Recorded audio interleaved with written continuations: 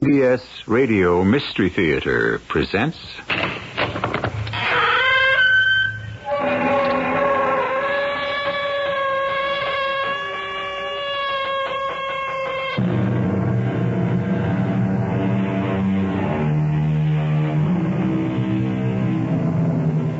Come in.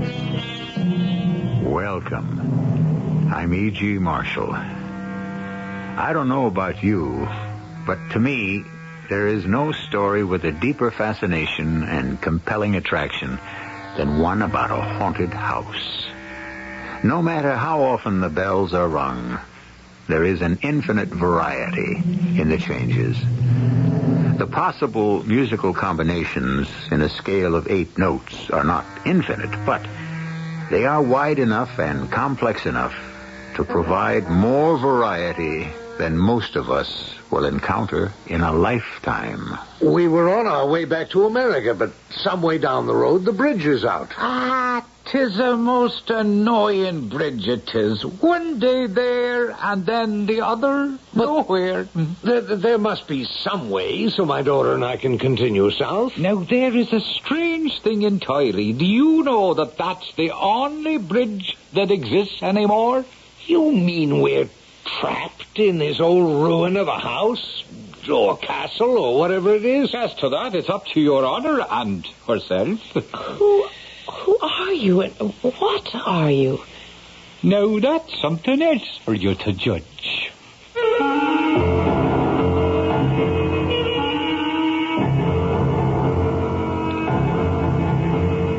Our mystery drama, A Very Dear Ghost, indeed, was written especially for the Mystery Theatre by Ian Martin and stars Russell Horton and Court Benson. It is sponsored in part by Anheuser-Busch Incorporated, Brewers of Budweiser, and Contact, the 12-hour cold capsule. I'll be back shortly with Act 1. Bye.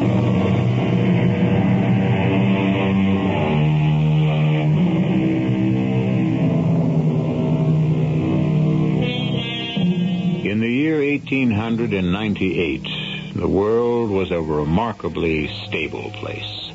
In the fall of that year, Mr. William Donovan and his daughter Constance lived through an experience which was to mark the rest of their lives. An experience sheerly accidental and coincidental. Or was it? Well, it's Mr. Donovan's story, not mine, so let him tell it.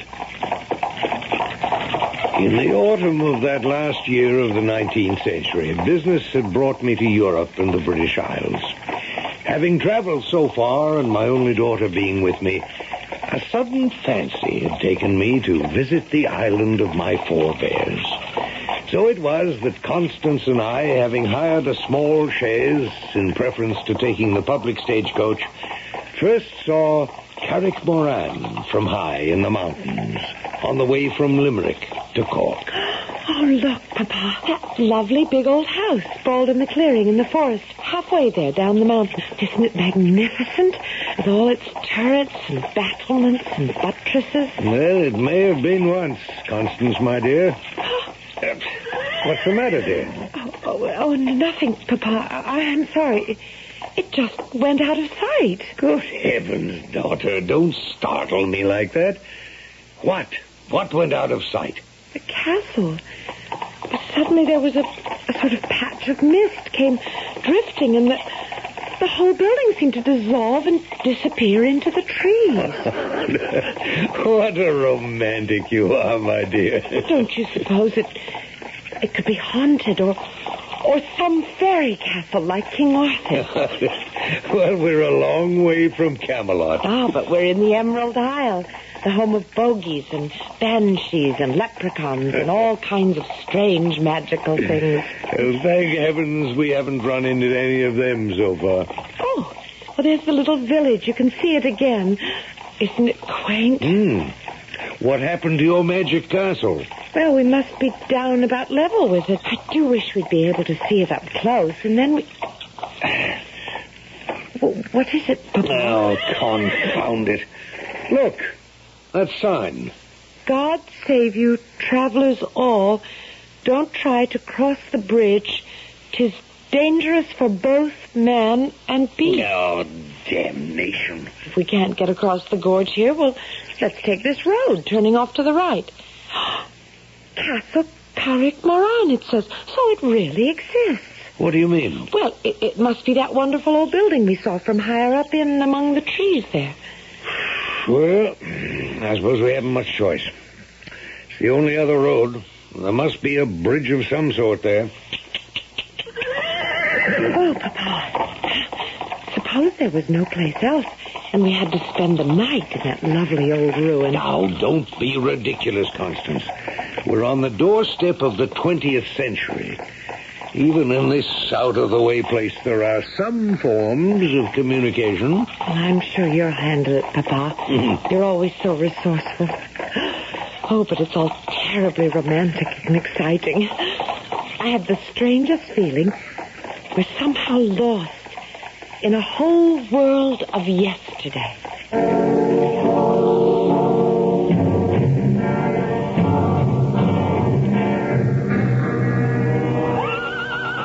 What is it, Papa? I don't know.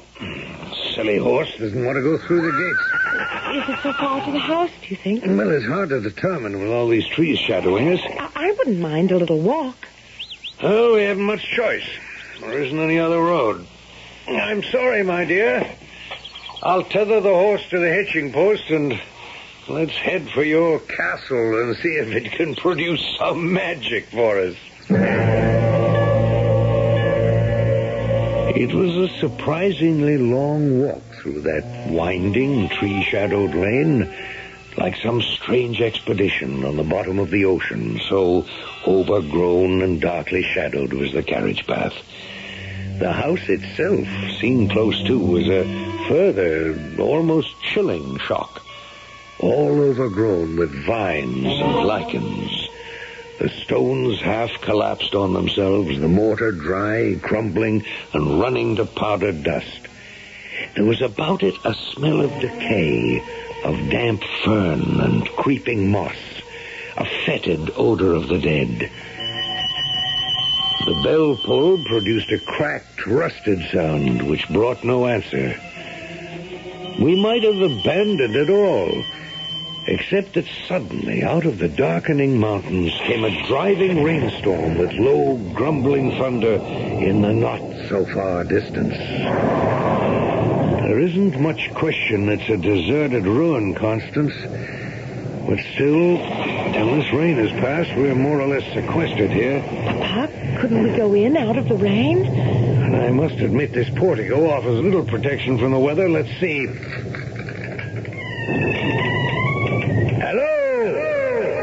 Hello, anyone home? Of course there isn't. Oh, look, Papa. The cobwebs hanging in the hall and the dust on the floor is undisturbed. Well, I doubt if we'll find much help here for our plight.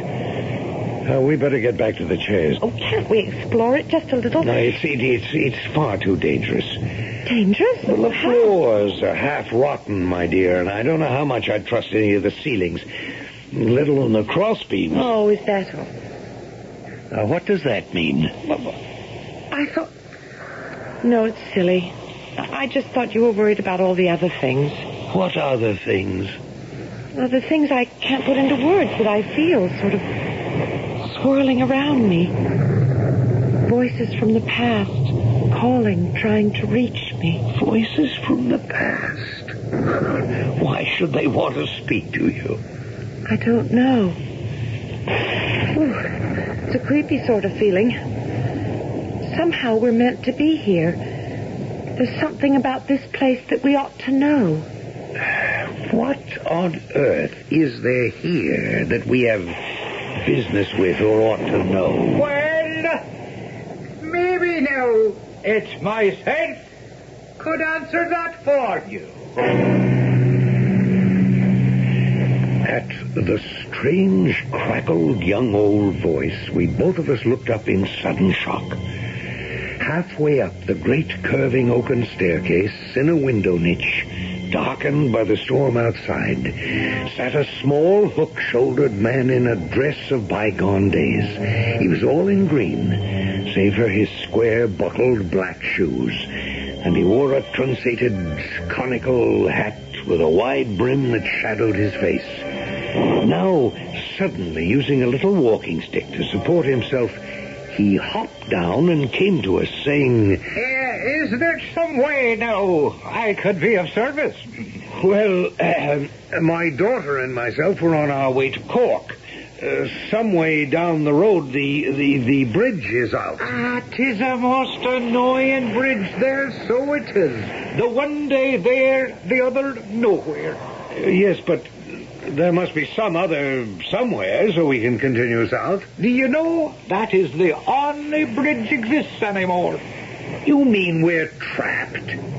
We either go back to the main route and back over all those mountains, or we wait till the bridge on the main route is repaired? Well, now, as to that, it's up to your honor and herself.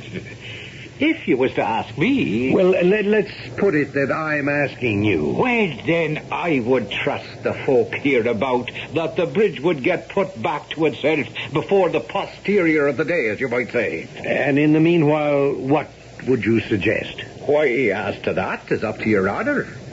With an hour or two to while away, you might be interested in a bit of the history of Carrick-Moran. To make a lean purse a little fatter, it could make interesting listening. Could we...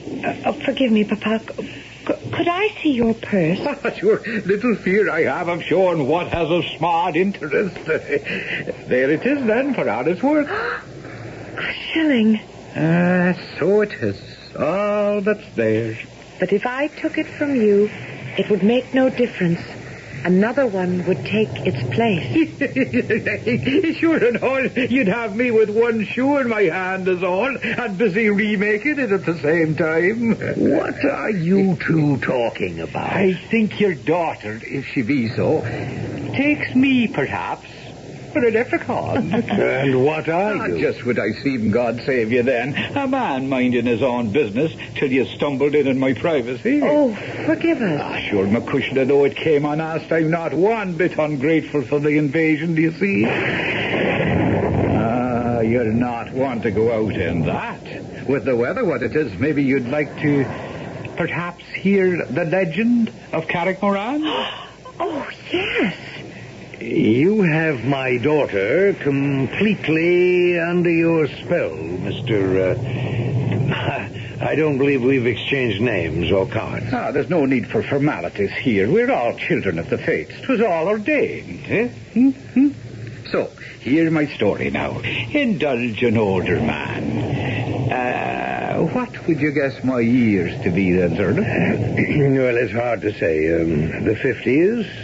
Middle, perhaps? Oh, yeah. A long span of years beyond that. And a long span still to go. I've a way of thinking you were led to this door. And that what I have to tell you may affect the rest of your life.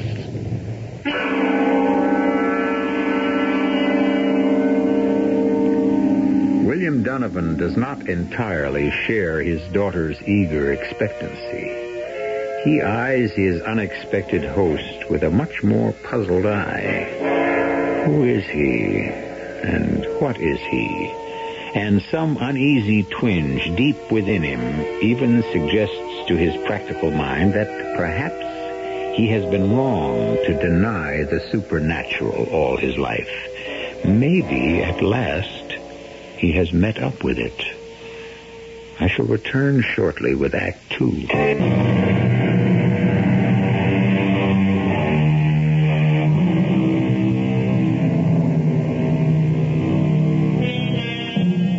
Three people sit in a melancholy, dusty old room of Carrick-Moran Castle. The girl is young, lovely, and still pale from a recent tragedy in her life. Her father is a square-set, successful American businessman. The third is... we're in Ireland, the Emerald Isle. just before the dawn of the 20th century, halfway from Limerick to Cork, he affects the dress of the 18th century.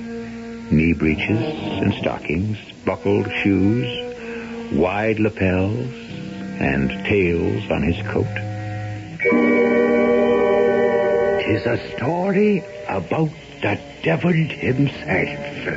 Oh, you'd have to go back near 100 years or so to just before the union of the English and the Irish.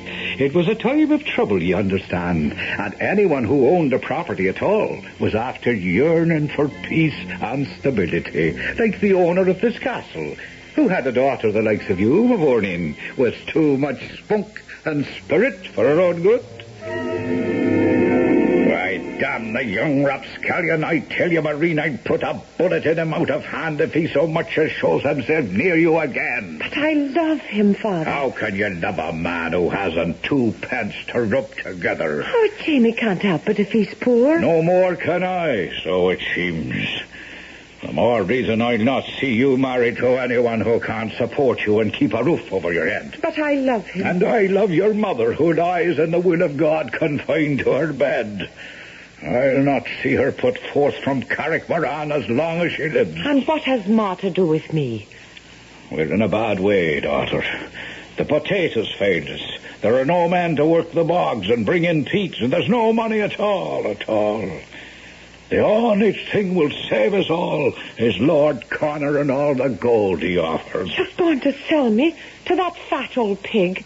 I won't marry him. You'll do as you're told. 'Tis for your own sake and your mother's. Oh, you should be ashamed, Da. Well, 'tis done and will not be changed, and it's Lord Connor you'll marry, or the devil himself will have us all. Ah, it's you he should take and save the rest of us. Now, there's a terrible thing for a daughter to say to her father. Oh, that's so terrible. He half owns you already. You might as well go all the way and make a pact with him to sell your soul entirely. Well, many a word is said in anger we'd all like to recall. And sure, a sweet Colleen born the likes of Maureen never meant at all the sort of curse she laid on Sir Seamus, her father. Now, look, sir, if you think to entertain us with some thinly disguised version of the Faust legend about a pact with the devil, I'm afraid... No, Papa. No, let him go on, please. Oh, we can't leave anyway in weather like this. Or until the bridge is fixed. Very well. You came down over Steve of Barahora, of course. Over what? Oh, forgive me since you don't have the tongue. Over the mountains, I mean. Oh, yes. Then, on the way, you'd have passed where Moreau Wood used to be? Well, I wouldn't know. Ah, well, 'tis no matter, perhaps. But it was there that Padraig Duneen and Maureen used to meet among the blackthorn and the rowan, with a carpet of buttercups and daisies spread at their feet, and the song of lapwings and robins all around. Oh, Maureen, a cushla. Oh, Paddy, beloved. Oh, my own. What is it then? Tears? Why? Oh, because I'm not your own. I can't ever be. My dad has promised me to Lord Connor. Well, that fat old toad, I'd as soon see it tied to some old boar hog that wallows in the mud. Oh, don't blame Dad too much. He's about to lose Carrickmoran unless he can find enough money to save it. And he'd sell you for that? Oh, my mother is sick, Paddy. Sick to the heart. He has to protect her, too. He should have thought of that before he gambled away a fortune. Oh, Lord, if I only had some money. But how? How? I'd sell my soul to the devil just to reason it. That won't be necessary, Padraig Duneen. Or if you won't leave my daughter alone, I'll be happy to send you there to join him at no cost. Stand aside, Maureen. Sir Seamus, I beg you, in all conscience... If you had any conscience, you are trespassing on my property. You'll show yourself here once again, and I'll shoot you down like a poacher. Come, Maureen. No, if I have to make the choice, I'll go with Paddy. You'll do as your father says. If that's her choice, then we'll face the future and find it some way. And as to you, sir, may the devil take the hindmost. Come, Maureen. Yes, Paddy. I warn you, you're taking her in lust and against all the laws of man and God. As you forced me to, you made her choose. You'll never have her. I'll kill you first. You wouldn't dare. The devil I wouldn't. No. With no absolution. You've killed him. It's dead. Hey, on good riddance. That's the end of him.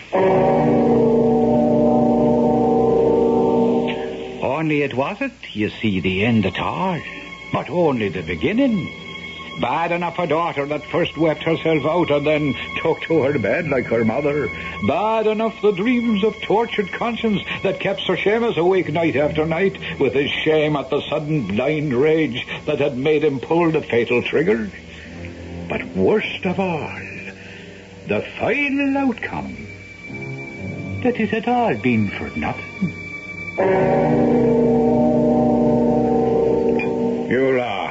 You'll have another round of port, Lord Connor. No, sir. My gout is nagging at me enough already. What I will have, Sir Seamus, tonight, for once, is some converse with your daughter. In a pox on all the back-ends and fillings. I want her, sir, while I'm still capable. Well, now, you must understand that my daughter has been ill-disposed. Towards me? No, not toward you. I meant her health has been such that she is not ready to enter into a marriage contract. Damn my hide and let the last speak for herself for once. I'm afraid that is not possible tonight, Lord Connor, but... It's quite possible, Father. I'm here to speak for myself. Maureen, you look pale, girl. Please, Lord Connor. I want to put an end to this farce. I want to put an end to silly dreams, both for you, Lord Connor, and my father. I have been studying and discussing with Father Ignatius, and from his instruction have met the Holy Mother of the Sister of Mercy at the convent. I have been accepted as a novitiate, and after serving my term, I will become a nun in that order. But what about your mother, girl? I have arranged with the sisters that she shall be nursed and cared for until she passes away. And what about me? Oh, you are the last person, dear Father, who should demand anything. Oh, you don't care about Carrick Moran. You let her home go to ruins, or whatever parvenu wishes to pick it up at a bankrupt sale. Ah, the only worldly possession I desired.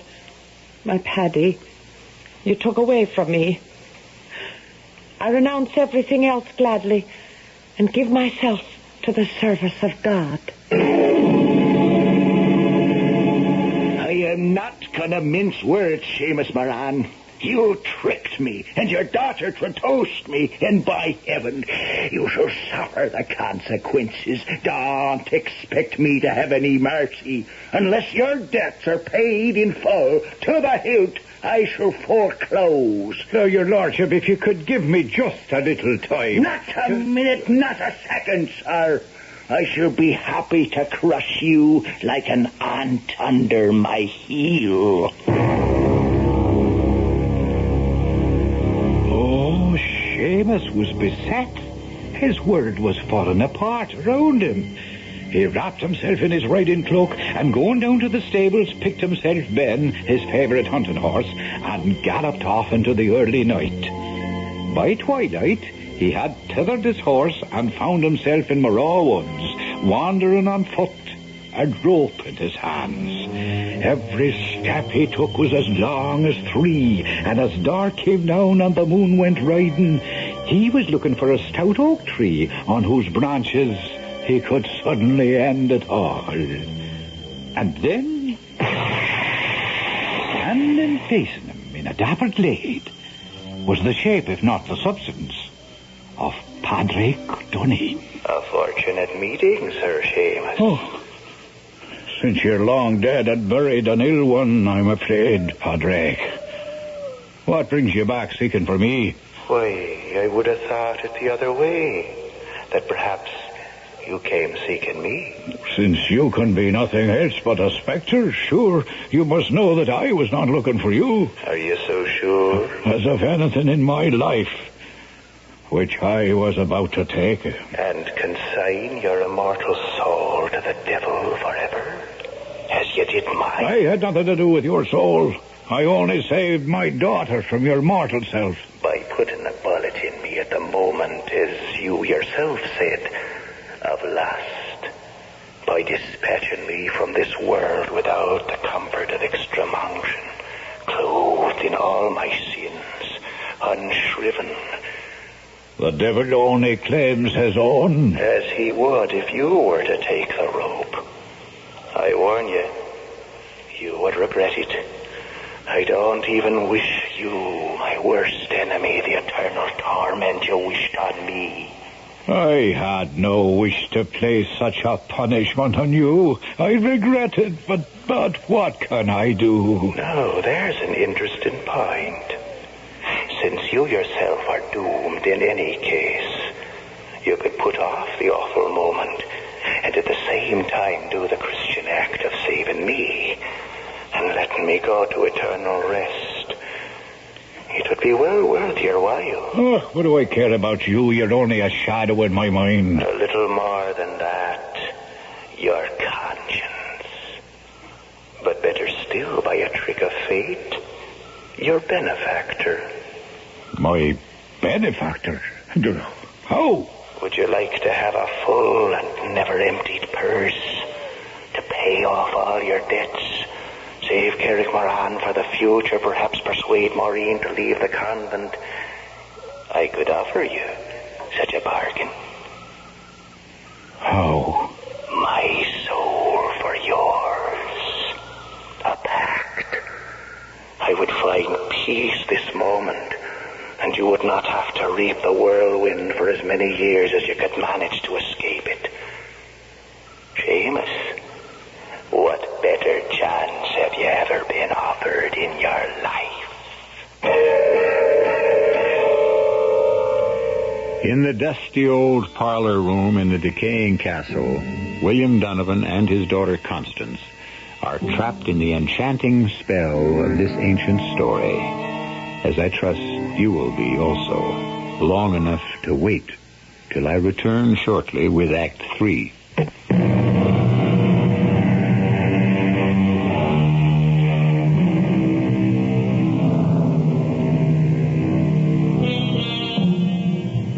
Has stopped outside the lichened walls of Castle Carrickmoran, and the evening sunlight glistens in the cobwebs that festoon downward from the ceiling, creating a magic background for the little green man with a hooked back, who leans on the silver head of his ivory-tipped cane as he spins his own web, an alluring and hypnotic skein that has enmeshed his American listeners. You're not going to suppose that Sir Seamus was about to accept a pig in a poke? Taken aback and awed for all he was at holding converse with a ghostie, a man he had shot himself in cold blood. No, there was still a mite of bargaining to be done. You'd have to be a little more exact. I mean, what are the terms of the pact? Seamus, I've laid it out for you. I've got a patron now, as I'm trying to explain. Old Nick himself. Aye. Who else? You delivered me to him. And he's willing to take me for you. When you're ready, a better chance than I had, sure. Well, what does it mean when I'm ready? We'll make a compact fair and square. I'm authorized to act in my present master's behalf. You can make your own terms. A full purse that's never empty? Like the leprechaun who always has a shilling whenever he opens it. I'd want a bag of gold on the same terms. You'd have it. And how long would I have it? How long would you ask for? No, there's the whole trouble, do you see? I am willing and allowed to make any reasonable bargain, even to giving you a trial run, as you might say, from now to the 1st of March. What is that? A bag of gold coins. Oh, you know what they say about the devil's gold, that with the morning light it turns into pebbles, chips, and nutshells. It won't happen with this. How can I be sure? I am only a messenger, but I am empowered to say this. Take this money. Use it. It will multiply. Cards, rents, dice, however you use it. But mark this well, Seamus. By the end of next February, it'll vanish. Unless you meet me here again. Or my master. I can say no more. Wait, Paddy boy, wait. There are still things to be said. But he was gone in a puff of smoke and the sharp smell of glowing cinders and brimstone. Well, Sir Seamus went home to sad news that his wife had passed away. Oh, he would have been hard put to it to manage the funeral, except that his daughter arranged it all through the convent. And never a word he dared to say to her about Padraig and the devil's gold. But once his wife was laid to rest, he went back to his dicing and gaming and carousing. And then, all of a sudden, the last day of February was upon him, and his overseer came to in great distress. I've just ridden over the whole estate, and forgive me for saying it, but it's a disaster. What disaster? Speak up, man, speak up. There's a pestilence on the pigs and cattle. No rain has made the earth dry up, and not a rent can I collect. There's little to hold you through the rest of the winter. Oh, is that all? Have no worries. Attend me a minute. I'll give you golden guineas to satisfy our debts. And just as soon as I open the bag, watch out for the gold now. Gold, sir. These are nothing but pebbles. Pebbles? What? It's the 28th. Today's the last day of February. Oh, it is right. Tomorrow will be the first day of March, Your Honor. The start of a new month. Oh, the start of a new life. Or the end of an old one. Saddle up Ben for me, Moriarty. I'm going right now. The tax collector will be back at sundown. Will Your Honor be there to talk to him? The last guinea's gone. Carrick Moran would follow it. Unless I turn up some fresh. But when will you be back? The question is not when, but if. And you'll know that within the next 2 hours. Sir Seamus, are you sure you should ride to Morrow Woods this day? Why, what do you know of where and why I'm going? Oh, not a thing. 'Tis only a foot to cross my grave, lad. Whoa, wait a minute. Who's that coming up the parkway there? Sweet Mary, bless us. It looks like the little mistress herself, with a nun driving the shay. Maureen come from the convent? Today of all days? Hold Ben here while I talk to her alone. What? Maureen Nakushla, what brings you here? Hello, Da. Sister Aloysia had to go marketing, and the Mother Superior gave me permission to visit a little with you on the way back. Oh, well, there, no, it's good to see you. Da. Oh, you look pale, though. Da, I had a vision last night when I was telling my beads. An angel that spoke to me and said you were in trouble. But when I asked if I could help, the vision only shook her head and said that it was a devil's choice at best, and perhaps it was the only chance for remission of your sins. And so what did you think you could do about it? Only to offer my prayers and my help and my love. If you'd offered them sooner and kept your love directed where it belonged, your father might not find himself with one foot buried in the wrong grave. Now, just remember, what I do is in part for your sins, as well as for mine.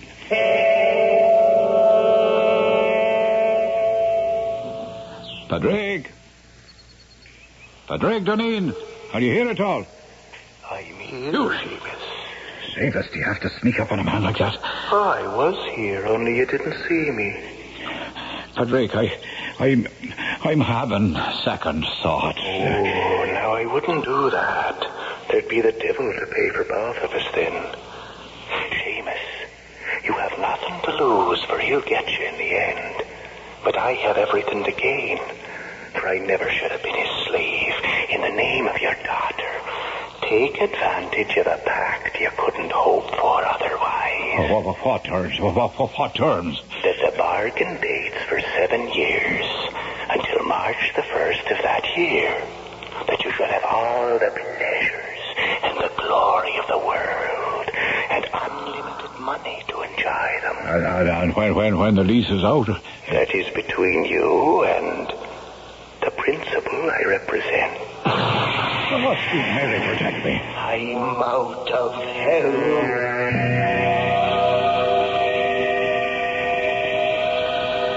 And that's the end of the story? Well, now, isn't it where it should be? Where everyone lived happily ever after? Not quite, Mr. Storyteller. What about Sir Seamus? Did the devil ever call to collect his due? There is an interesting aspect of the whole thing. But sure, I've taken enough of your time, and something tells me the bridge will be fixed by now, and you can be on your way.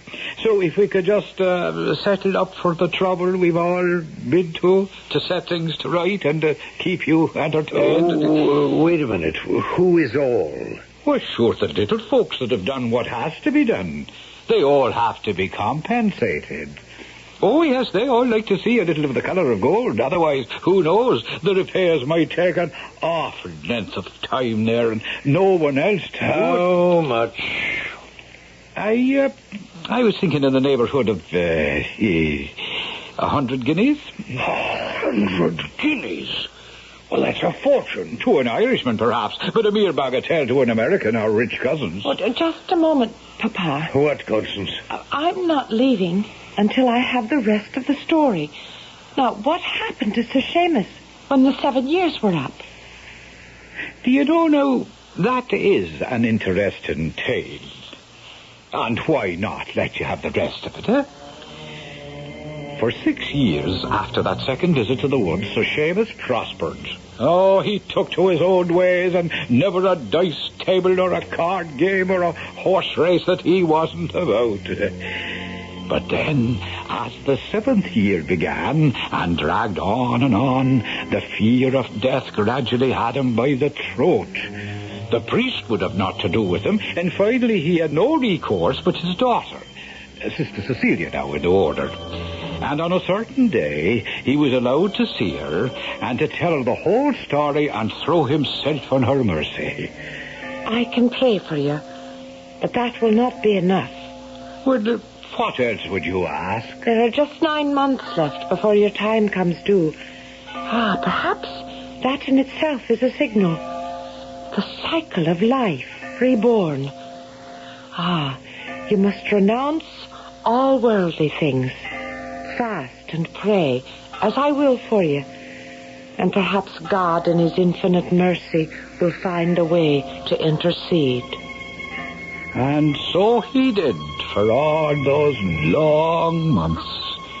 Till on that last day, February the 28th, his daughter, Sister Cecilia, the Marine that was, received permission from the Mother Superior to sit with him the whole day and to fast and pray against the arrival of that dread hour. Oh, hung, a sad sight the once ruddy and stout Sir Seamus was, nothing but skin on bone and white as a haddock's belly. But the hour of midnight passed, and glory be to God, the fiend dared put in no appearance. And 'twas time for his daughter to leave. You've been saved, Thanks to you, daughter. No, thanks to your own fasting and prayer. I must leave you now, but I caution one thing. What's that, Maureen? I've sprinkled holy water all about the edges of the house and a little bit of the garden back where you can walk, but something warns me. Never step outside, for you may not be safe. And so saying, she returned to her convent retreat. And Sir Seamus? Well, no, that wasn't all so simple, for, you know, there was a little mistake there, do you see? It happened to be leap year, so there was a whole day to go till the 1st of March, and the contract was due. So what happened? Say, he just stayed on here at Carrickmoran and is still alive this day to tell the tale, that he waits for passing travellers, sitting up there in his little window niche, and ready to recite his story, so he can still live inside the magic circle of the house, and that when time for questions arise that are too many, he just... Where did he go? I'm damned if I know. It just disappeared, like a puff of smoke. Papa, you don't suppose that he is Sir Seamus and that... Oh, don't be ridiculous, darling. He'd have to be nearly 300 years old. What is it, Papa? Do you know, if you keep me here any longer, I might begin to believe such nonsense. This damned enchanted isle.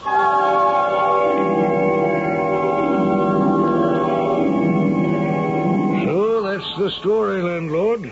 What do you make of it? No more nor less than I do every time I hear it. What do you mean, every time you hear it? Bless you, Miss Donovan, you'll not be the first that's come over the sleeve of Ballahora and found that bridge closed. You mean that little man, whoever he was, is just a common bandit? Extorting money from unwary travelers? Well, now, as to that, I wouldn't know how to answer. I've never seen him myself, nor anyone I know still living in these parts. You mean he doesn't exist? Well, I didn't say that. Well, it cost me 100 guineas. 'Tis better than losing your immortal soul. Well, you'll excuse me. I think I'm wanted in the kitchen. Constance, I think we've been had. Oh, Papa. Oh, we can afford it. And whether or not we spent an afternoon with the dead, it's something we'll both have to talk about for the rest of our lives.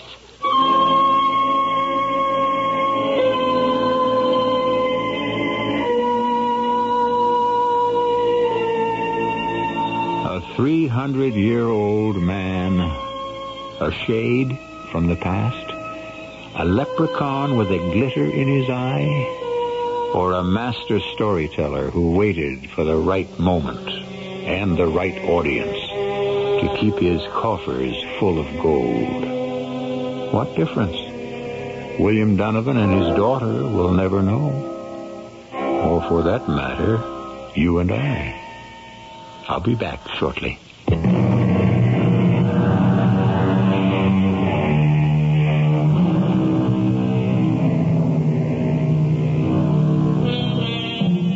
It's interesting that the title most think best suits Era, or Erin, or Ireland, is the Emerald Isle. Of course, it refers to the incredible green of the grass that grows there. But the cognomen was first applied in a poem written by a Dr. Drennan in the 18th century. It seems fitting to close today's tale with a quote from it. Nor one feeling of vengeance presume to defile the cause or the men of the Emerald Isle. Our cast included Russell Horton, Patricia Elliott, Cork Benson, Ian Martin, and Earl Hammond. The entire production was under the direction of Hyman Brown. Radio Mystery Theater was sponsored in part by Buick Motor Division. This is E.G.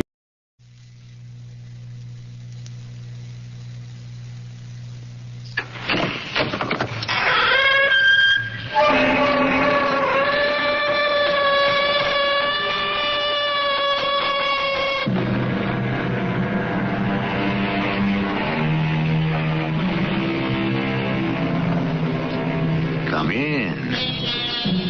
Welcome. I'm E.G. Marshall. Ever read this sort of advertisement in the real estate section of the newspaper or the personal columns of a magazine? Young Austrian couple, no children, no pets, would like to exchange their gemütlich Alpine chalet for New York apartment, 2 to 3 months. Please write, etc., etc., etc. If you had read that, would you be tempted to try it? Don't. It could work out nicely, but then again... Alec, what is it? I don't know, Moira. I think something flew into the room. Something? What? A bird, like a huge gray owl. We shouldn't have left the window open. I'm glad we did. It flew right out again.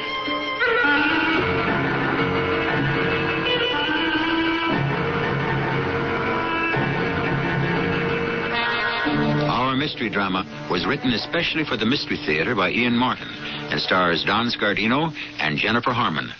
I'll be back shortly with Act 1.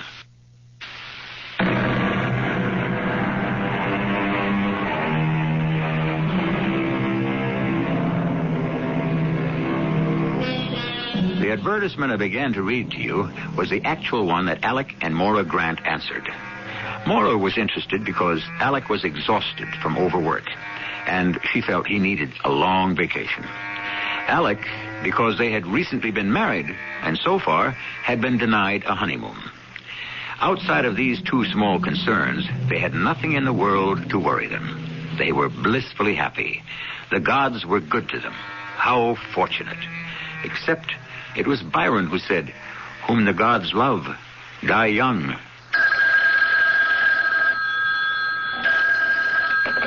Professor Grant. You don't have to be formal. It's just me. Oh, who's me? Your wife. Oh, that... Darling, the most marvelous thing just happened. It came. Oh, that's nice. What came? A letter from Frau Gottschalk in Austria. She's charming. There's a picture of her and her husband, and they look like dear people. And the house is a dream, and they want to exchange. Only they don't own a car. But couldn't we just rent one there and... Hey, honey, slow down, will you? Oh, when are you coming home? I'm just finishing up. I had to empty the drawers and get all this junk out of poor Murray's way. Well, you're only going to be away from the university for a year. It's still your office. Not while I'm on sabbatical leave. But it's all done. I should be home within the hour. Oh, hurry, darling. I'm just bursting with all the news about Austria. I'm Dr. Alec Grant, and my sabbatical leave began at the beginning of the summer. I hold a full chair in philosophy at Gotham University, and my intention was to spend my sabbatical year finishing a book. When Murray Sprague got in a bind and asked me to take over a summer course he was teaching in comparative theology, I would have turned him down, except that it was he who was covering my courses while I was on leave. It was a stroke of luck that I said I would. First, because during the course, I learned more than I wanted to know about demonology, but mainly because I met Moira and we got married. There's only one hitch, Alec, provided you think the house sounds right. Moira, it sounds too good to be true. I mean, right on its own lake, isolated, but only 10 miles by road from Wintersbad, ski trails everywhere, and enough peace and quiet for me to finish my book. So what's the hitch? We won't be alone. I knew it was too good to be true. What are we stuck with? An ancient dachshund? Oh, no. Just a housekeeper. But we don't have to pay for her. That's bad? I think it's good. What's she like? She's sort of an old family retainer, but Gretel says she cooks like an angel and disappears right after dinner every night, and you never hear from her till you're ready for breakfast in the morning. Gretel? That's Frau Gottschalk's name. Her husband is Hans. Oh, isn't it too much? Hansel and Gretel in this divine gingerbread house waiting for us. Plus a built-in witch. Oh, now that's unfair to Frau Zauber. Gretel says she's a dear old thing and will take care of us like we were her own children. I don't need anyone to take care of me but you. Oh, and you know how totally I want to possess you, surround you, make you all my own. Well, you don't have to try. You got me. So we are off for the Austrian Tyrol? Well, aren't there arrangements to be made? How do you know they'll like this old dump of ours? Mine. That's all settled. I've described it and sent pictures. When do they plan to arrive? A week from Saturday, the morning of the day we leave. We'll have a whole day to show them everything and help them get settled. Well, I hope they don't miss their plane. Oh, stop trying to put the hex on all this, Alex. Anyway, your child bride was smart enough to cover that. How? Well, if by any chance things get crossed up and they don't arrive before we leave, Betty Sprague has the keys and she'll settle them in. And they know about that? Of course. I mean, you've heard from them since you wrote them? Natch, worrywart. I don't mean to sound that way. It's just that, well, why didn't we just get them on the phone and work out all the last-minute details? Well, that's the one thing I didn't mention. They don't have a phone. They don't? Well, who needs it? We can shut out the rest of the world. Oh, isn't it heaven? Well, as long as I share it with you. The idea of being that isolated was heaven to me. I couldn't put my finger on what niggling little thought kept sputtering in my brain like a loose electrical connection.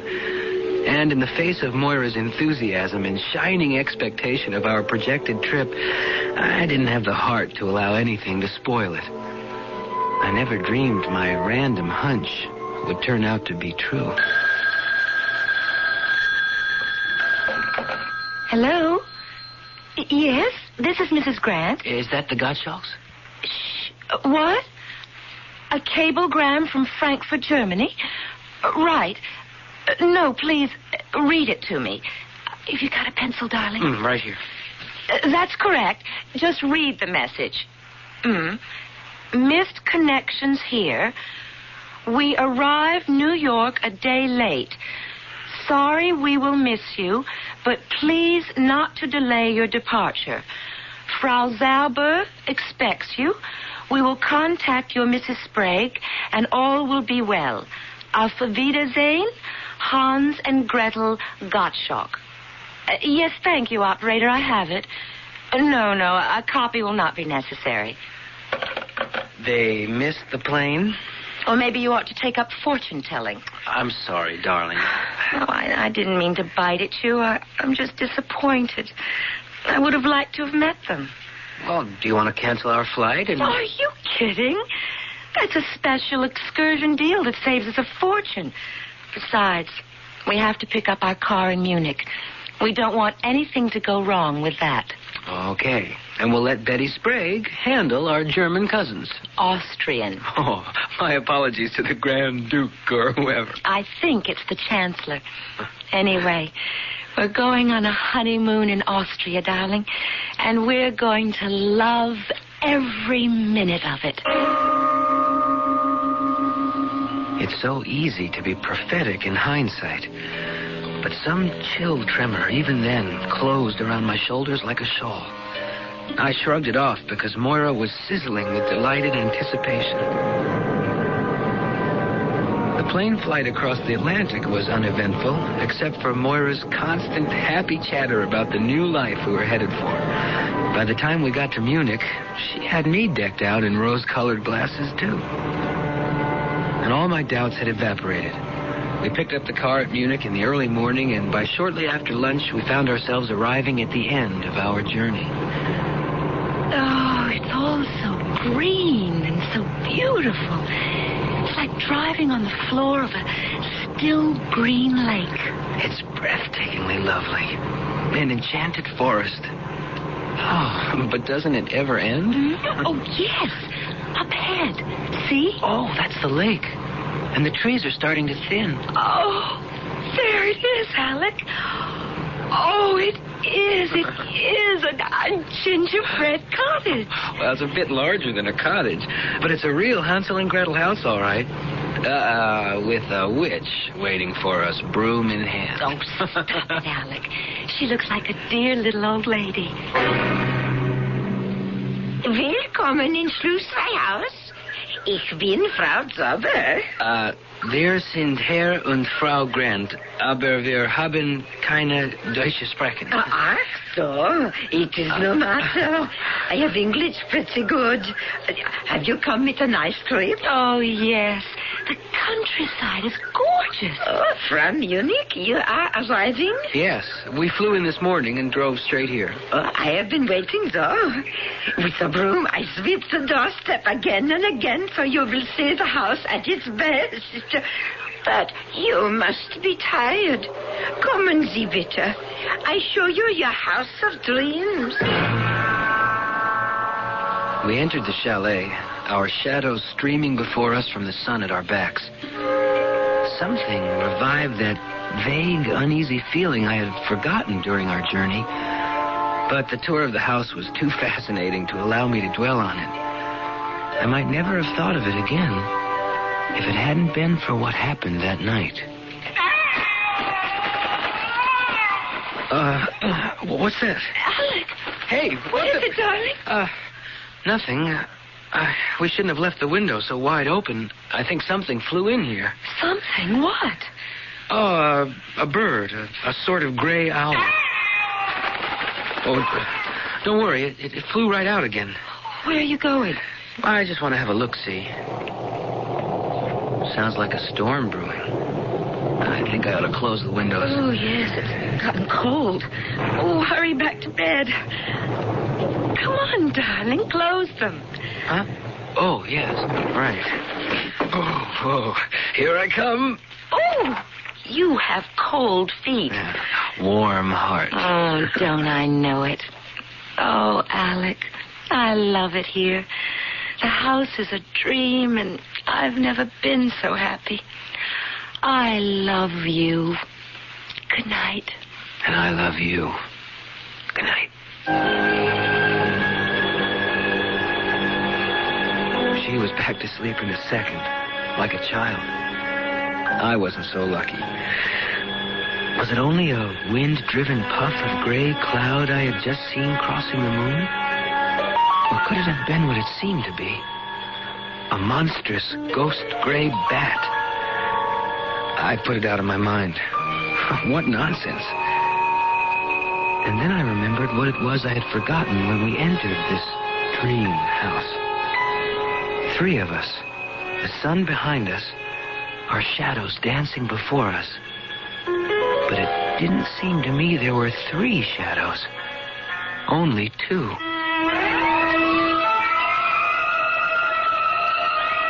This doesn't appear the pleasant little story it started out to be, does it? Of course, Alec has been working very hard, and he seems prey to strange premonitions, perhaps even delusions. Maybe with morning they will all have passed away, except I wouldn't count on it.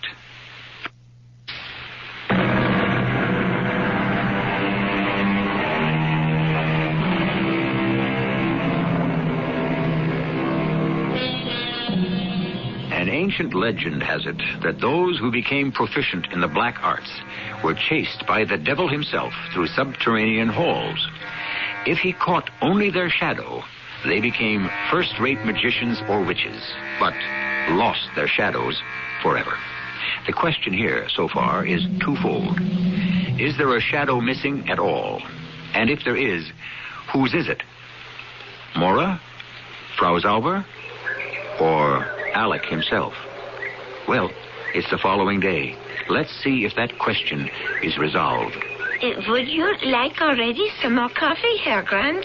No, thanks. Frau Grant? No. But it was wonderful, Frau Zauber. So was breakfast. And dinner last night was superb. Dankeschön. It makes me very happy you like it. So, I clear away everything. Thank you so much, Frau Zauber, for making us feel so much at home. Aber it is your home while you are here. I go make you a picnic lunch. Don't worry. The mist will burn off, and it will still be a beautiful day. Oh, isn't she an angel? Yes. What's this about a picnic lunch, Mora? Well, it was Frau Zauber's idea. She thought we might like to spend the day exploring. She's told me about a wonderful spot which will give us a view of the whole lake. Oh, doesn't it sound like fun? I don't know. What's the matter, darling? I was just wondering about the Gottschalks. I didn't realize how much I'd miss a phone. I would like to have run down to Wintersbad and given them a ring to see if everything was all right. Darling, you're forgetting the time difference. It's still the middle of last night at home. Oh, that's right. Excuse me, please. Oh, I didn't hear you, Frau Zauber. You were talking. I didn't want to interrupt. I have here the picnic, all in the basket. You want it now? Oh, well, not quite yet. I want to get dressed. I won't be long, Alec. Oh, Frau Zauberg, you're so kind.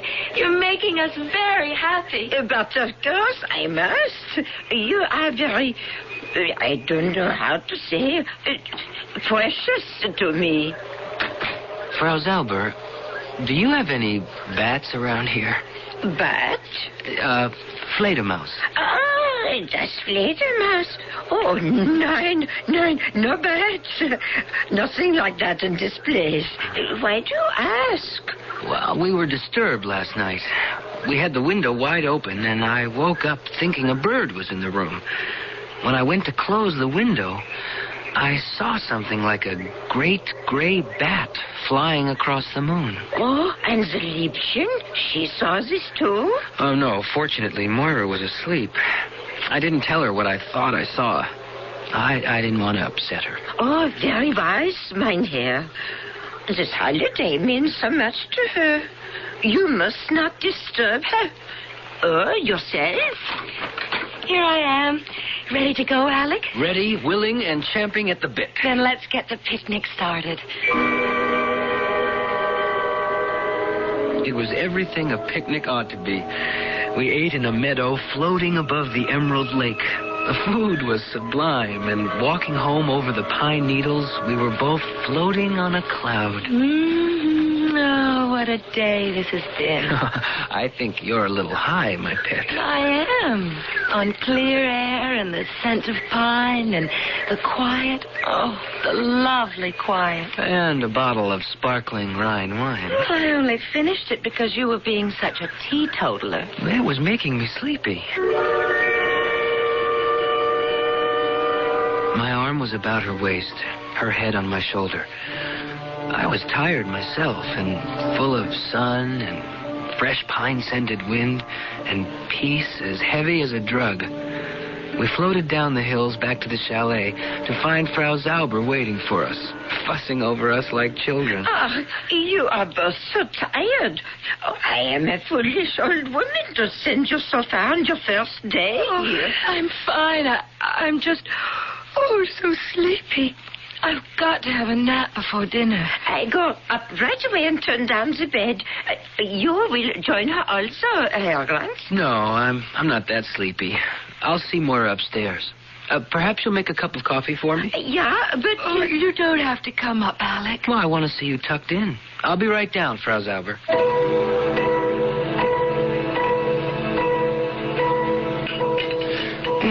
Thanks for the coffee, Frau Zauber. Max nicht. I needed it. Oh, I'm quite sleepy myself. You should be resting with the little one. Nope. This is a good chance to make a quick trip to town and make that phone call. Why don't you wait till tomorrow? It's only 10 miles, 15, 16 kilometers to Wintersbad. I'll be back within the hour. Oh, I think maybe you should not drive. You look very tired. I'd like to set my mind at rest. You just keep your eye on... Oh, what is los, mein Herr? Something wrong? Oh, no, not a thing in the world. Just a flat tire. Wait a minute. Both front tires are flat. I'll be damned. Oh, is it something bad? It's not good, Frau Zauber. Until those tires are fixed. One I could handle, but two... Is there a mechanic near here? In Wintersbad, yeah. That's great. How do I get in touch with him without a phone? Oh, Fritz comes with the milk. I could tell him to let the garage know. When's that? Tomorrow morning? Nine. Tomorrow's Thursday. He'll be here again on Friday. Oh, no. Pardon. Not even Friday. That's All Saints' Day. It's a holiday. It will not be until Saturday.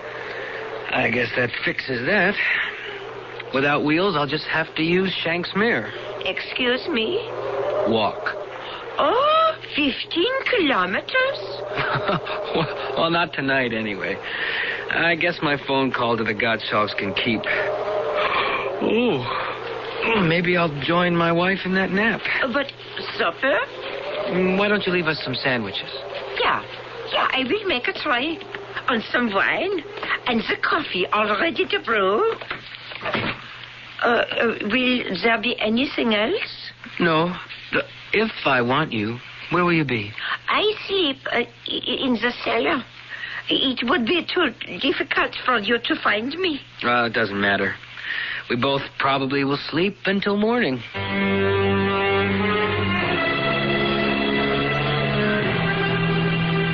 I went to bed with the sun still high on the horizon, never having felt more tired in my life.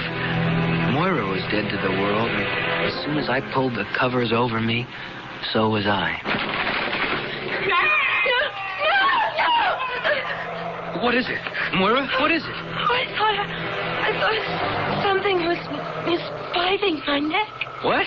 Let me see. No, it was just a dream. There's nothing there. Oh, Alec, I'm so tired. I've got to sleep. Just sleep. It's all right with you here. With you here.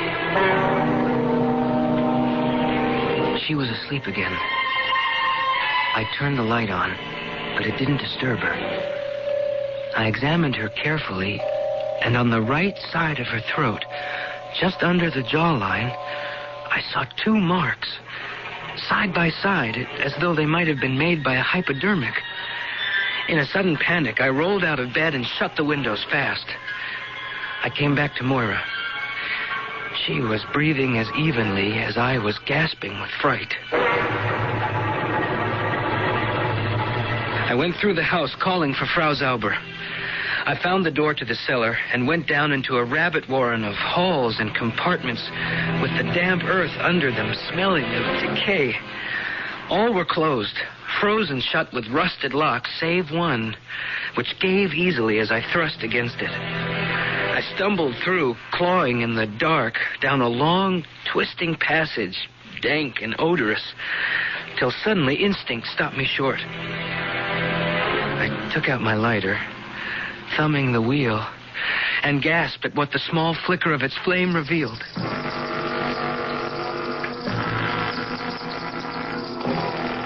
I was on the edge of a vast cave covered with bats. Bats everywhere, hanging upside down, gazing at me inscrutably, accusingly. The most horrible of all was a huge worm-gray one hanging by the hooks on its wing elbows, its unwinking upside-down eyes driving a dreadful hate through me like nails, pinning me against the wall. Then as I raised my lighter, with a sudden powerful swing, it somersaulted upright, and spreading its enormous wings, it launched itself at me with a banshee wail.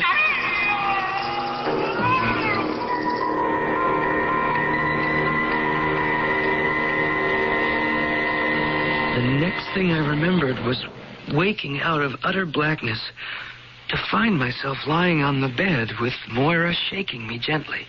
Alec? What? Yes? What are you doing lying outside the bedclothes? I must have fallen asleep. Without getting into bed? Well, I was up because of whatever bit you. I wanted to close the windows and... Bit me? What do you mean? Well, don't you remember? You woke up suddenly, and you thought there was something in the room, and... Alec, darling, I haven't been awake since I went to bed. Oh, no, Moira. Well, just let me take a look at where... Oh, what is it? They're gone. The bite marks are gone. Oh, Alec, my darling, what's wrong?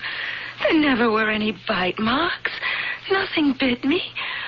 Oh, you must have had a bad dream. Moira, let's get dressed and get out of this place. Now. I can't leave now. I'm just beginning to relax. I have to sleep. You can't, Moira.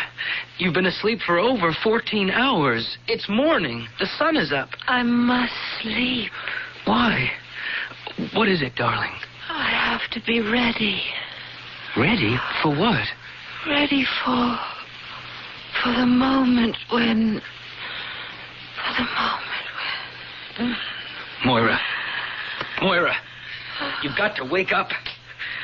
Oh, heaven help me. What am I going to do? I've got to have a doctor. And I can't leave her alone.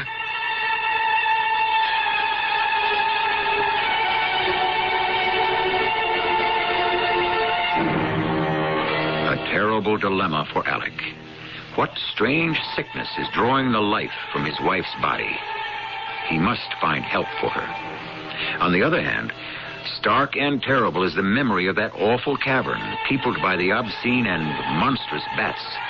Or were they only a figment of his imagination? Does he need a doctor as desperately as his wife? I shall return shortly with Act 3. Laboratory test proved. Digel tops, plain antacids. First, we cut the yellow top off a Digel tablet. Then tested the remaining white portion and proved, with its top layer removed, Digel consumes as much heartburn-producing acid as Tums or Rolaids. What's more, of the three, only Digel, with the yellow top, has the fast gas-calming action of simethicone. Conclusion, when you want more than plain relief, Digel tops plain antacids. Occasional use only as directed. Best Western has friendly places to stay wherever you go, and a full-color road atlas and travel guide to help you get there. Turn into the Best Western near you and pick up your free copy of the Best Western Road Atlas and Travel Guide today. Then let us make your reservations for you. So come on, turn in America, turn in Anna, turn in America, turn in Anna, turn in. Every day, people face all sorts of tests. Driver's tests, tests at school, and every day, tests on life. Oh, Mr. Cadwell, you're next. Ah, Mr. Cadwell, please take a seat. Thanks. Are you ready for your test on life? I guess so. Well, don't worry. It's only for practice. This time, that is. First question. If your son broke your favorite fishing rod, would you, A, be understanding, or B, yell at him? Was it really my favorite fishing rod? Oh, Mr. Cadwell. Would you stab someone in the back to get a promotion? How big a promotion? Oh, come, Mr. Cadwell. Well, gee, I don't know. Well, you can find the answers at your local house of worship. That's where you and your family can learn about handling the everyday problems we all face. Religion in American life, Mr. Cadwell. We need it. A message from Religion in American Life, the Ad Council, and this station. Yeah. Well, thanks, and see you later. You can count on it.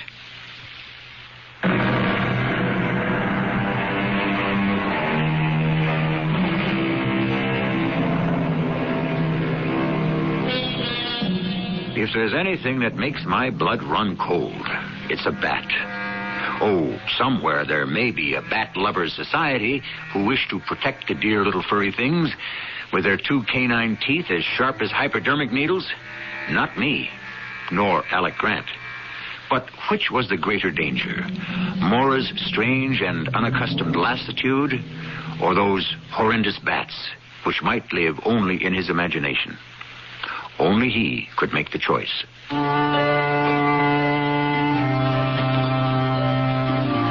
I listened to Moira's heart.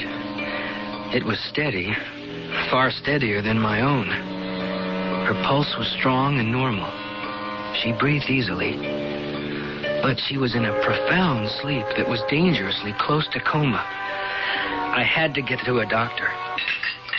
Guten Morgen, Herr Grant. Did you sleep well? No, I didn't, Frau Zauber. Oh, but why? I thought you told me there were no bats in this part of the country. Yeah? Why do you think there are? Because I believe one bit my wife last night. Oh, poor Liebchen. I came down to the cellar after my wife was bitten, looking for you. I called, but you didn't hear. Oh, I am the very sound sleeper. Yes, I couldn't find your room, but what I did find was one door that could be opened. What do you think I found behind that door, Frau Zauber? Oh, I have the trouble with the English. I don't... I found a long corridor, and at the end of it, a cave full of enormous bats. Bats, Frau Zauber. Herr Grant, I think you are having eine böse Traum, a nightmare. But there's nothing like that in the cellar. I tell you, I saw it. Then come. You show me.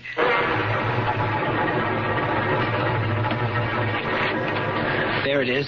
That's the door. Oh, but that's the door to my room. No, I show you. I couldn't believe my eyes. Beyond the door was not the twisting, shadowed corridor of the night, but a bright, neat bedroom.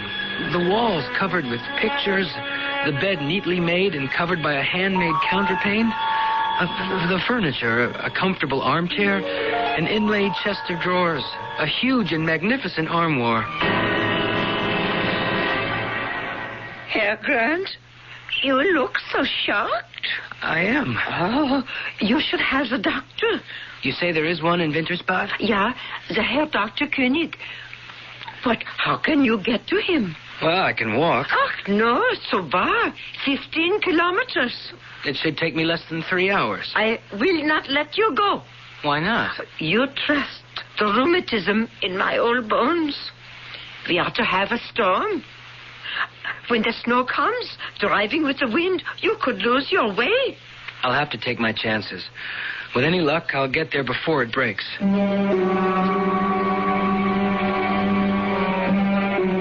kilometers to the main road were a nightmare of slipping, sliding stone under my feet. And above, the sky was becoming ominously black as the temperature dropped. As I reached the main road, I had a piece of luck. A farmer with a load of feed hay in a cart drawn by a small donkey was passing. Hey, Achtung, bitte. Was wollen Sie? Do you speak English? Sprechen Sie Englisch? Nein. Sprechen Sie Deutsch? Oh, no. I want to go to Wintersbad. Wintersbad, ja. Ich gehen mit eins? Im Wintersbad? Ja. Ja, kommen Sie. Dankeschön. Ich möchte einen Doktor, Dr. König.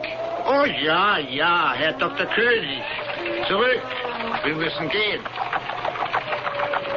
I climbed aboard among the sweet-smelling hay. I was shivering and glad to pull its warmth around me. The farmer let me off at the doctor's house. The doctor was out on a house call, but his wife let me in to wait for him. She was also kind enough to let me make a phone call on my credit card.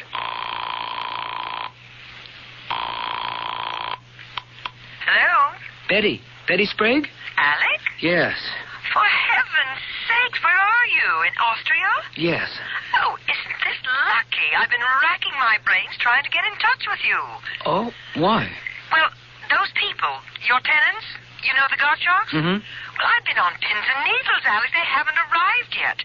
Now, I don't mean to worry you, but... Well, that's all right, Betty. Matter of fact, that's the reason I called. I had a hunch maybe they wouldn't. Is something wrong, Alec? What can I do? Nothing, Betty. I'll have to handle it from this end. You don't sound like yourself. Are you sick? I don't know. Well, is Moira all right? I have to hang up now, Betty. You'll be seeing us very soon. Tomorrow, if I can arrange it. Alec, you're scaring me. What is it? What's wrong?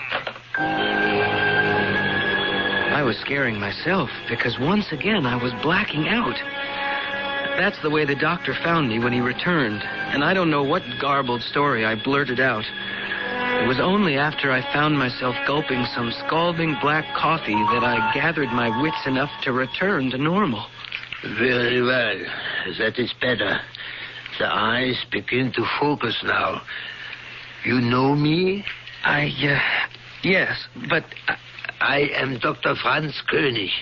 You are in my consulting room. Have I told you why I am here? Oh, you have told me a great deal. You came to me under the influence of drugs, Mr. Grant. Some form of hallucinogen plus deep sedation.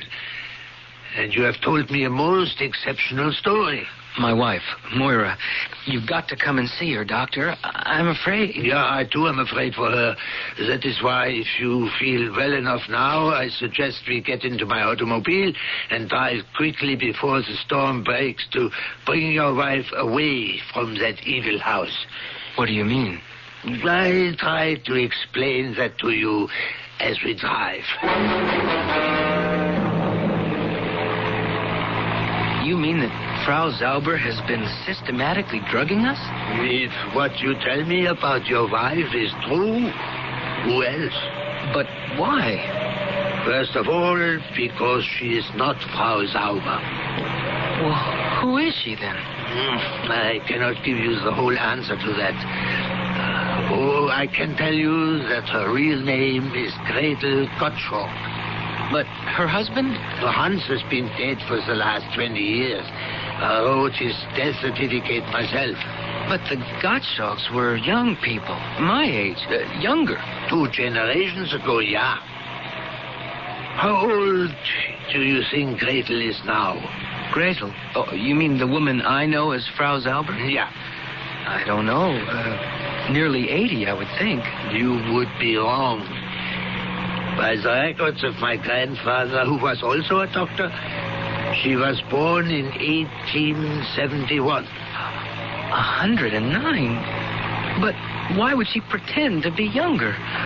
Why all this masquerade about dragging us over here and pretending to exchange homes? Because she does not want to die. Gretel, or the woman you call Frau Zauber, has been shunned for the last 20 years. People are afraid of her.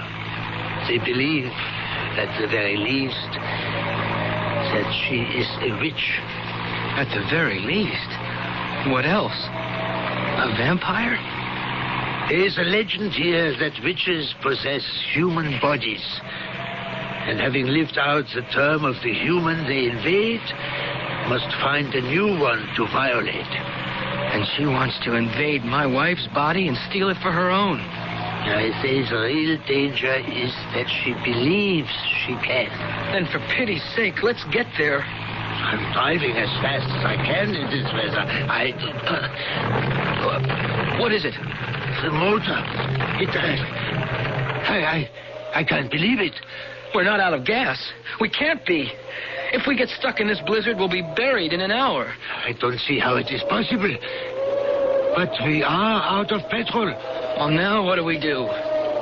No one will be traveling this road on a night like tonight. We must walk. What, back to Wintersbach? It's too far. If we are to save your wife, we go on to the Gottschalk house.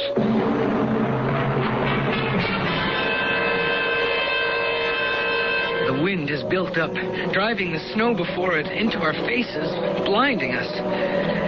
It was an endless journey to the chalet, and by the time we reached it, we were exhausted. Inside the house, there was light, but there was nothing else. No Frau Zauber, or whoever she was, but more important, no Moira. Moira! Moira! Yeah, you wouldn't find her by calling for her. We must do the finding. How? We can start by looking for the witch. Where's her home? Have you the flashlight, Herr Grant? It's almost burnt out. Wait a minute, there's a light. Here. Yeah. As you described it. It's the night before you thought this door led to the tunnel and the cave of bats? Yes. This armoire, right opposite the door. Let's see. Just a clothes closet. The back is solid. But wait. There is a mark on the floor. See? From the casters on the legs. It must be hinged to swing open. Yeah. There's a hinge on this side. That means there must be some sort of a catch or a lock on my side. Yes, I have it. It's opening. And right behind it is the passage I went down that leads to... Wait. Listen. So there are bats. Yes. And that proves she's a witch. And also you may be right. A vampire. She's got Moira. Come on. I tore recklessly down the twisting, tortuous passageway. The doctor followed more slowly. As I ran, I could hear words, chanted in Frau Zauber's cracked old voice. Words that chilled my blood. Oh, thou art my own king and emperor of the northern parts. I call, invoke, and exorcise thee to lend me all your awesome power, to enter this young nature, that I may live my new life cycle as a witch of the inner circle. I had reached the entrance to the cavern. On a slab of stone, like a rough altar, Moira lay, unmoving.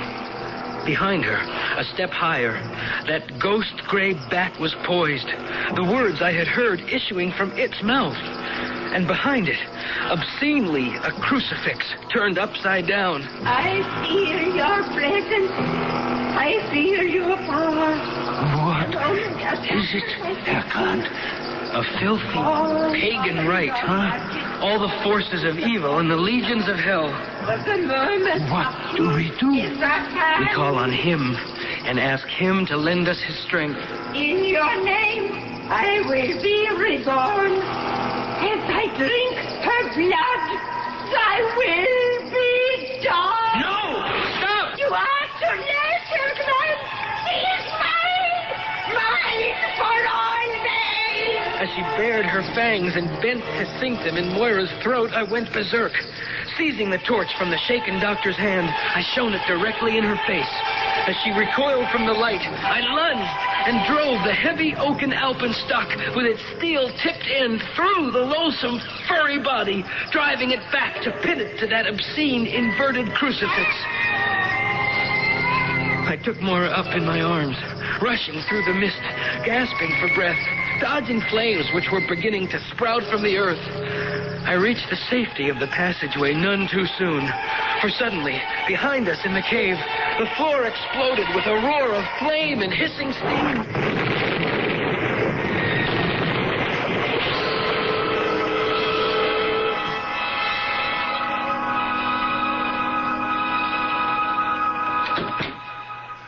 Doctor, is Moira all right? Yeah, she is fine. Oh, she was very heavily drugged, more so than you. But she is young and will shake them off. What happened last night, Doctor? Herr Grant, this whole countryside around here sits on a subterranean lake of boiling sulfur springs. It happens now and then. There was an explosion. Too much pressure. It blew off like a volcano. Did you see everything I saw? Oh, the light was poor, and my eyes are not what they were. The mist of steam created strange illusions. That cavern is gone forever, buried under tons of earth and stone. You need fear nothing anymore. You are free of her forever. There's nothing either good or bad, but thinking makes it so, as Hamlet remarked to Rosencrantz and Guildenstern. Are there such things as witches and vampires? I can only answer with another quote. We are what we believe. I'm holding a remarkable 35mm camera. You probably don't know the name of it unless you've been to Japan. In Japan, where everyone has an eye for cameras, people have been looking into this name for over 40 years. What's behind it? Technology so advanced, we're about to introduce a camera powered by the sun and an SLR lens that focuses by itself. The name? Ricoh. R-I-C-O-H. You can see one at any fine camera store. Ricoh. It's a name worth looking into. Mornings seem to start out better. You seem to go much better.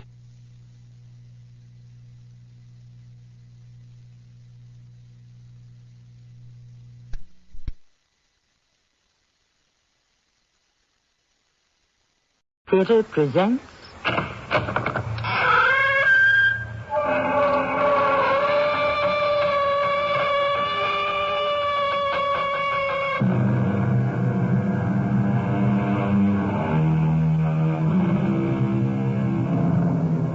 Come in. Welcome. I am Tammy Grimes. Welcome to my mansion of mystery. Big houses are such an expense these days, what with rising costs and higher taxes. Big, lovely old homes are a problem to keep up. It's a pity, too. We're about to visit one such lovely home, known for 160 years as the Logan Place, currently inhabited by Miss Estelle Logan and her sister Cora, the last of the Logan line. At the moment, Miss Estelle Logan finds herself in a difficult position. There's nothing you can do, Miss Logan. You need $10,000, which you do not have and cannot borrow. What I can do for you is see that your interests are protected. My interests lie entirely in this house. That's what I want to protect. Well, you have my sympathy, but things have gone too far. I'll believe that, Mr. Henley, when the sheriff puts me bodily onto the street.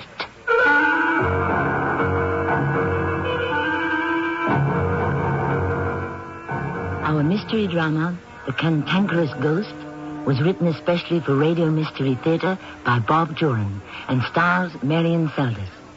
I'll return shortly with Act One.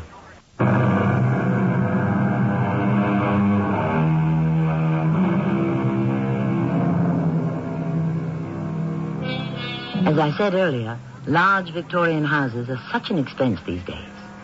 No one knows that better than Estelle Logan. Now in her 70s, she is the last of the proud Logan family rattling around in the 160-year-old homestead with her sister Cora. She has tried to keep up appearances, but it daily becomes a losing battle. The cold, hard fact is being presented to her at the moment by an attorney she's engaged to help her. I'm afraid you have no choice, Miss Logan. The taxes are too far in arrears. You can't get another mortgage on the place. Then I have to lose the house? I wish there was something I could do. If I had the money, I'd lend it to you myself. But things will only get worse. Borrowing now only puts off the inevitable. I promised my father on his deathbed I'd keep this house until my last breath. Circumstances make some promises impossible to keep. I did it all wrong. I've called for help too late. You realize some money from the sale of the house after the taxes have been satisfied? You and your sister can get a small apartment. I've sold everything of any value to keep this house going. All my jewelry, antiques. Even most of the furniture, as you can see. Well, then surely you can see the futility of trying to go on. But I have survived. I will survive this crisis. I intend to stay right here. But I've already explained. I know what you've already told me, that the house will be sold for taxes. I was aware of that before I engaged you. I expected more for my money than something I already know. I thought you could do something to prevent it, to help me. You have my complete sympathy, Miss Logan. But things have gone too far. I will believe that, Mr. Henley, when the sheriff puts me bodily onto the sidewalk.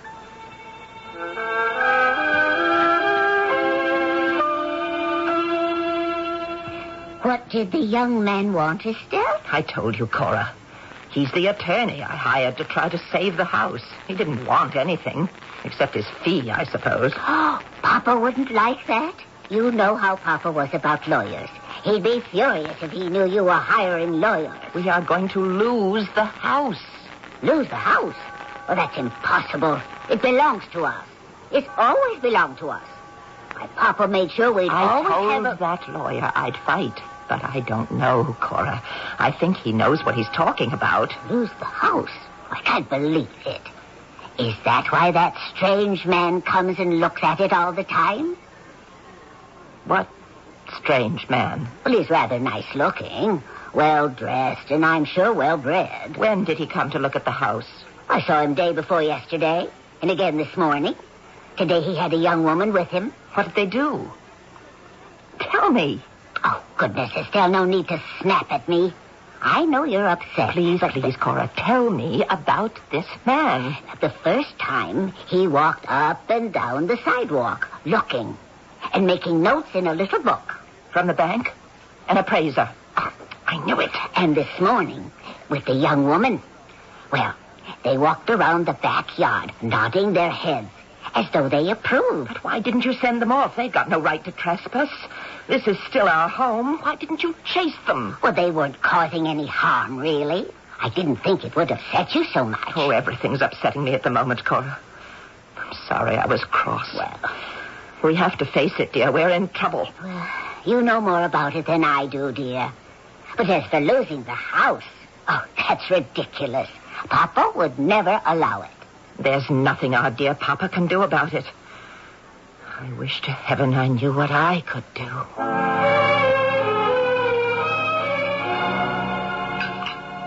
Would you like some more tea, dear? No, thank you, Cora. You should have eaten more than you did, Estelle. You've been looking a little peaked lately. Oh, Cora, please. I'll get it, Estelle. Now, you stay here. See who it is first. No one's come to the front door in years. What? It's that man again. The one I told you who was... Let me get it, Cora. I'll send him packing before he knows what hit him. The nerve coming right to the door. Vulture! I beg your pardon, are you? Scavenger! Get away from here. I know you've been sneaking around. My sister saw you. Now just go away and get out. This house is mine. It's always been mine. It always will be mine, so just forget about it. I gather you're the owner of the house. I am. And if you think you're going to get it for taxes, you're sadly mistaken. Now just leave and don't come back or I'll call the police. Hey, wait a minute, lady. You don't even know what I'm here for.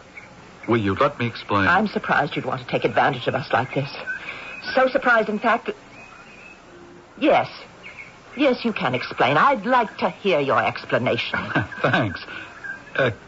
Can I come in? No, that's going too far. Okay.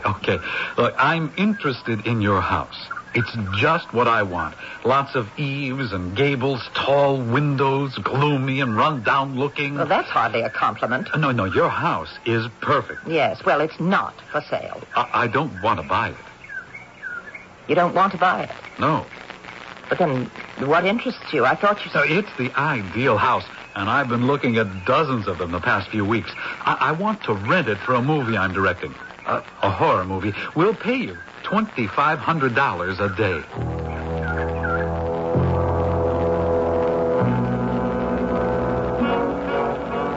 Thank you for showing me around, Miss Logan. Oh, boy, the interiors are perfect.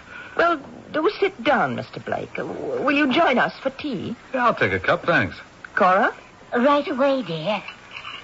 Now, Mr. Blake, you did say $2,500 a day? Mm-hmm. Plus payment for any damage we might do. We're fully insured. Damages? What kind of damages? Now, Papa wouldn't like... No, nothing serious. But, well, in setting up our equipment, we might scar the floor, break a wall fixture. We'll cover the cost of all repairs. But when would you want to start? Tomorrow, if that's all right with you. Tomorrow? I'll add a $1,000 bonus for the inconvenience. And how many days do you think this is going to take? Well, I hope we can wrap it up in about 10 days. But if we do go longer, I hope you'll be patient with us. Oh, Mr. Blake, I assure you, we'll be the very soul of patience.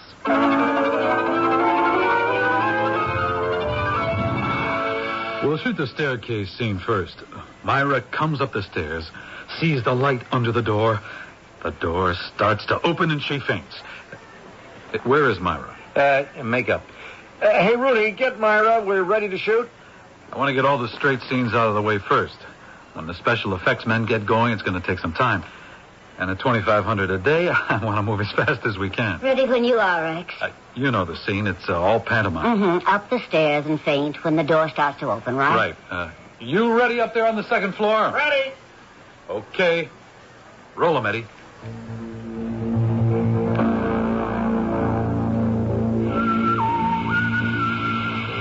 I don't understand it, Rex. That white cloud's there in the background and all the dailies.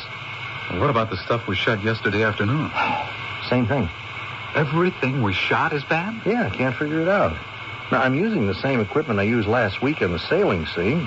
Camera's okay. Film's fresh. I checked everything. Oh, look at it there. It skips around right behind Myra. Look.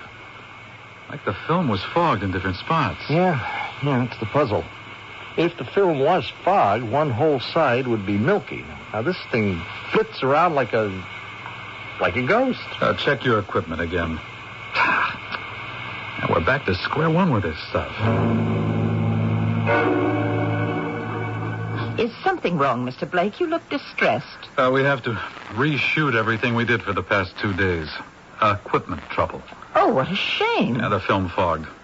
In every scene, there was a white mist in the background. Oh, well, I don't know anything about these things. I'm so sorry you're having trouble. Yeah, the big trouble is finding out what's wrong.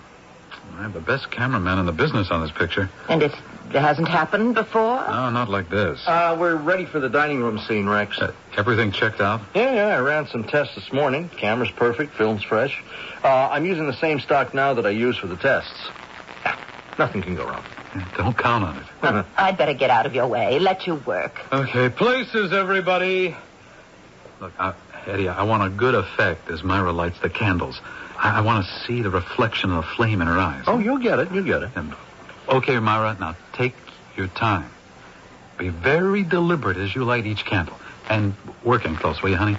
Just the way you did yesterday. Now, I want you hovering over the candelabra. Right. Okay. Roll them. Action. Oh, darn. Sorry. The flame went out. Cut. Hey, Rooney, check those doors. There's a draft in here. Okay. I didn't feel any breeze. The candle just won't light. Well, try it again. We won't roll. There it goes again. Now, try one of the other candles. Where the devil did they get those things? Here, give me those matches. Be my guest. Wasting time for a silly candle. Well, you're not doing any better than I was. They just go out. All right, take a break, everyone, until we get new candles. Oh, Mr. Blake, I have some candles upstairs if you'd like to try them. They're brand new, and they look just like the ones you're using. It would save us time. Thanks, Miss Logan.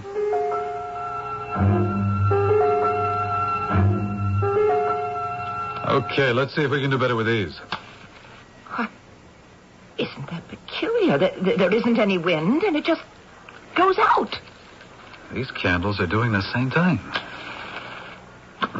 This is ridiculous.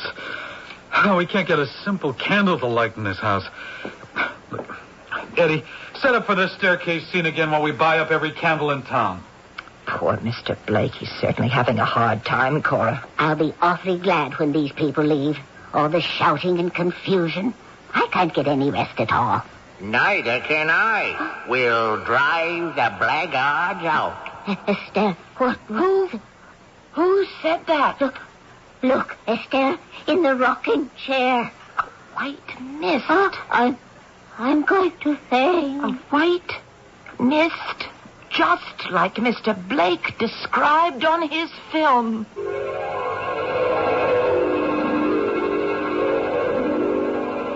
Whatever is plaguing Rex Blake's filming in the old Logan place seems to be making itself known in one form or another.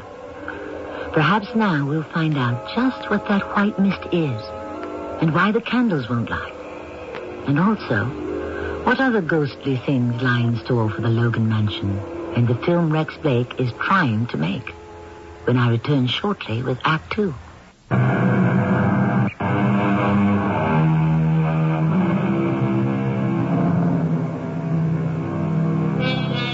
Using actual homes for a movie setting is common practice among filmmakers. There's no doubt the family life is disrupted for a time as technicians drag lighting cables all over the place and cameras loom in every corner.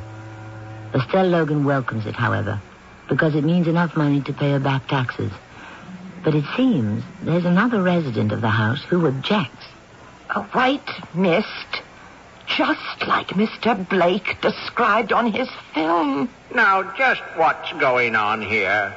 That's what I want to know. Exactly who or what are you? I am Clayton Logan, original owner and builder of this house, which of late seems to have turned into a circus. Clayton Logan? Great-grandfather's ghost? Yeah, the same. I have been slumbering peacefully for 110 years until that crowd of ninnies started tearing up the place. Now, what is going on? But you can't be here. And why not? I believe I've already informed you that I am the original owner and builder. I don't believe in ghosts, much less converse with them. Well, that, my dear, is your misfortune. I'm sorry I died before you were born. Now, tell me, what is all this nonsense in the house? Well, I rented the house to a film company to make a movie. I should think that would be obvious. Well, what is a movie?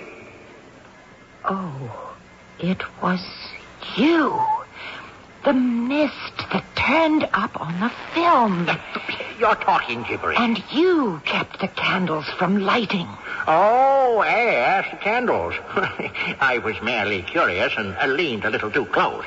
It gave me, needless to say, great satisfaction to watch that young man's discomfort when they kept going out. The one with the beard. The director, Mr. Blake. We shall have no more of that around here. Now, you tell them to leave. They are paying me $2,500 a day to use this house. Abuse the house, you mean? They pay for any damage, and besides, I need the money. What for? I'll lose the house for taxes if I don't get this money. Oh, nonsense. Lose the Logan place? Impossible. But you don't know what expenses are like these days. You've been dozing for how many years? 110. Well, then why haven't we seen or heard from you before? Well, I haven't been disturbed before. These movies, whatever they are, they have me completely unnerved. I shall have to do everything in my power to get them out. But they'll be leaving in about 10 days or so. Just be patient. They'll leave. And besides, there's not much you can do about it. Being a ghost. Oh, you are a spunky one. Logan always rises to the challenge. You are my kind of person, my dear. A formidable adversary. I like that. Well, there are things to attend to. You're disappearing. Temporarily, my dear. Temporarily. Oh, good heavens. Oh, I forgot all about you, Cora. What happened? Oh, I must have fainted. Oh, what was it? It was great-grandfather Clayton. Oh, you spoke with it? Him? I did. It was Clayton, Logan's ghost. And he's furious about that movie company being here. You mean there's a real live ghost in this house? Well, that's a strange way to describe a ghost, but yes, Cora, there is. We can't stay here with a ghost. We most certainly will stay here. And not a word to the movie people.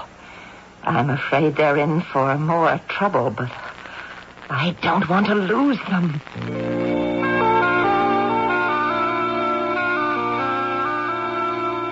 We won't be shooting tomorrow, Miss Logan. We're setting up for some special effects. Oh, that sounds interesting.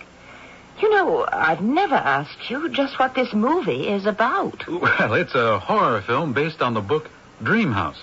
It was a big bestseller last year. Oh, well, I never read those things, but I do remember ads for that in the paper. Oh, it's a good story. About a young couple who buy an old house.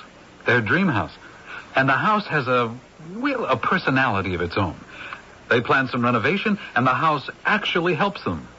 In what way? Well, they plan to add a window on one wall of the living room. They mark exactly where they'll install it, and the next day, there it is. Like magic, and other things like that. But where's the horror? Well, that's the last part of the movie. After the couple get the house just the way they want it, they decide to sell it for a profit and move away. Well, the house doesn't like that. Oh, I see. And gradually, the house makes them prisoners until the climax, when the house collapses into rubble with them trapped inside. Well, good heavens, you're not going to collapse our house. No, of course not. We'll do that scene in the studio with special effects. You see, right now we're setting up for a scene where the wife starts up the stairs, and suddenly the stairs just level out, and she slides all the way to the bottom. The house's revenge, of course. Gracious. Well, the men install spring-action risers on each step. Then, with a flip of the switch, they all pop up and turn the staircase into a slide. Now, it won't damage your stairs at all. But what happens to the poor actress? Well, she's well padded under her clothes. And besides, Myra's a trooper. She'll do anything. Well, I gotta run. See you tomorrow, Mrs. Logan. Yes. Goodbye. The tricks they can do in the movies. Oh, there you are, Cora. I was just looking for you. Where is he now? Oh, Mr. Blake just left. Oh, no, not him. The ghost. Great-grandfather? I have no idea. I haven't heard from him since yesterday. To think he's been here all the time, looking over our shoulders, as it were. He said he was sleeping. Well, I am not going to get any sleep with him prowling around this house and those people cluttering up the place downstairs. I'm going over and stay with Maud Wilkins till this is all over.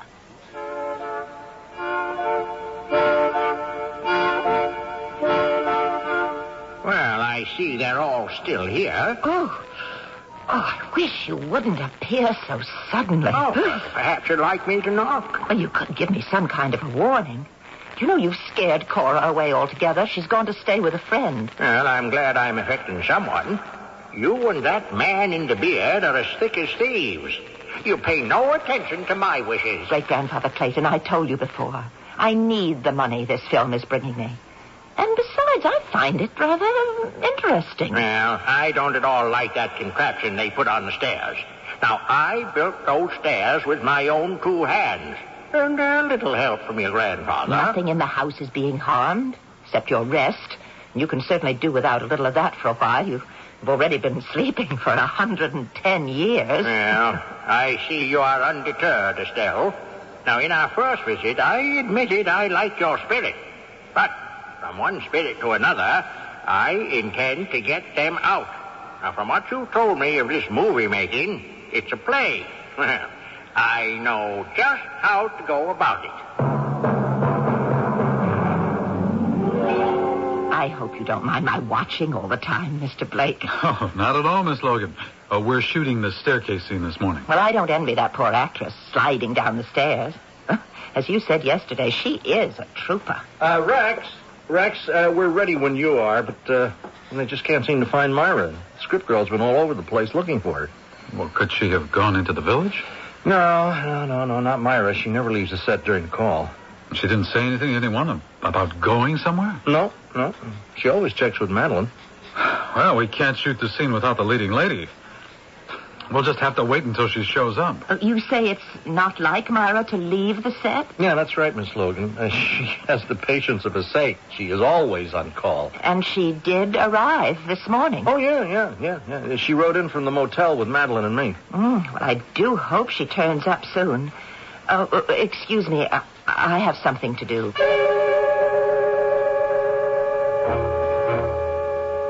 All right. What have you done with Myra? Great-grandfather Clayton, I know you can hear me. Well, of course I can. I was just waiting. For what? You asked me not to startle you by appearing so suddenly.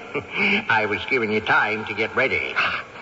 You've done something with that actress, haven't you? She is perfectly comfortable and totally safe. Where is she? I invited her to my quarters. Your quarters? Great-grandfather, if you've done something to harm that woman, we could be in terrible trouble. Oh, no, I have not harmed her. She's a beautiful woman. I have simply relieved the play of its leading lady. And they all now have to pack up and leave. Now, perhaps you'll be good enough to tell them that. You have got to tell me where she is. Where are your quarters? I won't give that away. There are more secret stairs and hidden hallways in this house than you realize. Oh, she's sleeping peacefully in my quarters and will continue to do so until that crowd of marauders leaves. She's sleeping? Yeah. bewitched by my magnetism. I was able to hypnotize that lovely young thing and put her to sleep. And she'll continue to sleep till I choose to wake her. Please, great-grandfather Clayton, wake up that actress and release her. Not until I am satisfied that those people will pack up and go. Oh, you're being impossibly selfish. I told you I needed the money they're paying me to save the house. If I can't pay the taxes, Cora and I will be thrown out. You'll not be thrown out of this house. It is impossible. It is not impossible. I should think you'd want to help us. Instead of hurting us, your own flesh and blood. Oh, ye gods. Not tears. I thought you were above that. Well, you're callous and you're unfeeling and you're incredibly stupid. Callous, perhaps, and even ruthless. That's how I amass my fortune. But certainly not stupid. Then why won't you see it my way? Oh, very well, my dear. Yes, you do have a point. I foreclosed enough mortgages in my time to know that it does happen. But never to a Logan. Then you'll release Myra. Yes, she'll return safe, sound, and enormously refreshed. And you won't do anything more to interfere with the picture. Oh, word of honor. Although I rather think I was helping you by trying to upset them. How? Well, the more delays they run into, the longer it takes. The more money for you since they're paying you by the day, I do believe. Oh, great-grandfather Clayton, I'm surprised at you. Well, I couldn't face that nice Mr. Blake knowing I was cheating him, and it would be cheating. Now, he doesn't know about me. I can pull a few tricks that will really surprise him. Well, much as I need the extra money it might bring, I cannot be a party to such an arrangement. Well, have it your way, my dear. I shall not interfere any longer. I'll put up with this band of gypsies for your sake.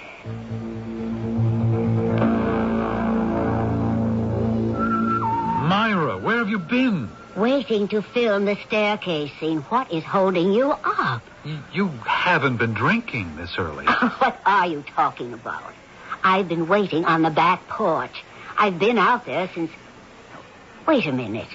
I do remember a slight buzzing in my head. I felt a little dizzy, but that's all I remember. Did I go somewhere? Well, only you can tell us, sweetheart, but... It doesn't matter. We're pulling out of this place. Oh, Miss Longdale, you're back. I wish I knew what was going on here. Yeah, well, so do I. Mrs. Logan, I'm sorry, but we're leaving. There are too many crazy things going on in this house. Oh, but Mr. Blake... No, we can't afford any more delays. I'll just have to find another place. And take my advice, Miss Logan. You get out yourself. You're living in a haunted house.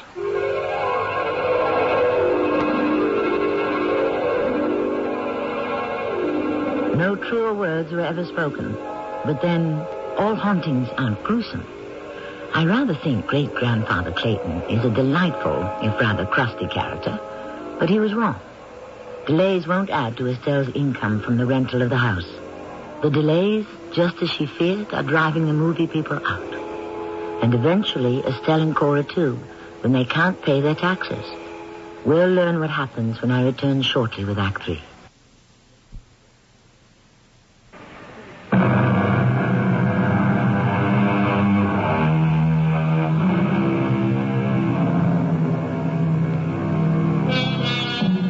I think it would be fun to live in a haunted house, never knowing what to expect from the spectral inhabitant.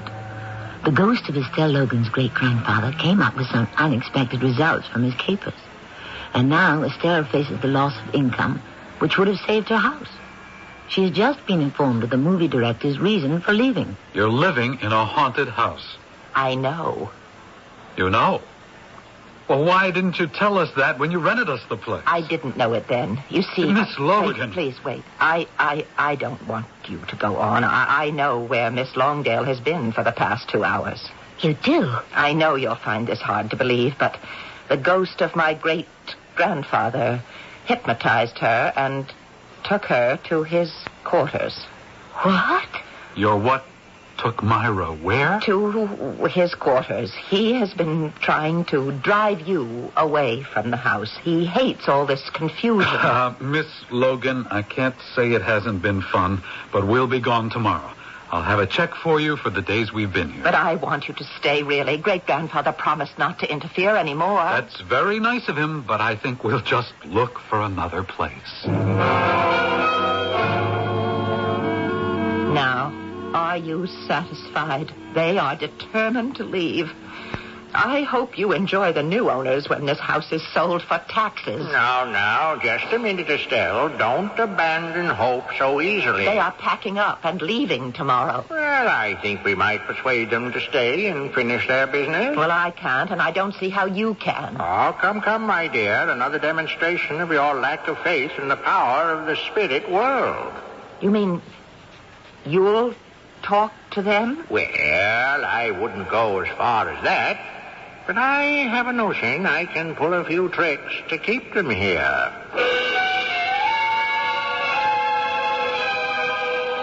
Oh, Mr. Blake. Hi, Miss Logan. I suppose your mind's made up. I'm sorry, Miss Logan. I can't work in this house anymore. Myra's on the verge of a nervous breakdown. I had to send her back to the city. Oh, how horrible. Oh, I'm terribly sorry. If she believes you, she was kidnapped by a ghost. If she believes me, she had a blackout. Either way, it's disturbing, to say the least. Hey, Rex. Rex, we got a real problem. What's the matter? Can't get the van open. Oh, come on, Eddie. Don't bother me with things like that. I got enough trouble with the picture. Well, I just thought you ought to know if you want us to clear out our gear today, you'd better send for another van. A simple problem with a lock. It's the driver's problem, not mine. Okay. All right. I'll come take a look. But I don't know what more I can do. Now what? What's the matter? This front door doesn't open. What'd you do, lock it behind you? No, I left it wide open when I came in. Well, it's never stuck before. Yeah, well, I'll go around and try it from the outside. No, the sooner I get away from this madhouse, the better. Hey, Rex, you won't believe this, but the back door won't open either. Oh, dear. Then go through the window. Look, I may go through the window, but my camera and gear won't make it. Miss Logan, surely there's a way of opening the doors to your house. Well, there always has been. That's very reassuring. But right now, we seem to be completely locked in. Short of breaking down the doors, what do you suggest? I don't know. Oh, Eddie, have the guys outside push the back door in. We'll pay you for the damage, Miss Logan. Okay, but I have my doubts. I'm sorry to use such drastic measures, but we got to get out of here. The last couple of days have put me way behind schedule. Oh, I'm so sorry that it's turned out this way. What's the matter with them? Grown men can't open a simple back door? Ain't no use, Rex. Nah, won't budge. Why, they can't even break it in. This is ridiculous. Give me your wrench, the heavy one. Look, how are you going to open a door with a wrench, huh? Like this. What? It bounced right off the window pane. Oh, the glass isn't even cracked. I don't believe this. I do not believe this. We're prisoners in this house of horrors. What the devil was that? It came from the living room. Holy jump! What is it? The front door. Where is it? There's nothing but a blank wall. The door is... It's gone. Eddie, get on the phone. Get some help here fast. Hey. Oh, wait a minute, Rex. We are looking at this thing all wrong. What do you mean? Hey, Miss Logan, your great-great-grandfather, I mean this ghost... Come on, Eddie. Well, I mean, could he... is it possible he's doing this? I believe he is. You see, when I convinced him I needed the money that you were going to pay me, and I begged him to stop trying to drive you away... He said he'd get you to stay. You're saying seriously that the ghost of your great-great-grandfather is locking the doors and keeping windows from breaking and making doors disappear? He built this house with his own two hands. I guess he can do anything he wants to. Rex, don't you see what a gold mine we've got? A house with a real live ghost. That's a funny way to put it. But maybe you're right. And he's doing what our special effects guys have been working on for weeks. Now, if we can get him to cooperate, there is no telling what effects we could get for the final scene when the house walls the couple in. How do you negotiate with a ghost? Hey, Miss Logan, will he help? I'll ask.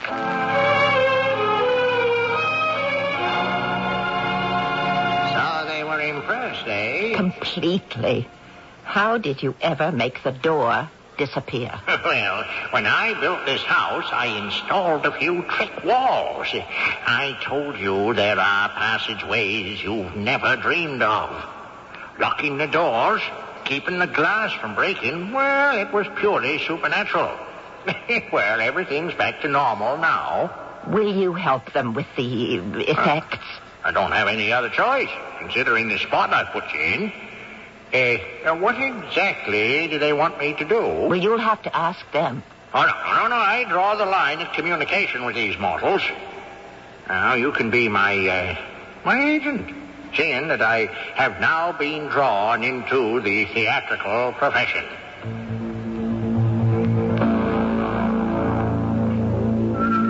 Rex, we've stumbled into the house of the century. We still don't know how much cooperation we're going to get. You know, maybe he won't do anything at all. I wonder if Miss Logan can persuade him to appear in the film. Oh, nobody's going to believe this. No, just say it's more of Rex Blake's film wizardry. Mr. Blake, my great-grandfather, has agreed to help. He wants to know what you want him to do. Can we see him? I mean, does he materialize? He said he'd prefer not to communicate directly. Well, that's going to make things a little difficult. No, he's hearing what you're saying now. He always does. If you just say, rattle the shutters or make a window disappear, I'm sure he'd do it. His name is Clayton. Uh-huh. Clayton? Clayton, can you hear me? Just for a little experiment, how about making the stairs turn into a slide? That's the one effect we're working on. Well, that's better than Roy's contraption. At the end of the film, the whole house shakes as it starts closing the people in. The doors and the windows all disappear. Okay, you can do it. My goodness! Oh, fantastic! Thanks, Clayton. We'll be back. I'm going to round up my cast and crew. It'll take a day or two, and we'll be back to start filming. And will this help you get back on schedule? Absolutely. We may even finish ahead of schedule. Oh, come on, Eddie. Yeah. See you, Miss Logan. Day after tomorrow. Goodbye. You're right, Eddie. This is the house of the century. It'll make you $1 million. You'll be rolling in dough for years. It looks like it. Oh, the $2,500 a day we're paying old lady Logan is the best investment I ever made.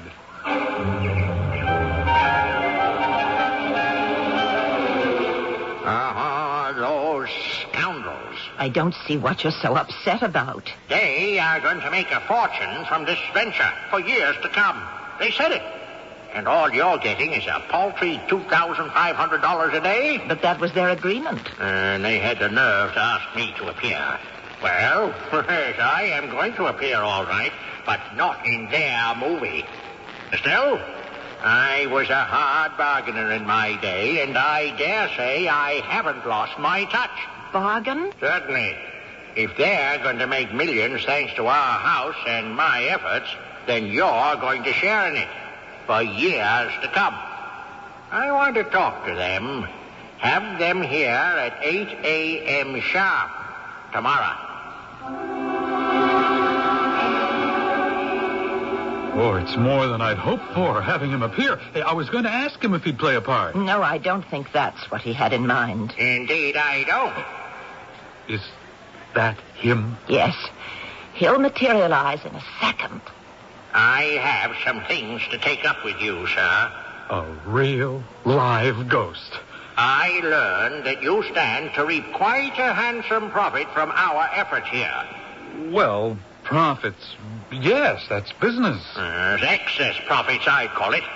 Zillions for years to come, if I heard correctly. Now, that's quite a return on your investment. Now, before agreeing to any assistance on my part, you will agree to a far better share of the profits of Miss Logan. Well, we can talk, sure. Estelle, find yourself a good lawyer. Get the best deal you can.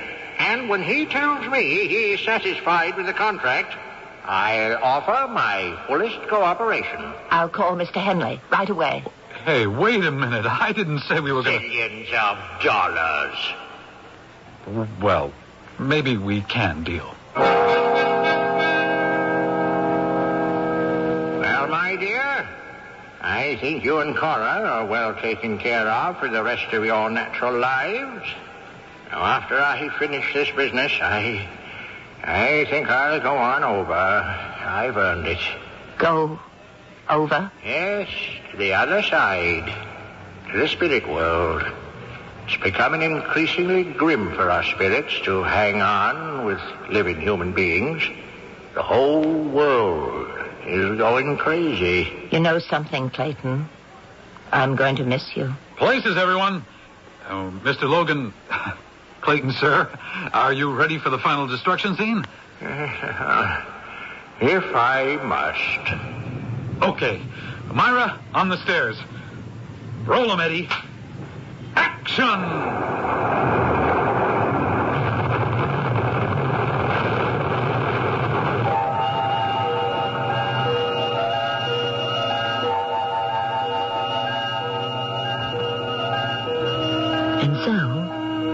Cora and the old Logan place were guaranteed a good many more years of existence. It was great-grandfather Logan's help that saved them, and of course the great stroke of luck that brought the movie people to the house in the first place.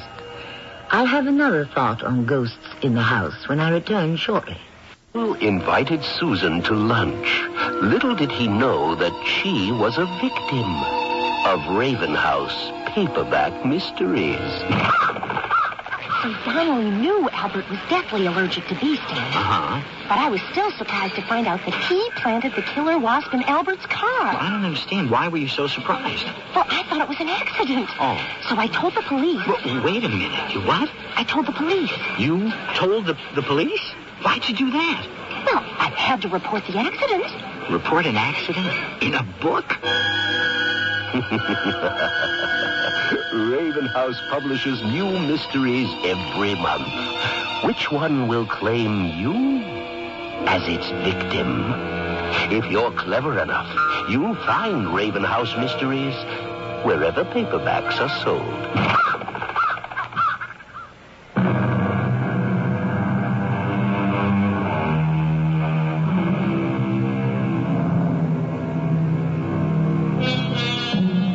So the Cantankerous Ghost turned out to be not so cantankerous after all.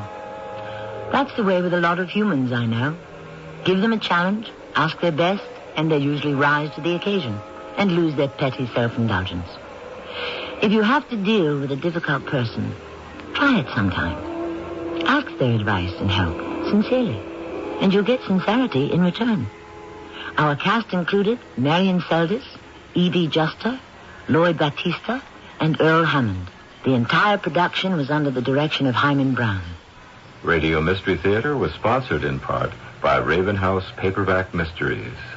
This is Tammy Grimes, inviting you to return to our Mystery Theater for another adventure in the macabre. Until next time, pleasant dreams.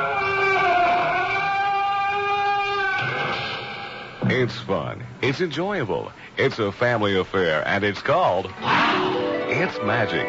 It's Magic opens at the Palace Theater February 9th through February 14th and will be hosted by popular television star Bob Braun. No matter what your age, from 5 to 105, it's probably the most enjoyable family show you'll see in 1982. Magic and illusions performed by magicians from all over the world. Tickets are on sale right now at the Palace Theater box office, or call the Palace Theater box office at 469-0017 and charge your tickets on Visa or MasterCard. It's Magic opens February 9th through February 14th with matinees on Saturday and Sunday, and all proceeds from opening night will go to benefit Children's Hospital. It's magic. Magic and illusions from all over the world coming to the Palace, February 9th through February 14th.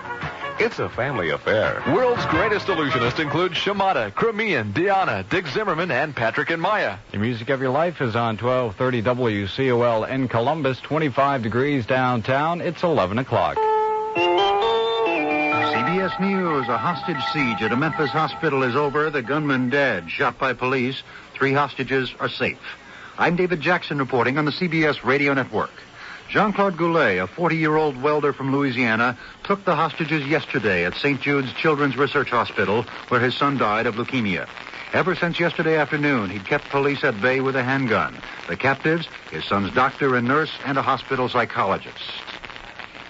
Just a bit over an hour ago, it all ended. We get the story from Dave Gilton of Memphis affiliate WREC.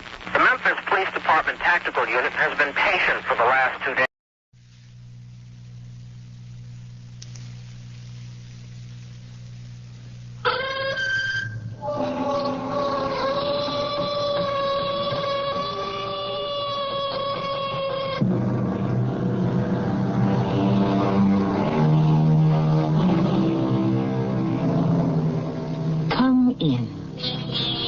Welcome. I'm Tammy Grimes. When death and murder become an everyday occurrence, it is generally labeled war. When brother kills brother on the battlefield, it is the most Pyrrhic of victories. Nobody wins, everyone loses. And it is in such times that cowards and heroes abound. We will meet both today, and knaves and cheats, and some American history we're not too proud of. Willie, get me out of here. I can't face that man. He betrayed 1,500 of us. His orders killed us. You've got to face him, Calvin. What are you running away from? Here you accuse the general of a despicable act, of sacrificing 1,500 of our own men without a thought. Cal, you hold the rank of major in the Union Army. Talk to your former commanding officer. Tell him to his face what you think of him and why. Your ghost has come back from Andersonville and orders you to speak up.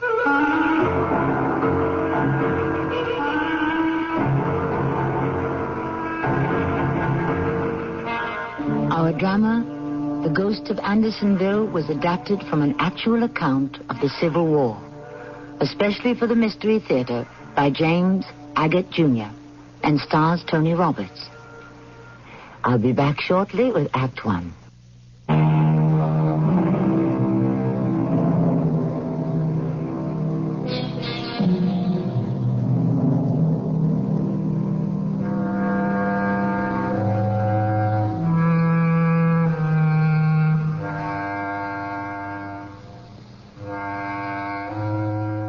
It is the last year of the Civil War.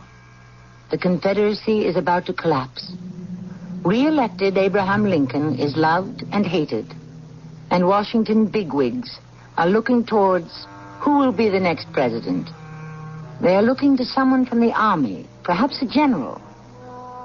For that they need heroes, not always easy to come by. General Cutler, have you heard the latest? Can't say I have, my boy. But you men with the Secret Service, you seem to know all the Washington scuttlebutt. I was in Bill Wood's office. We were getting our assignments. So many for counterfeit detection, so many detailed to protect Lincoln and Stanton and so on. And then Wood said, "They tell me Cutler's the man." I'm the man for what? The party is picking you to follow Lincoln. That's the thinking. They're thinking of nominating me when Lincoln's term runs out? Well, that's the talk. Well, what makes them think Lincoln won't ask for a third term? He might. Then again, he might not. Well, who would I be running against? Grant. Grant? Oh, I wouldn't stand much of a chance. He's got command of all the Union armies. General, I think the people would prefer a Cutler in the White House and a Grant in the barracks. Nicely said, Forrest. But do the people even know who I am? Word will get around. You've already earned your stars, sir. No one has forgotten Fredericksburg or your gallant attack on Chattanooga, sir. Well, that was some time ago. And that you are the acknowledged hero of the prisoner exchange plan. It's not only who wins the war and pray the Lord grant will defeat the rebels, but it's who looks after our boys. Kim, if you put it that way, I'd say I might have a chance. I hope when Bill Wood was making these Secret Service assignments, he intended to keep you at my side. You have given me excellent protection since I came out of the hospital, and it appears you have a political mind as well. I'd like to know I can count on you. An honor, General Cutler. I hope to continue to serve you. Timothy, I think I'll ride down to Burnside and surprise Mrs. Cutler with the news.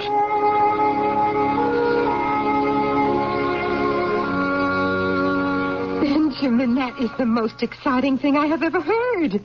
You should be very proud. Well, I am a little pleased. However, we're a considerable distance from the White House. If the election were held tomorrow, I'm afraid most voters would say, Benjamin Cutler who? I shall have to drum up some ideas to bring me to the attention of the public. What about that prisoner of war who's leaving Richmond for Washington? What about him? Isn't he the last prisoner of war to be returned to us from Andersonville? Yes, but I don't see Doesn't it occur to you that this could be a story that would make all of America sit up and take notice? I don't quite see how. If we arrange to have all the newspapers here the day the prisoner arrives... Now do you see? You mean I welcome him here at Burnside? Benjamin, it is you who have organized the exchange of prisoners. Those rebels we hold here for our brave Union men in Andersonville. Finally, the last prisoner returns home. If you welcome that man, bring him into our home, you become a symbol of the kind of leadership we all look to. Mary, I like that. Well, I'd better get cracking on the idea. I'll talk it over with Tim Forrest. Oh, I'm glad he's still assigned to you. He's so faithful. And quite clever. He's just the one to make the high-level arrangements with Stanton. Stanton? The Secretary of War. He can fix it up to have the man welcomed here in our own home. I wonder if he could get the Army band to play on the lawn. Oh, I can just see it. Major, what's his name? Calvin Russell. Major Russell arrives on the noon train. He's probably accompanied by Red Cross nurses. Is he married? No, he's not. Oh, good. You and I are at the station. We whisk him in our carriage here to Burnside. The band strikes up the Star-Spangled Banner. Reporters from newspapers all over the world are here. Oh, Benjamin, can't you just see it? You must make a marvelous welcoming speech. We might even have some photographs taken. Oh, it's going to be so exciting. The event of the century.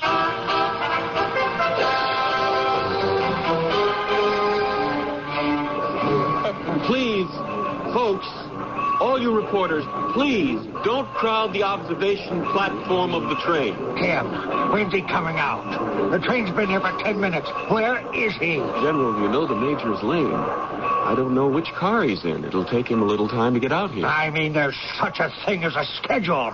Here we've got a carriage waiting and an army of reporters and photographers hanging around at home on the lawn. That Calvin Russell was always unreliable. Oh, I didn't know you knew the Major personally. He was in my outfit, got captured in the Chattanooga raid, and shipped off to Andersonville. Oh, Forrest, send word back into the coach. I want the Major out here in 3 minutes, not 1 second more. Yes, sir.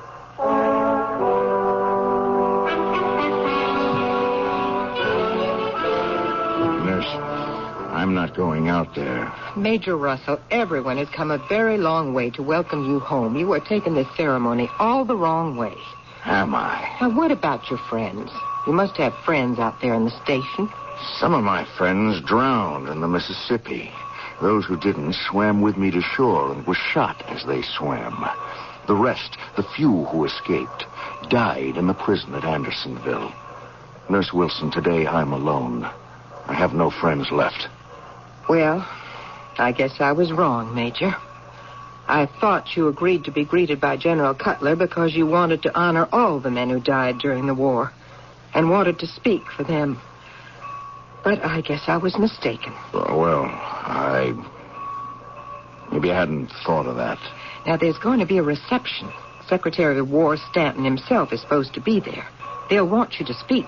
Do you suppose I could meet President Lincoln? Of course you can, and you will, I'm sure. General Cutler has it all arranged. Cutler, that... That what? Never mind. Is he still out there? I'm sure he is. He arranged all this for you, Major. Nurse Wilson, you go out to the observation platform and you tell whoever's in charge that if Cutler will go away, I'll come out.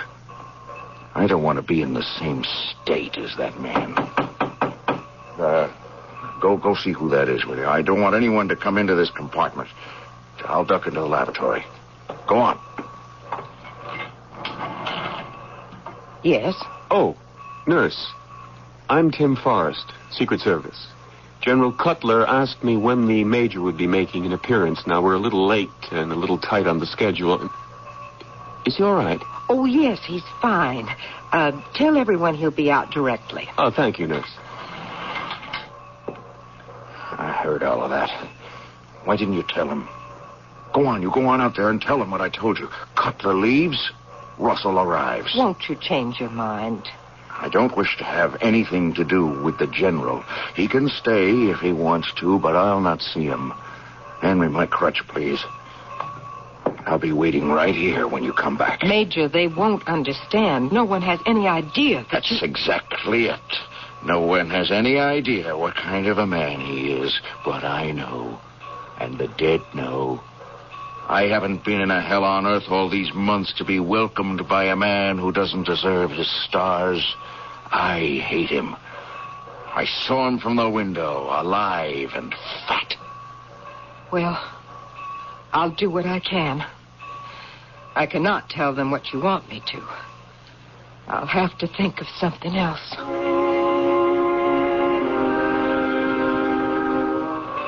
General, some of us have been waiting since 6 this morning. Do you know for a fact that the Major is on the train? Yes, of course I know it for a fact. The man could be ill. Anything. General Cutler, may I talk to you? Forrest, this is ridiculous. 15 minutes we've been waiting. What is it? Is Russell sick? Why the delay? I look like an idiot standing up here on the observation platform, all by myself, trying to answer reporters. There appears to be a slight problem. So what is it? His nurse is on the way out, and she wants to tell you herself. What is all the mystery? General Cutler here. I'd like a word with him. What is it, nurse? Where's the Major? I'm General Cutler. Is he coming out soon? I'm afraid not. The Major sent his regrets, but he is a little shy, I'm afraid. Shy? All we want him to do is come out here, shake my hand, and we take a few pictures. I make a speech, and we whisk him off to my farm. General, what happened was, as soon as the train pulled into the platform, he started getting very nervous. You do understand, he's been a prisoner for well over 2 years. Almost everyone he knew died in prison. What's your name?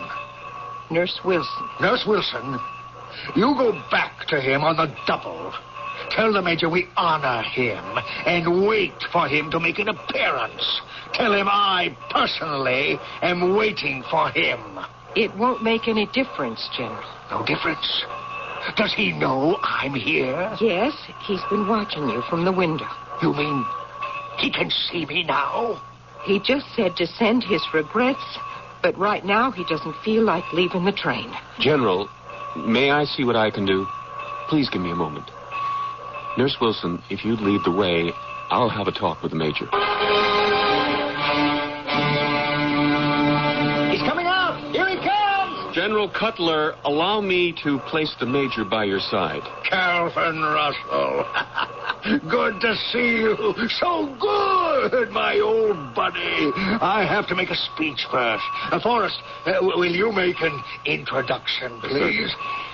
Ladies and gentlemen, gentlemen of the press, guests, General Benjamin Cutler would like to say a few words to welcome Major Calvin Russell, the last of the Union prisoners to be released from Andersonville. Major Russell, gentlemen of the Fourth Estate, citizens of this great country. From Pennsylvania Avenue to the length and breadth of this vast, great country, our hearts go out to the men who so gallantly fought and gave their lives so that this nation, under God...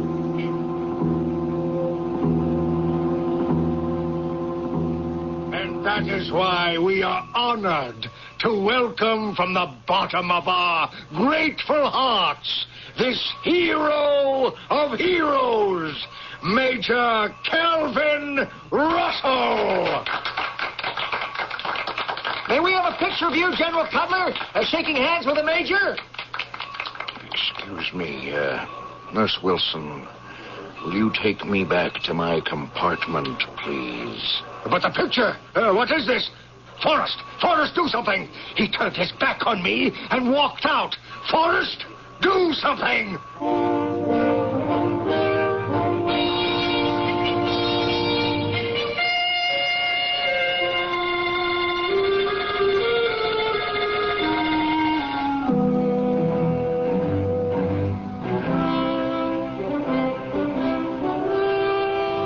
Not a very auspicious beginning to a ceremony which General Cutler hoped would solidify his political career. What is it that makes Major Russell turn away from his old commander in the field? At this point, one can only guess it is of such magnitude that the former prisoner of war risks a reprimand or even a court-martial. I shall return shortly with Act Two.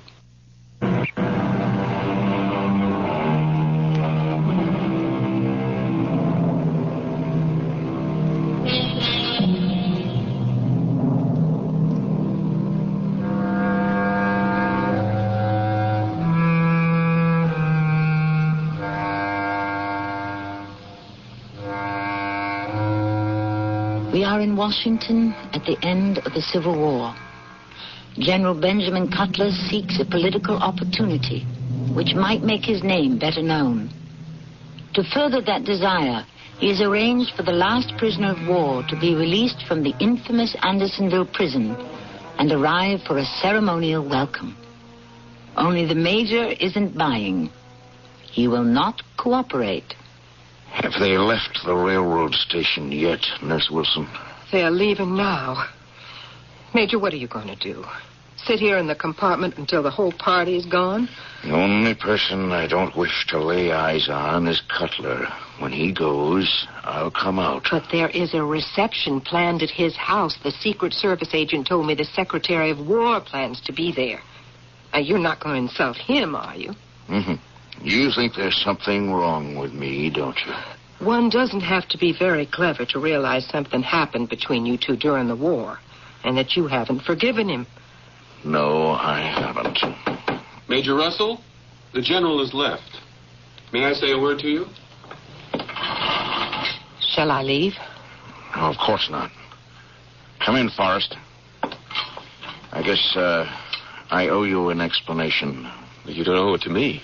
Well, I don't know Cutler or anything either. What are we going to do now? Mrs. Cutler is at their home and everything is laid on. A message will be read to you from President Lincoln. Even the Marine Band is there. I don't mind all that. It's Cutler himself. Well, then you're in luck. The general had to return to the capital. Everything ran so late, he won't be going with you to his farm. Well, I'll go to the reception. I'll meet his wife, sure. Anything, so long as I don't have to shake his hand or talk to him. Major, it's all in your honor. Everyone who is here today honors you. I'm sorry my husband had to go back to Washington, but he has a great deal to attend to. We saw each other on the platform of the last car of the train. I wonder if I could speak to you for a moment. Oh, certainly, Timothy. Major, will you excuse us? I shall be right back and give you a first-hand tour of our little farm. Don't let any of the reporters intimidate you. Well, that's all right, Mrs. Cutler. I won't. Mrs. Cutler, we have a problem with the Major. I didn't have time to explain to you why we arrived from the railroad station so late, but he refused to come out on the observation platform for the general's welcome. Refused? He finally did. It took a lot of persuading. There's been some experience the Major and the General shared at Chattanooga, and the Major still holds some kind of a grudge. Could you, Mrs. Cutler, somehow get the Major to agree to talk to the reporters, at least to one of them? Well, of course he will. I'll make him. After all, the whole purpose of having him arrive here in the first place is so that we could generate some publicity to help the General's political image. Now, if we could only get the Major to acknowledge his indebtedness and all of those freed from Andersonville, indebted to the General, well, you can imagine how the public would react. You are talking to the one person who could not agree with you more, Timothy. Well, here we are back. Mr. Forrest, I think that's a wonderful idea, and I suggest you pick up whoever you think will do the best job and have them down by the lily pond. I'll do that. Thank you very much. Now, Major, did my husband tell you of his infatuation with growing water lilies? No, ma'am. No, we never got round to talking about that. He's mad for them. You wouldn't think so, a big burly soldier like him. And now we shall tour Burnside. We named our farm after the Major General himself. Oh. Well, he'd be pleased, ma'am. Yes, over 1,000 acres of good farming land. Well, he'd like that. I want to show you the lily pond. It's quite a little distance down this path. You don't mind that? Walking with the cane, I mean. Mrs. Cutler, with this cane, I've walked to Hades and back, and I intend to keep on walking. I would like to see all the sights on the General's farm. You just show me the way. I'll follow.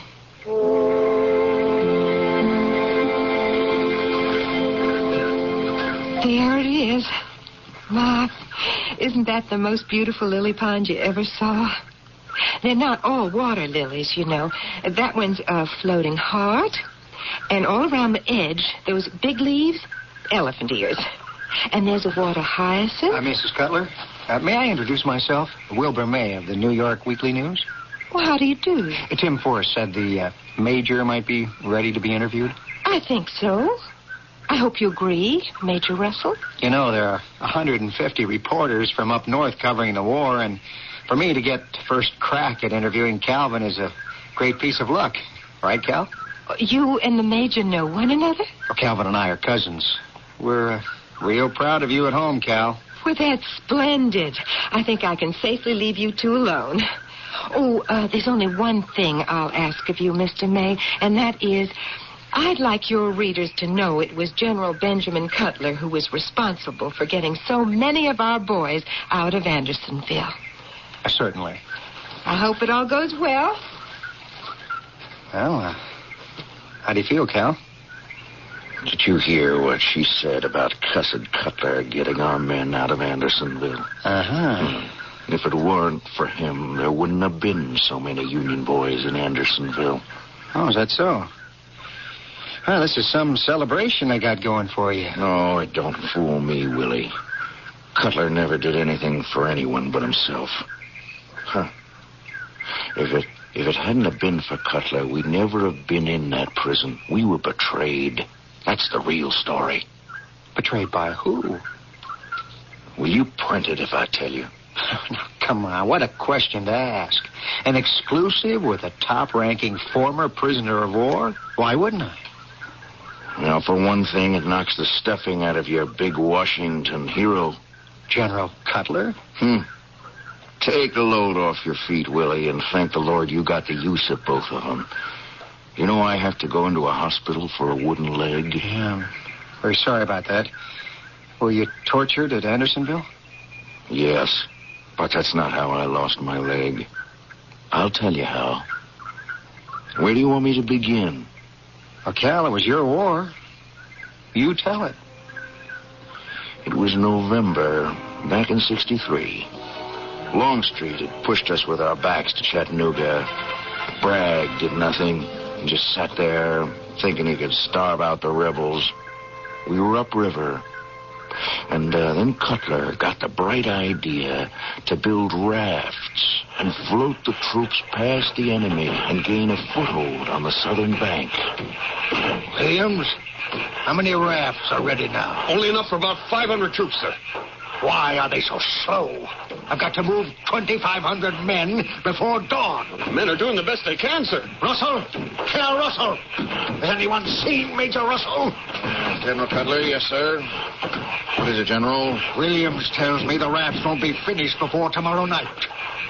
So we wait. I'm sure Williams could supply enough rafts tonight for 1,000 troops. What are you thinking? Well, we send 2 contingents. One tonight of 1,000 men, and one tomorrow of 1,500. If the 1,000 men get through tonight, the Johnny Rebs on Lookout Mountain aren't going to be caught napping tomorrow night. Up there on Lookout Mountain. Tomorrow, that'll be your responsibility, Cal. With the 1,500 men. I have every confidence you'll make it. Floating downstream, armed with just our rifles, they'll be waiting for us, and they'll cut us into small pieces. Major, it's an order. And that's just what the rebels did. We never got as far as the southern bank. Of the 1,500 with me on the chained rafts, 1,000 were blown out of the water. 500 were shot as they tried to swim to shore, and the rest of us were rounded up and taken to Andersonville. It was in that action that my leg got shut up. Well, that's never been told. Well, there's only one man to blame, Will, and that's Cutler. He was responsible. When you're locked up and you see 500 men dying of scurvy, no food worth eating, mush for days, weeks, months. I understood it was pretty fierce. You don't know the half of it, Will. My men, the best men in the world, dead and dying all around me. Because one man gives an order against all common logic and common sense, he orders 1,500 floating, sitting ducks to their death. Cal, I can't tell you how horrified and sorry I am. Sending men down the Mississippi like that in 2 groups may have been a tactical error. It happens in war, Cal. But it shouldn't. I told him not to. We had 1 chance to make it, not 2. Sure, the first rafts got through, but the next night they were waiting for us. But do you hold Cutler responsible for conditions in Andersonville? I do. For those who died there because of him, you bet I do. And he has the nerve, the gall to ask me to be his standard bearer for his political career. I almost exploded when I heard that. All right. I'll write it, Cal. Is there any more you'd like to add? Just more of the same, Willie. Betrayal and hell. I don't like to interrupt you, gentlemen, but I've wonderful news. Mrs. Cutler, the Major has given me all I need. The General has returned. He's here. Isn't that marvelous? Mr. Forrest is just bringing him down. I'm going up the path to meet them. Willie, get me out of here. What am I going to do? You are going to face him, Calvin. What are you running away from? Here you are, accusing the General of a despicable act, of sacrificing needlessly 1,500 of our own men without a thought. Only you are telling me. Cal, you're a major in the Union Army. Talk to the General. Tell him to his face what you think of him and why. Your ghost has come back from Andersonville and orders you to speak up. Here I am again, Major. Sorry I had to get off to the capital of our great nation, but business before pleasure anytime. Benjamin, this is Mr. Wilbur May. He's with the New York Weekly News. Oh, an excellent newspaper. I'd be glad to make a statement. No, Benjamin, not now. You 2 men will feel more ease if I take Mr. May off with me. Please, sir, do come along. All right. We'll leave you both alone. Mr. May, may I take your arm? Willie, I'll talk to you later. Calvin, I'm sorry. The way it turned out. Deeply sorry. You scum. You never once admitted you gave that order that killed so many of us. Admitted it? How? How? Publicly.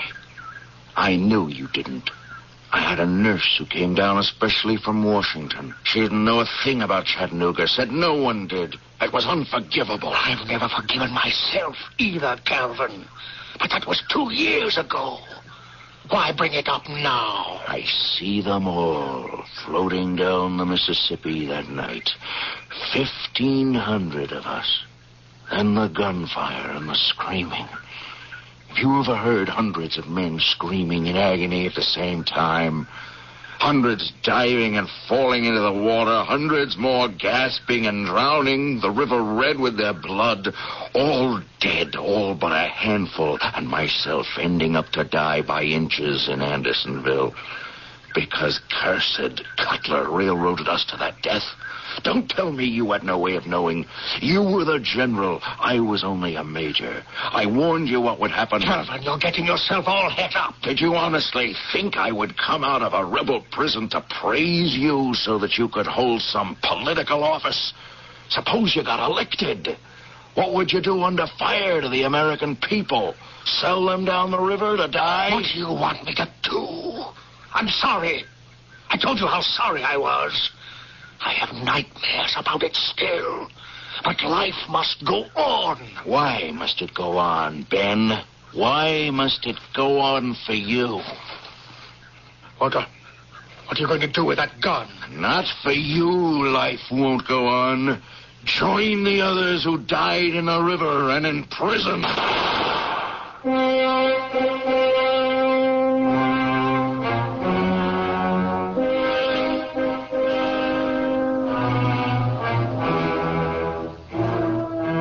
A gun is fired. Its sound echoes not only across the general's farm near Washington, but across the entire country. The bullet misses its mark. It grazes but does not wound the general. But there is a gaping wound in his reputation, which will never heal. I shall return shortly with Act 3.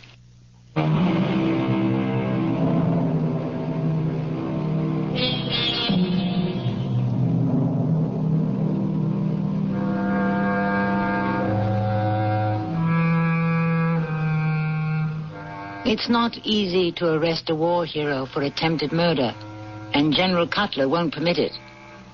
In the scuffle, he pockets the major's gun and quickly retires to his room.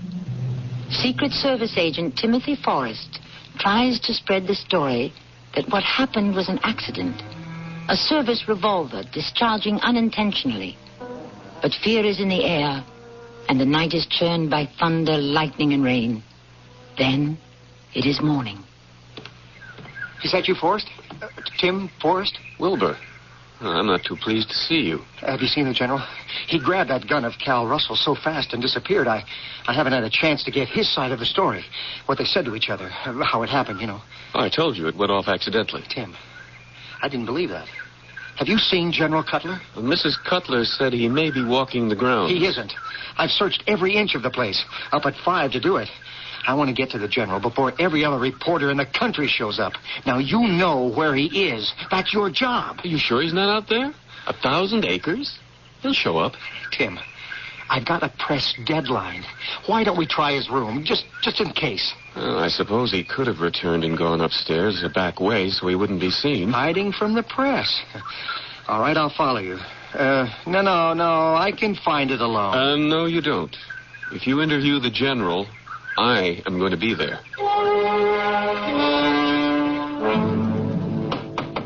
General? General Cutler? You think he went back to bed? General Cutler, are you in there? Try the door. It's unlocked. Here, let's go in. Well, there he is, with his back to us, sitting at his desk. General, I'm sorry to disturb you. I hope you don't mind my barging in like this, but Wilbur May here wanted to get a statement. Good Lord. He's fainted. He fell forward. Forrest, what's the matter? Oh, it's his blood. Look on the desk. He's been shot. He just keeled over. Oh, Lord in heaven. I'll get someone. No, it's too late. He's dead. The general's dead. How can that be? He's been dead a couple of hours. Sitting like that with a bullet hole in his head. Leaning back in his armchair and then falling onto his desk. Forrest, I have to write this. All of it. Those powder burns on his temple. He's been shot at close range. Very close.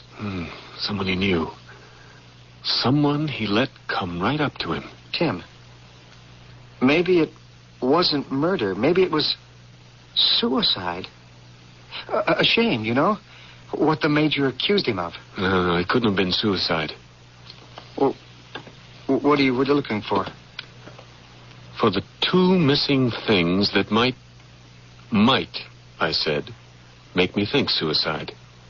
But they're not here. Two things are missing? But do you see a farewell note? Any note? A word to his wife? A written explanation why he killed himself? And the other missing item, even more important. If the general shot himself, where's the gun? You're right. Where's the gun? It was murder, and the murderer took it with him. I'll bet a year's wages when they examine the bullet, they'll find it was fired from the Major's gun. What are you going to do about Cal Russell? What can I do but place him under arrest? He's the prime suspect. I don't look forward to the next two steps. Oh? What's that? Placing the Major under arrest, and then finding Mrs. Cutler and breaking the terrible news to her.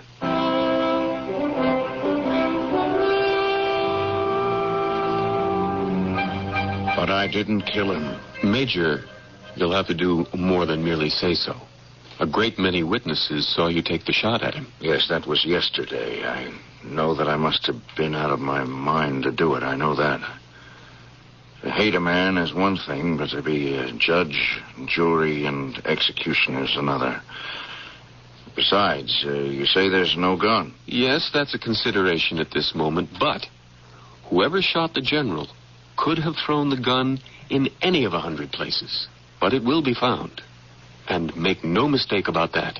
Hasn't it occurred to the Secret Service, Mr. Forrest, that since I was sleeping way off in the servants' wing, if during the night I'd hobbled with my crutch all the way to the general's room, and I still don't know where that is, isn't it likely in all that time from my room to his and back someone would have seen me? Someone probably did. But right now they're not coming forward. Maybe they hated the general also, and you did their job for them. On one foot and one crutch. You believe that? I believe a man of your will, who can survive death and imprisonment, can do almost anything he wants to, Major. So my word means nothing to you. What are you going to do? I've sent for some irons for your hands and feet. You're going to put irons on one crutch and my one good foot?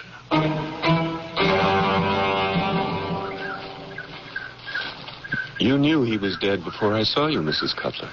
My maid came and told me, Timothy. You're a very brave woman. You become very acquainted with death when you're married to a soldier. Let's keep walking, Timothy. Mrs. Cutler, are you sure you feel like walking the grounds just now? I feel if I don't keep moving, I shall die. All of us in Washington love the general. He'll be missed. Yes, all of us. We'll miss him. I'm going to get to the bottom of this, I promise you. It's the last thing I do. I can't tell you how desperate I feel over this tragedy. When I was assigned to the general, it was such an honor. The department trusted me to protect him. Timothy, don't blame yourself. Who else is there to blame? What has Major Russell said? He denies everything. Says he was asleep. Isn't that possible? How can he prove it, Mrs. Cutler? What angers me as much as shames me is the story the Major gave as reason for his hatred for your husband. The more I go over it in my mind, sending rafts with 1,500 men, knowing the rebels must be lying in wait, the more I realize it's a wicked, wicked lie. No, Timothy. It wasn't. Calvin Russell's story of what happened was not a lie. It was the truth? Yes. Every word. Mr. Forrest, how long am I going to be kept under restraint? I've sent for the Attorney General. He'll decide. Did you grant me my request? Yes, I did. must be her. Come in, Mrs. Cutler. What have you done to him? He's in irons, Mrs. Cutler. Oh, no, that is horrible. It's horrible. Timothy, you must undo those irons immediately. I'm sorry, but I cannot. I must wait for the Attorney General and the prosecutor of the military court. We are treating him worse than the Southerners did in Andersonville. No one was hobbled like this. I can't bear it. I won't have it. I'm truly sorry, Mrs. Cutler, but the Major is the only suspect we have at the moment. I can't have a human being treated this way. Major, I'm going to take steps this very moment so that these terrible things are removed and you are set free. Well, how do you aim to do that? I'm going to show you who killed my husband. You know that? I have known it since the night he died. It's there, Timothy. There at the bottom of Benjamin's lily pond. If you take a stick and move some of those water lilies, I'm sure you'll see it. What will I see? The gun that killed him. You saw the murderer throw it down there? I threw the gun into the pond. Yes, it's so.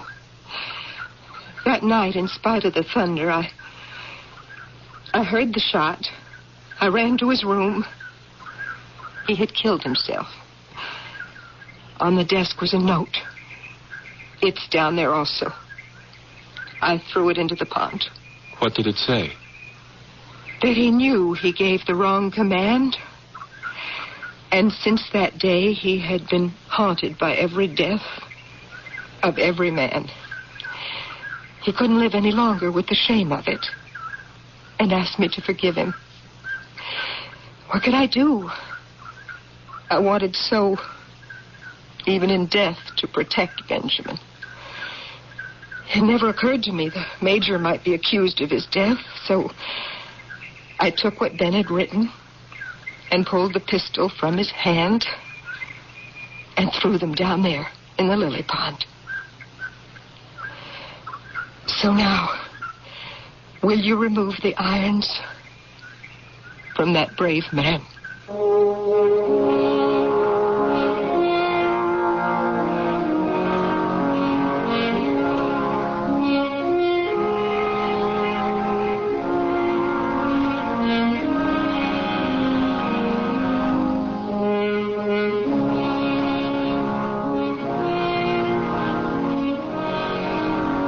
As I said before, this slightly tarnished piece of Americana is a tale of the brave and the mistakes and tragedies that followed.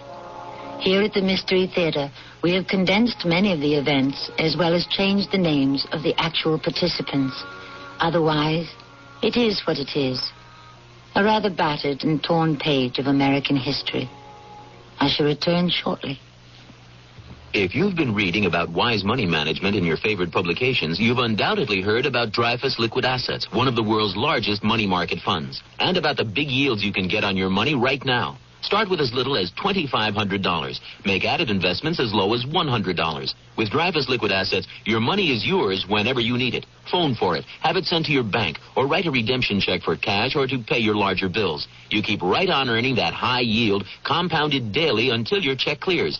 No penalties on interest, no sales charge, no charge for the checks. It's so simple, sensible, convenient. But find out for yourself. Call toll-free 800-228-5000 for free information and a prospectus, including management fee, charges, and expenses. Read the prospectus carefully before investing or sending money. Discover how Dreyfus Liquid Assets can help you get the lion's share of today's high money market rates. 800-228-5000. Toll-free 800-228-5000.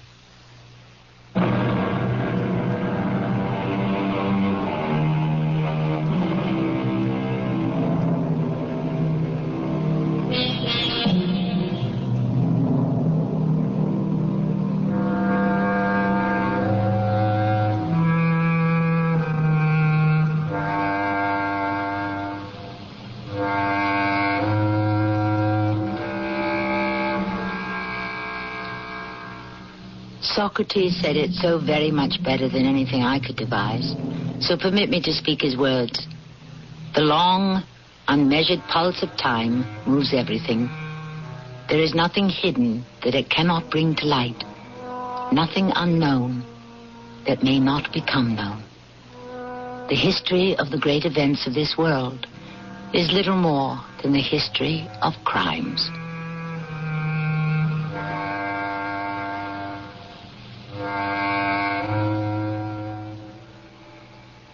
Our cast included Tony Roberts, Keir DeLay, Bob Caliban, and Terry Keane. The entire production was under the direction of Hyman Brown. And now, a preview of our next tale. Women, Norfolk. You know what Anne had the nerve to say to me? Henry, calm yourself. Oh, to put it mildly, le majesté, huh? I made that woman, and I can break her. I was forced to marry her. You would have me believe that? Yes, her sorcery bewitched me, but it's all over. Over and done with. It's because of young Jane Seymour, isn't it? Well, might be. Well, she's a charming creature. I won't be punished if I marry her, I can assure you of that. Your Majesty, who has punished you? Who would dare? For a wise man, you talk like a fool. A man is denied a son. Is that not the Lord's displeasure and anger? Well, I shall marry her first.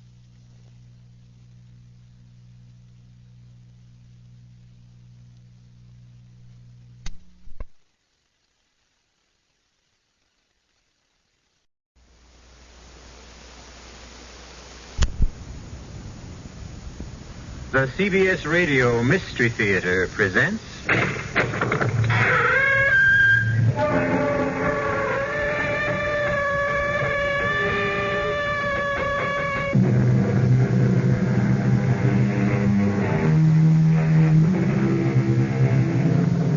Come in. Welcome. I'm E.G. Marshall. Welcome to the terrifying world of your own imagination. I would like to offer a few observations on the vagaries of the animal called man. Take the popular saying, seeing is believing. What idiot first said that? And how many idiots have repeated it since? Do you believe in love? Tell me the color of it. Do you believe in truth, goodness, mercy? What shapes do they come in? No, my friends. Seeing is not believing. Only believing is believing. And we'll prove it to you in the story that follows. The longer we're away from this earth, Alice, the less we rely on our senses. The senses, in a manner of speaking, start to fade, little by little. They tell me this is quite normal. Actually, they tell me I'm a bit ahead of the game to be able to enjoy as much as I do. Charles, when you say they tell you this and they tell you that, you mean... I mean them, of course. All those. The ones up there? It isn't up there, Alice. And it isn't down there either. Well, where is it? It's simply there. Meaning, not here. I thought you knew that. Are there a lot of them? Of course there are a lot of them. What would you expect?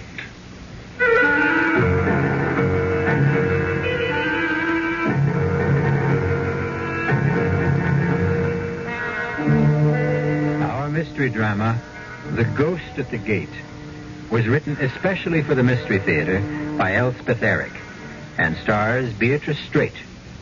It is sponsored in part by Anheuser-Busch Incorporated, brewers of Budweiser. I'll be back shortly with Act One.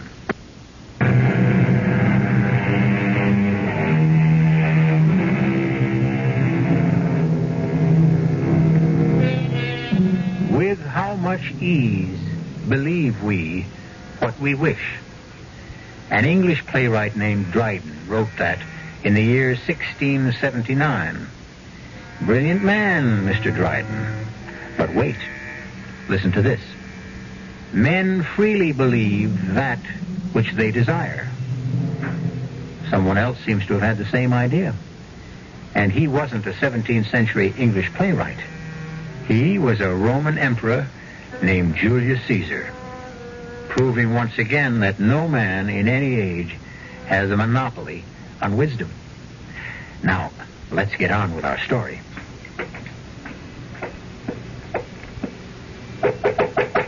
Come in, Dorothea. Your chocolate, Mrs. Emery. Oh, good. Shall I light the fire in the fireplace? Yes, please. I think it's chilly enough for... Oh, Dorothea. Ma'am? You forgot the other cup again. I did. I told you to always bring 2 cups. Oh, it seems so silly. I'll decide what's silly. When there's just you to drink it. I've explained that to you, Dorothea, more than once. I like to drink 2 cups of chocolate before retiring, and I don't like that icky sediment in the bottom of the cup. I'll try, Mrs. Emery. Now, if that's all... Or do you want me to go downstairs and fetch up another cup? Oh, no. Go to bed. Oh. Good night, Mrs. Emery. Good night, Dorothea. All right now, darling. Chocolate's all poured. Fire's lighted. Charles, everything's ready. Now, come on, darling, or the chocolate will get cold. Don't want any chocolate. Oh, Charles, you love chocolate. You always love chocolate. Tastes like mud. But it's very good chocolate. You know what good chocolate Dorothea makes. Now, come on, Charles. Don't make me wait. You want me? Want you? Oh, Charles, how can you ever ask such a thing? Why, I go through the whole day thinking of you. All afternoon at the community chest, I think about you. My darling, it's torture for me listening to those other women whose husbands are with them in their conventional way. I want to scream at them, but I have my Charles, you silly females.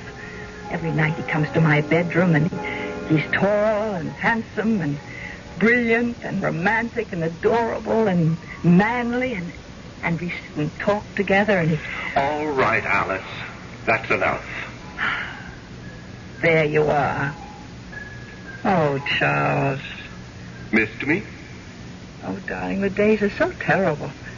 I can't think of anything but this moment when we're together. But you know that, my dear. I tell you every single night. I need to hear it, Alice.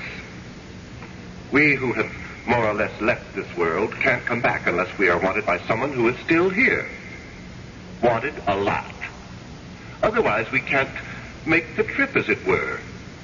We can't even purchase a ticket, so to speak, unless we have a destination that is vibrant with love and need and desire. But I love you and I need you. I desire you. You should know that, Charles. Well, it doesn't hurt to hear it. Here's your chocolate. Try it. I don't want it. Oh, Charles. The longer we're away from this earth, Alice, the less we rely on our senses.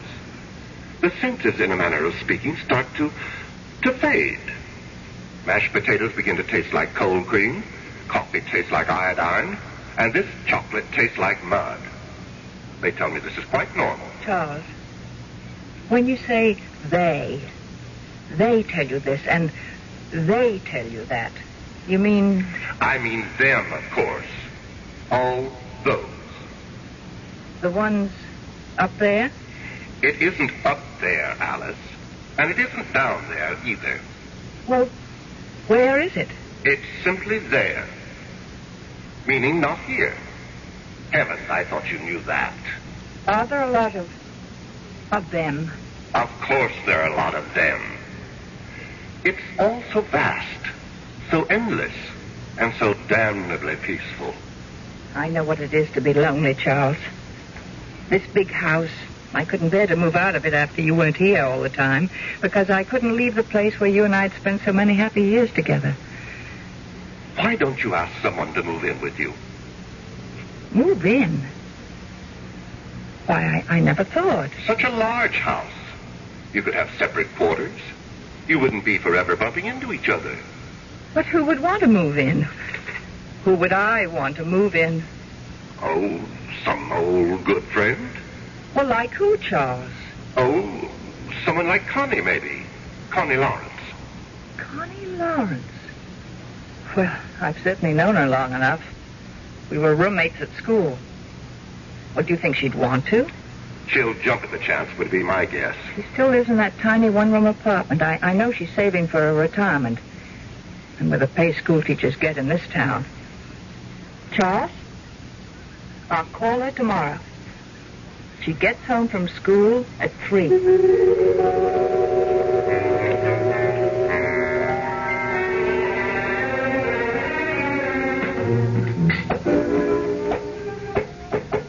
Come in, Dorothea. Your breakfast, Mrs. Emery. Thank you.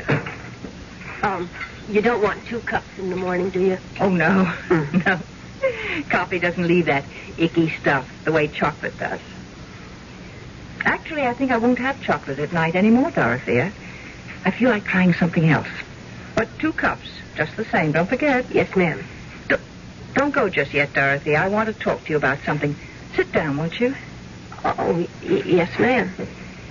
Dorothea, do you find the work too hard in this big house? No, ma'am. Well, we used to have a houseman and an upstairs maid and a cook. Oh, I've no complaints, Mrs. Emery, if you don't. Oh, I don't. This is the only job I've ever had. I've worked here for 22 years. I was so fond of both you and Mr. Emery right from the start, and I still am of you. And, well, goodness knows I practically worship this house. It's so beautiful. I love taking care of it, and I love living in it. Do you still have that little room on the 3rd floor in the back? Oh, I love that little room, Mrs. Emery. I can look out and see the garden. I was thinking, why couldn't we give you all the other rooms as well? The rooms the other servants used to have. All of them? Well, why couldn't we knock out the partition between your room and what used to be the cook's room? I'd have 2 windows. And make one of the other rooms into a really big dressing room. Oh. And maybe put in some kind of a kitchen for you with a hot plate and a refrigerator. Oh, Mrs. Emery, I never thought I never imagined in my wildest dreams. No. It's all settled. Oh. I'm going to stay right here in bed all morning and make plans. I don't know how to thank you, Mrs. Emery. Don't try. It's my pleasure. I just hope I deserve all the... Oh, before I forget, Dorothea. Oh, yes. Last night while I was drinking your lovely chocolate, an idea came to me. You and I are rattling around in this big house. Oh, we certainly are. And I was wondering, well, how would it be if we invited Miss Lawrence to stay with us? Miss Constance Lawrence? Do you remember her? Isn't she the one who teaches school? Used to come to dinner once in a while. And after she'd help Mr. Emery with the double-cross stick? That's Connie. Oh. I thought we could open up the 2 big rooms on this floor in the back. In that way, she and I would have separate quarters and not be, bumping into each other all the time. Of course, I imagine she'd expect to take care of her own room. Oh, I wouldn't mind. Let's do more rooms. You wouldn't mind cooking for her? Oh, what's one more person to cook for nothing? Oh. Well, then, it's all settled. My goodness. The house will be kind of lively again. Almost like before. Not quite, of course, but... Well, you know what I mean. I know what you mean, Dorothea. It will be more lively.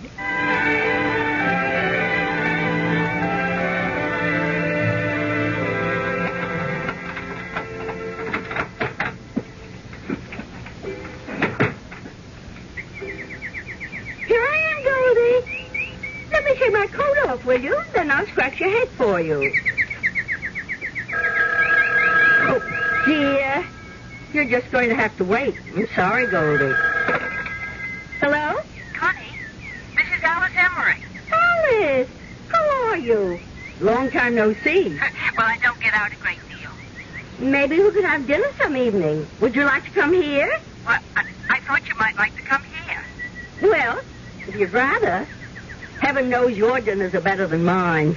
Connie, I want you to come here for good. I mean to live. To live? To live with you? Why not? We've known each other practically all our lives, and I've got this huge house. I've got Dorothea to look after us. You could have your own quarters overlooking the garden. We'd live quite independently since I'm in the front, and you're at school till 3, and by the time you get home, I'll be at the community chest. We'll just meet for dinner. Maybe have a little nip together first. Oh, Connie, say you will. Oh, Alice, I don't know. I've lived here for so long. That tiny little place. High time you got out of it. But I'm used to it. And then there's Goldie. You know, my canary. Bring Goldie with you. We'll find a nice sunny window. Alice, it's all very tempting, but I don't know. Think about having 2 big rooms and vegetables out of the garden and being waited on. And Connie, think of the money you'll save. Well, yes, but all the same. You've just got to say yes, Connie. Take the afternoon to think about it and call me back. I will, Alice. I'll call you soon. Fine. Bye. Bye, Alice. Oh, dear. It all sounds so luxurious. 2 rooms and fresh vegetables. And someone to cook for me. But I can't leave this little place. I can't give up my afternoons. Why, I couldn't live without my afternoons. I know this place is small and dark and furniture is dingy and the bathroom is old-fashioned. But we've never minded, have we, dearest? Have we? It's a very small place, Connie. But if I move into Alice's house, I might lose you forever. You might never come to visit me again, and all my lovely afternoons would be really over.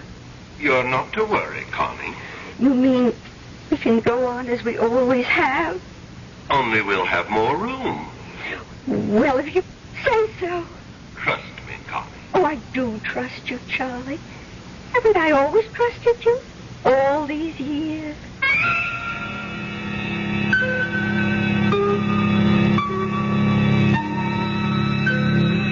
His flesh may be weak, but the spirit of Charles, or Charlie, is very, very willing.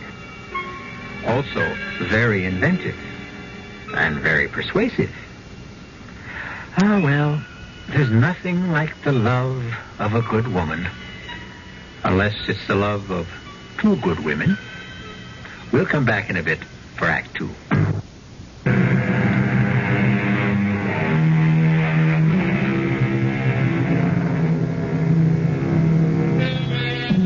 Now we come back to our story. We seem to have uncovered a triangle here. Connie, Alice, and Charles, or Charlie, as Connie calls him.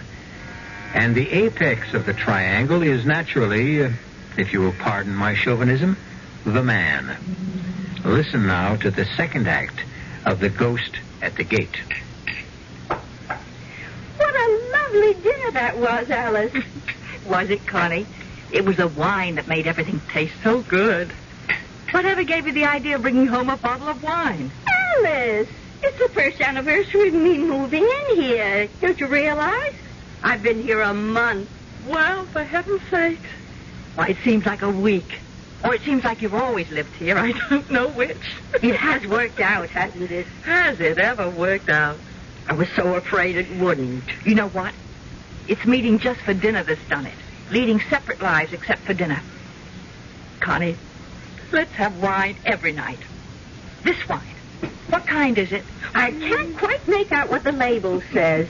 Oh, it's in French. Oh, so never mind. It's got a picture of a house on it. If it's French, it's a chateau. I didn't know that. You're very clever, Alice. Save the label, and I'll order a case of it. Must be really nice to have money. I've always found it to be nice. I guess money is about the nicest thing in the world. Money isn't. Love is. Oh, yes. First comes love. Friends come second, then money.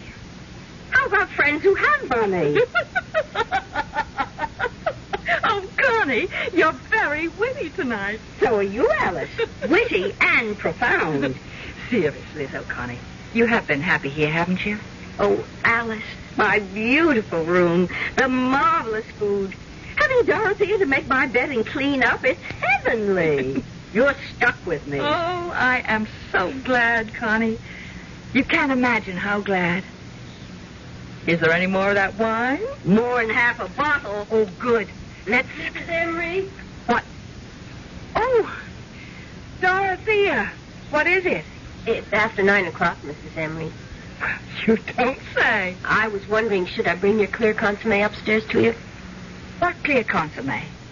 Well, Mrs. Emery, we talked about it last night. Remember when you decided to give up the chocolate, and then we tried apple juice and prune juice and lemonade, and last night you said clear consommé because it has a nice aroma? Well, I did say that, didn't I? Uh-huh. What time did you say it was? 9:15. My goodness. What's the matter, Alice? Past time. Past my bedtime. You want the consommé? Oh, to heck with the consommé. I'll take the wine. You don't mind, do you, Connie? Why, no, Alice. Oh, let me have your glass, too, all right? Sure, Alice. I've got my glass, Connie. Forgive me for eating and running. Alice, it's your house. I simply didn't realize the time. 9:15. Heavens. She'd better not drink any more of that wine. She's not used to it. Neither am I. Only tonight we were celebrating my being here a month. Mm. Why did you want 2 glasses, Dorothea? Oh, she always wants 2. 2 cups, 2 bowls, 2 glasses. One of her little ways. But tonight she took my glass. Do you suppose she wants me to join her? I wouldn't know, Miss Lawrence. Maybe. Maybe she's always expected me to join her after dinner, only she didn't want to suggest it. When I moved in here, we agreed that we'd lead absolutely independent lives, not get in each other's way. We've been very careful about that, going to our separate rooms after dinner. Maybe all this time she was hoping I'd stop by her room on my way to my room, and I never noticed Dorothea. That must be it. I wouldn't really know. I never guessed. Oh, how self-centered, how insensitive. I'll never forgive myself. I'm going up there right now and apologize. Can I clear the table now? Do whatever you like. She's got to forgive me. That's all there is to it. Dear, sweet, generous Alice. She'll understand. No, I didn't mean to hurt her feelings. Alice, may I come in? Come on, darling, have some wine. Alice? Connie and I had it for dinner. We just loved it. Try it, Charles. Charles? Not at all bad. Nice bouquet. Charlie! Charlie! Where did you come from, Connie? You never told me. How could you, Charlie? Charlie? Just give me a moment and I'll explain everything. But I need a moment to think. Then I'll explain.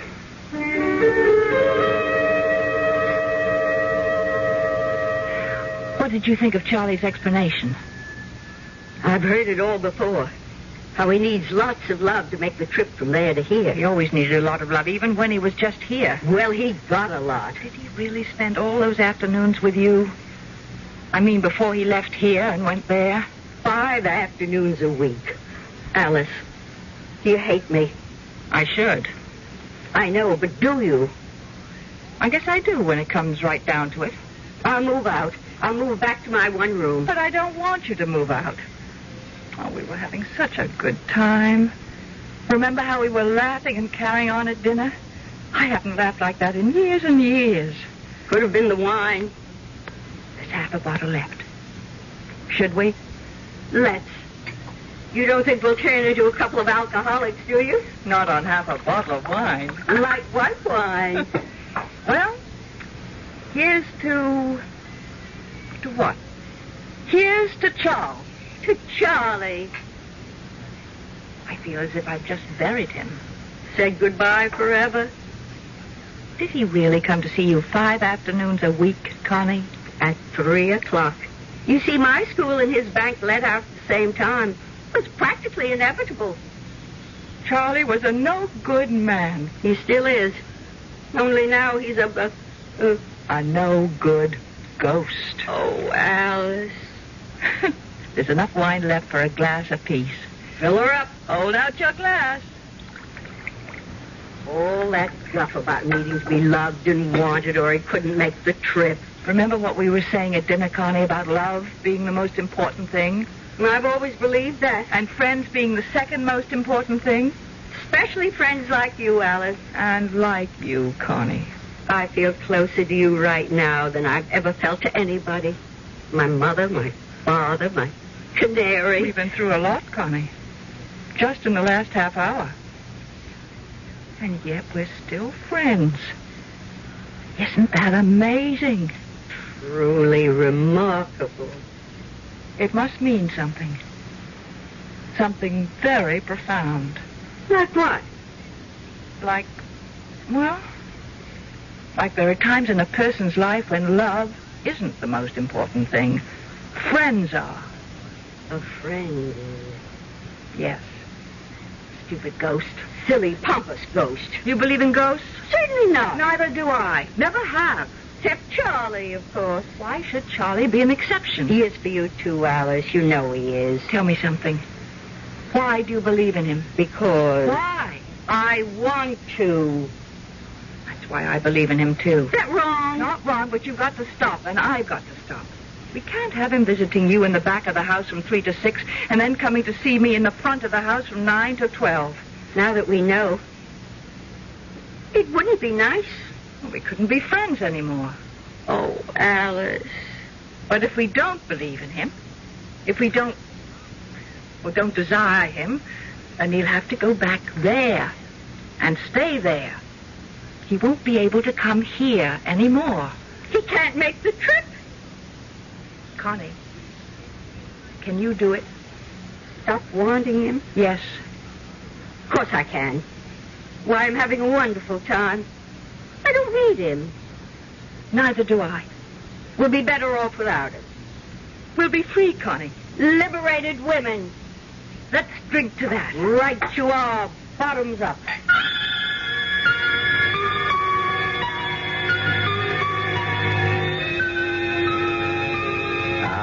What courage lies in the bottom of a glass. Courage for the shy, the lonely, the frightened, the frustrated, and for the two elderly ladies determined to forget a ghost. We'll return shortly with Act 3.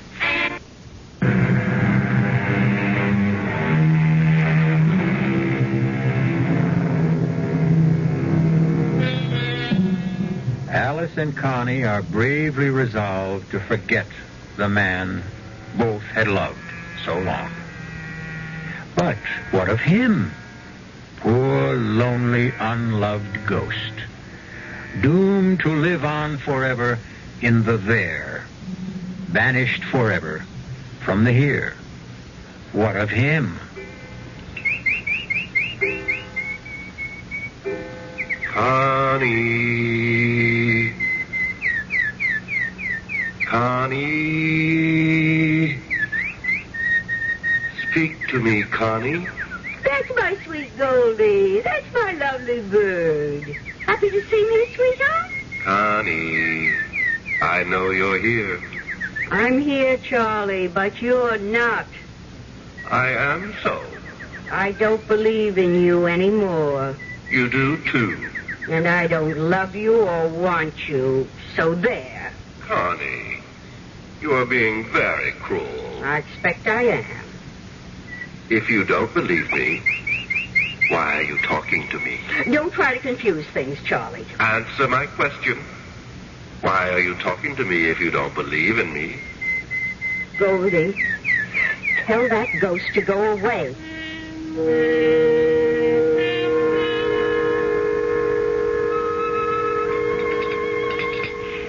How did it go today, Connie? Oh, he was around. I could hear him. What did he want? The usual. Be loved, be wanted. I told him no more of that. You had a conversation with him? Not much of a one. You haven't stopped believing. Have you stopped, Alice? I think so. You haven't. If you'd stopped, you wouldn't say, I think so. You'd know. Oh, Connie, how can I know? Mrs. Emery?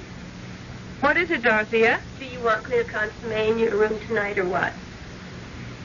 Nothing. Not anything? Not a thing. Oh, well, all right. I had it all ready, but... That ought to show him, don't you think, Connie?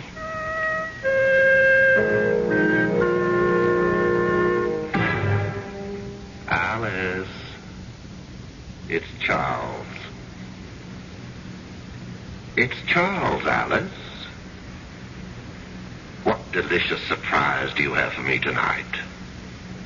Orange crush? Pomegranate juice? Not a blessed thing, Charles. Ah, you spoke. I didn't mean to. But you did. How beautiful to hear your voice. Oh, don't tell me that old malarkey, Charles. Malarkey? I never thought I'd hear my wife use a word like that. I'm not your wife. I'm your widow. And I'm using a lot of words I never used before. Alice, say you love me still. I can't make the trip unless you love me. I loved you for 35 years. Alice, I'm facing eternity. What's 35 years? Maybe not much there where you are. But it's a long time here. Now I'm going to turn off the light and go to sleep.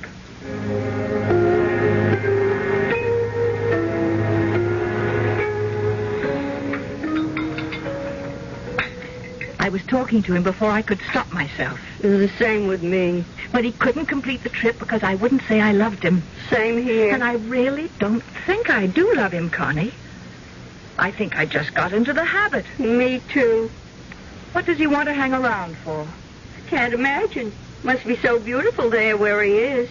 Why should he want to come here? He says it's very peaceful there. Sounds heavenly. Not much like here. Alice, that's why he keeps coming back. He can't stand the peacefulness. He isn't having any fun. I bet you're right. No worries, no troubles, no arguments, no problems. He can't stand it. That's the way he was when he was here. That's why he took up with me. Why else would he want to have a clandestine affair in the afternoon with a middle-aged school teacher when he had a wonderful wife like you? He was bored. He wanted a little excitement. He still wants it. Funny. I always thought people changed when they left this terrible world. I guess they don't. I hope I change. I'd hate to go on the same way for eternity. Being petty and jealous and suspicious. Oh, no.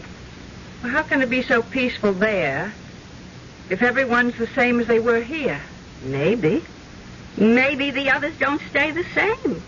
Maybe they accept all that eternal peace and enjoy it. In the meantime, Connie, while we're still here, we have a problem that must be dealt with. Let's face it, neither of us has stopped believing in Charles completely. Alice, I don't know if I'll ever be able to stop completely. Maybe there'll always be some little corner of my mind that goes on believing that Charlie is here. It's the same with me.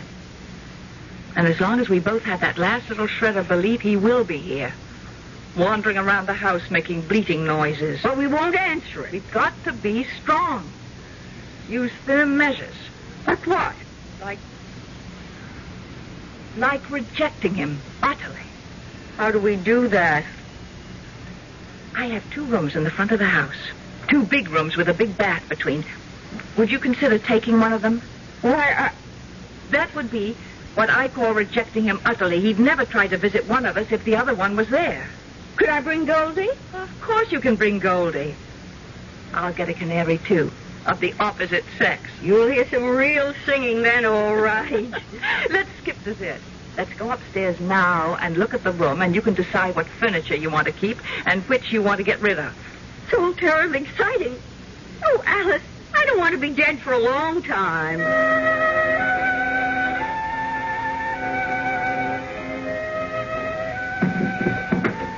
There. The desk between the windows and the chair here. We'll take out the love seat. And that'll leave room for the bed. What do you think, Connie? I think it's perfect. Now, what color do you want the walls painted? Blue. Blue? Really? I'd have thought with your dark hair you'd have wanted pink or yellow. Blue's such a nice background for Goldie. I'll tell you a secret, Alice. My hair is dyed this color. Alice. Alice. Listen to him. He sounds miserable. I expect he is. You really dye your hair, Connie? Do it myself. Want me to? I'll show you how. I wonder why I ever let myself go gray. You'd look lovely, sort of a pale ash blonde. Pale ash blonde. I like the sound of that. Connie. Connie. Where are you, my darling? Poor old thing. Don't you give in. Oh, I won't. Be strong. Oh, I will, I swear. Connie. Now, you said blue for the walls. Now, what shade of blue? Aquamarine, turquoise, robin's egg? Turquoise. Good. And we'll put white crisscross curtains at the windows with turquoise tie backs. Right. And we'll get a turquoise and white spread for the bed. Beautiful. Could I possibly have a white rug? A white shag rug. Why not? Alice. Connie. Somebody.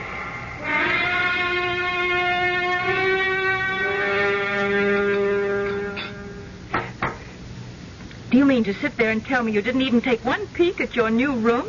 I wanted to wait till you got home from community chess. Well, right after dinner, we'll look at it together.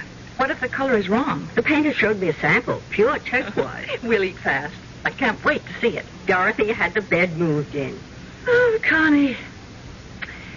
I hope we'll get along as well as we've been getting along after you move in. We will. We will. And Charlie will go back there and settle down. He'll be much better off. He'll thank us. If I know Charles, he won't. Well, if you don't know him, I don't know who does. Unless it's you. You know, you're right there. Connie, I had a thought. What if I went to the community chest in the morning instead of the afternoon? That way, when you get through school, we could do things like go to the movies. Oh, Alice, for fun! And you know what else? Weekends, we could take a train into the city and see a play. Or a concert. Or go to a museum. Oh, Alice!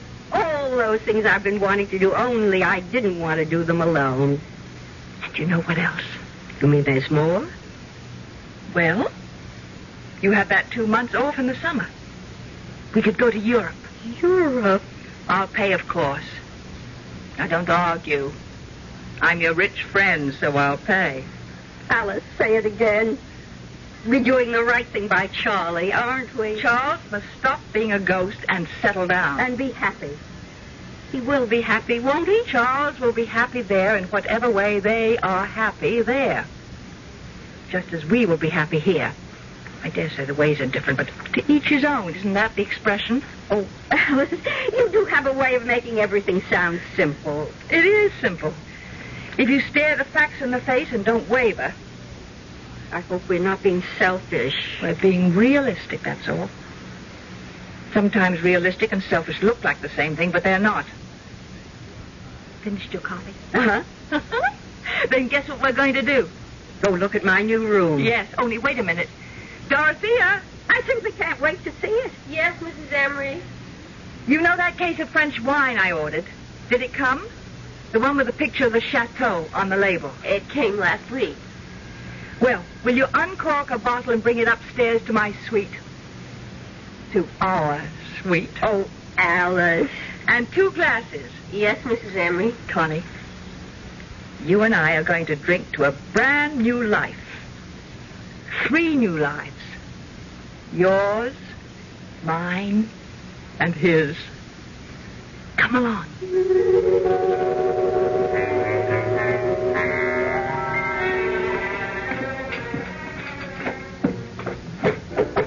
Come in, Dorothea. Oh, good. The wine's arrived. Just set it down here, Dorothea. Yes, ma'am. Dorothea, Miss Lawrence and I have decided to go to Europe for 2 months this summer. Oh. So you'll have a good long vacation instead of your usual 2 weeks. Full salary, of course. You're free to go where you like, or you can stay here. Oh, thank you, Mrs. Emery. I don't know where I'd go exactly. Well, suit yourself. Pour the wine, Connie.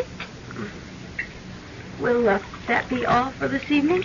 That'll be all. Then I'll say good night to you both. Good night. Sleep well, Dorothea. Thank you. 2 whole months. They'll be gone 2 whole months. What'll I do with myself? Dorothea? Where would I go? Dorothea. What would I do if I stayed here in an empty house? Dorothea. Can't you hear me? I'd be all by myself. No, you wouldn't. No, you wouldn't. If there were just somebody... There he is. There he is. If you'd only listen. Somebody like him. There is me, Dorothea. Oh, Dorothea, hear me. But he's gone. Believe in me. Never to return. Love me. Want me. And I loved him so. Dorothea, listen. And I still do. Oh, I love him still. Dorothea, look at me. Why, Mr. Emery. I thought you'd never notice. Have you been here long? Not too long. I'm so surprised. I thought I'd never see you again. Ever. Well, now you do. It's like a miracle had been performed. A lot of good hard work is more like it. I've never forgotten you. Really? Well, I know it was just that one weekend when Mrs. Emery went to her 25th college reunion, but I've never forgotten. That was quite some time ago. I was younger then, of course.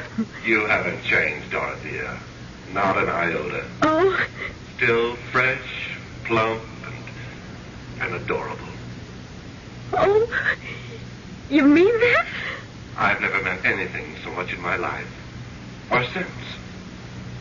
Dorothea, could you love me? Oh, but I do love you, Mr. Emery. You do? I've never loved anyone else. Not since that weekend. You came up to my room on the 3rd floor, don't you remember? That tiny little room. Yes, I do remember. Oh,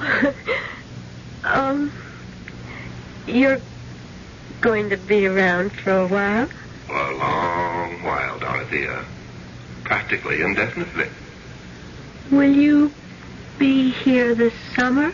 This summer, and this fall, and all next winter and next year. For as long as you want me, Dorothea. Oh. Come on.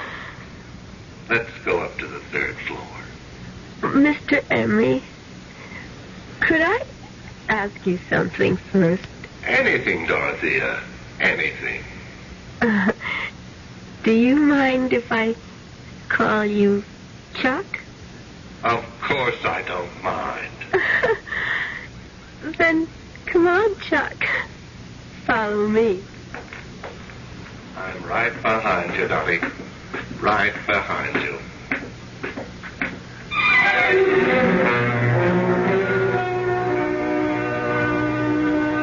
So, Charles continues his mad pursuit of life after death.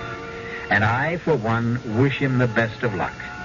And the best of luck to Connie and Alice with their new hairdos and their new pantsuits. Good luck to them all. Good luck to all of us. It's what we need the most. I'll be back shortly.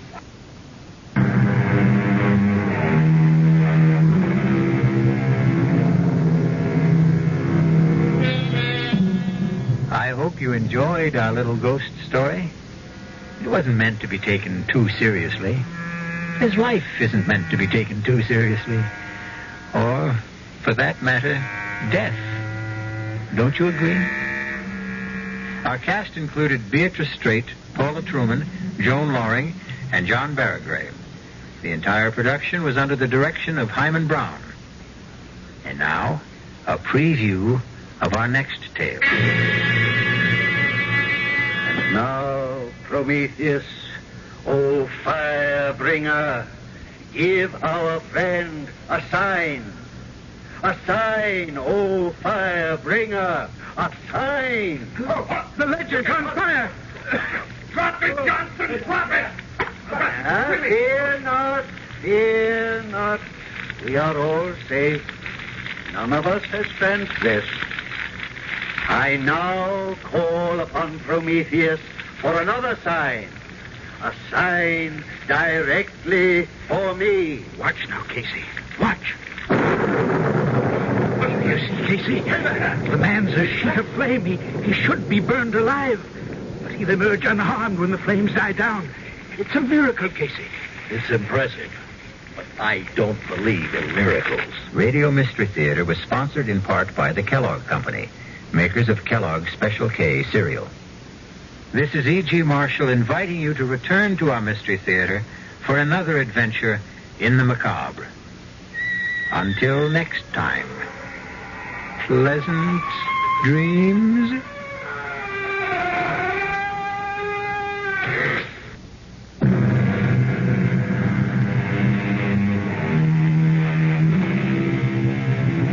The KIXI CBS Mystery Theater was brought to you in part by your friendly Tradewell store.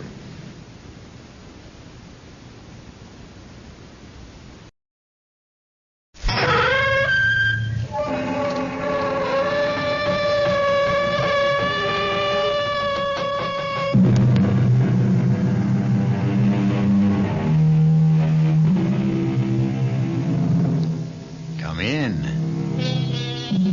Welcome. I'm E.G. Marshall. Sit down. Anywhere you like. I have a small confession to make. I am crazy about ghosts, and I cannot for the life of me comprehend why anyone should be afraid of them. What, after all, what do ghosts do? They haunt, that's all. To haunt means to visit, to frequent. In short, to hang around. What's so scary about that? A hopeful lover hangs around a lot. If an inspiring lover or a wistful compatriot can hang around without inspiring fear, why not an anxious ghost? Is it really you, Paul? Yes, Melba. It is I. Oh, Paul. Don't cry, Melba. I can't help it. All right, dearest. Go ahead and cry. Oh. Paul, tell me something. What? Are you happy? Where you are? I'm really sorry you asked me that, Melba.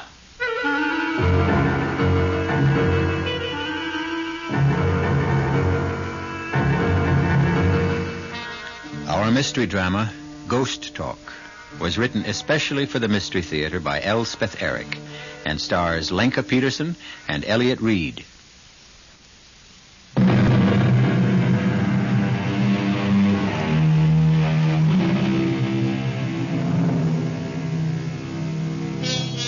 Yes, ghosts haunt places. Traditionally, they haunt large, decrepit mansions with long halls, extensive staircases, and musty attics. But these big old edifices have all disappeared from our landscape, and it is more than likely that the ghost of today has to restrict himself to one-bedroom apartments with bath, kitchenette, and dining area. Poor ghosts. Will they give up haunting altogether, or will they do what we have done? Adjust. Melba? You have my number? Yes, Leonard. Both at home and at the office. If there's anything I can do, Melba, anything at all. I'll call you. Bless you, my dear. Oh, Paul. Where are you? Where?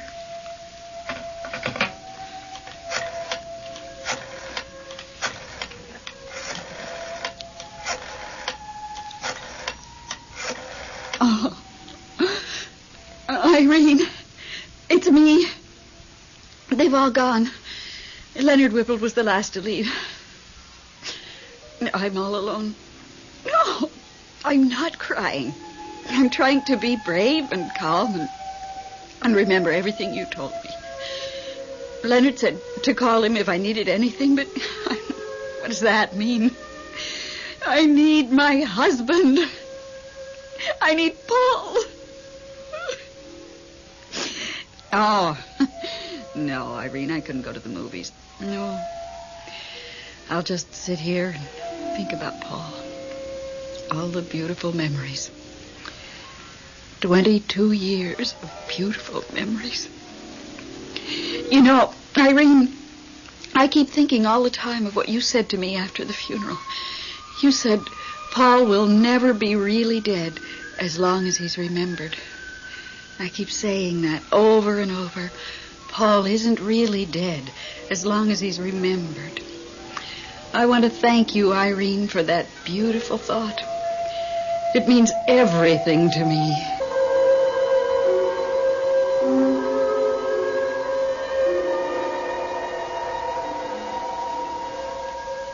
Oh, Melba. Melba. How goes it, Paul? Oh, hello. It's Bruce, isn't it? I'm new here. I haven't got everybody straight yet. You never will. It doesn't matter. Yes, I am Bruce. Mind if I join you? I wish you would. You had a particularly beatific expression on your face just now as I was floating by. I was thinking of my wife. My wife, Melba. Yeah, why? Why? Well, actually, because she was thinking of me. Remembering our wedding day. I was touched. You're really very new here, aren't you? Oh, yes, very. At the start, everybody is either touched that they're remembered, apprehensive that they won't be, or furious that they're not. Melba feels that no one is really dead as long as he's remembered. Is that what you want to be? Not really dead? It sounds nice. Well, it isn't. I don't know how you can say that. Because I happen to know. From bitter personal experience. My sainted mother remembered me every day of her life after I died, till the day she died and joined me here. Since her arrival, I'm happy to say, we've exchanged precisely 6 words. A while back, she had the grace to apologize. I'm sorry, son, I didn't understand. Those were the 6 words. Sorry for what? For remembering me. What was she supposed to do? Well, forget, for goodness sakes. I wouldn't expect her to forget immediately, of course. That would be unreasonable. But as soon as possible, put me out of her mind. My life on earth was over. I'm sure she meant well, your mother. After you're here a while, you'll realize that everybody doesn't mean well, and quite often does a lot of harm. But your mother loved you. Then why not leave me alone to enjoy myself? Why wake up in the middle of the night to remember how handsome I looked the day I graduated from dental college? So inconsiderate. Why was it inconsiderate? Because, my dear fellow, if she kept it up long enough, I'd have to stop whatever I was doing and go visit her. Visit her? How could you do that? How? Well, the way it's always done. As a ghost, of course.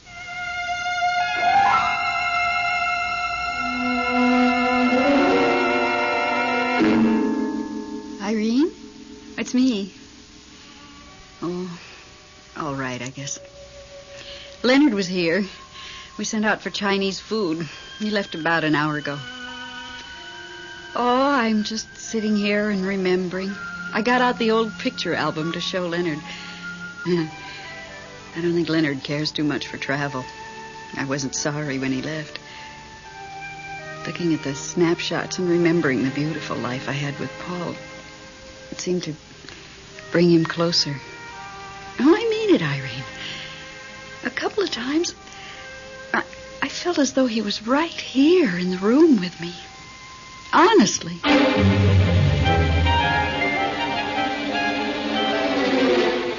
Bruce.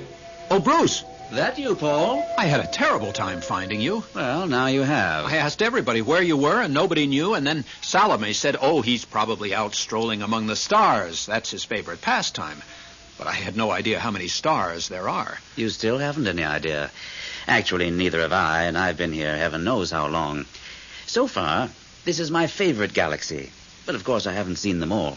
Has anyone, do you think? Oh, I suppose he has. He must have seen everything.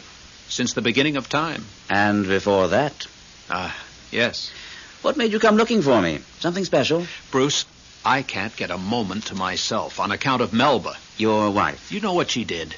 She got out an old snapshot album and started looking over all the pictures we took on our vacations, birthdays, Christmases. Typical. They all do it. The worst part is she showed all these pictures to a friend of mine. Of hers. Ours. Leonard Whipple. He couldn't have cared less. She's really hanging on to you, isn't she? It's very nice of her and all that, but it's terribly exciting for me being here. Everything's so completely different.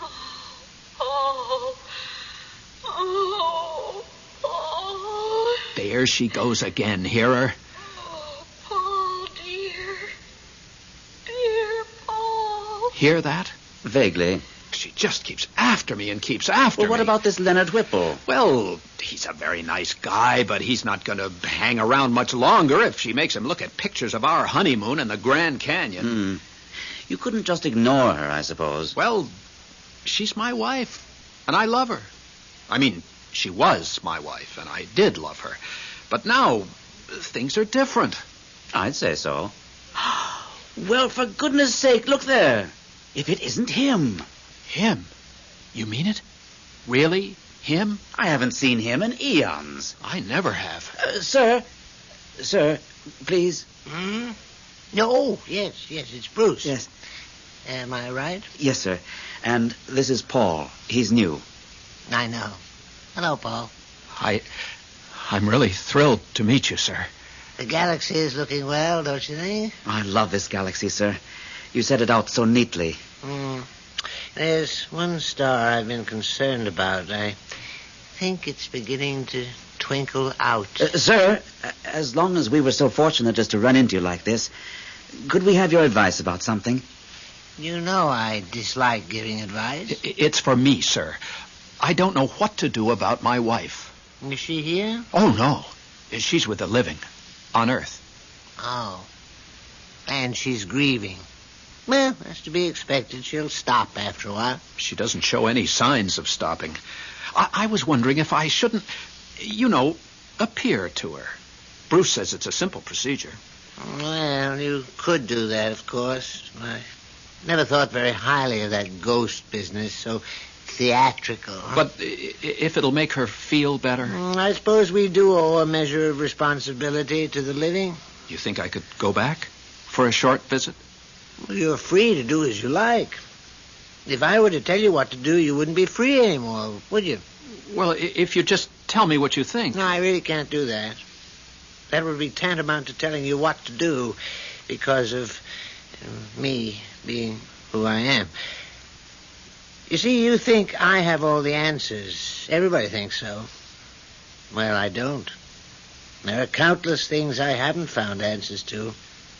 However, like everyone else, I keep trying. Now, I really have to go to see if that poor star is feeling any pain.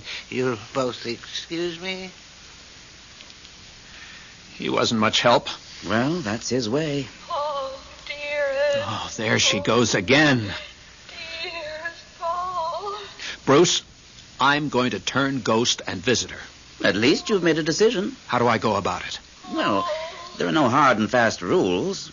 Actually, not many of us do it. It's considered kind of freaky. Freaky? Look how many of us there are and how few of them. If we all took to ghost walking, we'd have them outnumbered trillions to one. I don't care.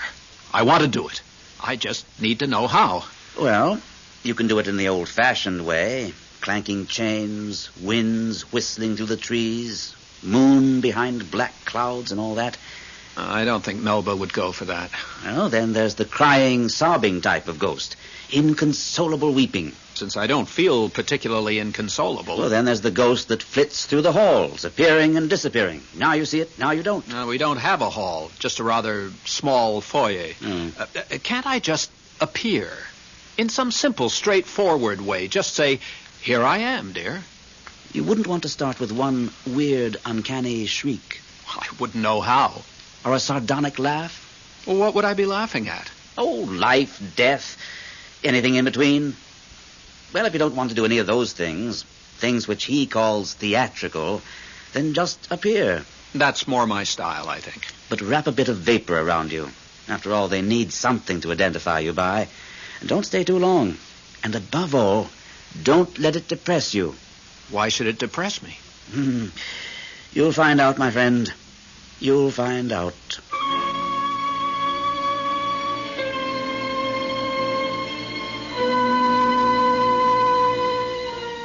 It never occurred to me that a visitation by a ghost could be depressing. Take now that well-known ghost of Hamlet's father, speaking spookily from the battlements at Elsinore. Of course, he didn't sound happy. How could he when his own brother had just killed him and promptly married his widow? He sounded angry, yes. Vengeful, yes. But depressed? No. And certainly not depressing. I'll return shortly with Act 2.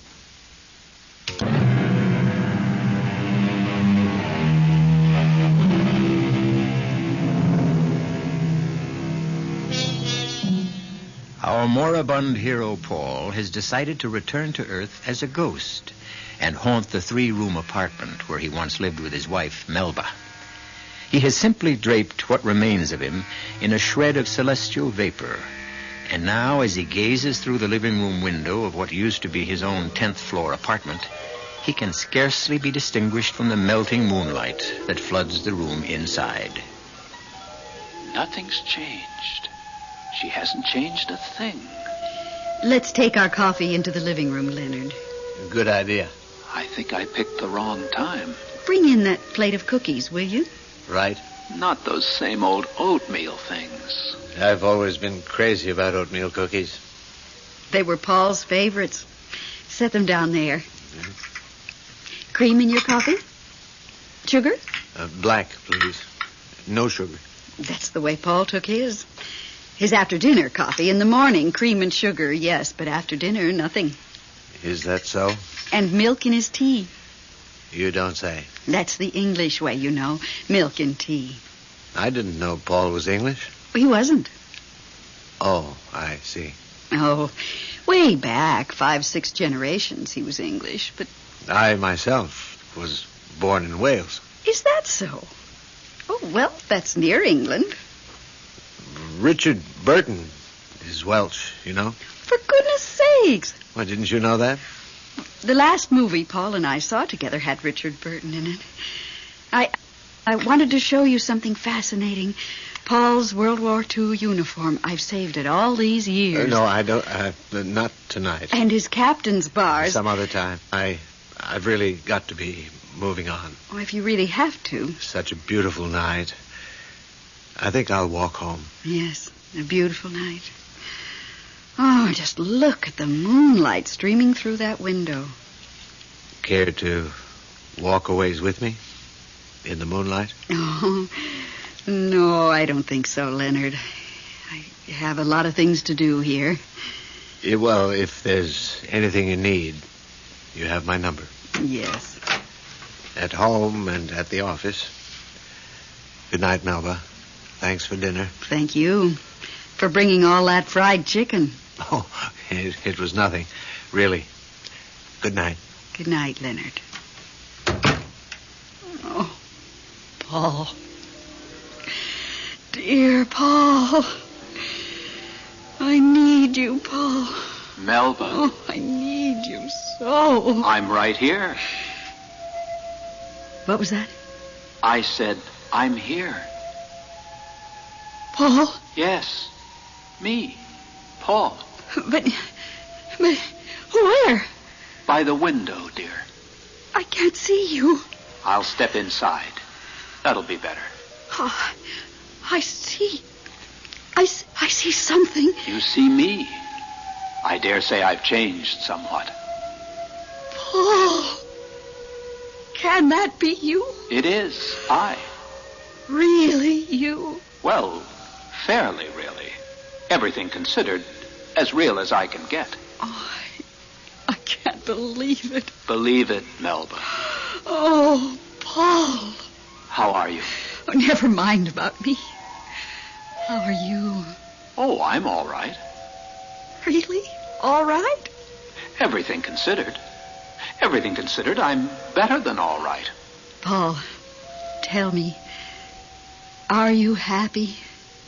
Happy? I must know. Are you happy?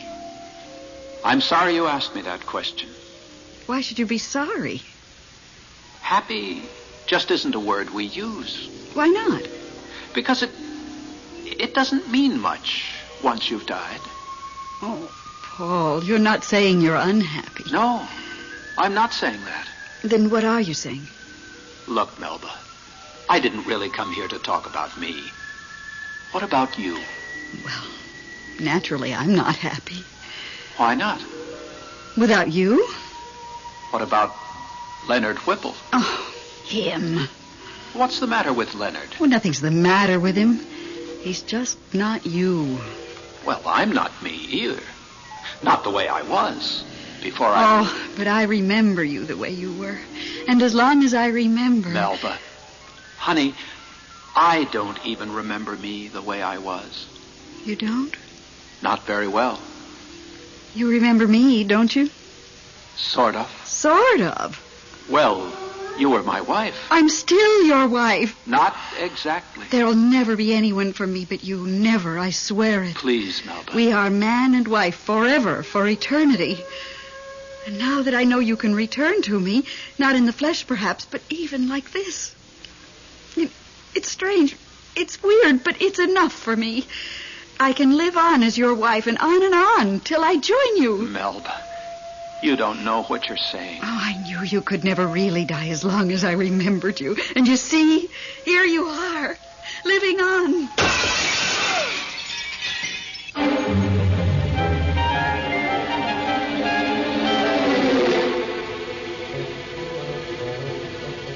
Hello, Irene.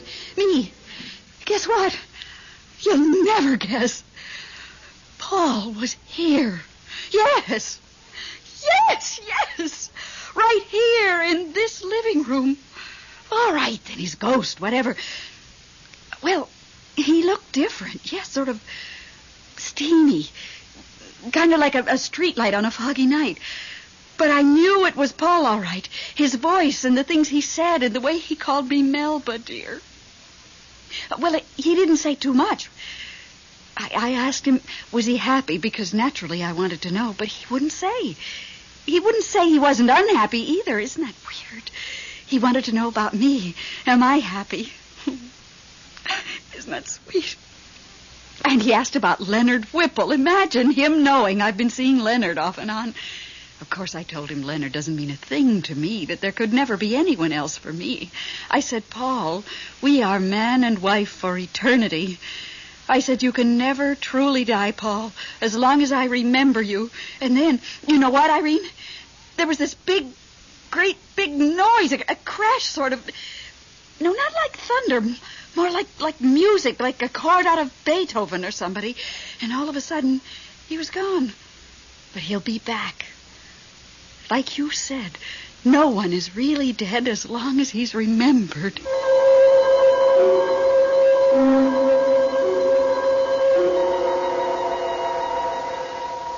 Sir. Oh, sir. May I speak with you? No. Oh, it's Paul, isn't it? Sir, could I have just a moment of your time? I have all the time in the world. I have all the time there is. But I don't quite know how much time there is, but I do know I have all of it. Does that star look all right to you? Well, I wouldn't know. I don't quite know how a star is supposed to look. Please, sir. Yes, of course. You want to talk to me. What about? I've been back to the Earth. My wife kept calling me. You said we owed some responsibility to the living, Did I say that? Yes, sir, you did. Oh, I wonder if I was right about that. These Earth trips can be very upsetting. Mine was. My wife wanted to know, am I happy? They're all so preoccupied with happiness, aren't they? I didn't know what to say to her. I couldn't answer her. This woman I'd been married to for half my life, I couldn't talk to her. It was as though we were living in two different worlds. Well? Oh, yes, I see what you mean. Still, shouldn't I have been able to answer her? Well, what could you have said? Well, that happy is a word that doesn't mean anything anymore. Happy is nothing without unhappy. The way pleasure is nothing without pain. The way health is nothing without illness. Euphoria is nothing without depression. Oh, you know what I mean, sir. I do know, yes. It's ridiculous to say I'm happy when I'm never unhappy. What I am is... What you are is... what? What I am is... free. Yes. I'm free. I'm Paul, and I'm free. And I'm free to be Paul. No more, no less than me. Me, Paul. Sir, why couldn't I be free like that before? Oh, dear, I ask myself that same question all the time. The only answer is that I miscalculated somewhere. And I did give those people the power to think, to reason, to figure out the sensible way to do things. Oh, why don't they use what I gave them? Why leave everything up to me? Theirs isn't the only planet in the universe, you know. I do have other things to look after, but the way they call out to me, they want me to do everything. Well, it's not right. It really is not right. No, sir. I'm sorry, sir. Well, what's done is done. They'll just have to muddle through the best way they can. Now, about your wife. Melba, is it? Yes, sir. Tell you what. Why don't you talk to Bruce about it? You two seem to get along so well. Yes. Talk to Bruce. Now, excuse me, will you? I really do have to go take a look at that poor star.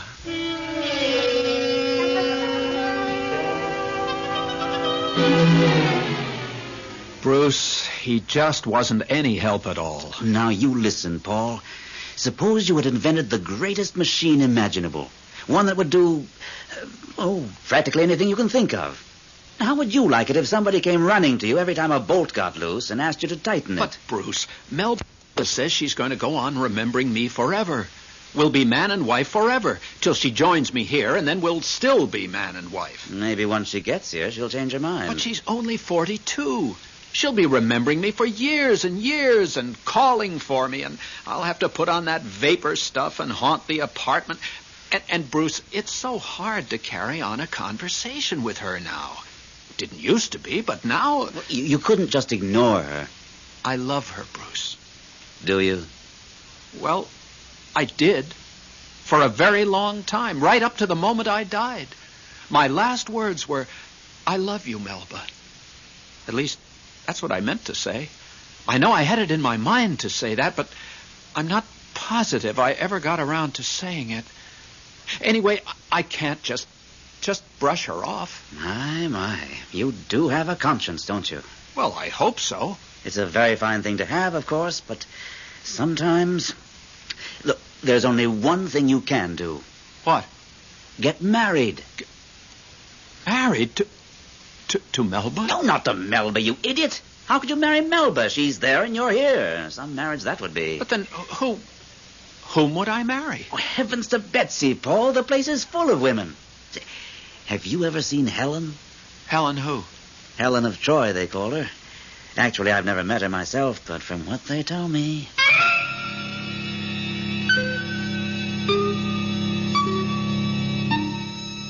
Marriages are made in heaven, so it's been said. There are those who consider this a profoundly true observation, while others think it one of the silliest statements ever made. I myself have no opinion, at least none that I care to express here. But no one, so far as I know, has ever claimed that people actually get married in heaven.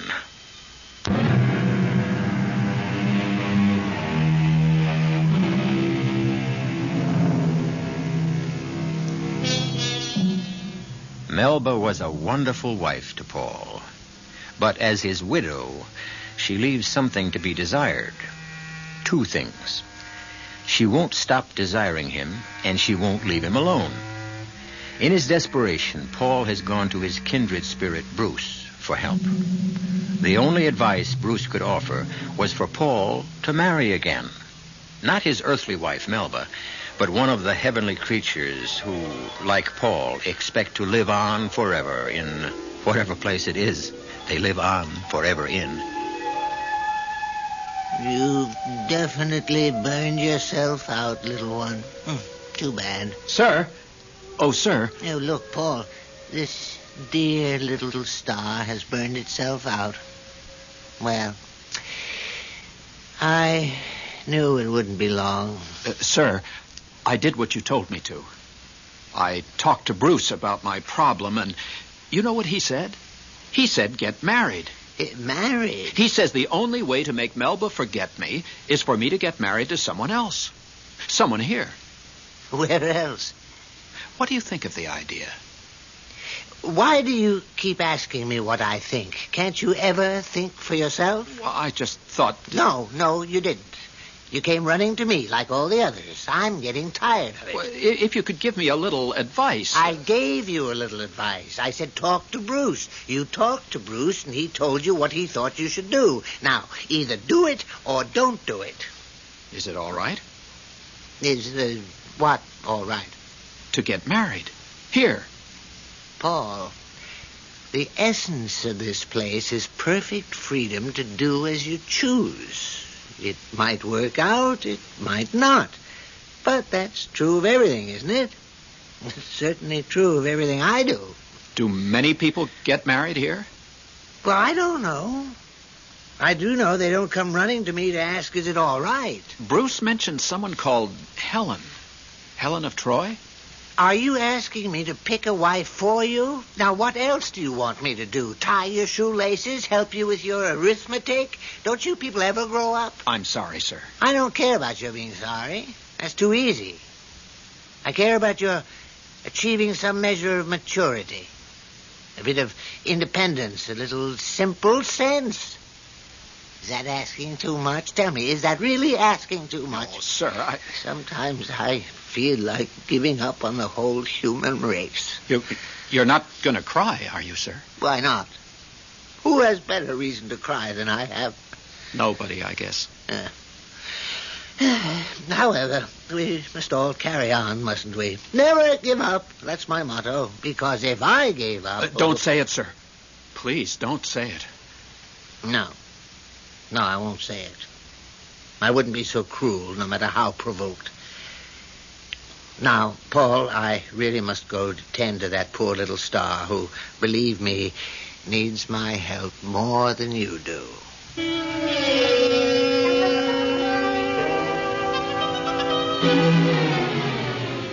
Irene, it's me. Oh, just sitting around. Leonard asked me to go to that new steak place with him, but I said no. I didn't feel like it, that's why. Don't be silly. I like Leonard. He's a very nice man, but... Well, there's a beautiful moon out tonight, and I thought maybe... Oh, for heaven's sakes, what's that? Well, there was a terrible clanking noise just now. It scared me to death. Oh, how could it be the radiator? The heat's not turned on yet. Is there a storm coming up or something? Was that whistling sound? Can't you hear it? Like a terrible wind. Or maybe a hurricane. What do you mean you don't hear anything? What? There goes the moon. It must be a hurricane. I mean, the moonlight just stopped shining. How can it be shining where you are and not here? Oh, now it's shining here, too. Irene, are you there? Are you crying about something? Oh, I thought you were. Well, no reason. I just thought I heard... Well, I heard somebody crying. More than crying, really sobbing. Oh, my goodness. Something just ran through the room. How do I know what? It disappeared into the kitchen. Irene, there's something here in the kitchen. It's laughing, terrible laughing. It couldn't be Paul because it couldn't be. Paul doesn't behave that way. He just comes to the window and says, "Here I am, Melba dear." It couldn't be Paul. Here I am, Melba dear. He just said it.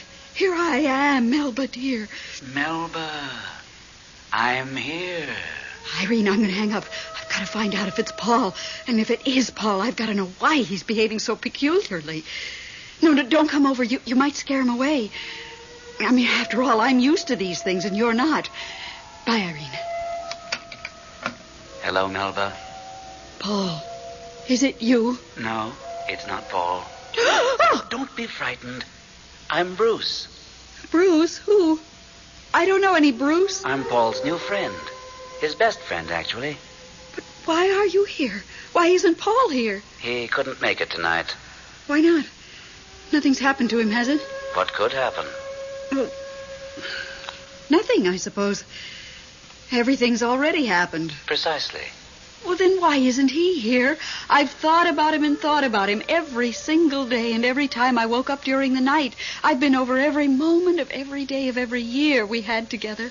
That's just it. And I'm just about to start over at the beginning. I wouldn't do that if I were you. Why not? He's not really dead as long as I remember him. He's not really alive either, is he? Well, no, but... Melba, you're wearing him out with all this remembering. Wearing him out? Yeah, back and forth, back and forth. It's very tiring, Melba. You mean he'd rather just stay where he is? I think so. Oh, nobody wants to be dead and forgotten. Wait till it's your turn. I certainly don't want to be. Wait, you'll find out. Nobody wants to be dead and forgotten. That's because they haven't tried it yet. You mean to tell me that Paul wants to be forgotten? By me? If you think you could manage it. Forget 22 beautiful years? Oh, I couldn't. I couldn't possibly. What about having 22 more beautiful years with somebody else? Like who? Well, I've heard nice things about a certain Leonard Whipple. Leonard Whipple? I've heard he's very devoted to you. But Leonard's not Paul. I mean, Leonard could never be Paul. But he could be Leonard, couldn't he?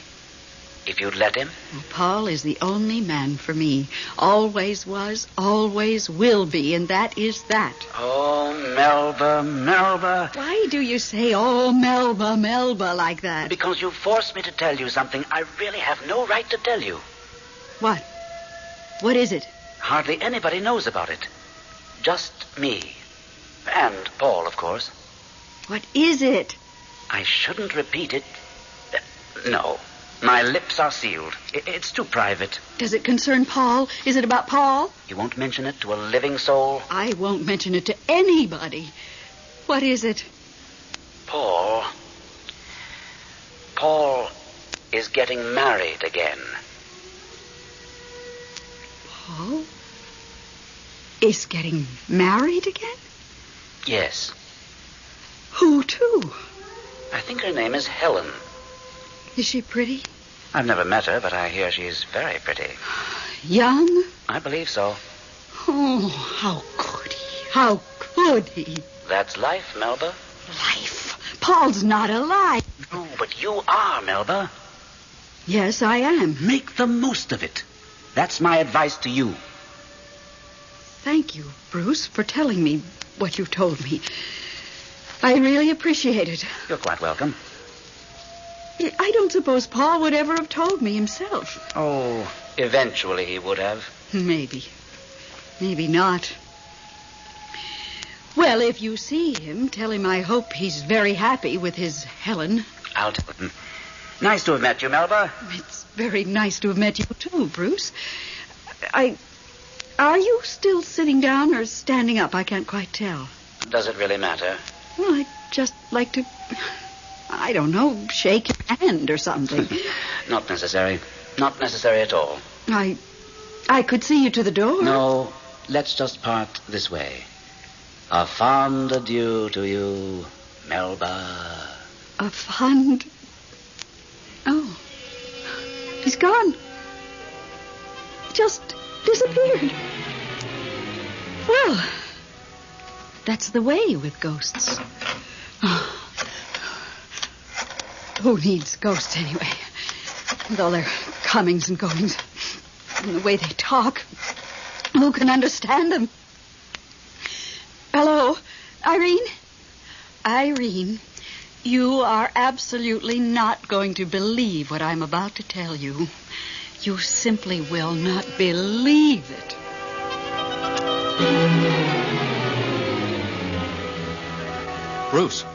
Bruce, where have you been? I've been looking all over for you. Even Salome didn't know where you were. Where were you? I went to see your wife. Melba? What for? To tell her you were getting married. Bruce, you had no right to do that. Here we do as we choose. He told you that. How did she take it? Shocked, of course. Hurt. What you'd expect. But told me you were going to tell her. I knew you wouldn't let me. I wouldn't have. For one very good reason. It's not true. What's not true? That I'm getting married. You changed your mind? Not exactly. I asked Helen. Yes? She said absolutely not. She says she's not the marrying type. But you didn't stop right there, did you? There are others. I asked Catherine. I can't pronounce her last name. She used to be an empress in Russia. She laughed, fit to kill. And so did Amy and Louise and Marie. Even Salome laughed at me. Are you upset? Well, nobody likes to be laughed at. Yes, I'm upset. But on the other hand, I'm relieved, too. Bruce, I really don't want to get married. I never thought you did. Everything's so nice here, so free and sort of uninhibited. So peaceful.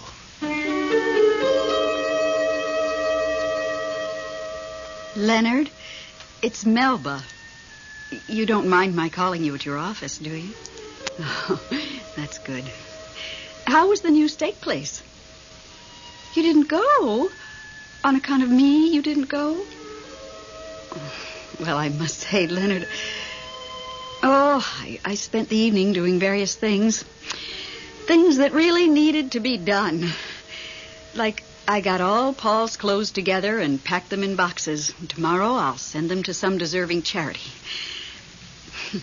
Listen, Leonard, I was thinking, as long as you didn't go to that steak place, why don't you come over here tonight and I'll cook you the best steak you ever tasted. And hash brown potatoes. Would you like that? Oh, good. We'll come early, and we'll have a martini first. Well, good for Melba. Good for Leonard.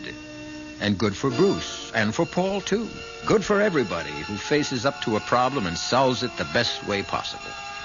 The solution may not be a perfect one. Solutions seldom are. But at the very least, they are an attempt to use the sense we were born with. And that's all God asks of any of us. I'll be back shortly.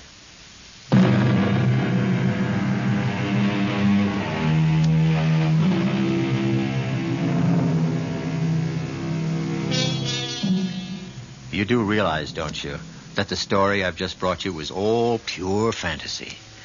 I don't know any more than you do what happens to us once we have resigned this terrestrial life, and you know as little as I do. Unless, of course, you are a ghost. Oh, if you are, I wish you'd get in touch with me. I have gobs and gobs of things I'm dying to ask you, well, for one thing, are you happy? Our cast included Lenka Peterson, Elliot Reed, Robert Dryden, and Gordon Gould. The entire production was under the direction of Hyman Brown.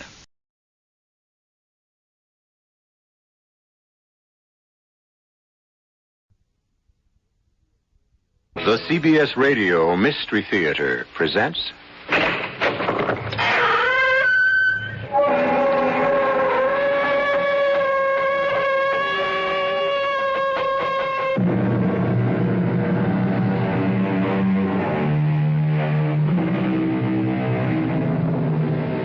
Come in.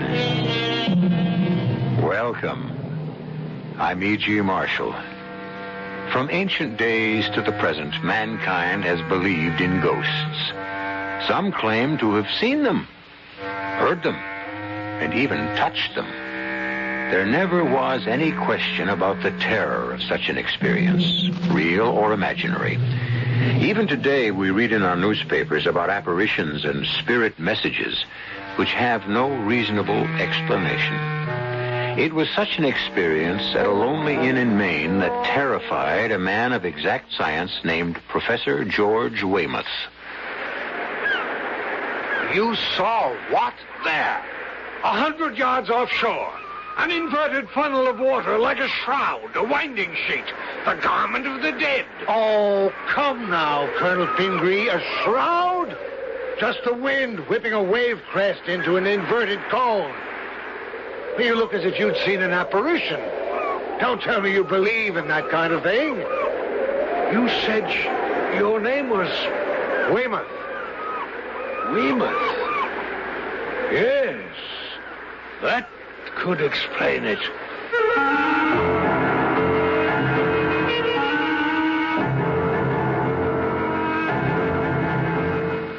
Our mystery drama, The Five Ghostly Indians, was written especially for the Mystery Theater by Roy Windsor and stars Robert Dryden and Court Benson.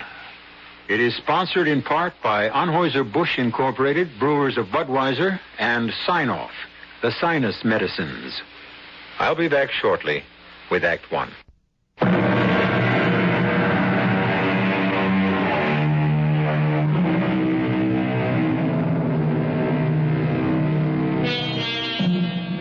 As we approach our country's bicentennial, we think proudly of 1776 and our independence. But what about the first people to live in America, the Indians? Long before we became independent, we had taken away their independence. Someone wrote, "The Pilgrim Fathers landed on the shores of America and fell upon their knees. Then they fell upon the Aborigines." An Englishman exploring the coast of Maine in the year 1605 captured and killed 5 Indians, and the bad relationship began. His name was George Weymouth, and this is the story of what happened to his present-day namesake. Look at this. An Indian arrowhead. Hello there! What? Oh, hello. Heard you'd arrived at White Pines. My name's Pingree. Colonel Caleb Pingree. How do you do, Colonel? George Weymouth. And you don't mind me butting in this way? If you do, say so, and I'll finish my walk up the beach. Oh, certainly not. I was just about to walk back to the inn. It's growing dark, and I'm chilled. Yes. Oh, that's a cold-looking ocean. Forbidding. Well, come along. We'll have a cup of tea in front of the fire in the lodge. That sounds inviting. Oh, look here. Just before you hailed me, look what I found. What's this? An Indian arrowhead among the rocks? Well, that's unusual. There's a design on it. Here, let me rub off more of the moss. It's heavily encrusted. Must have been here for hundreds of years. Good. Drums. I beg your pardon? Drums. Indian drums. Hear them? Drums? What are you talking about? I don't hear anything. Here. Any idea what this design means, Colonel? Well, they're gone. They're gone. What? You didn't hear the Indian drums? No. When you rubbed the arrowhead, I distinctly heard drums. When you handed it to me, the drums stopped. Yes, well, let's not worry about them. Take a look at that design, Colonel. A diamond figure enclosing another diamond figure. Oh, that's very unusual. It means medicine man. Why unusual? Because a tribe's medicine man hardly ever went into battle. He was called a shaman and had great authority because of his special guardian functions. That's why he became known to us as a medicine man. Well, you've made a remarkable discovery. Here you are. It's quite beautiful, isn't it? Good heavens. Well, what is it? What? The drums.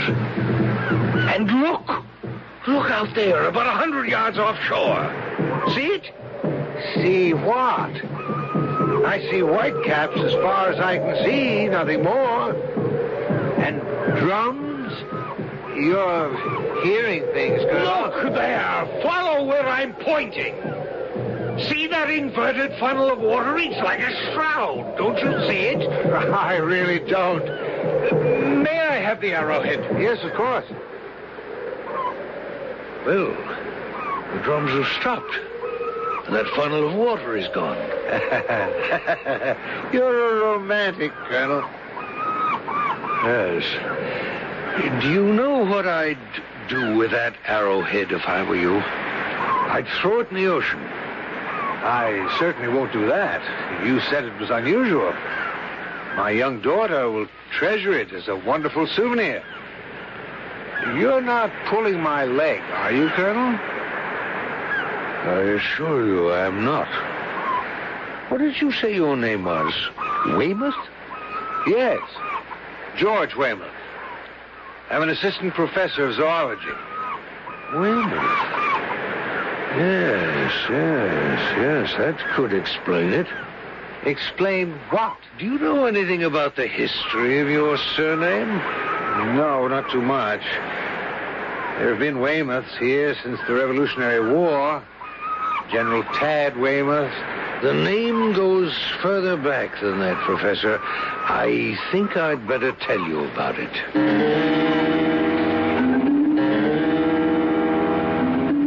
Now, just put that nonsense out of your mind, Boggs. Twant nonsense. I saw them, and I heard the drums. Yeah. I'll mention it to Colonel Pingree.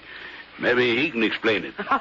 You're two of a kind, you and that old daydreamer. Don't know how you stand listening to his same old stories over and over again. You'd think he had the second sight. Well, some folks do, Mag. Uh-huh.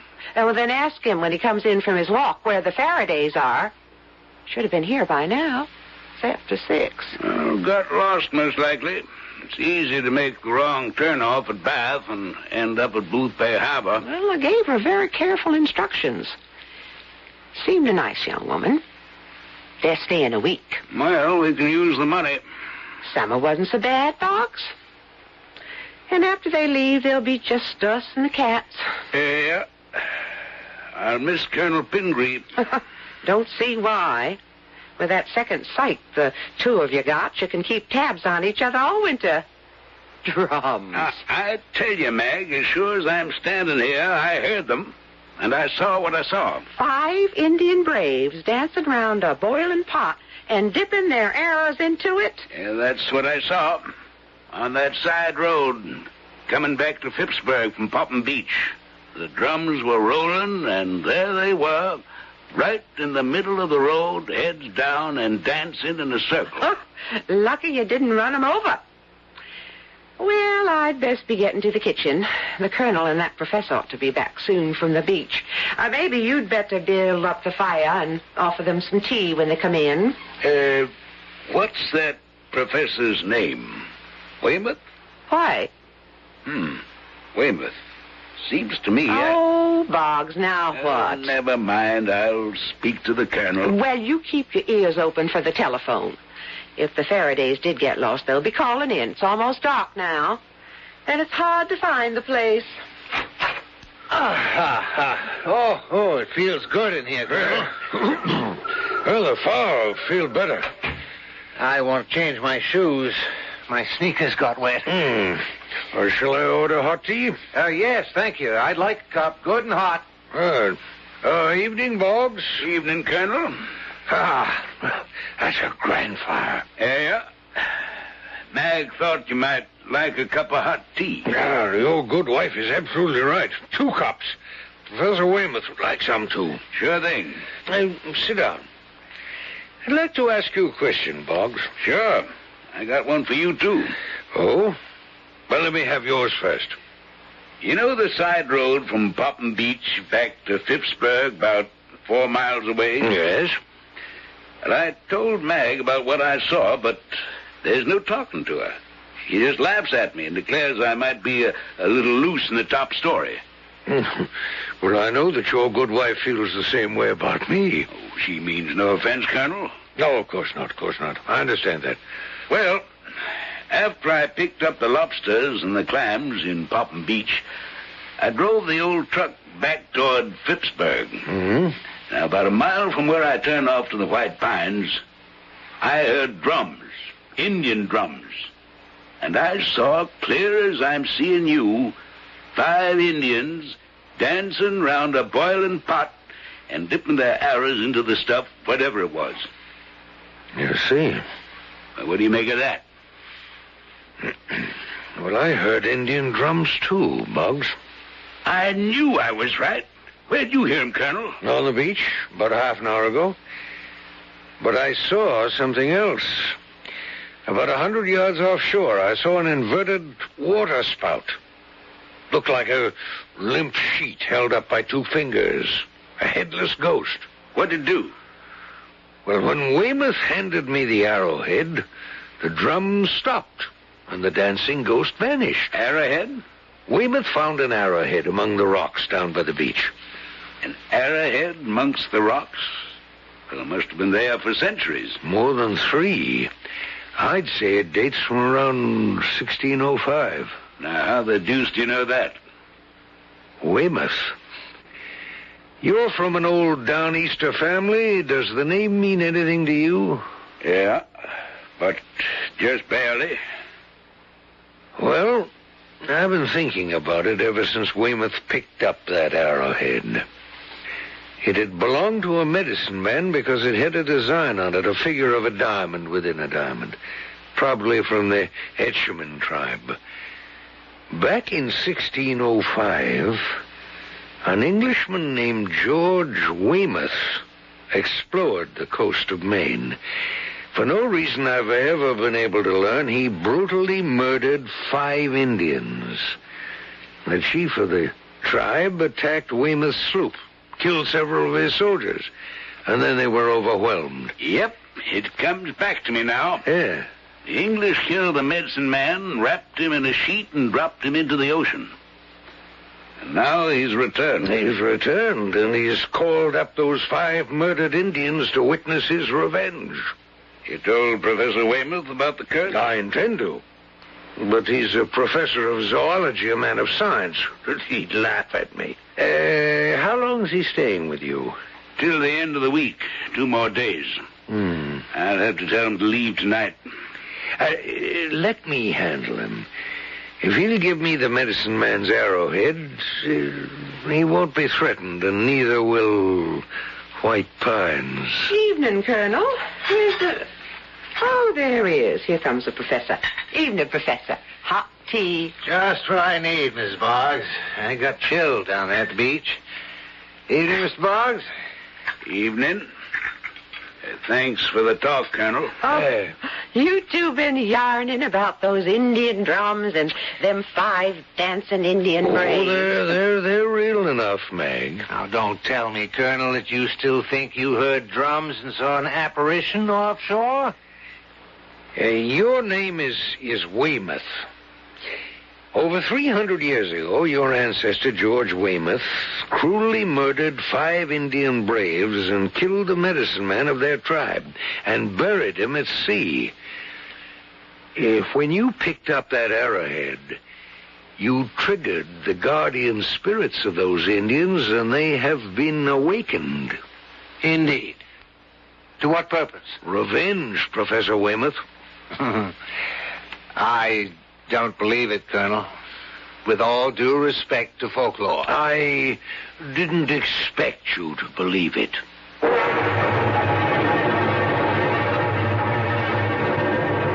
If Colonel Pingree and the innkeeper Boggs swear that they heard those celestial Indian drums and saw those apparitions, why should we disbelieve them? They are otherwise normal men. Psychic phenomena is not nonsense, despite the disbelief of Professor Weymouth, whose name links him with a brutal crime committed over 300 years ago. I'll be back shortly with Act 2.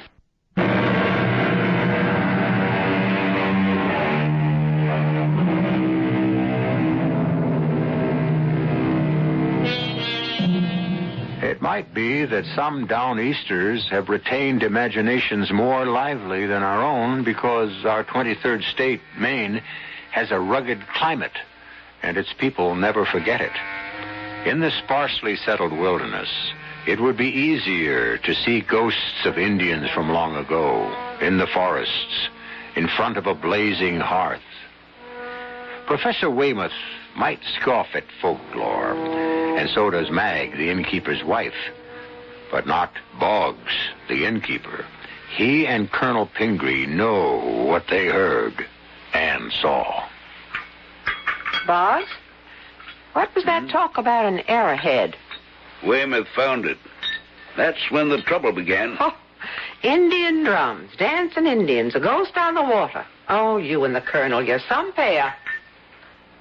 7 o'clock, still no Faradays? Lost, probably. Well, you'd think they'd telephone. Well, I'll serve the Colonel and Professor Weymouth and put the other steamers and lobsters in the icebox. I think I'll go outside, look around a little. Now, you be very careful. Don't want some Indian to scalp you. Couldn't run White Pines alone. Now, one of these days, Mag, you'll believe. I'll be back half an hour or so. Keep an eye out for the Faradays. Yep. We can eat any time Mag is ready to serve, Boggs. Coming right up, Colonel. Good. Oh, you look concerned, my friend. Nope. Just annoyed. Young couple named Faraday was supposed to arrive at 6. I haven't heard a word from him. Well, it's easy enough to get lost on these back roads. I'm going out to look around. We just got that one light out front, and they could drive right by. Had any luck, Colonel? I'm still not convinced, Boggs. The arrowhead is mine. I'm reluctant to give it up. It means trouble, Professor. So you say. But I'm a man of science. Folklore is charming, but I don't believe in it. We know that myths were created to explain certain practices and beliefs. But when reason is applied, they disintegrate. As much as I'd like to believe your story about the Indian drums and the apparition on the sea, I can't. Well, then, Professor, I'll have... No, Boggs, not so fast. Take your stroll and leave this to me. But I don't know, please. And I'll say good night to both of you. Good night. Oh, I offended him. I'm sorry. No, don't worry about it, Weymouth. Hopefully you'll be away from here without incident in a few days. Hopefully? I can understand a simple innkeeper being superstitious, but I can't understand it about you, Colonel. An educated man, well-spoken. Well, all I wish you'd accept is that Boggs and I are certain that the arrowhead is dangerous to you. It's in your own interest to send it to York to be placed with the other Indian relics. Well, perhaps. Come up to my room and we'll take a look at it. Agreed. You're making a wise decision, Weymouth. Maybe we'd better turn around, Ben. I'm sure I took the right road out of Bath. We drove through Winnegans and Arrowsick. We should have telephoned from Arrowsick to tell them we'd be late. Well, let's keep going. According to the map, Phippsburg ought to be, only a few miles from here. You'd never know it. It's like being in a wilderness. I haven't seen a sign for miles. And it's pitch black. Scared? Well, it is kind of spooky. Well, there's nothing here to harm you. Let's drive on. If we get to Phippsburg, we'll telephone White Pines. Maybe they'll hold dinner for us. It's after 7, Ben. We ought to be there by 7:30. Unless we're on the way to Booth Bay Harbor. I have the arrowhead in my bureau drawer. I'll regret giving it up, Colonel. Well, you'll regret it more if you keep it. Ah, here it is. Deadly looking, isn't it? But quite beautiful. Well, good heavens. What's that? A regular gale. And the sky is clear and the water calm. And there's fog all over the windows. Put down that accursed arrowhead and stand back, Weymouth. Look out! Look out! It smashed out one of the windows. Weymouth, him here. Look, racing toward the beach. I can't believe it. Can you see it? Yes. A white sheet flying over the ground. And twirling as it goes. Now it's at the shore. It's going out to sea. Pingree, what is it? Did you see it? Did you see it, Colonel? Hey, the window's broken. What happened? Did it try to get in? Weymouth had the arrowhead in his hand when a tremendous gale arose. Then fog covered the window. I saw the fog. Yes, when I yelled, look out. But it wasn't fog. It was that medicine man who come out of the sea. Well, that's what I saw from the shore late this afternoon, Boggs. What about you, Professor Weymouth? I saw it, too. You believe now? I don't know what to believe. But you saw it with your own eyes, Weymouth. You saw the apparition, the ghost of that Indian medicine man who was killed and buried at sea hundreds of years ago. Now are you going to give the arrowhead to the Colonel? I admit what I saw, but I still can't believe it. My training and my mind refuse to accept the idea of an avenging ghost. What I saw might have been an illusion. That busted window ain't no illusion, Professor. Well, that might be explained in some way other than the fantastic notion that a ghost, which is weightless, could have broken that window. Now, what's all the excitement about? Boggs. The window. The ghost of the Indian medicine man paid Professor Weymouth a visit. What? Now, that's just crazy. You mean something that weighs less than a sheet of cheesecloth broke that window? Ask him. Professor? I don't honestly know, Mrs. Boggs. Now, you were honest enough and you admitted seeing it, Weymouth. That's true. I did see something like a shroud, a winding sheet, trying to break through the window. A great wind preceded its appearance. Then the wind died down, and the thing, twirling like a top, flew back to the beach and out to sea. And you saw it? Well, it may have been an illusion, but yes, I did see something. I'll pay for the window, of course, and I think I'll check out tomorrow, if you don't mind. Professor, you mean you're scared? Say I'm prudent. It was that ancestor of yours, George Weymouth. He was cruel to those Indians, and they want to avenge themselves against the person who bears that name.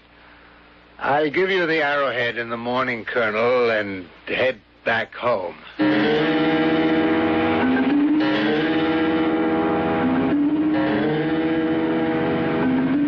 About 10 more minutes, Fran. I'm glad we telephoned. She was so nice, Mrs. Boggs. She'll have the steamers ready and then the lobster. Perfect. I could eat for hours. Ben, slow down. Ben, stop. What is it? You sound terrified. Look up their head. You see them? Huh? Don't you see them? Who's them? You mean you don't see them? I don't even know what you're talking about, Fran. The Indians. What? Indians. 5 of them. They're dancing around a big pot. And listen, drums. Indian drums. Hey, come on, you're pulling my leg. Indians dancing around a pot. I don't see a thing as far as the headlights carry. You all right, Fran? Of course I'm all right.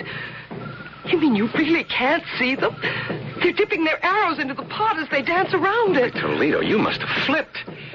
I assure you, honey, there's nothing in the road. Nothing. There is. I tell you, I see them. Hunger can make a person see things sometimes. I'm hungry, but I'm not starving to death. Darn it, Ben, I see them. Are you telling me I've come off the spool? Well, what do you want me to do? Shoo them away? I don't know what we should do. Well, I do.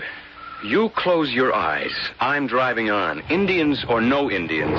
I want to get to White Pines.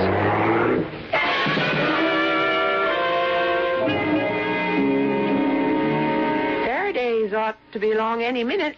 Yep. Now what's fretting you? Weymouth won't listen to reason.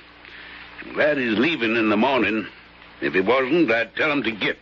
Just because he won't do what you and the Colonel want him to? There's a curse on the man. An old Indian curse. What if that thing had gotten into the room and killed him? We'd never have another guest here, summer or fall. Oh, now, get that sour expression off your face. It's almost 7:30. You stay here at the desk and wait for the Faradays. And be pleasant. I'm about ready to serve them steamers. Oh, that's them, Boggs. Evening. Hello there, Mr. Boggs. Yep. Glad you made it. Evening, ma'am. Good evening. Have trouble with the road? Well, no, the directions were fine. We just weren't sure we were on the right one. But it worked out. What a fine inn you have here, Mr. Boggs. Oh, it's lovely. Look at that lodge room, Ben, with logs blazing away in the fireplace. Fran, why don't we go in and have a drink in front of the fire? I can bring in our bags later. Never mind the bags. I'll fetch 'em. If you'll give me your keys, I'll park your car off the road. My wife will get you a drink, and you can have dinner any time. Steamers and lobster. Hope you like 'em. Perfect. Nothing better. All over you're scared, darling? Oh, Ben. Something go wrong on the way down? It's too silly to mention, Mr. Boggs. Oh. Well, I'm not a pride man myself. My wife saw 5 Indians dancing around a pot and dipping arrows into it. Hunger pains, I told her. Did you now? Silly, wasn't it? Depends. You'd better sign the register, and I'll have her come out and fix you some drinks.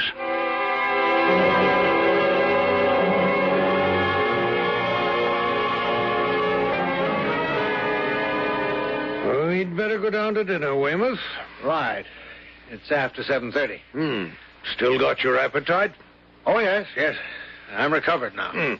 Quite an experience for you to tell about back home. A phenomenon. I can't quite yet encompass what happened. Well, accept it. Give me the arrowhead and tell your story on a wintry night to that little girl of yours. Of course, it's not a story, not fiction, because it really happened. It was strange. I know what I heard and saw, but there must be a rational explanation for what happened. Including the breaking of the window? Even including that. It must have been some freak kind of pressure. I have nothing to fear from mere ectoplasm. Well, maybe you don't have anything more to fear, but don't count on it.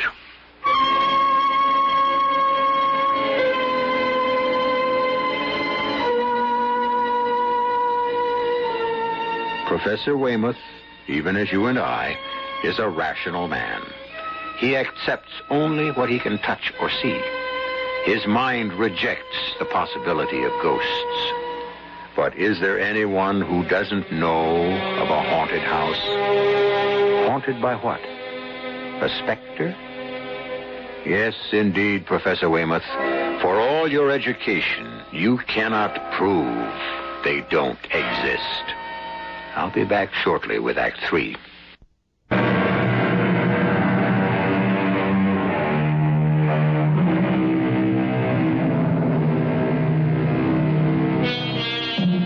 The White Pines Inn is located a few miles from Phippsburg on the rocky coast of Maine. The coast is beautiful, but forbidding, as the British found out during the Revolutionary War when 6,000 men of Maine fought them determinedly. Maine remembers those days of hardship and remembers her even earlier history. The first settlement in 1620 on the Saco River, the Abnaki and Etchemin Indians of the Algonquian family. And who is to say that the spirits of those dead do not still inhabit those huge forests of white pine, fir, spruce, and birch? Excellent dinner, Mag. Excellent. Oh, thank you, Colonel. Oh, very good. Best steamers and lobster I ever had. Not to forget the Indian pudding. Well, that's real enough. Nothing ghostly about that, Professor Weymouth. You want coffee here or in the lodge room? Well, let's have it in front of the fireplace, Mag, if you please. And introduce yourselves to that nice young couple they're finishing up. Name's Faraday. Yeah, I'll do that. Faradays seem as content as we are. Good evening. Good evening. I'm Ben Faraday. This is my wife, Fran. How do you do? I'm George Weymouth, and this is Colonel Caleb Pingree. Oh, pleased to meet you, sir. Colonel, will you join us? Well, thank you. I'm glad you arrived. Boggs and his wife had begun to worry about you. You lose your way? Well, we thought we had, but we were on the right road all along. And then the sun dropped out of sight, and it was so dark, I just crept along. Oh, we had an unexpected adventure. Then they wouldn't be interested. Well, certainly we would, Mrs. Faraday. Up here, anything unusual is welcome. It gives us something to talk about. Just seeing new faces is a treat. Especially yours, Mrs. Faraday. Why, thank you. Where are you from, by the way? Lewiston. You? Brunswick. I teach zoology. The colonel here just enjoys life. I suspect he's got a chest of old gold in his attic, and he's a mine of folklore about the Indians who used to inhabit these forests. Well, that's not quite true about the chest of gold, but Indian legends are my hobby. And we've just experienced another one. What? Well, it's true enough. Even Professor Weymouth has to admit what he saw. You saw something, Professor? I think so. When? Late this afternoon. Well, why are you looking so startled? Mrs. Faraday? Excuse me. You, experienced an Indian legend? 4 cups, cream, sugar. I'll leave the pot. No, thank you, Mag. Are you all right, young lady? You look kind of peaked. Oh, Indian legend. So that's it, Colonel. Got another listener to those Indian legends of yours. Oh, my dear Mag, I've said nothing. Don't let the Colonel pull your leg, Mr. Faraday. He and my husband, Boggs, sees things where they ain't. If they ought to give me the creeps listening to the two of them. Say what they want to. There's no such thing as ghosts. What about the broken window, Meg? Well, that's just a freak swirl of wind. And the twirling shroud that scudded out to sea. Well, I didn't see it. Now, I'll thank you not to go scaring these young folks. You are not going to believe this, Mrs. Boggs. Go on, friend, tell them. Well, not far from here, when I thought we were lost, Ben stopped the car. And the headlights cut a tunnel of light far down the road, and then I saw them. People see things when they're hungry. Maybe I was imagining things, but I'd swear I really saw them. 5 Indians dancing around a pot or cauldron and dipping their arrows into it. You have no doubt about what you saw, Mrs. Faraday? I saw them as plain as I see you. Well, Professor, I was inclined to disbelieve you and Boggs, Colonel, but this story of Mrs. Faraday's cannot be discounted. You saw the Indians. Did you hear drums? Yes, distinctly. What's this all about? Revenge. Revenge, Mr. Faraday. What? Revenge for what? You'd better tell them, Pingree. You'll excuse me. I need some fresh air. I'll see you later, Colonel. He looks terribly worried, Ben. Yeah. Because he's the intended victim of an Indian's revenge.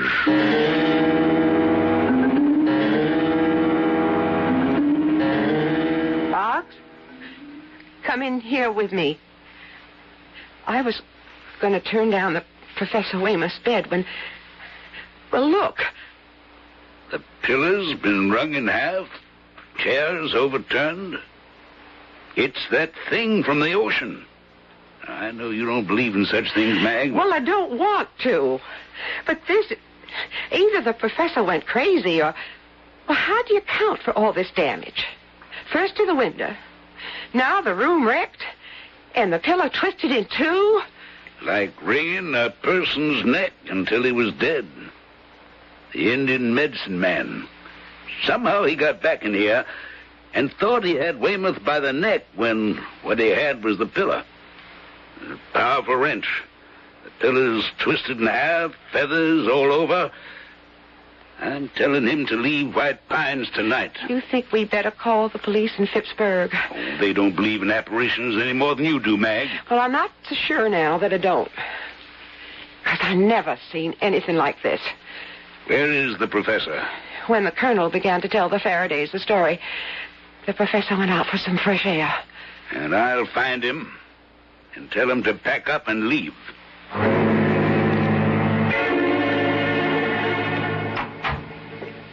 Oh, Mr. Boggs. Like to have a word with you, Professor. Enjoy your stroll, Weymouth? I just stood outside and breathed deeply and looked at the sky. Mag went upstairs to turn down your bed. The room was a shambles. Chairs overturned, the bed all rumpled, and a pillow wrung in half. What? I haven't been near the room since dinner time. The ghost of that Indian medicine man's been there. If you'd been stretched out on that bed, you'd be dead. That pillow was twisted in two. Feathers all over the place. Good Lord. I'm sorry to have to say this, Professor, but I want you to pack and leave. Tonight. I don't blame you. I'll pay for all the damage. I'm deeply sorry. Bring me the arrowhead, Weymouth. That's the source of your trouble. Until you've disposed of the medicine man's arrowhead, you won't have peace, and you may, in fact, die. Have your doubts about specters, but give me that fatal arrowhead.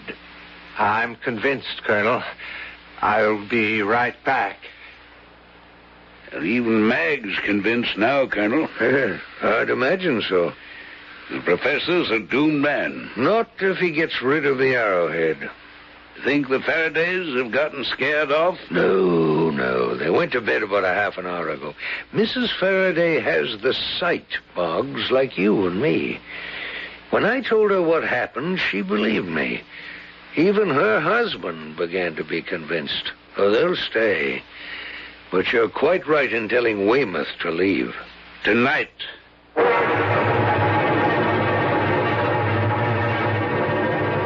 Fran, stop fussing and come to bed. I'm not fussing. I'm just thinking about what the colonel told us about George Weymouth and how he murdered those 5 Indians way back in 1600-something. Yeah, but it's just crazy to think that some old medicine man is out to murder the professor. He didn't kill those Indians. Why is he to blame? Just because he has the same name, that's all. You believe that? Yes, Ben. Oh, my goodness. What is it? Look out there. On the water, see it? Yeah. Something's rising from the water offshore. It's a water spout. No, it's not. It's upside down.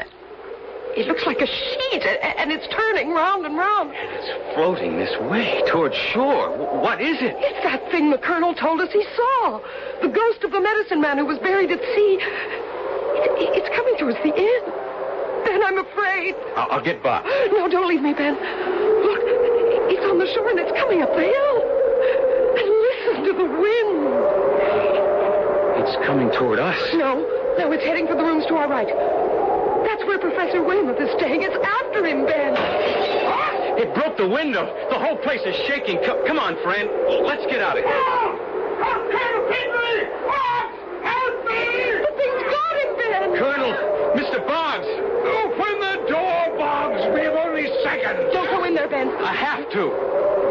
Help me, someone! Good Lord, it's at his throat. Help me, Boggs. Faraday. It's like canvas. Hang on. Pull it away from his throat. I picked up the arrowhead to bring it downstairs. It's dragging me toward the window. It's twisting round his throat. Hold him round the middle of here. He'll be dragged through the window. Meg, find that arrowhead and throw it out the window. Because of you. Out the window. Throw it, Meg.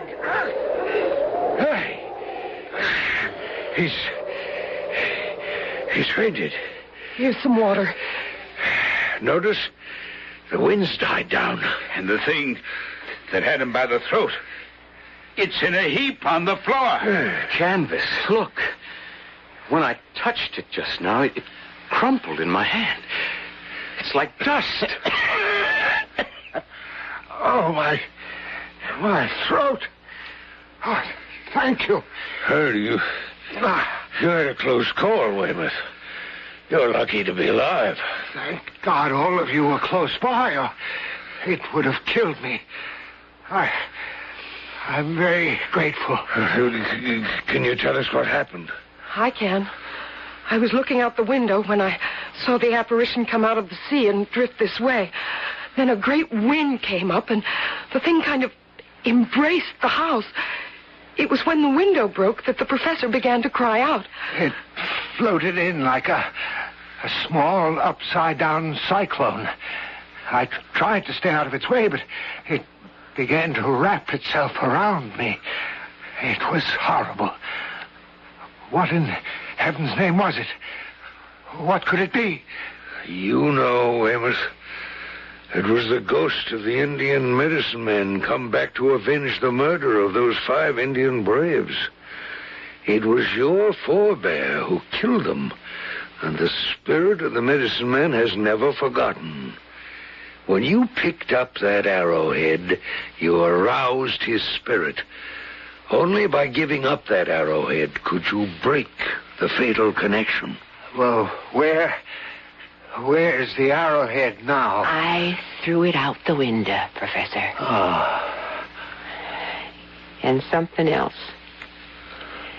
When it hit the rocks below, there was a burst of flame. And then nothing. I believe it. I believe all of it, Colonel. The 5 ghostly Indians. They did exist. Lucky for you, Amos, that you've lived to tell the story.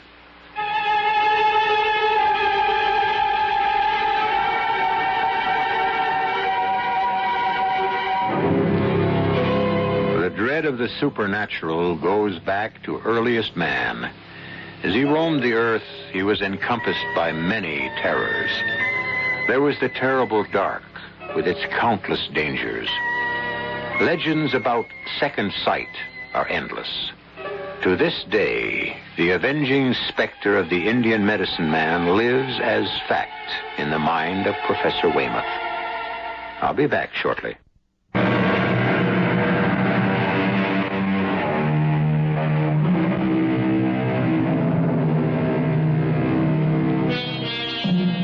The fascination of terror is as ancient as the human race. It is stronger than our intellect, stronger even than our fears. It goes to the core of our very being. The brutal, unnecessary killing of 5 Indians in 1605 by George Weymouth laid a curse on those who bore his surname. Perhaps there is a kind of real justice after all. Crimes of long ago, unavenged, can be avenged.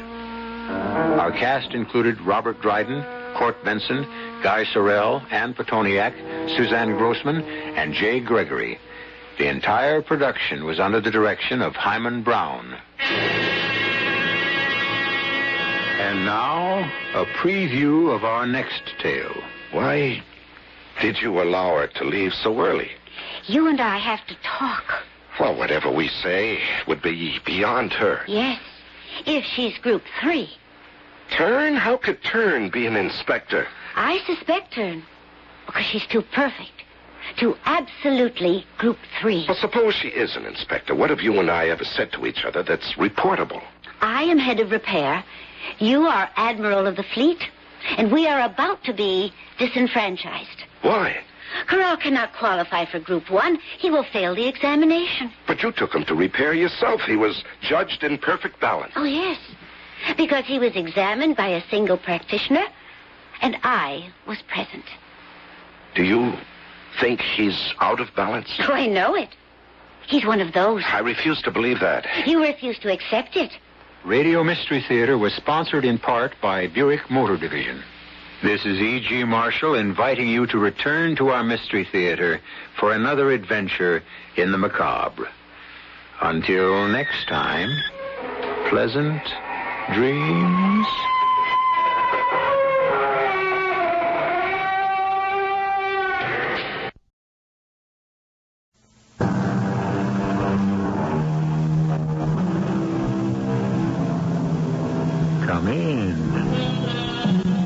Welcome. I'm E.G. Marshall. It was Oscar Wilde who wrote, in a surprisingly gentle and almost naive tone, "Death must be so beautiful, to lie and listen to silence, to have no yesterday and no tomorrow, to forget time, to forgive life, to stay at peace. The trouble is, not all the dead will stay quietly asleep. That's why we have ghost stories." Frightened to death? More than that. Asphyxiated, smothered. I don't know how to describe it. During the war, I had a friend who was in a building that was bombed. The force of the blast drove him against the wall, and he looked like that. I do not know the exact word in English, but flattened and spread wide.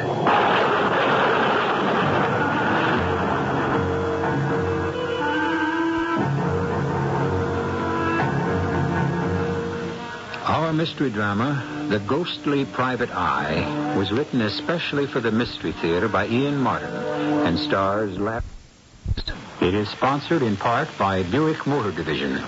I'll be back shortly with Act One.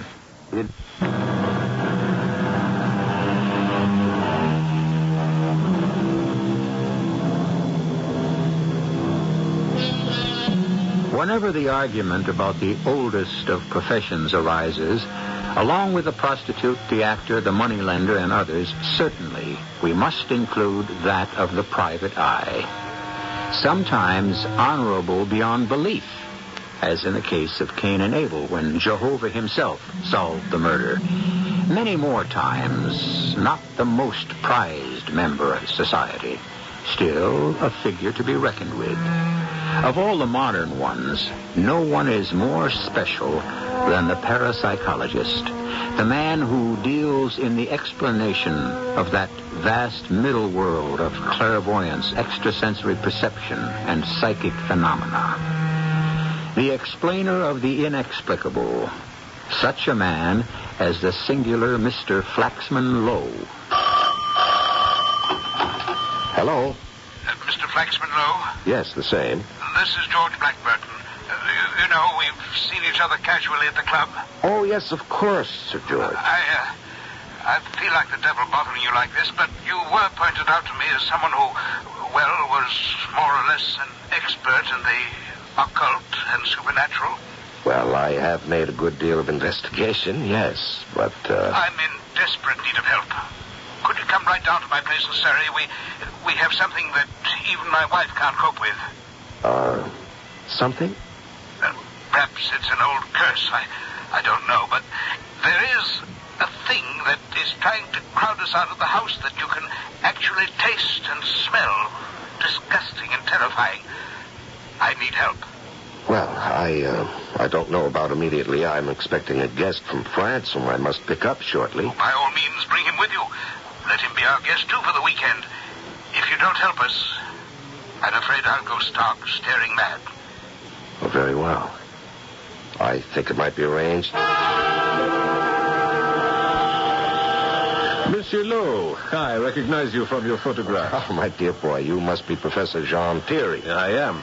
Well, you look young enough to be my son, and with such a formidable academic background. As I come to meet you, I am a child at the feet of the master. Oh, now you make me feel like the all-wise spirit. Well, are you not the king of ghost killers, the master of the spirit world? Oh, scarcely. I'm a child in the wilderness of the afterworld. And, at the moment, an embarrassed host. Oh, why? Well, what would you say if instead of taking you home to my comfortable fire, as I'd planned to, I whisked you off instead into the depths of Kent for a weekend at a haunted house far beyond your belief and which even stretches mine? What would I say? What am I here for? Well, so we stay right here in the station and catch the next train for Yand Manor House. We had corresponded for years, the Dr. Flaxman and I, and the quality of his mind was such that I had been most eager to meet him, to argue vis-à-vis our contrasting belief on the matter of life after death.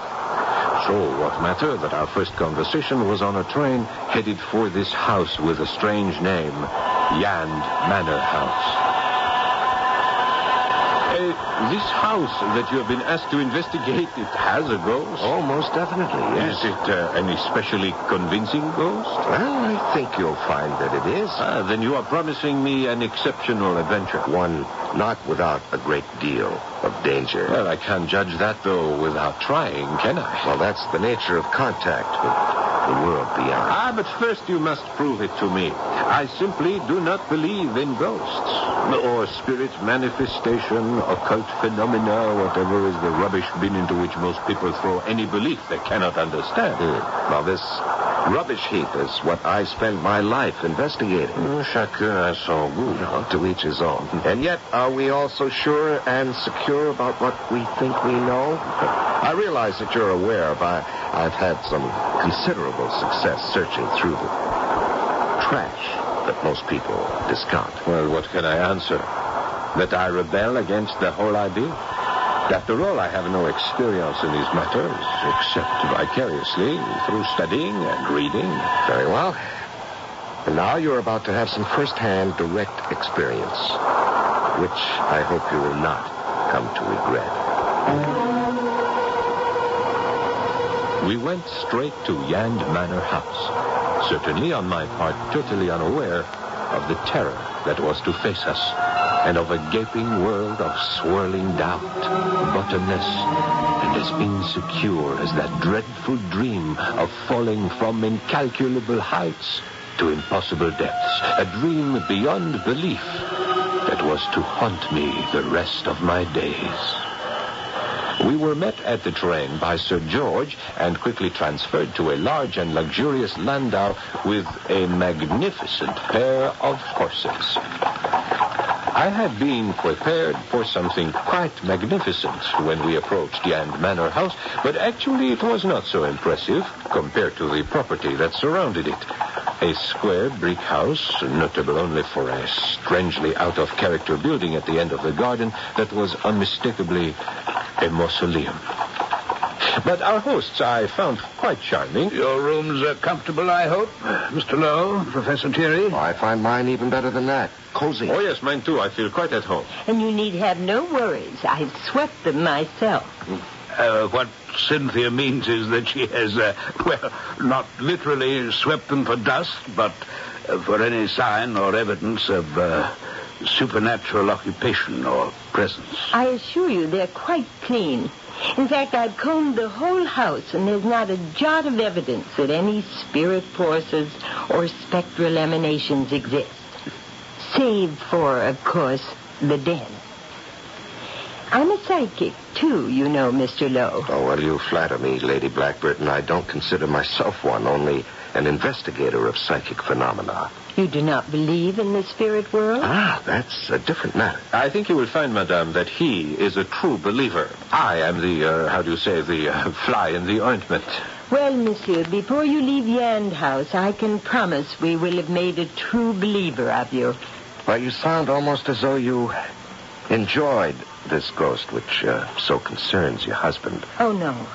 No, this is something malignant, destructive. It must be exorcised. I tried to reach it through spiritualism, but without success. I only hope that with your help, perhaps we can. May I ask when we're to see the room? We're waiting only for my nephew, who'll be joining us for dinner. We will be 5, the Pentateuch, the perfect number for a seance. One reason why we were delighted when you asked if you could bring a guest, Dr. Lowe. I only hope, madame, that I will not be a limiting factor. We ask only for your cooperation. I feel quite sure we'll end up by winning your belief. That'll be Charles now. Don't you think, my dear, it might be a good idea for us all to go straight into dinner? I think perhaps it would. Gentlemen, will you join me? There had been a curious little family byplay between Sir George and his wife, which was soon explained to me after I met Charles Volney. He was a large, heavy young man with an athletic build. I can't say I found him an attractive personality, but what was most noticeable about him was that he was already on his way to another evening, which could only lead to a hangover in the morning. And so, Aunt Cynthia, we're to have another table-tapping session? Charles, I won't have you talk to your aunt that way. Well, good Lord, Uncle George, has she really got you believing in all this twaddle? The strange things that happen in that room can't be taken lightly. He doesn't really take them lightly at all, George. The bravado is just to cover up his own fear. Rubbish, Auntie. Some wind blowing down the chimney, rustling the ivy and swinging something loose against a window, or the creaks and groans of this drafty old house. Nonsense. Are you seriously interested in all this balderdash, Dr. Lowe? Well, yes. After all, I have made it my life work. Yes, of course, but to expose frauds and to show a paper. In part, yes, that is a byproduct. Now, you're not going to tell me you actually believe in bits of ectoplasm bumbling about, droning and clanking chains. May I quote you from Hamlet? There are more things under heaven and earth, Horatio, than are dreamed of. Oh, Lord, I'm in a nest of nuts. No, not quite. You have another skeptic at the table. Professor Thierry, huh? Yes, you see, we're a good balance. 2 for, 2 against, and Sir George somewhere in the middle. Well, I'm not so sure anymore, Flaxman. Not after the last experience. The one that sent me scurrying to you for help. Now, my information about the room, we're about to, what's the best word? Shall we settle for invade? Was still sketchy. Naturally, Dr. Lowe. It has to be all the things you can't question, only interpret. The wind blowing, a shutter clacking. You know, it's so easy if you can't see anything face to face. Yes, sir, if you'll excuse me, Charles, I think there have been other manifestations. Am I wrong? Far from it. Hearing and seeing are not the only senses. One can actually feel the presence. Oh, it's all in the mind. It's a lot more than that, damn it. I tell you, one can smell it. Smell it? The fetid odor of death, the grave and decay. It's not only smell, but taste. It runs true to form. After a certain hour, none of us will be able to remain in the room. Why? Because, my dear nephew, we shall be crowded out. But why would this presence, or whatever it is, want to, your strange phrase, crowd anyone out? It's an experience one can't describe, that one has to live, Professor Thierry. As if, somewhere in one's daily life, one closed one's eyes for a second and suddenly realized he was standing at the verge of a gaping hole that plunged into such terrifying darkness and eternal damnation that a bile of terror rises in the throat and threatens to suffocate you.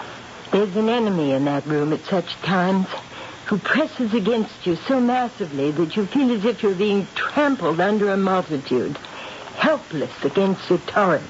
A stifling, a force that you must move from or be smothered to death. Oh, forgive me. This is not exactly after-dinner conversation, but it is a reality in George's and my life that we must face or run from if we can. We've decided to face it. Will you chance it with us?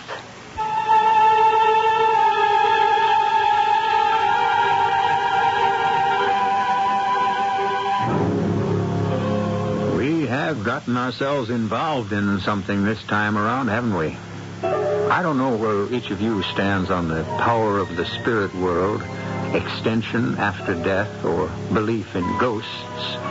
But I do hope you'll stay to do a little more research with me and Mr. Lowe on the nature of it, the possibility of it, and exactly what effects it can have on us.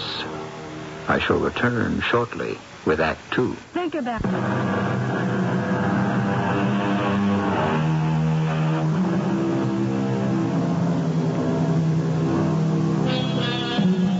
5 people sit in the shadow of the great carved chimney piece which rises above the mantel to the high ceiling. About a dark table of fumed oak, They hold hands. 4 of them watch Cynthia go into trance and wait for the manifestations from beyond. The room is dark and brooding enough to raise Satan himself. The lamps smoke and cloud the atmosphere, as if the air pressure is heavy beyond nature. But nothing happens. Whoever you are, wherever you are, we are trying to reach you. Can you not answer? Answer. No. Not tonight. Tonight I can't do it, George. There are forces against me. I don't know what it is. Break the circle. Bring up the light. I will, Cynthia, my dear. And, rest. Relax. Cynthia, you extend yourself too much. I'm all right, George, dear. But I must rest now. If you'll excuse me, We may not have raised any wandering spirits inside, but we seem to have created some outside. If you'll excuse me, I think I'd best see Cynthia up to bed. Please give my apologies to our guest. Hush, Cynthia. Don't worry about I worry about what I must. Did you ride over, Charles? Oh, yes, sir. I don't want you to go back in the storm like this. You must stay. Any one of the rooms in the West Wing, they're all made up. Now, don't you worry about me. But I do. Very well, Auntie. I promise. Come along, Cynthia. Charles, since I'll not be down again tonight, will you see to our guest needs? I also promise to be an excellent host, Uncle George. Good night. Good night, Lady Blackbird, Sir George. Good night. Well, gentlemen, what should it be? Whiskey, gin, brandy? No. For me, nothing. It was a long journey from Paris. Noon's trip has finished the job. I am exhausted. No, I don't think I want any either. Why don't we all just go up to bed? Ah, yes, bed, sleep. Those I welcome. But, I'm not going upstairs. Well, you're not going to ride home in weather like this. No, Mr. Lowe. I'm going to spend the night, right here. You mean in this room? That's right. Either I will sleep the sleep of the unrighteous, or if I'm wrong and my aunt's right, I'll have some company. Now, I mean to put an end to all this nonsense about ghosts and ghouls. Then I shall sit up with you. Oh, perish the thought, Mr. Lowe. With your reputation, I'm sure any self-respecting member of the other world would give you a wide berth. Well, are you still sure you won't join me in a brandy? Very well. Mr. Volney, may I ask you to be serious for a moment? You may ask me. I don't think you should take your aunt's warning lightly. Even though there's been no physical evidence tonight, apparently some malignant and dangerous force considers this room its province. Then if it does, I intend to disabuse it of the idea. More than that, I'd want it off my turf. You see, this house will be mine one day, very soon, if my aunt and uncle decide to return to traveling.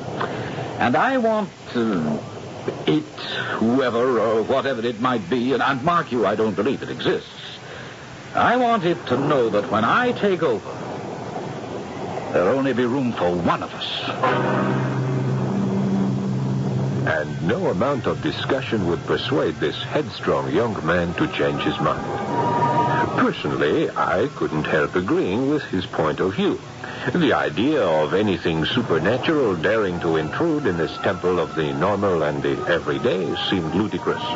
So, Flaxman and I went upstairs. John, yes. I'm concerned. About me? Actually, I must admit my concern was more for that young man downstairs. I should not worry about him. One more drink and the wine will put him straight to sleep. Well, I'm not worried about anything that may threaten him in this world. I left my practical French friend and went to my own room.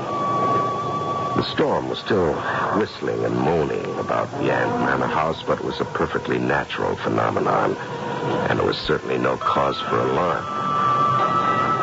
I must have been sleeping lightly, for a grandfather clock striking the 3/4 hour somewhere in the house woke me up. I glanced at my watch and saw that it was 1:45 midnight. I shrugged into my robe and slippers and stole downstairs. The house was silent, save for the moan of the wind and the steady drum of the rain outside.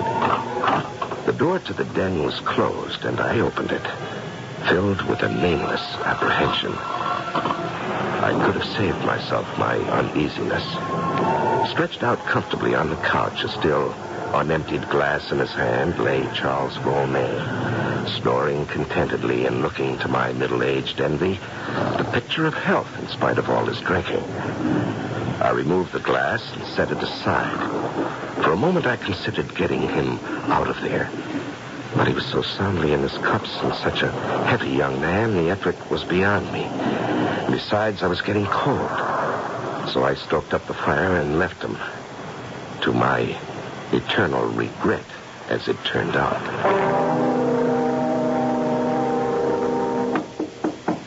Dr. Lowe.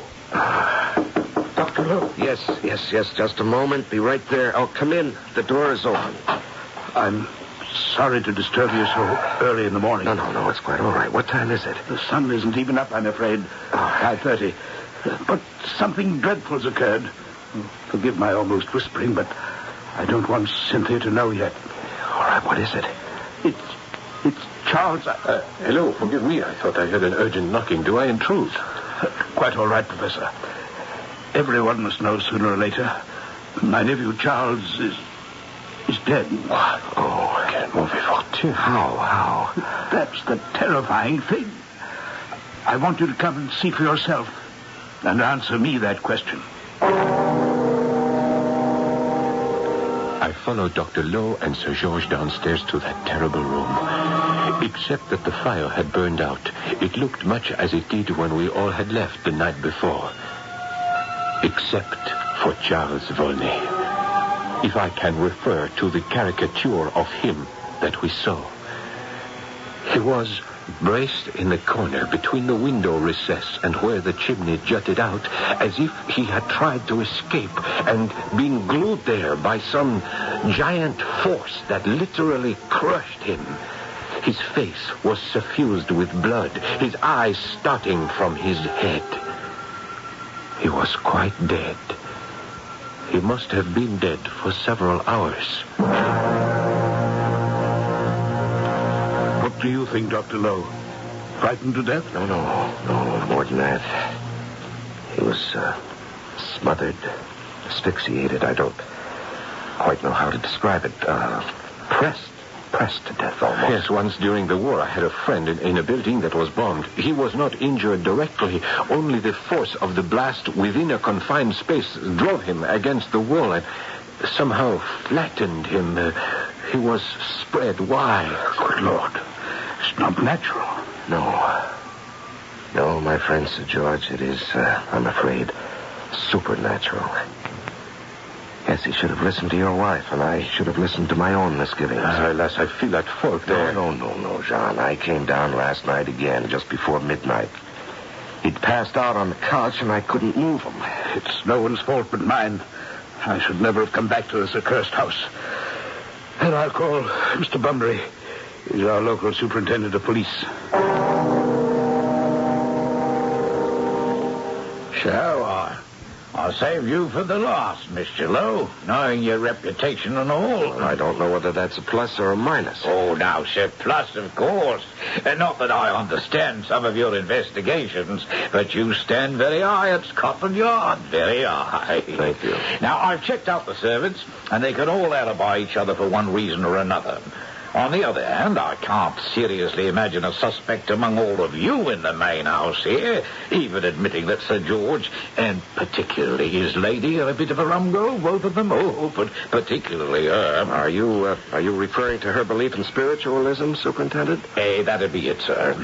And then, a couple of things Sir George told me. Oh, may I ask what? Oh, my intention is to tell you. That's why I brought it up. First off, he said he came down here by candlelight and found the deceased. But before he did, passing the mantelpiece, the candle went out, just as something like, well, in his own words, something spectral brushed across my cheek, and I saw in front of my face 2 barred eyes looking at me. Barred eyes. Now, what does that mean? Oh, that's exactly what I asked her, and he replied, eyes that looked at me as though through the bars of a cage. And then I was conscious of a strange flat taste in my mouth and the odor of damp and decay. And I lit the candle and saw poor Charles. Now, what do you make of that, sir? Well, you've seen the corpse. What do you make of it, Superintendent? Oh, I don't, sir. That's why I'm asking you. You don't believe in ghosts, I take it. Well, I haven't. I know you've been in on many investigations, however, where it seemed to be something like that, only, wasn't. Well, can you think of any other explanation for this death? Meaning that you think it was something, supernatural? Well, I don't see any other explanation for the moment. Oh, I wouldn't think that would quite satisfy my superiors. I mean, it's quite clear the chap couldn't have killed himself, you see. So someone else has to be guilty. And I hope for everyone's sake we can find out just who. It was sheer inadvertence that I happened to be in the solarium right off the porch where this interview took place. Or was it? Because as soon as it was over and the sergeant had left, Flaxman came out to join me. I am still in the dark. Well, as we may very well find ourselves tonight. Where? In the room where Charles died. I intend to spend a night there as he did. Do you want to share my vigil against the total powers of darkness?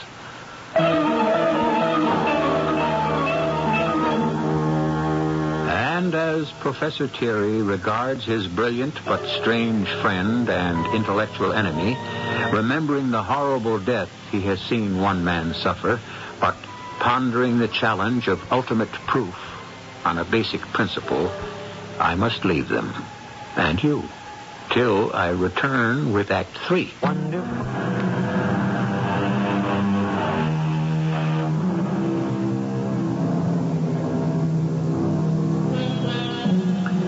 It has been a long and difficult day at Yand Manor House. The comings and goings, police, photographers, inevitably the newspapers. Finally, the undertaker and the removal of what is left of Charles Volney's terrestrial presence.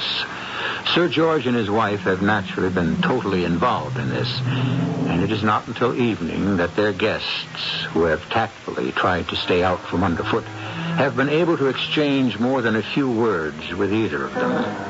Now, Mrs. Blackburton has at last been able to find a moment alone with Flaxman Lowe, walking in the garden. It's all my fault, you see.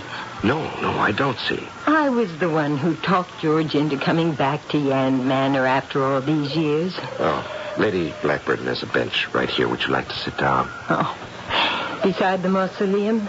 Why not? It's strangely appropriate. Why? What is this building? Well, that's part of it all.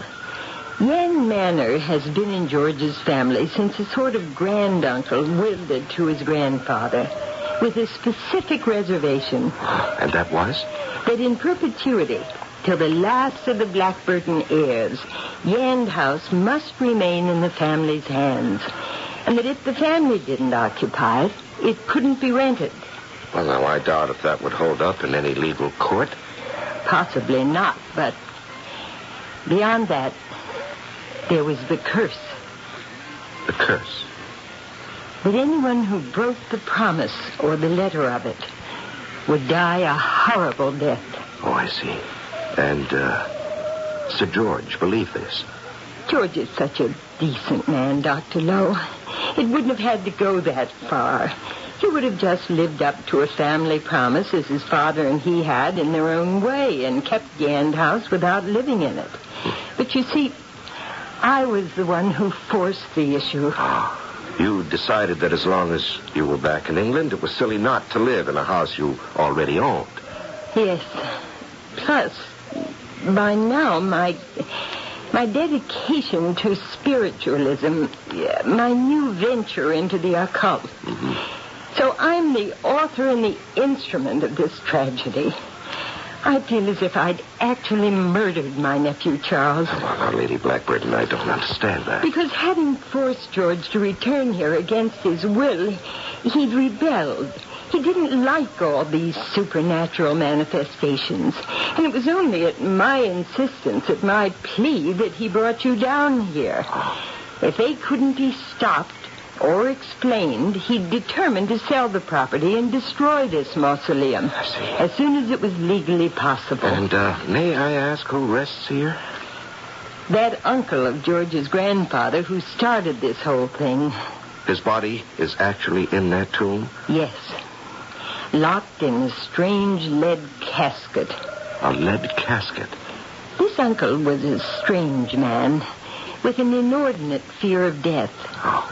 It's said that he predicted his own death and arranged to have a doctor in attendance. And he died very suddenly and unexpectedly. I see. Lady Blackburn, you're asking for my help, aren't you? I have no right to, but yes. I feel that my hobbies have inadvertently led my husband and his family into a terrible peril. The only one I know who might save them is you. I see. Then may I have your husband's and your permission to spend tonight in the den as your nephew did last night? I don't want to risk your life. Well, I won't deny it may be risked, but first of all, I know what I'm doing, which your nephew did not. And second, I shall not be alone.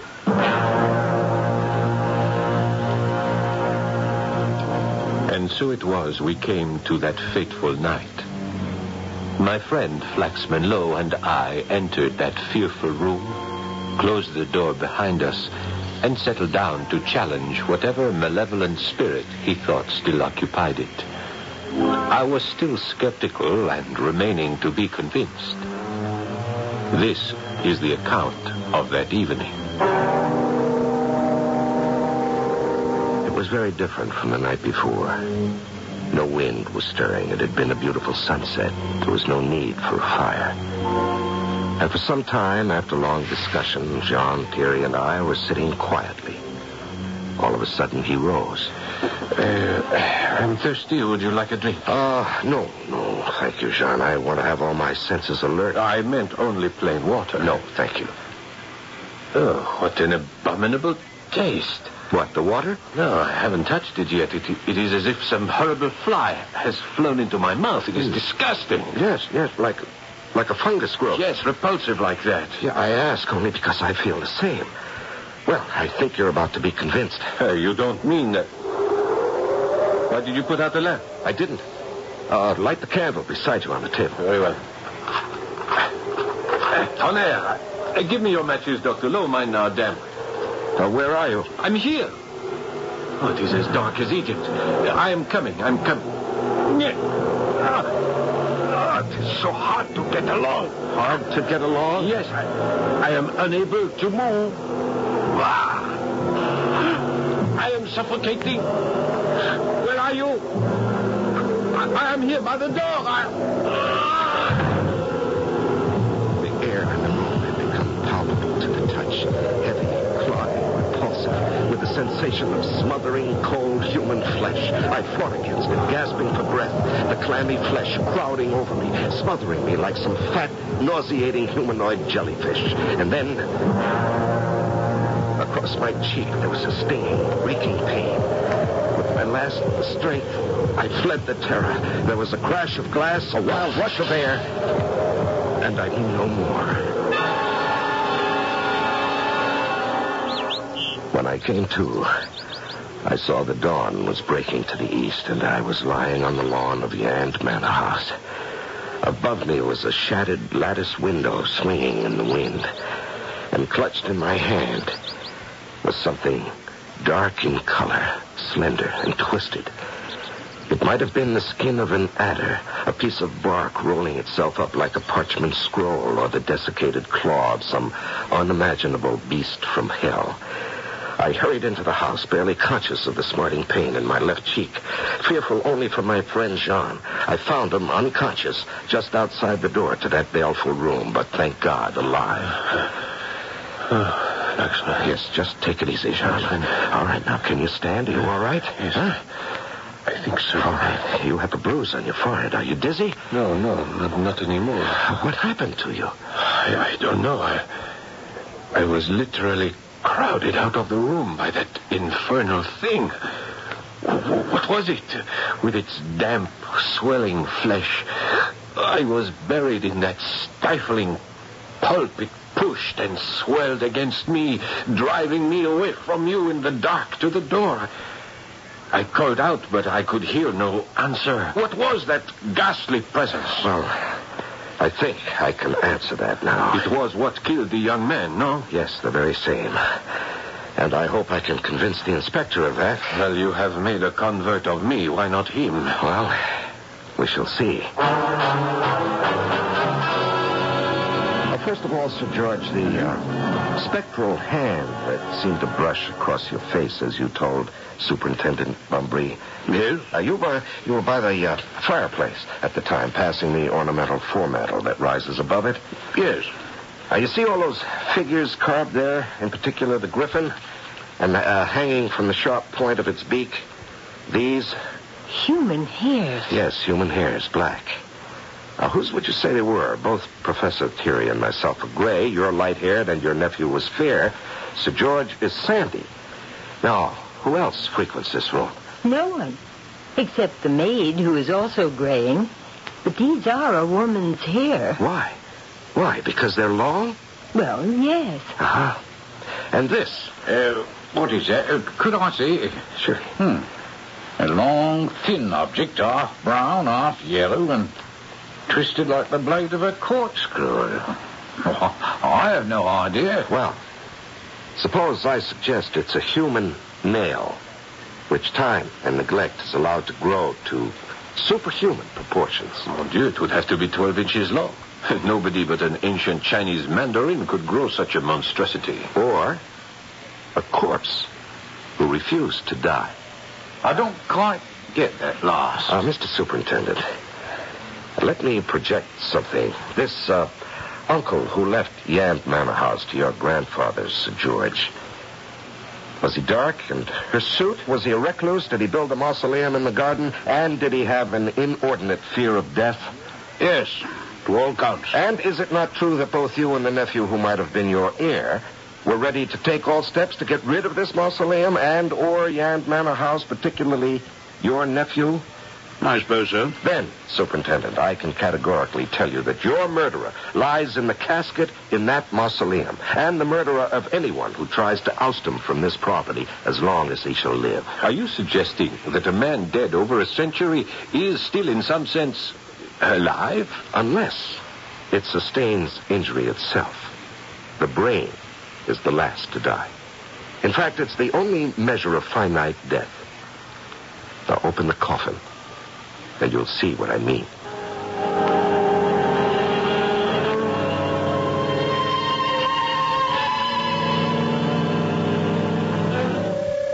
It was complicated, of course, with all the necessary red tape.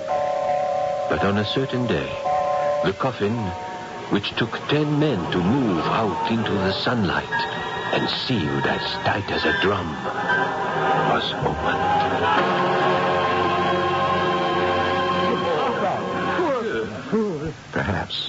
Perhaps, Lady Blackburton.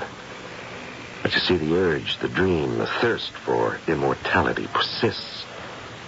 His own special coffin sealed airtight, so confining that when his soul stirred beyond his finite body, he must have had an illimitable desire to expand and choke out anyone who stood in his way. But after 100 years, the flesh, the form, still undisturbed. Except for the hair and the nails and the eyelashes. Look at the length of them. All of them must have kept growing since he was locked in the coffin. Are you suggesting this man was, or is, still alive? In a sense, yes, Superintendent. You see, he seems to have mastered some ancient formula whereby the body is saved from complete disintegration. And you can see that evidence before you. So that closes your case for you, Mr. Superintendent. Now you know how young Mr. Volney met his death. And what about us, Dr. Lowe? Oh, I think you'll have little reason for fear being haunted anymore. You see, in the sunlight, the body already is beginning to disintegrate. By the end of the day, there'll be nothing left but a fleshless skeleton. How can I thank you for what you've accomplished? Now, don't thank me.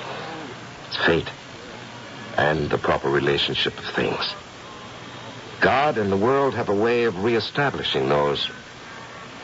And have I convinced you, Professor, that at least there is something beyond your pragmatic values? My dear Dr. Lowe, you have convinced me that you will add another branch to our sciences. But I must admit, you establish your facts too well for my total peace of mind. The remarkable Flaxman Lowe, parapsychic private eye, has been and continues to be a dominating figure in the field of parapsychology and in unraveling its mysteries, or at least illuminating them. If this is a field which interests you, perhaps I shall bring you other cases in the future.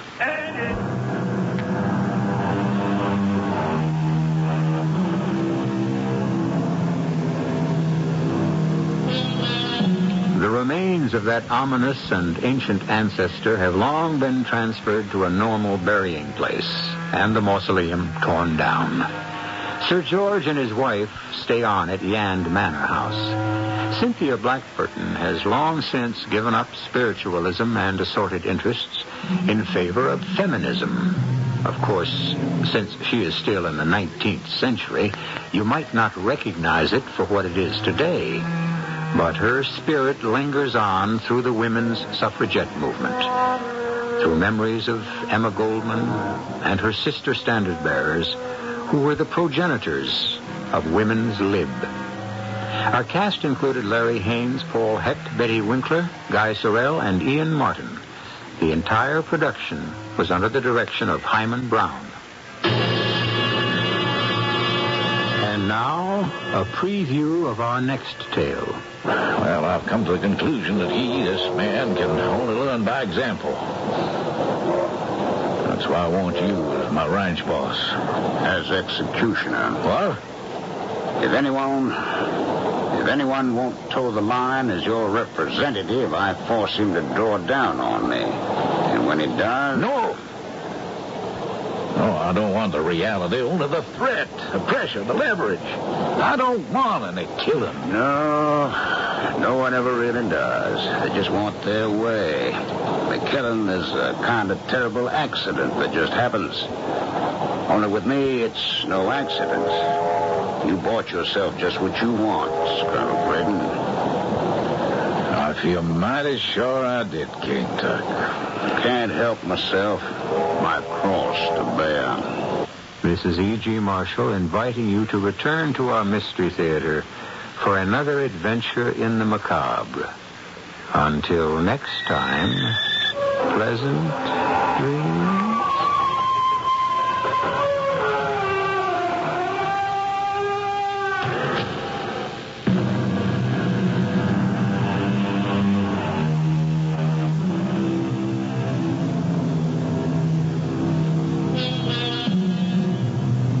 The CBS Radio Mystery Theater presents...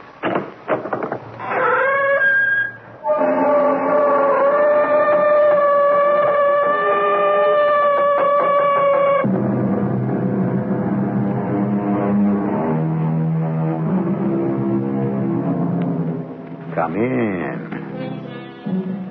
Welcome. I'm E.G. Marshall.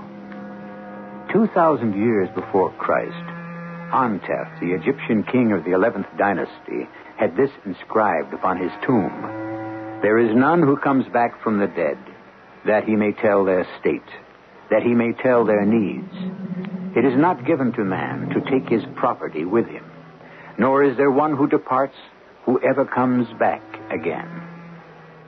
Today, almost 4,000 years later, we have reason to believe this is not so. People do come back from the dead. Rebecca, what does the ghost look like? He's about 6 feet tall, has a beard, green pants, olive green, and he holds in his hand a long knife. How old would you say he is? About 30. Anything peculiar about his clothing? I'd say they were, what people wore in the 40s. My dad had pleated pants like his. So it's possible your ghost passed over 30 years ago. Passed over? Died. You see, spirits never grow older. They remain exactly the age they were when they left this world and entered theirs.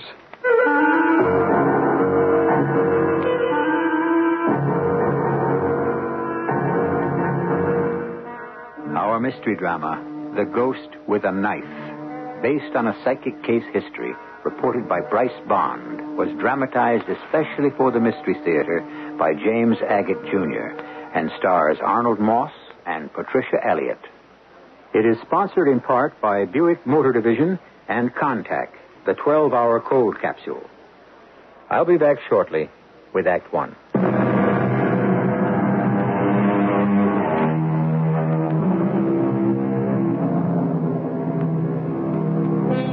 You sit around talking with friends and someone asks, "Do you believe in ghosts?" For the most part, the non-believers are those to whom extrasensory experiences have never happened. But there are very many in this world to whom the spirits of another world are very real and active and cry to be heard. One of those who hears them and deals with them is Bryce Bond, a well-known psychic scientist and investigator of the supernatural and supernormal. Let me get down to cases, one in particular. About a week before December the 16th, 1974, I received a call from the president of the Foundation for Parasensory Investigation, who told me that a policeman from Mineola, Long Island, called to say that a Mr. and Mrs. Green, a young couple he knew, asked him to come over to their house and investigate a ghost. I set up a date with the couple and asked David Enters, a medium, a psychic, and also a photographer, to come along with me.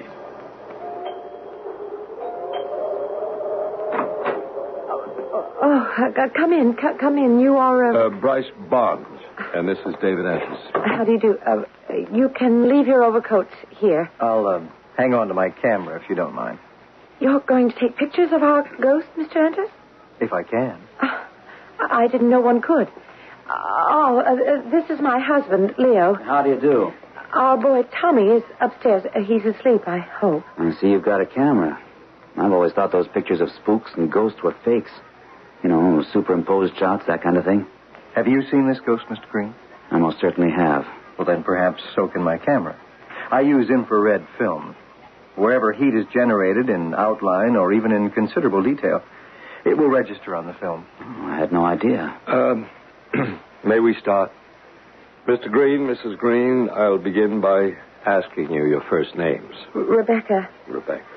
And your husband is Leo, and your boy is... Tommy. Tommy. Well, now, I'm Bryce, and this is David. If we're to help you, we should all try to be as relaxed and informal and friendly as we can. Now, this apparition you experience, we want you to regard him or her... It's a man. Well, he's to be regarded as a friend. We don't want to antagonize or frighten him. We're the ones who are being frightened. He isn't really a very friendly spirit. He looks horrible. Rebecca, can you tell us when you first saw him? Yes. When I first... It all started Becky, may I? My wife is really very upset about this. You see, she's home most of the time, and I'm at work. So she's been under a much greater strain. I think I can be calmer. There it is. Those are the footsteps. We've sort of become used to our ghost walking up from the cellar. He's been doing that for months now. Leo, I can tell them. Tommy was the first to see the ghost. Tommy, my son. He came down one morning. He's only 4. And he said, "Mommy, who's that man in my room?" He said, I woke up in the middle of the night, and he was standing there. Oh, we didn't know what to make of it at first. I said to Becky, I think Tommy's having a nightmare. But it kept happening, night after night. That's him, coming up the cellar stairs. Then he opens the cellar door. He's doing it now, in the kitchen. Well, maybe he's showing off because you've got guests. Oh, no, he does that every evening. But most of the time you don't see him. He doesn't, what do you call it? Materialize. Yeah, he doesn't. He just walks around invisible. And I don't like the idea of leaving my wife and son in a house with a strange guy. He's 6 foot tall. Will you excuse me? I'd like to go into the kitchen and have a look down those cellar stairs. I'll be right back. So he goes up and down the cellar stairs. That's right. Through the cellar, into the boiler room. Always follows a pattern. I think he's trying to attract our attention to something. We get the feeling he wants us to follow him down there. And do you follow him? Yes, we have, many times. But there isn't anything special down there, so it doesn't make any sense. Cellar door was open. Went down a couple of steps, but I couldn't see a thing. Took some shots, but I don't have much hope. Well, there's nothing down there but the usual stuff people have in their basements. And the oil burner. Actually, 2 oil burners. We put in a new one last spring. Just left the old, useless, rusty one where it was. Leo, how long have you lived here? Since right after last Christmas. Almost a year. It was December 29th, last year. The house was built in 1929, so the old oil burner didn't owe us anything. Anyway, all this started this past October. For weeks, we only heard noises. And then, as I told you, Tommy started to see the ghost in his room at night. And about a month ago, November, so did we. I'm sorry we didn't know about this manifestation sooner. So am I. But Becky and I, we didn't know what to do. You know, people kid you. And remember Joe Forster, our friendly patrolman. Mm-hmm. What made you decide to tell a policeman? It's one thing just to hear noises. It's another thing to see a man 6 feet tall. But last Monday, I was alone here with Tommy. And he came at us with the knife.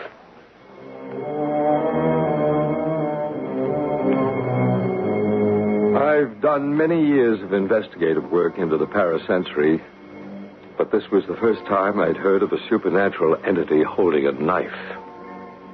I gave the Greens a complete rundown of who David and I were, the extent of the work of the foundation, and said that we were quite prepared to help them immediately. You mean right now, this evening? As much as we can. Agreed? I should say so. Oh, yes. Rebecca, let's start by going upstairs to Tommy's room. That's where he first saw the apparition? Yes, but I wouldn't like to wake him. It's not necessary. And Leo, would you take David down to the cellar so that he can have a look around? It's from the cellar the ghost always comes, yes? That's right. We think he must live down there. Just up these stairs, Mr. Bryce. Bryce. Here at the landing. That's our bedroom. Leo's and mine on the right. And Tommy's is on the left. Only Tommy has seen him inside his room. I first saw him here, outside Tommy's door. Was standing right where you're standing. What does he look like? He's about 6 feet tall, has a beard, dark hair, a maroon-colored shirt, green pants, olive green. And then, now, he carries this big knife. Rebecca, how old would you say the ghost is? Not old, about 30. Mm-hmm. Is there anything peculiar about his clothing? Peculiar? You mean like bloodstains? Oh, no. I mean, is it modern or is it old-fashioned? Sort of modern, but not really what you're wearing today. Sort of like what people were wearing 20, 30 years ago. I see. So it's possible the ghost passed over in the 1940s. Passed over? Died.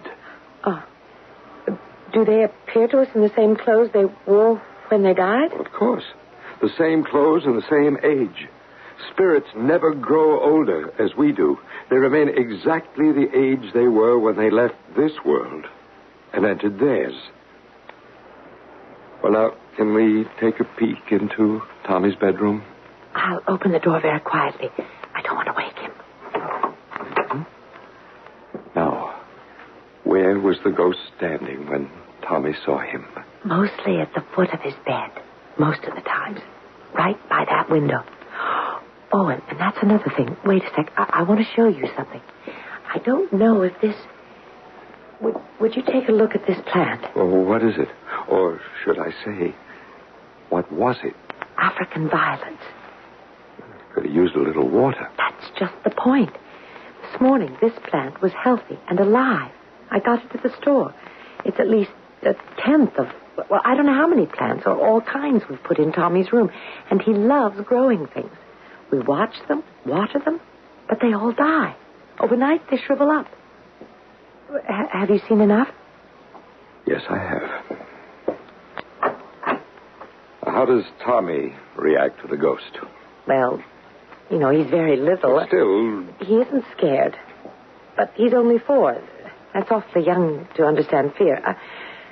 I'll tell you something I've noticed, Bryce. Whenever I go into Tommy's room, I feel good there. Can you explain that a little better? Well, in the rest of the house, I feel uneasy, almost like alarmed. But in Tommy's bedroom, it's really more peaceful. I've had the funny idea that maybe the ghost is protecting my baby, and that's why it feels good in there. Oh, there you are. Well, we explored the cellar. How's everything upstairs, Bryce? It's very interesting, David. As I said before, this ghost follows a pattern. No question about that. You saw nothing in the basement. Nothing visible, but I think, Bryce, we should consider that the old oil burner may have something to do with the ghost. That had occurred to me, too, David. But what? Well, a number of possibilities, Leo. Somebody may be buried under the concrete. In our cellar? Buried? How horrible. There's no point speculating how this wandering spirit died. Our job is to try to discover why he's here. You know, I find it warm in here. It would give us a better working atmosphere if you could please lower the heat. Just turn it down a couple of degrees. Oh, Leo, we forgot to tell them. Yes, we did. You see, Bryce, he turns up the heat. He? You mean... Yes, we forgot to tell you about that. We're no different from anybody else. We've been trying to conserve heat every night. We push the thermostat down to about 60, 65. Did either of you turn the thermostat down tonight? Yes, I did. I remember distinctly doing it, but just before you two arrived. Now come have a look at the thermostat. 90. Look at that. Oh, let me get a shot. Yep, 90 degrees. That's what he usually pushes it up to. You know, we've gotten up in the middle of the night, roasting. Come down, 90 degrees. We haven't been able to figure out what he's trying to do to us. Leo, move to one side, please, so I can focus. Yeah, sorry. At least now we know he's come up from the cellar and was right here at this spot, this evening. Before, when I heard him walking back down the cellar stairs, I was afraid he'd left us. When strangers enter a house, generally a spirit will not manifest itself unless you make a real effort to be friendly. Bryce, can I say something? I mean, about the way I feel. Well, by all means. I have a funny... No, it's not funny. It's really a very strange sense of dread. I never felt it quite so strong. Becky, what is it? Oh, don't you feel it? Don't you feel anything? You mean that cold wave of air? Oh, sure, I feel it. I'll just cover the whole room, see if anything registers on the infrared. Oh, we haven't done something awful, have we? I mean, by asking you here. It's very cold right in front of me. Like someone's looking right into my face. I don't think I can stand this much longer, oh, Leo. We must all be calm and accept the fact that at this very moment, our mysterious friend is in this room. And he's moving about. Rebecca and Leo Green are real people. This event really occurred in their Tudor-style home on Locust Avenue, Mineola, Long Island, on the 16th of December, 1974. Bryce Bond and David Enters are witness to this fact. I'll return shortly with Act Two.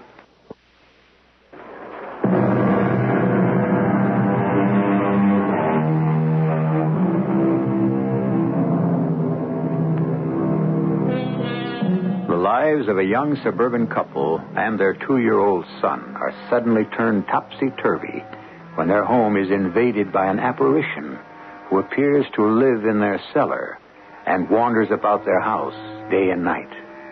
To live in a house with a spectral stranger is unnerving enough.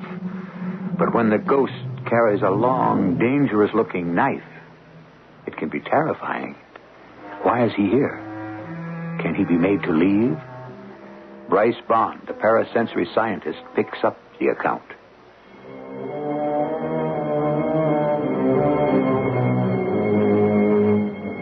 We sat in the Greens' living room, aware of the rustle of cold air moving around us. The vibrations I picked up made it quite clear that the ghost was in that room at that very moment. Will you folks excuse me a moment? I'm going to have to reload my camera, and I've got my film in my coat. I'd like to turn the lights down a little more. Must we? Suppose I just turn out the overhead lights and leave this one next to the sofa. What about the candles on the mantelpiece? Oh, no. Leave those burning. That's all right. I'm almost afraid to look at the candles. I know that when the flames move, he's there. Rebecca, what was the last time you actually saw him? Last night. You had a good close look at him, hmm? How far away was he? He was standing right there by the mantelpiece. Leo had gone to bed. I was emptying the ashtrays over here. Mm-hmm.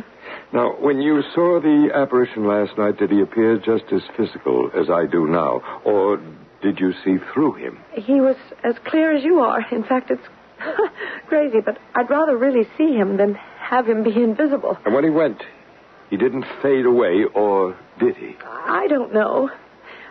I went into the kitchen with the ashtray and dumped it in the garbage, and when I came back into the living room, he was gone. Did he have a knife in his hand last night, Rebecca? I don't know. It's just getting too much. I told you, Leo, we've got to move. I don't want to stay in this house any longer. I don't. Oh, honey. I don't. Come on, that's no way to talk. I think if you can hold on to yourselves for a little bit longer, we may be able to get the ghost to move. There's another side to this. It may not all be as heavy as you think. A lot of apparitions love to play tricks.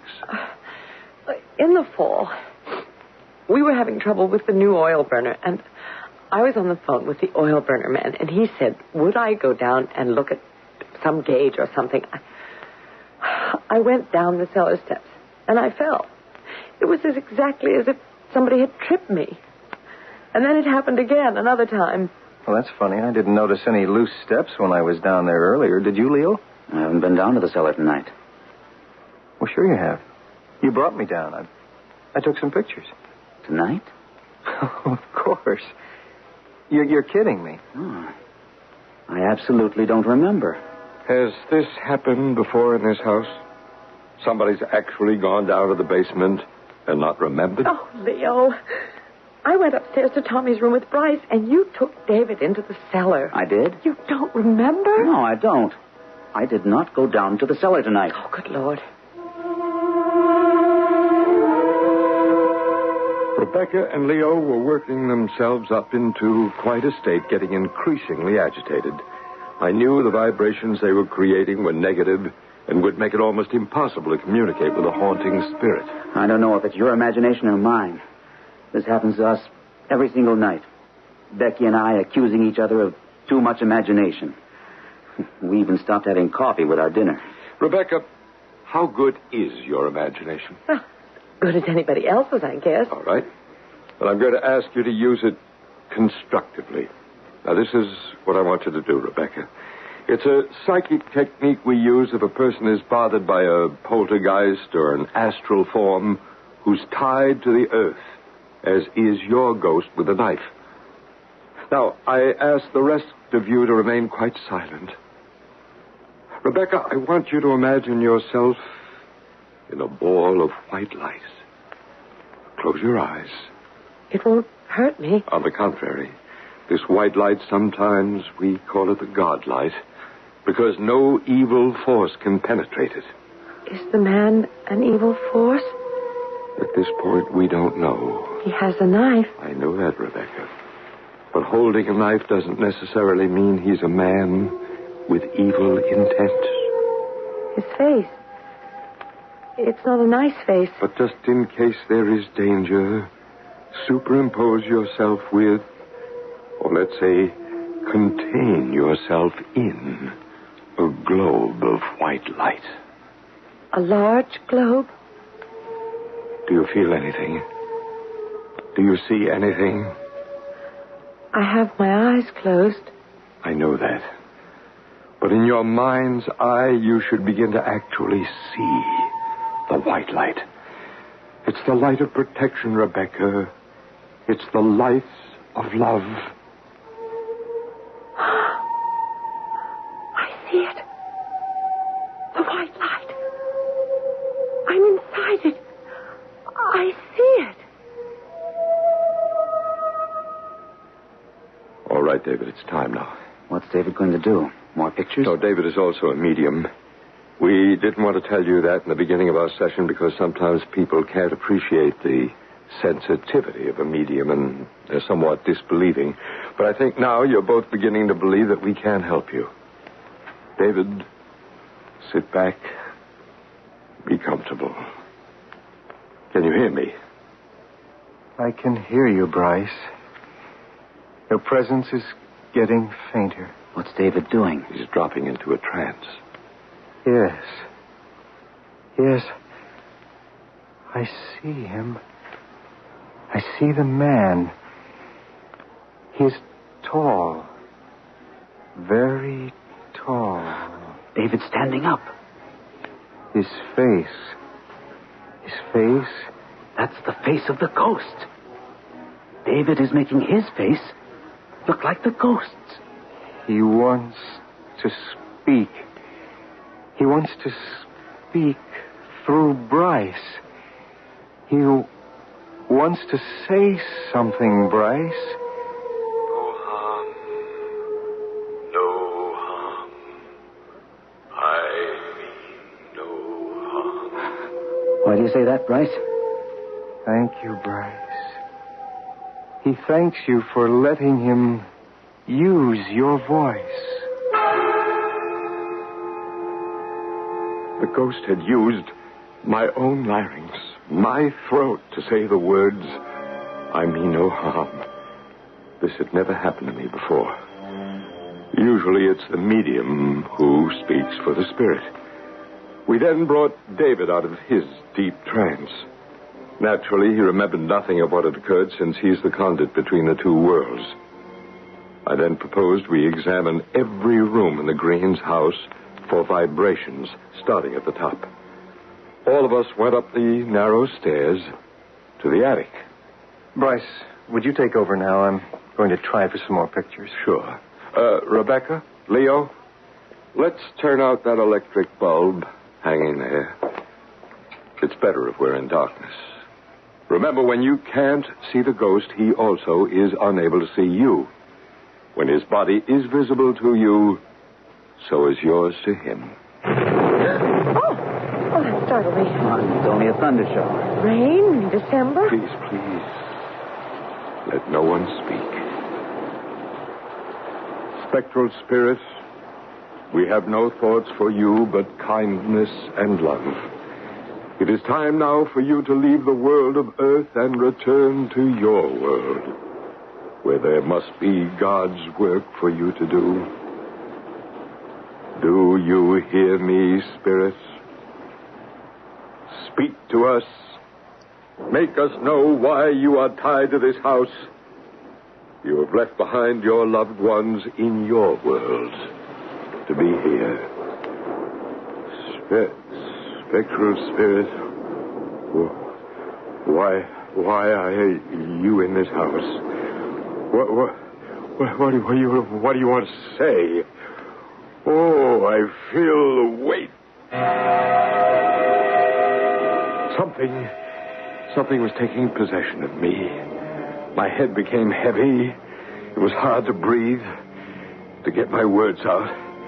The spirit was trying to come through and tell me something. At last it passed, and we left the attic. On the second floor, we checked every room. Little Tommy's, where he lay asleep, had the warmest vibrations. Leo and Rebecca's very cold and unusual vibrations. David took pictures everywhere.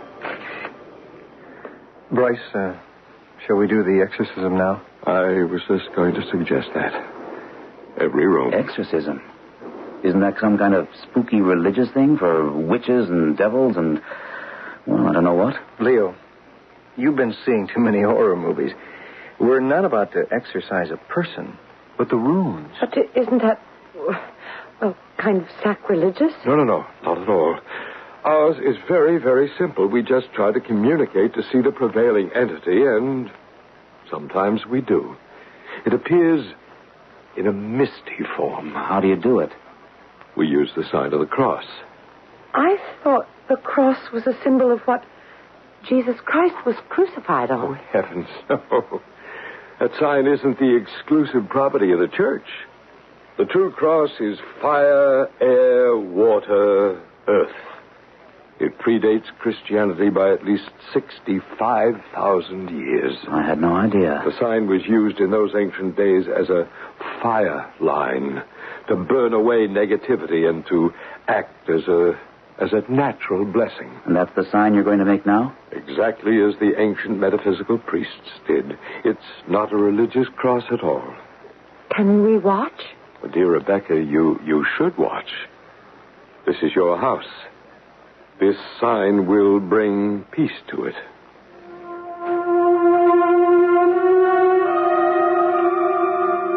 We blessed all the walls of every room with our perfect cross. David and I both making large hand movements up and down and from left to right. What do we do now?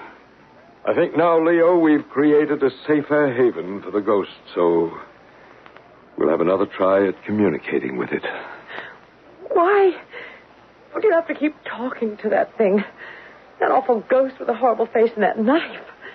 Why don't you just make him go away? We never did anything to anybody ever. Don't you see, Rebecca? If we can get it to tell us why it haunts you, the whole mystery will be solved. Now it's an it. Before it was a him. Is it real? Is it unreal? A thing or a person? Oh, it's too much for me. Bryce, may I explain? Please do, David. Look, Rebecca, Leo, the spirit world is not a world where there is no life. Those spirits, like the ghost with the knife, they have just as much love and compassion as you and I.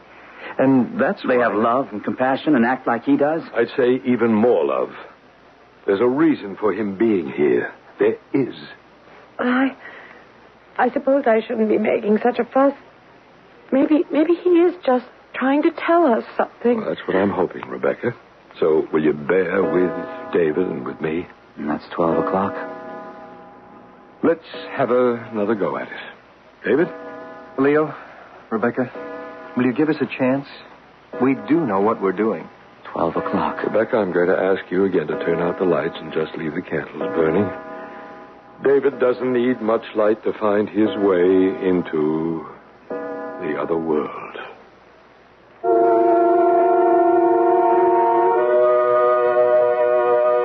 Hard to believe, is it? This is not fiction. It's fact. The foundation for parasensory investigation indeed exists. Scientific psychic explorer Bryce Bond is a real person. And the events you are listening to happened. To what extent this couple and their child were freed from the haunting of the ghost with a knife, we shall find out when I return shortly with Act 3.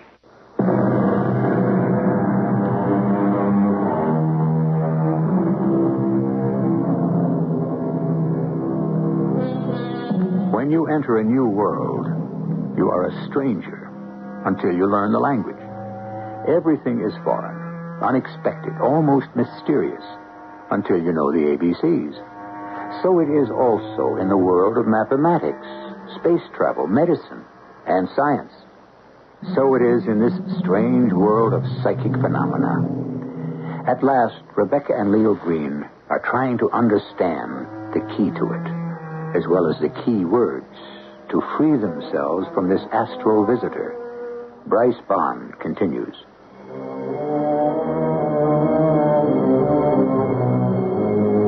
I told them I felt we were getting close to the solution. The next step was for David again to enter a trance state. Trance state. Now, what's that, they wanted to know. I explained that through David, we'd be able to enter the mysterious land of the spirit side. I'm sorry I acted like that, Bryce. It was stupid of me, especially when I believe we're on the home stretch. I really do want to know. So do I, every step of the way.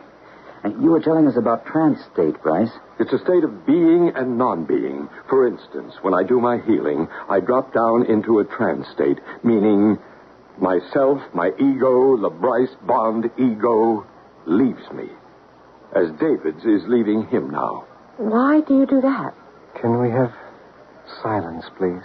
David is freeing himself so that he can channel all the energy from above. You see? Now watch him. He's shaking his head, and now he's nodding. Do you see? I mean no harm. I mean no harm. Neither do we, sir, let me assure you. We wish you no harm, and we believe you wish us none. No harm. No harm. I want you to listen to me carefully, Spirit.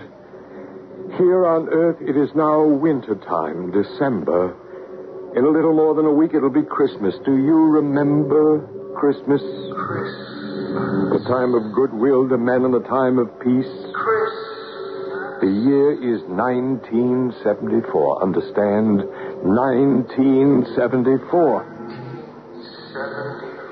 That's right. That is the year it is today. Now, can you tell me when it is you passed away, passed over? I'm glad to talk to you. You have opened the gate for me to talk to you. I'm also glad. Do you remember what year it was you passed over?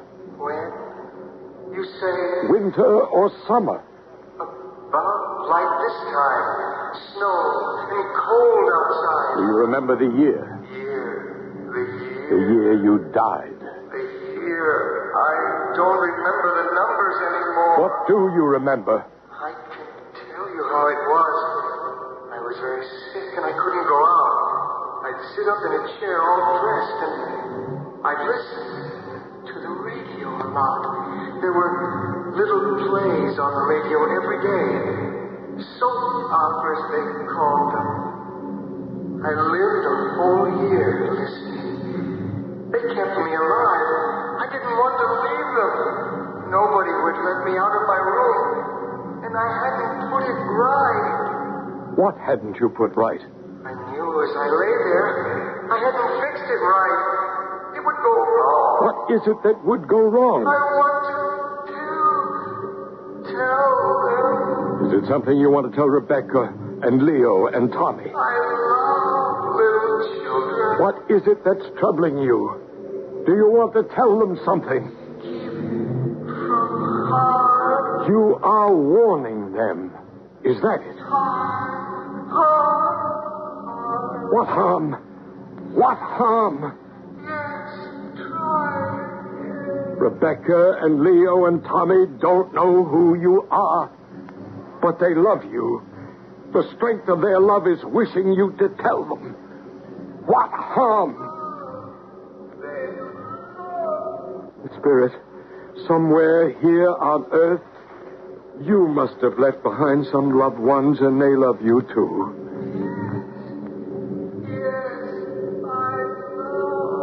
Can you hear me? Can you hear me still? The ghost has gone. Are you all right, David? Yes. He was very strong, wasn't he? We almost found out why he comes here. It's something he's left undone. Thank you, David. Won't our ghost come back? I hope so, but I don't know. I'd imagine that until his job is finished, he won't leave you. What job? What is it? What could he have yet to do? All close our eyes now. I shall speak for all of us. At this very moment, we are all going to the cellar door. Yes. Yes. We want to go down the cellar stairs. I have that feeling, too. Yes. A sense of urgency. Now. We must go now. Yes. We mustn't waste a moment. no question about it. It was a pull as strong as gravity. We all knew we had to go down to the basement. I led the way, and then, strangely enough, like Rebecca had done before me, I, too, tripped on the last step and almost fell. There he is. Over there. By the cellar window. Oh, yes. I hope I've got enough film left in the camera. He's coming this way. He's moving over to my workbench. Friend, what is the warning you have for us? Show us. He's doing something with his foot. Remember, dear friend, we wish to help you do what you have left undone. Then you can return to your world. Can you hear me? Can you understand me? Bryce, I don't want to take any more pictures. I have a strong sense of unity with him now. If I'm in a trance state, accept that and do whatever he says to do through me. Of course, David. The pictures are not important. Now I have exactly the same sense of haste, of something to be done quickly. Oh, there he goes. Into the oil burner room. Stand back. There are gas leaks down here. What? Back. Danger. What leaks? I've never smelled anything down here. Good Lord, yes. It is gas. Do something now. Now. Hurry before it's too late. Emergency service, Island Lighting. Yeah, this is Leo Green, 1447 Locust Avenue, Mineola. There's a gas leak in our basement. Will you send somebody over right away? Green, 1447 Locust, Mineola. You have your oil burner on right now? Becky, do we have the oil burner on right now? Of course we do. Can't you hear it? Yes, we do have it on right now. Do you have a red box marked emergency switch? Just a moment. Do we have a red box, an emergency switch? Yes, at the head of the stairs. Yes, we do. Right at the head of the stairs. Well, will you go there now and switch it off? We'll have somebody around to your house very shortly. It was quite true. The message relayed through David by the ghost. There was a gas leak. It had been seeping for quite some time. The power company told the Greens that had they not been alerted, in a matter of hours, their house on Locust Avenue might have gone sky high in an explosion. Everything was turned off and made safe. By 3 a.m, we were all sitting around in the kitchen, finally having some coffee. All those days and nights of not knowing. Oh, and now it's all over. Did you take a look at Tommy? Yes, he hasn't stirred. He slept right through the whole thing. Funny, when I went up to check on him, I felt this very warm vibration, and I thought, I know. A ghost has come up to Tommy's room to say goodbye. Then, all of a sudden, the feeling just disappeared. Your little boy had a friend. I don't think you'll have any problems about keeping plants alive in his room anymore. Well, couldn't it have been the gas? Plants are sensitive to that. You think that's what it was, Rebecca? Oh, Leo, sometimes I begin to really wonder about you. It was the ghost trying to warn us. Oh, come on now. Can't there be a natural reason for something? Everything can't be explained by the supernatural. But there was no gas leak anywhere near Tommy's room. You come on now. Look, friends, we have a report to write and some sleep to get. Thank you for the coffee. Oh, Bryce, you and David were real friends. Been an experience I don't think either of us will ever forget. I'd say on the whole, we had a very peaceful reaction. Don't you agree, Bryce? Oh, yes, indeed. This ghost with a knife, he was quite a peaceful entity. Not a negative entity in the slightest. Only negative briefly to frighten them into action. I hesitate to think where we'd be tomorrow if you two hadn't shown up. Who knows? Possibly our friend the ghost would have still found some way to warn you. When I think of it, he did everything short of ripping the thermostat off the wall. And still we didn't get the message. Nice fellow. You know, towards the end there, I sort of wished I could have gotten to know him better. You don't think you'll be back? I doubt it. Not even for a short visit? Well, good night, all. Where did you put our coats? Oh, I'll show you. Good night. And thank you, everybody. We'll let you know if my pictures show anything. I mean, David, Didn't you feel that way? That you'd like to have known the ghost better? I would. Leo, who knows? If everything hadn't worked out, then maybe yes. You might have gotten to know him real well. You might have spent Christmas with your ghost in his world.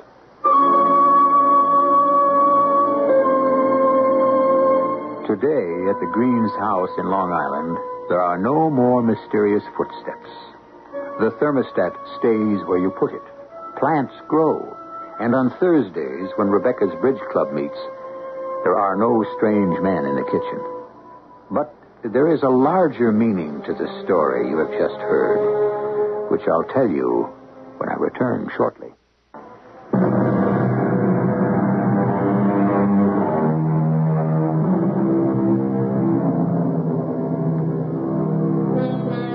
You have heard how, step by step, a higher intelligence tried to communicate danger to an average couple living in an average town. You have heard how the parasensory investigators took the steps that freed the astral being so that it could return to its world and get on with its own life. What, in our language, our words, was this being? Was it the mind? Some scientists say so. For the mind of man never dies, only the body. And so it is entirely possible that life can exist on the spirit side. And perhaps one day we shall all find out why and how. Our cast included Arnold Moss, Patricia Elliott, Bob Caliban, and Gordon Gould. The entire production was under the direction of Hyman Brown. And now, a preview of our next tale. What did she say, Sally? What did the buckwheat dame say? Listen. Charles Frederick would go to these wild, primitive places that were filled with all kinds of, well, we would call them superstitions. Got every word down on tape. Hey, that tape recorder sure does a trick. Did you get the pictures? Oh, sure. Oh, you can't beat that little wristwatch camera. Okay. There's lots of work to do. I'll develop the pictures, and you start listening to the tape. Honey, this could be it. How much do you think is in it? Well, she's supposed to be worth $4 or $5 million. Oh, are we sure? She's a believer. Oh, yeah, I could tell by the way she talks. I checked her out. She goes for the message from the other world stuff. She's a live one. I could sense that. Well, we hooked the fish. Let's bring her in. This is E.G. Marshall inviting you to return to our Mystery Theater for another adventure in the macabre. Until next time, pleasant dreams.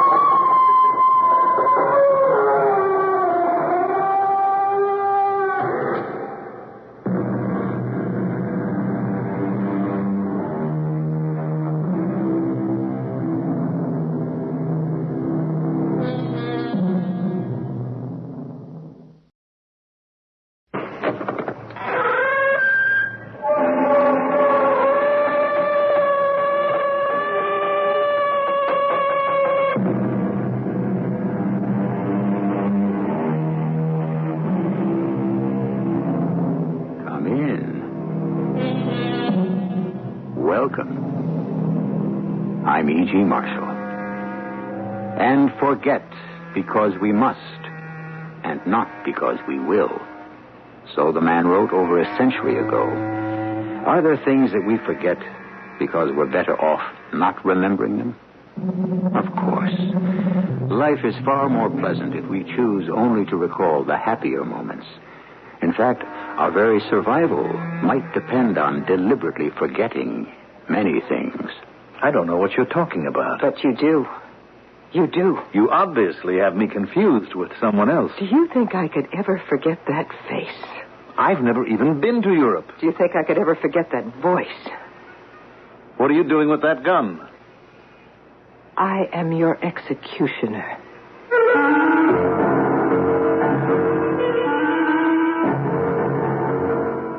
Our mystery drama, The Ghosts of Yesterday, was written especially for the Mystery Theater by Victoria Dan and stars Terry Keane. It is sponsored in part by Buick Motor Division. I'll be back shortly with Act One.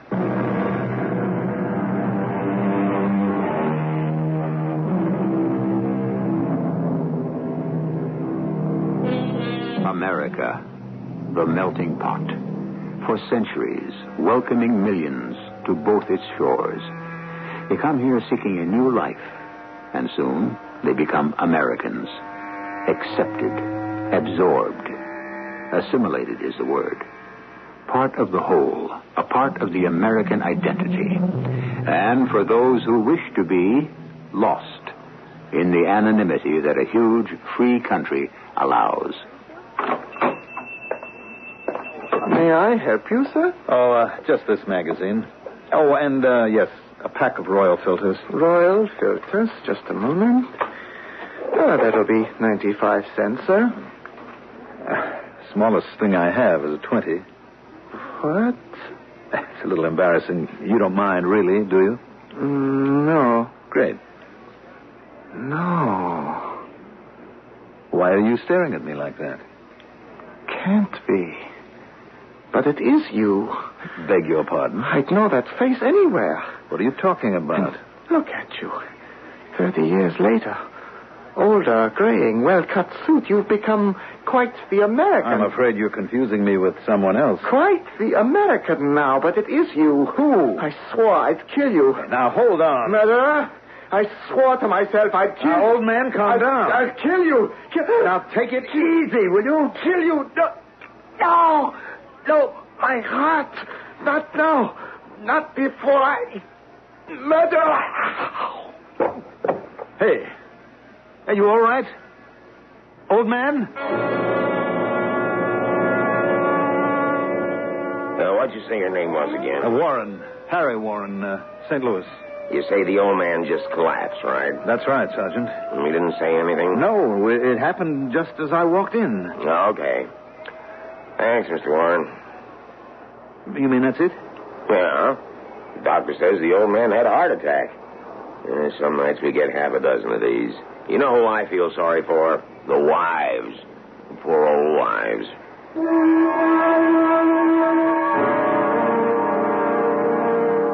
All right, sure. What?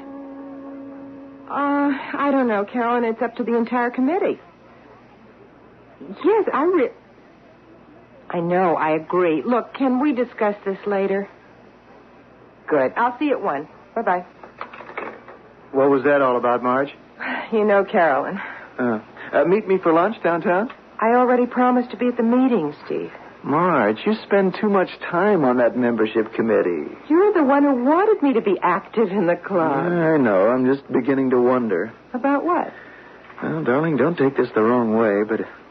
Well, it seems to me the entire membership thing is getting a bit ridiculous. How can you say that? Well, take that couple. The doctor and his wife that the Petersons nominated last week. What was their name? Vanetti... Vinataro. Whatever. Why was their request for membership turned down? You know why, Steve. No, I don't. Steve, you know the club policy. I know 100% American, right? Why are you suddenly so concerned about my activities at the club? Well, it's just that in the past few months, I don't know how to put it. You've changed. What do you mean, changed? Now, forgive me for saying this, darling, but you've become a snob. Me? A snob? Okay, you can trace your ancestors back to the Mayflower, and my family goes back to the French and Indian War, and I'm proud of that fact. I know you are, too, but, well, don't you think... Steve? Yes, I know. I'm doing it again, aren't I? Mm-hmm. Fighting everybody else's battles but my own. Do you think I'm really a snob? Well, if you are, then you're the most beautiful one I know. That's no answer. I'm going to miss my train.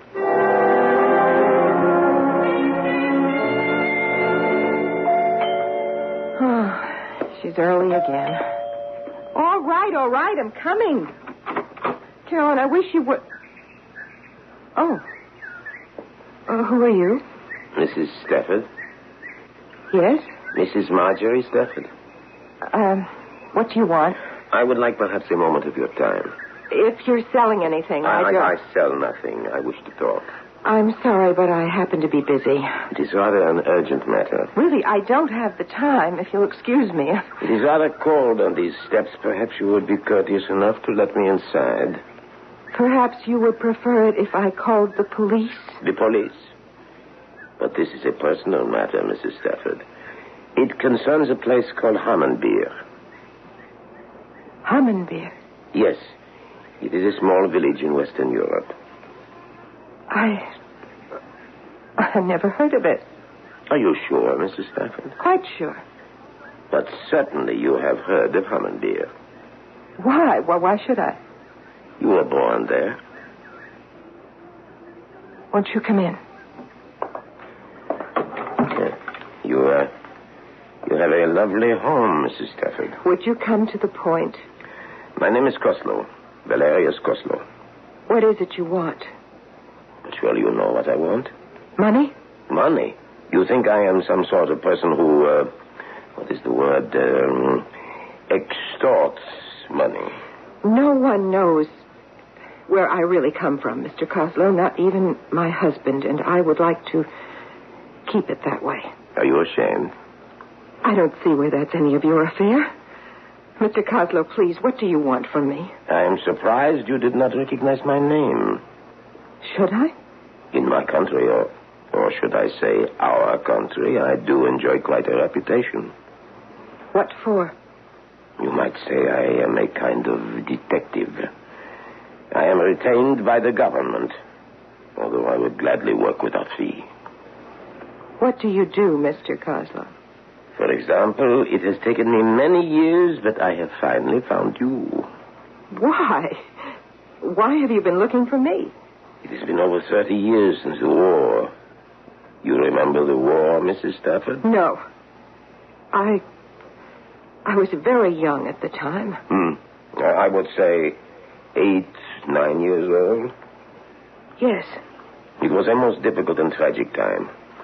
I, for example, worked with the resistance.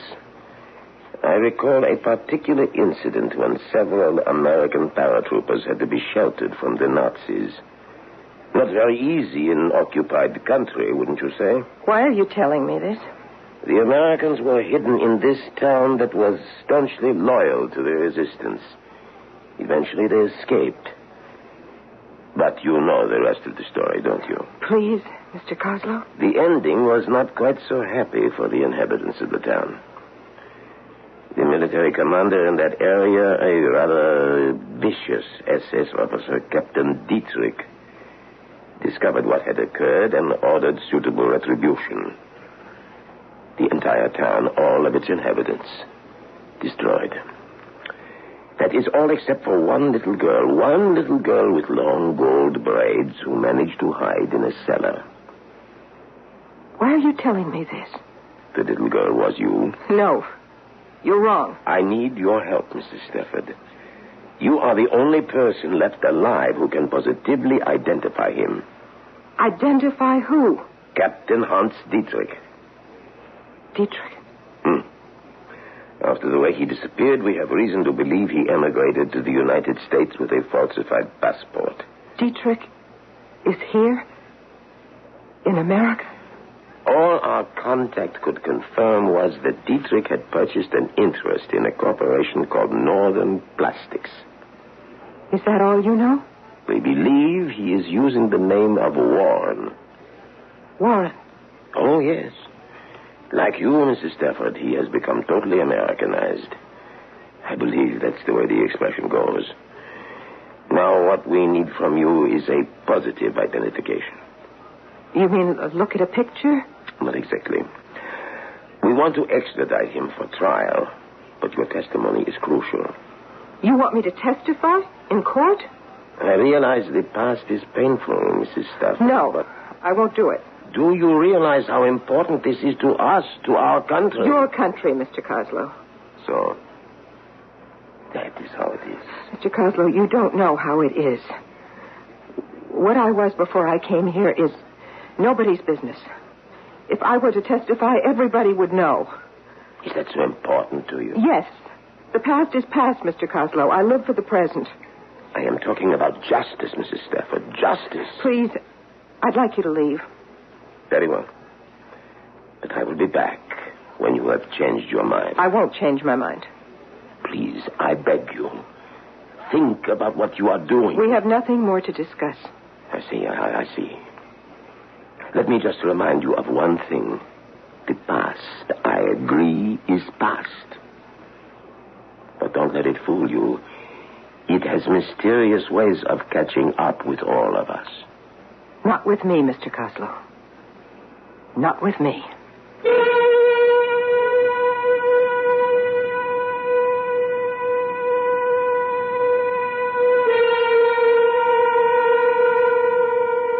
Forgive and forget. That's the motto that the great humanitarians would have us all live by. However, most people usually choose one or the other. There are those things that we would prefer to forgive, but never forget. But more painful, more destructive must be the events our minds choose to forget, but our hearts refuse to forgive. I'll be back shortly with Act 2.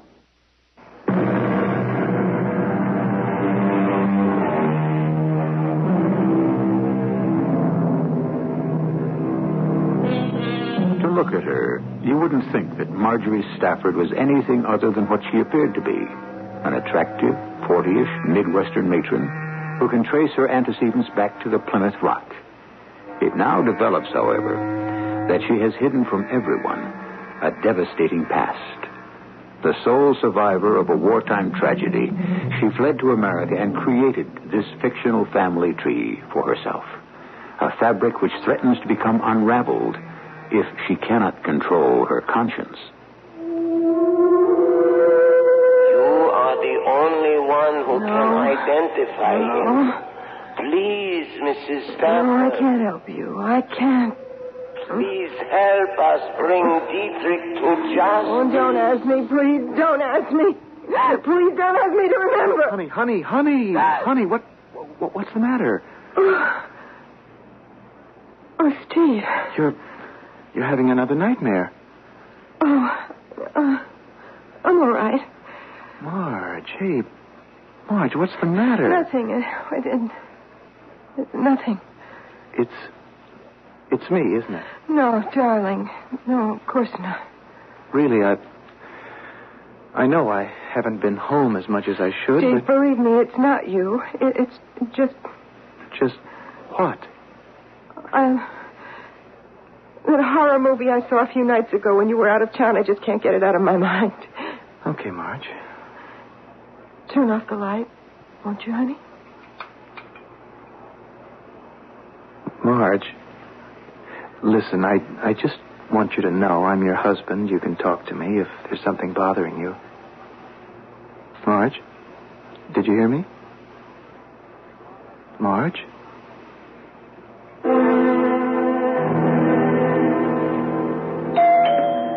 Just a minute. Oh. Yes, Mrs. Stafford. Please, Mr. Coslow, why have you come back? I already told you I won't be a witness for your government. I won't testify in public. You think I am hounding you, don't you? Understand me, Mr. Coslow. I appreciate what you feel, but I have a life here, a new life. I can't jeopardize it. I see. You think that to tell the truth about the past would make a lie of the present. Mr. Coslow, is that all you do with your time? Hunt down ghosts of yesterday? Someone has to remember. Why? There were people. How can you forget them? Your own family, your mother, your father. Don't you owe them something? I have no family. I will be staying at the Clarkton Hotel, Mrs. Stafford. I will be there until I receive your call. I don't intend to call you. The ghosts of yesterday have circled your eyes and tortured your sleep. I will be seeing you soon.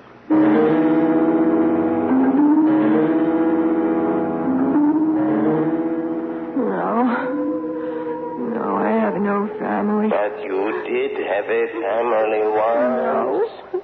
Yes. You had a family until Hans Dietrich destroyed. No, I don't want want to talk about it.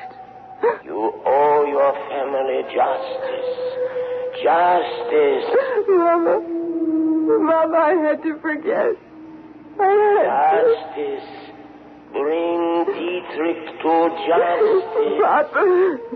Papa, you understand, don't you? I had to forget. No, they do not understand. You have forsaken them. I haven't. Mama, Papa, believe me. You owe them justice. Justice. No. No, don't make me remember. Don't. Marge, I want to talk to you. In a minute, honey. I don't want to burn the eggs. Look, I don't care about the eggs. I'm worried about you. It happened again last night, didn't it? What happened? You had another nightmare. Oh, Steve, are you going to start that again? Now, honey, it's nothing to be ashamed about. I think I know what you're going through. You do? It happened to me when I turned 40. It can be a very upsetting time for a person, I know. Oh, and that's what you think is... Well, am I wrong? Is it something else, Marge? No. No. You're absolutely right, darling. That's just what it is. Well, I'll tell you what we'll do. We'll go out to dinner tonight. What do you say? All right.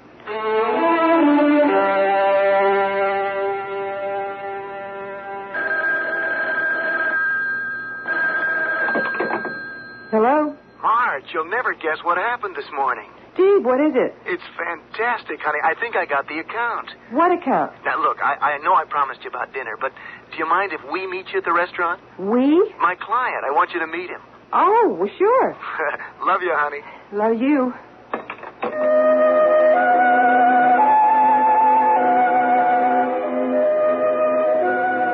Over here, Marge.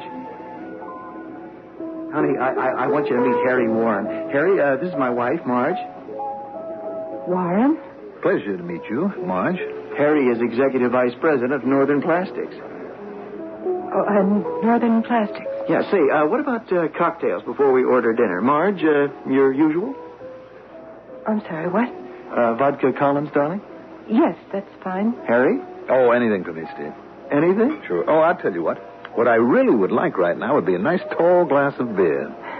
Domestic or imported? Well, any is fine with me, Marge. Though there is really one that is supposed to be the best in the world. You can't get it in this part of the country. Oh? It's imported from the Rhine Valley. A stream with the clearest, purest water in the world. It's called... Hofstein? Yes. Well, isn't this delightful? I thought no one else ever heard of it. Few people have. And then the girl said, but Mr. Warren, we canceled your reservation a week ago. Oh, that's great, Harry. Say, Marge, remember what happened the time we took the trip to Wisconsin? What? Oh, it was a tiny resort, and the innkeeper couldn't speak a word of English. Really? Can you believe it, Harry? Some people can live in this country for years and never learn the language. All this poor guy could speak was... German. Can you imagine? In the heart of America? It's hard to believe. Do you speak German, Mr. Warren? I mean, Harry? No, not a word, Marge. Why do you ask? It's just that you seem like the type of person who... Who what? Who might. Isn't that silly? Clarkton Hotel? Yes, do you have a guest registered there by the name of Kozlow? Valerius Kozlow? Yes, please. Mr. Kozlow, I'd like to talk to you, not over the phone. Can we meet somewhere? All right.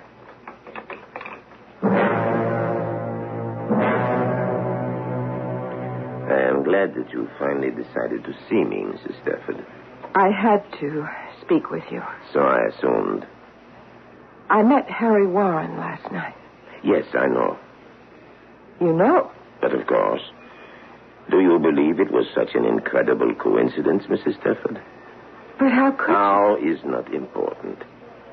Tell me, did you recognize him? Yes. Warren is Hans Dietrich. You are positive? Yes, I'm quite positive. Excellent, Mrs. Stafford. I must admit to you this is a satisfaction which I seldom experience in my line of endeavor. What happens now? My government contacts your government, and we go through some brief formalities which will enable me to extradite Dietrich for trial. And what about me?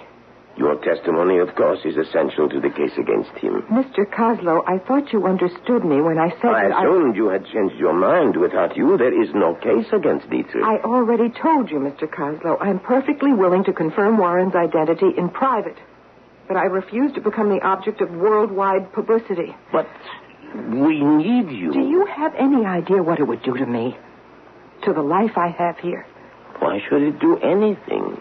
Because people here in this town, they care about who a person is, where they come from.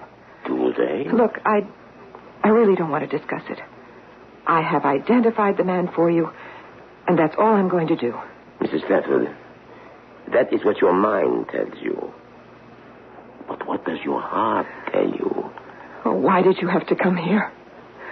Why did you have to dig this thing up again? It was dead and buried. Was it? Of course. You never thought about it until a week ago when I rang your doorbell? You expect me to believe that, Mrs. Stafford? I don't want to talk about it anymore. I've got to be going. Mrs. Stafford. Maria. What did you call me? Maria. Have you also buried your real name? I won't do it, Mr. Coslow. I won't go back. One way or other, you will go back. No. But you will, Maria. Don't call me that.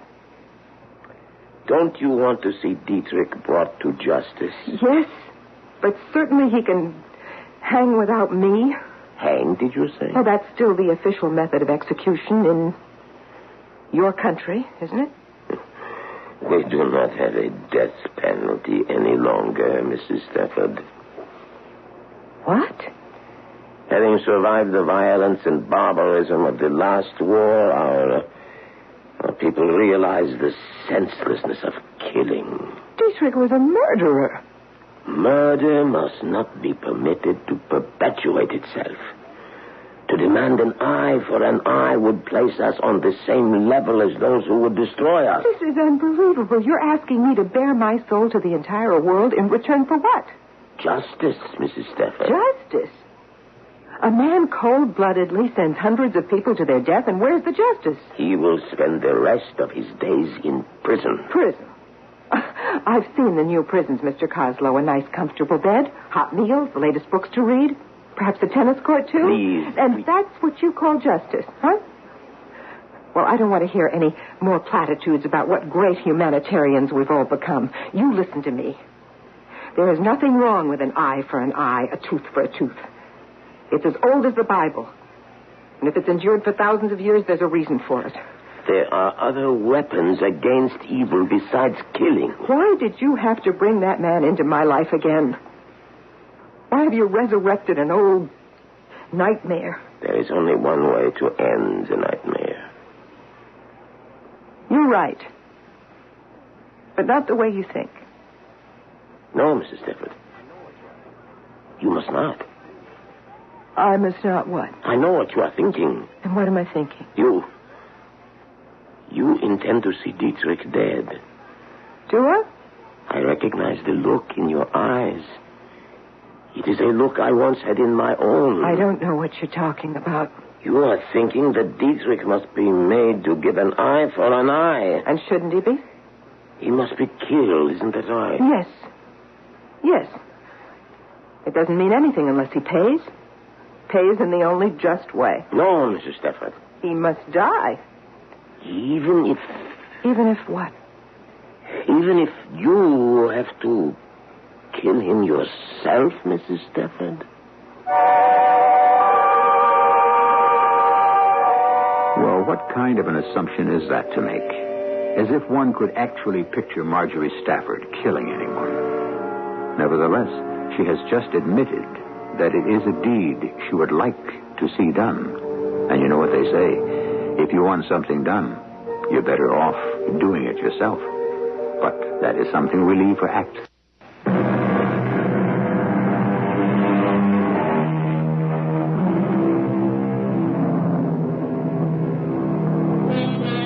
What force is it that drives people to murder? Oh, there have always been those who kill for no logical reason at all.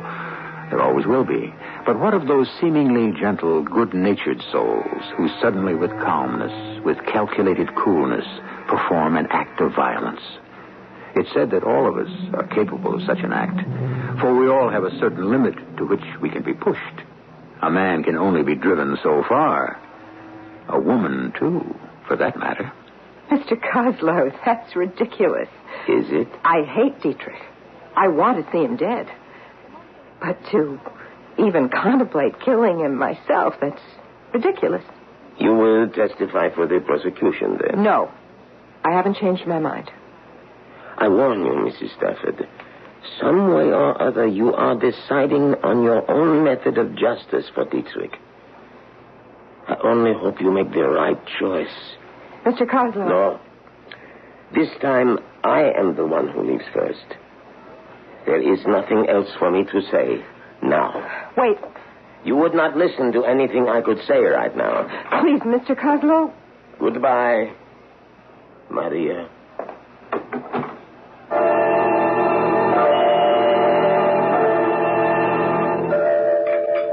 Oh, no more for me, honey. I couldn't eat another thing.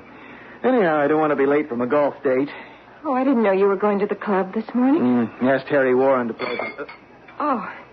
Well, clumsy of me. Over here, let me help you clean that up. No, it's all right.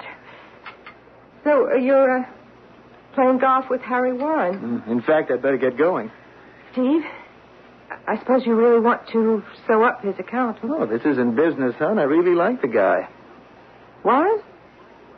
You like him?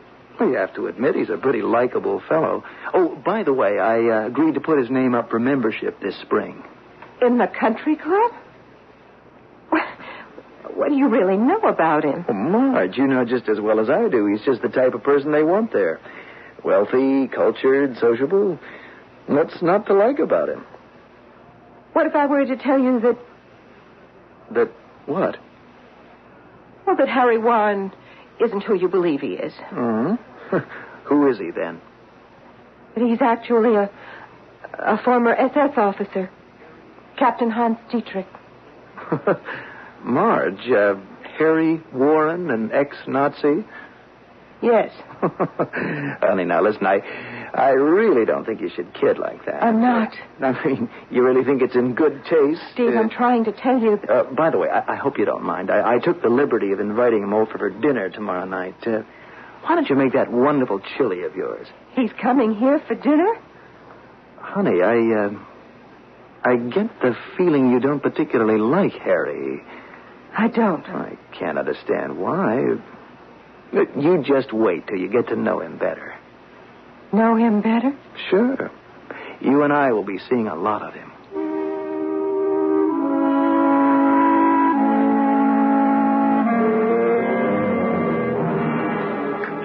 Well, thank you for this dinner, Marge. It was absolutely delicious. Isn't she a great cook? You are a lucky man, Steve. Well, actually, Harry, my husband is very easy to please at the kitchen table after 4 years of Army food. Anything beats those K rations. What did you do during the war, Harry? Oh, I was in the Army. Really? Were you overseas? Honey, I'm sure Harry doesn't want to talk about the war right now, do you, Harry? Actually, I do find it a bit depressing. I guess it's because at heart I'm really a peace-loving man. Marge, you were deliberately rude at dinner. Oh, Steve, come on. You're making a mountain out of a molehill. Harry was a guest in our house. I think you could have acted a little more graciously. Name one ungracious thing I said. No, it isn't anything you said. It was just the way you... Well, you were giving him looks this evening that could have given anyone frostbite. Really? Really? I can't tell you how embarrassed I am. I am sure that he didn't notice anything. Maybe not, but I did. Now, what have you got against the poor guy? Steve, could we just drop the whole thing? This just isn't like you, Marge. For goodness sake, what did Harry Warren ever do to you? Clarkton Hotel. I'd like to speak with Mr. Valerius Coslow, please. Thank you. Hello? When will he be back? What? Well, he couldn't have checked out. Are you sure he... I see. All right. Honey, who was on the phone? I was just talking to Carolyn. Steve, I've been thinking, let's go away, just the two of us. Oh, sounds great. We'll do it next weekend. Why not now? This weekend. I can't, honey. I've got to be in Denver for that audit. You're flying to Denver? You just came back? Well, what can I do? My hands are tied. Spangler Continental decides that this is the time to declare bankruptcy. Steve, take me with you. Well, to Denver? What on earth for? I just don't want to be here alone. Well, but I can't take you. I wouldn't have any time to see you when I'm out. Please? Well, honey, look, I know it hasn't been easy for you with me away so much, but I promise, when I get back, I'm going to take the entire week off. We can go anywhere you like. Now, how about it? But I... Wow, would you look at the time? I'm going to miss my plane.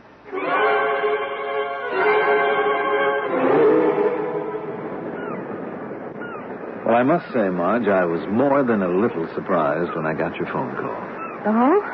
Why was that? Well, I was under the impression that you didn't particularly care for me. Well, Harry, I'm really sorry if I gave you that impression. Frankly, I'm confused. Why? Are you asking to see me with Steve out of town and all? Well, now, what's so confusing about it? You are a very attractive man, Harry. Well, Marge... And I can tell you aren't exactly indifferent to me.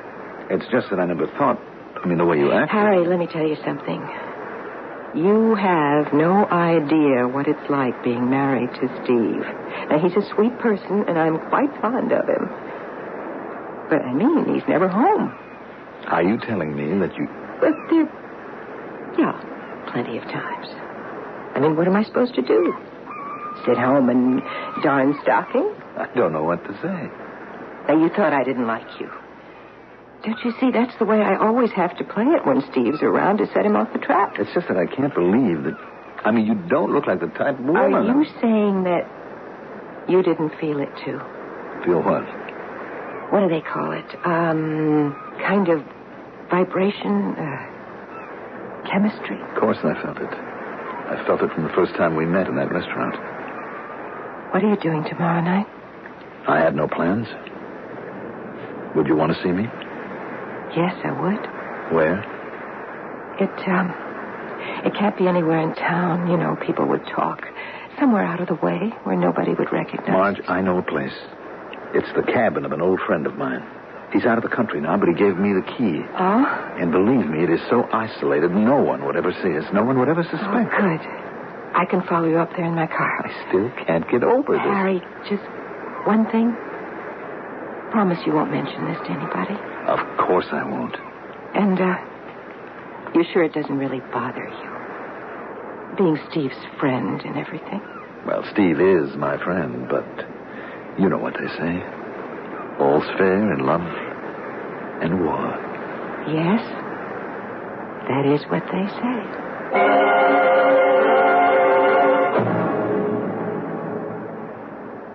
My, this is quite a little cabin in the woods. Your friend must be very well off, Very. Certainly is isolated. Your friend must like privacy. He does indeed. Oh, is that a terrace over there? Yes. Would you like to take a look at the view? Let's go out on the terrace. Wow. That's quite a drop, isn't it? 40 feet at least. Hey, I didn't realize how chilly it's gotten. Let's go back inside. No, let's stay out just a little longer. Oh, you say it's 40 feet from here to the rocks. Fall like that would kill a person, wouldn't it? Most probably. Marge, let's go inside. Not yet. Marge, what the devil? It's Steve's gun. He keeps one in the house. Why are you pointing it at me?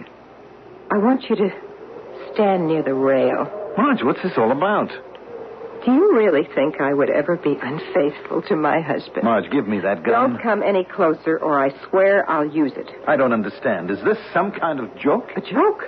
Oh, no, this is most certainly not a joke. Well, then... Don't move. I mean it. Marge, what's going on? What have I ever... Done? Is that what you were going to say? Harry Warren hasn't done anything. On the other hand, Captain Hans Dietrich has. Who? Don't look so surprised. I know who you really are. What are you talking about? In some ways, we have a lot in common. We're both survivors. You aren't making any sense. Both of us escaping the past, clinging to new identities, working year after year to remove every vestige of the old life, even down to losing our accents. You are not an American? I spent my early childhood in a village called Unnamed. Unnamed? Surely you remember it. During the war, we were occupied by the Germans. I was little, only 8. But I can remember they were commanded by a very young officer. His eyes a cold gray. A man who never laughed. Never smiled. He was always posting pages of rules we were to follow. I think you've gone out of your mind. Let me finish. One day he was angry. I'd never seen any face so full of anger, rage. I was young. I didn't understand how things were. Something about helping soldiers, Americans. I was afraid of that face. The anger. So I hid in a doorway. I hid when the captain made everyone gather on the village square and made a long, hard speech about treason and how he must make an example of our town. Why are you telling me this? Because I want you to know the reason you are to die. You think I'm Dietrich? I know you are Dietrich. You're making a mistake. I've never even been to Belgium. How would you know that Hammenbeer was in Belgium? Now, look, Marge. You can lie to the rest of the world, but you can't lie to me, Dietrich. As if I could ever forget those eyes. And that voice. Your voice. Giving the final order. To level my village. Admit it. Admit who you are. I am Hans Dietrich. Captain SS. Military number 172-93481. I have brought you here, Captain Dietrich, for the purpose of administering justice. You have been found guilty of the murder of the village of Hammenbeer. Guilty of the murder of 271 people. My mother, my father, my 2 sisters. These things are necessary in times of war. Innocent people. Treason is punishable by death. I now sentence you to death. Get up on that ledge. Now. I see. You intend to make me jump. You yourself said the fall would kill, didn't you? What is the matter, Mrs. Stafford? Your face. You don't even look afraid. I am not afraid. Aren't you going to beg me for your life? No. It is almost a relief to no longer deny who I truly am. I am Hans Dietrich, and I am proud to join my friends, my fallen comrades. Go ahead, shoot. Shoot! I am not afraid to die like a soldier. There is no greater glory than to die like a soldier. What are you waiting for? Shoot! No. No, it's what you want me to do, isn't it? It's the easy way out for you. It's merciful, quick, almost glorious for you. No. No, this isn't justice. You are afraid. No. I'm not afraid. Not anymore. I'm taking you back. Back to my old country. Back to justice.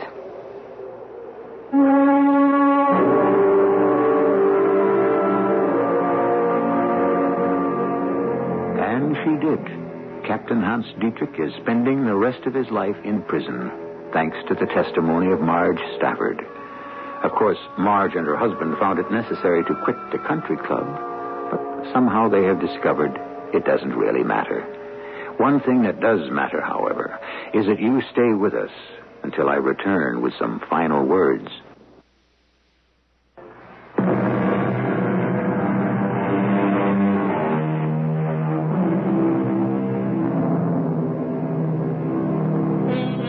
Ralph Waldo Emerson wrote the words, "One man's justice is another's injustice. One man's beauty, another's ugliness. One man's wisdom, another's folly." How true the thought. But also, it is true that ultimately there is only one good and one evil, one right and one wrong. And if the human beings of this world finally ever come to realize that there is a universal ethic, mankind will have reached its golden age. Our cast included Terry Keane, Russell Horton, Leon Janney, and Mandel Kramer. The entire production was under the direction of Hyman Brown. This is E.G. Marshall inviting you to return to our Mystery Theater for another adventure in the macabre. Until next time, pleasant dreams.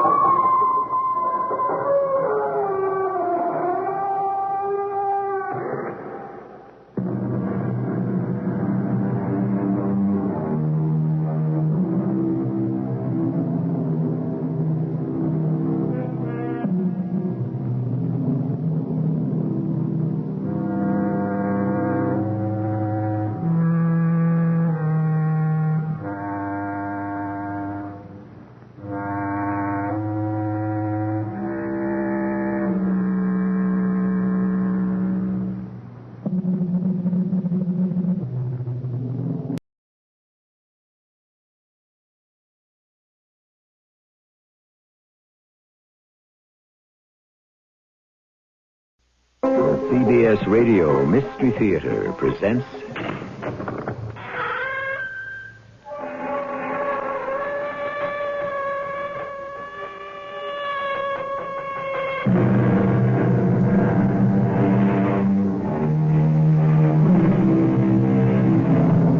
Come in.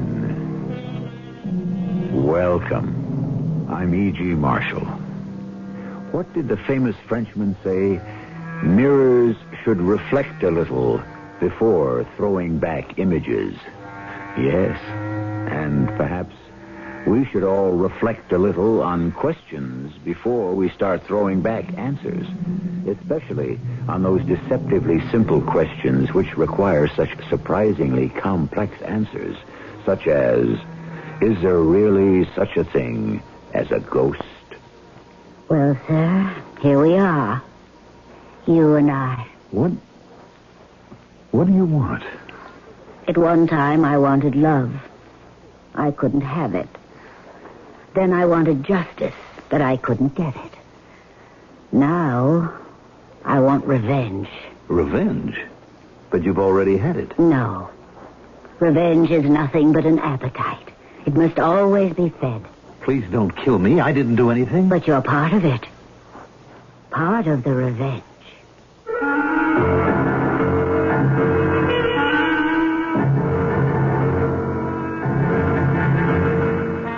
Our mystery drama, The Avenging Ghost of Kitty Morgan, was written especially for the Mystery Theater by Sam Dan and stars Mandel Kramer. It is sponsored in part by Buick Motor Division and ARM, Allergy Relief Medicine. I'll be back shortly with Act One.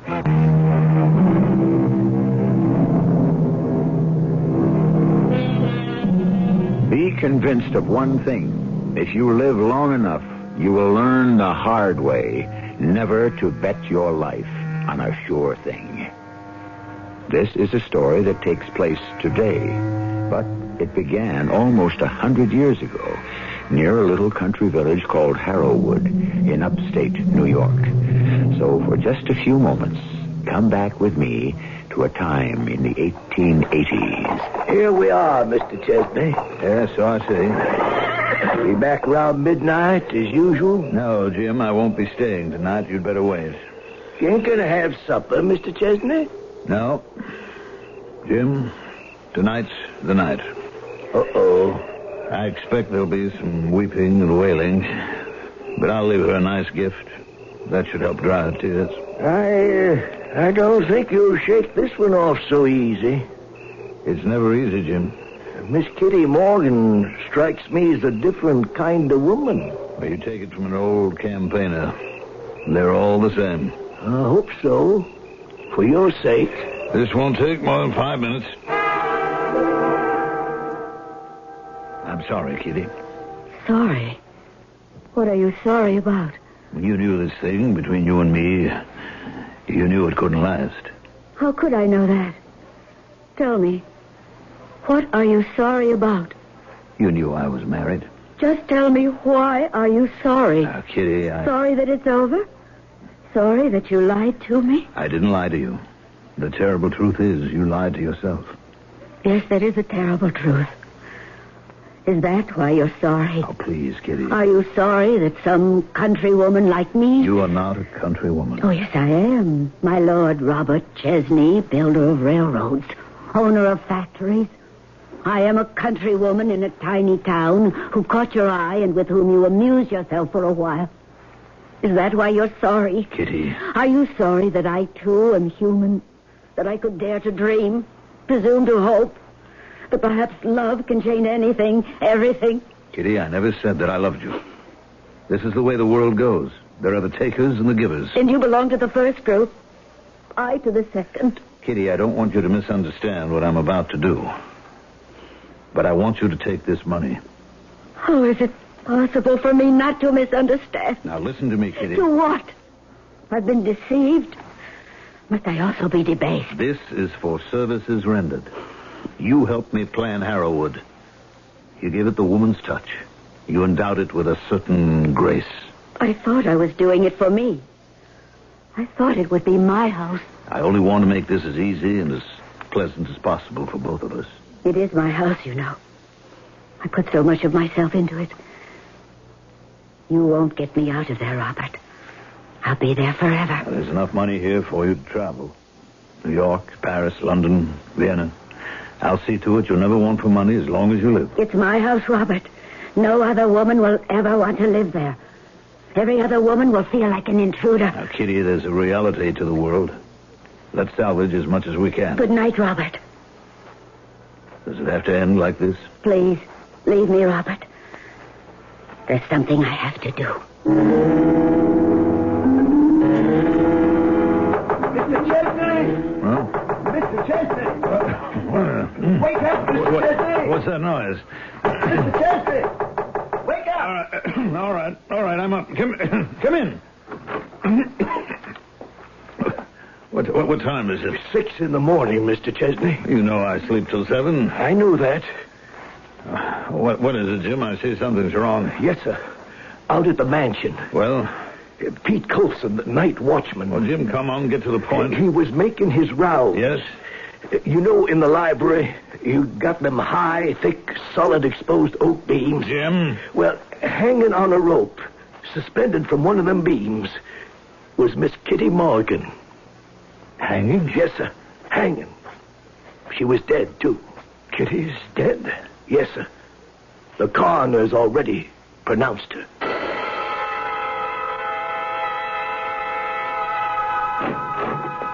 Mr. Chesney? What is it, Jim? The note she wrote, the suicide note, she wrote it to you. All right. What about it? Now that the inquest's over, the coroner says you can have it. Here. Thank you, Jim. You, planning to take a train into the city? After a while. I'll have the carriage ready. Thank you, Jim. I'll call when I want you. Yes, sir.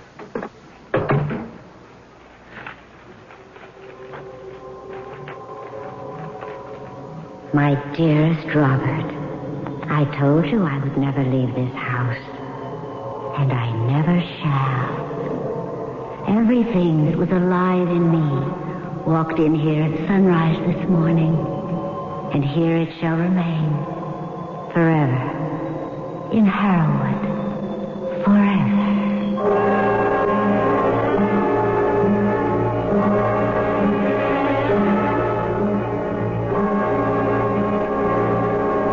Borkin, I noticed the name Harrowwood on this list of company properties. Yes, Mr. Chesney. What is Harrowwood? Oh, it's an estate in the Adirondack Mountains. Yes?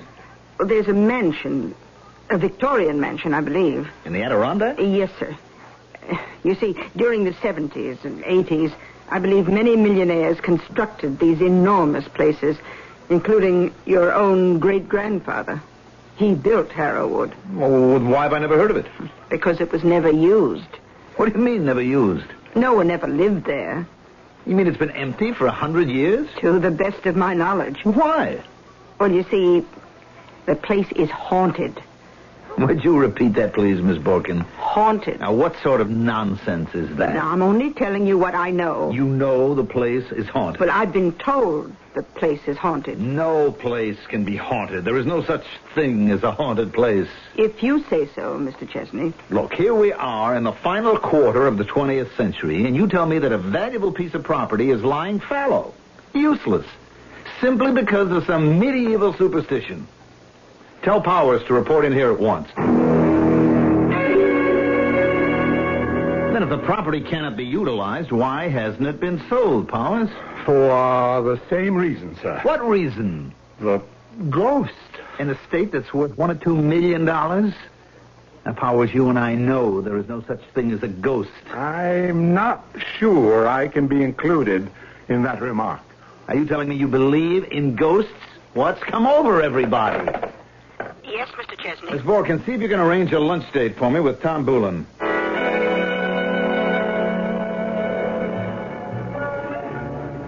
Tell me, why have you brought me lunch, Joe? Well, Tom, I owe you a favor. Oh, now, Joe. I mean it. I think back over the years, as we've been good friends, you've always done a great many things for me. What have I ever done for you? Well, we shouldn't keep score in these things. Well, I just found out that I own some property upstate. Yes. It could be developed and make a mint as a resort. Uh-huh. Now, we're not into this kind of thing. On the other hand, you fellows are always looking for a hotel situation, aren't you? Sure. All right. Now, how about 1,000 acres, Tom? With a 30-room mansion, a private lake, you could lay out a golf course, has access to the thruway. How's that sound so far? Not bad. You could have your own ski slopes, and you're generating income 12 months a year. How much? I'm going to let you steal it. $2 million. What's the catch? Tom, when you deal with me, is there ever a catch? What's the name of this place? Harrowwood. No deal. Why, what's wrong? It's haunted. What did you say? It's haunted. You? You believe in that kind of stuff? Everybody knows it, Joe. A woman haunts that place. A woman who's been dead 100 years. Oh, how can a dead woman haunt anything? Well, it's possible. My great, add 7 or 8 more greats. Aunt is supposed to be haunting the Tower of London. Tom, are you serious? You mean you never heard of Anne Boleyn, the second wife of King Henry VIII? Come on, now let's get down to brass. He cut her head off. Didn't you know that? Yes, I know. Well, my old man, to whom this kind of thing is important, traces our lineage back to Anne Boleyn's brother. Tom, can't we try to be serious? I am serious, Joe. As far as the existence of ghosts is concerned, I have an open mind, as befits a man of my ancestry. Are you going to pass up the buy of a lifetime? Let's face it, Joseph. What are you really trying to sell me? A haunted house. Has the whole world suddenly gone mad? How can sane, sensible people seriously entertain the idea of ghosts? Or is their sanity and civilization just a veneer? Well, now that I was aware of Harrowwood, I decided to check the matter out further with my Aunt Sylvia. Harrowwood? Oh, dear boy, shall you have some tea? Well, Aunt Sylvia, we just had our tea about 5 minutes ago. Oh, did we? Yes. Now, about Harrowwood, Aunt Sylvia. I have no recollection of having drunk my tea. Oh, I assure you we did, and we enjoyed it. I can recall so clearly what happened when I was a little girl, almost 80 years ago. Do you recall Harrowwood? Oh, yes. Yes. Harrowwood. Your great-grandfather built it. But why have I never heard about it? Are you sure we had tea? I guess the only thing I can do is go up there myself. Oh, no, you can't do that. Why not? Oh, because something will happen to you. What? First I'd better ring for tea. We'll all be the better for a nice hot cup. And we'll have some of those sweet little cakes. What will happen to me up at Harrowwood? Oh, who said anything will happen to you up at Harrowwood? You did. Oh, would you rather have scones? Oh, why don't we have a little bit of everything? Now I remember. What do you remember? What will happen to you if you go up to Harrowwood? Yes? You'll be murdered. Murdered? Yes, murdered. Why? How? By whom? Oh, here comes Forrest. We'll talk about it later. First, we must have a cup of tea. Yes, we're going to have a cup. And how appropriate is Mr. Fielding's remark on the subject. Love and scandal are the best sweeteners of tea. And as you might expect, on this show, we can very easily add a third. Murder. We'll stir this brew a bit when I return shortly with Act 2.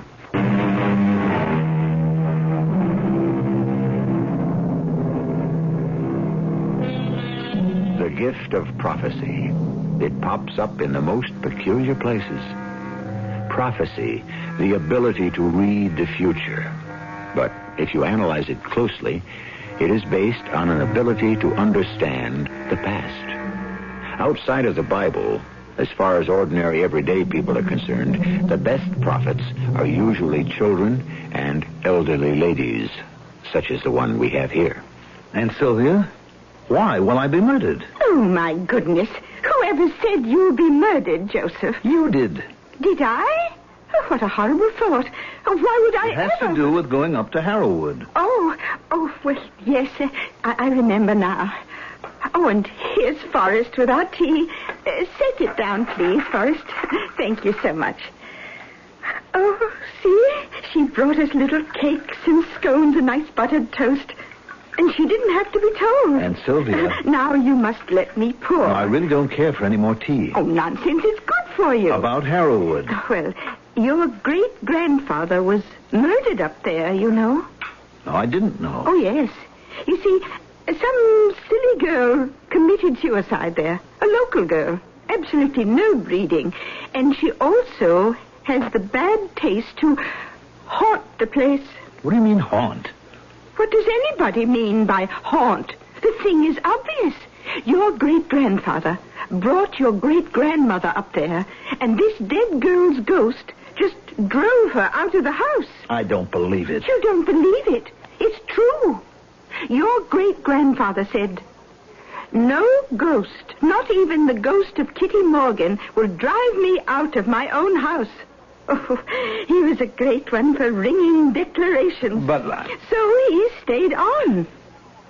And one morning, he was found dead. Dead? The ghost had killed him. How? Oh, how do ghosts kill? They scare you to death. Oh, he could have had a heart attack or something of the sort. Oh, the man was as strong as a bull. Well, anyway, since then... everybody knows that it's death for any male descendant of Robert Chesney to enter that house. Everybody knows. What nonsense. Oh, I'm so glad you could visit your poor old aunt. Why don't I ring for Forrest and have her bring us a nice hot cup of tea? Who was it that said the lunatics have taken over the asylum? Well, whoever he was, the man is a true prophet. Here I am surrounded by people who suddenly seem to have taken leave of their senses. Ghosts. Well, the matter had to be cleared up once and for all. Yes, Mr. Chesney. Miss Borkin, find out from Powers who is looking after the property up at Harrowwood and make arrangements for me to go up there. You're going up there? Yes, Miss Borkin. But what? is that wise? Wise? In view of the curse. What are you saying, Miss Borkin? Nothing. Nothing at all.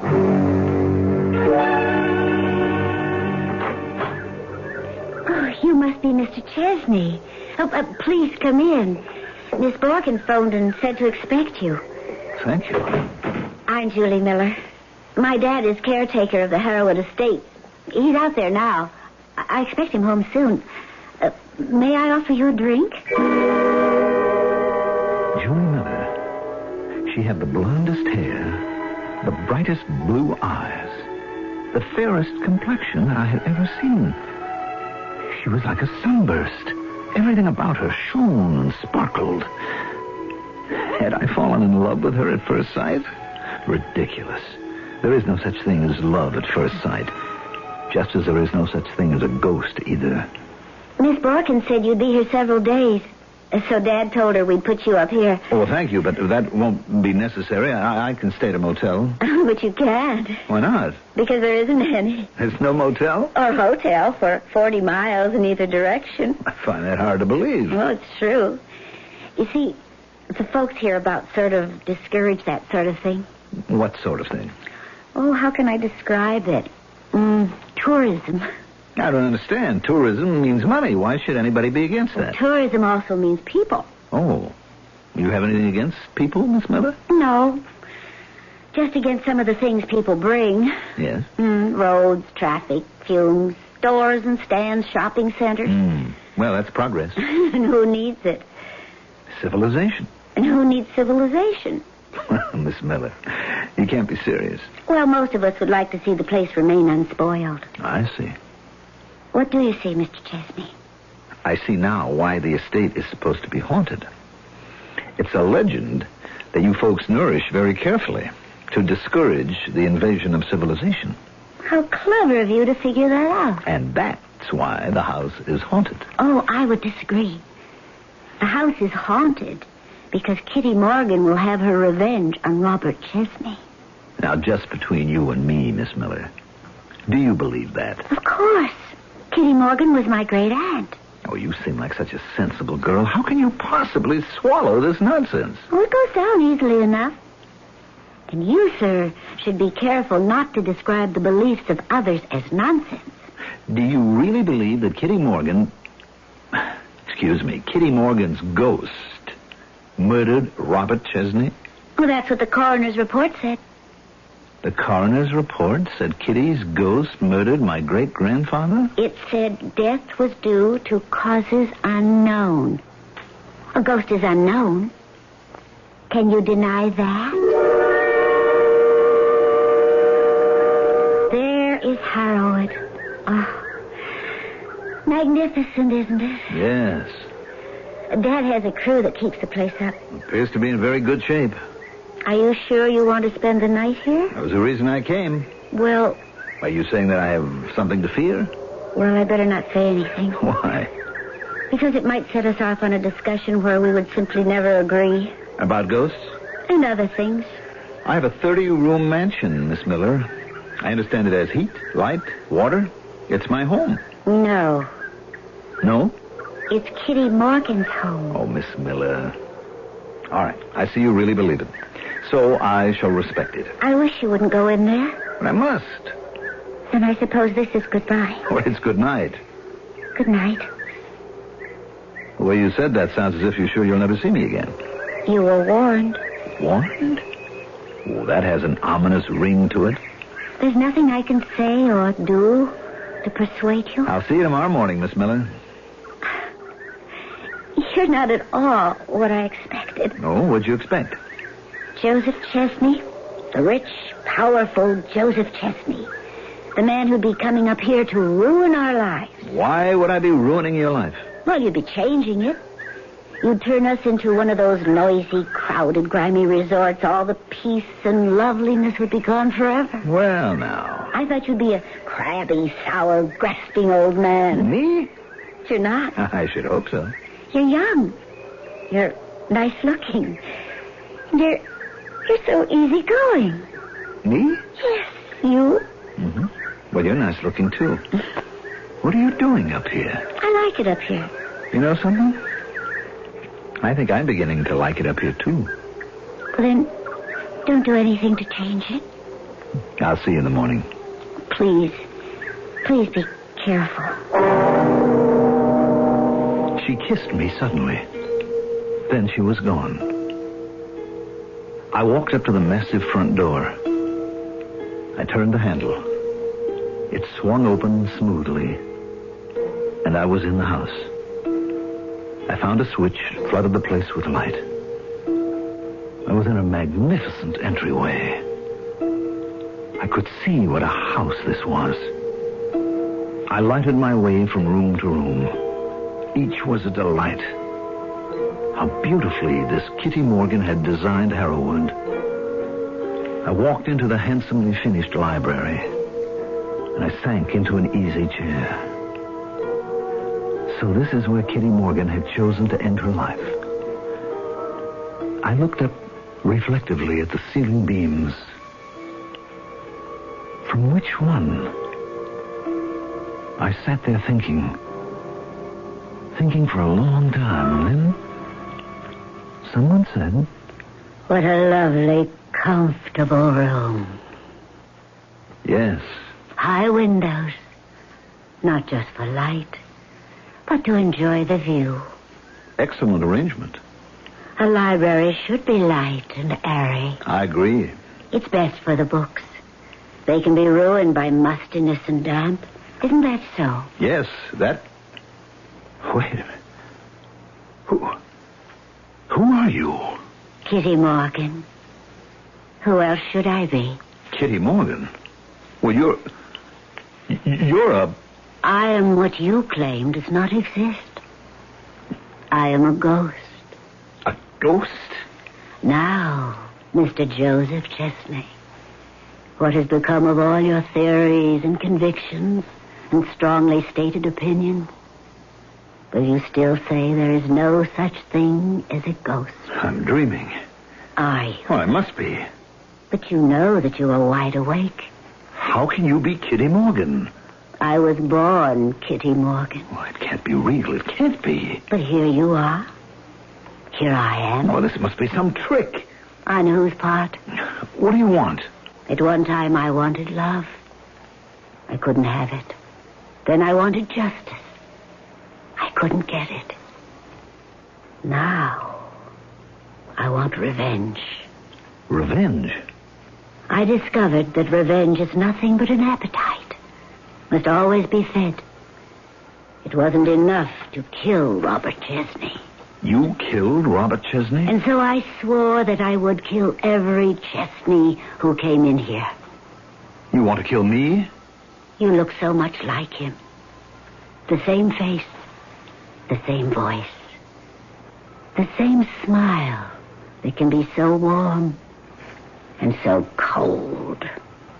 Do you have the same heart? I don't know what you mean. Yes. I should kill you. But I won't. Well, thank you. Don't be sarcastic, young man. I could do it. Quite easily. You think I'm a woman and so I can be overpowered. But I'm not a woman. I'm a ghost. My strength, my power is not of this world. I think I understand why you would want to kill me. But why have you changed your mind? Why? Yes. Why? Well, young Mr. Chesney, I believe I have other plans for you. We think of ghosts as floating, ethereal, disembodied, things that merely drift along. But a ghost is a reasoning, calculating, plan-making entity? This, indeed, must be something new in the chronicles of ghosthood, ghostdom. I shall return shortly with Ectoplasm for Act 3.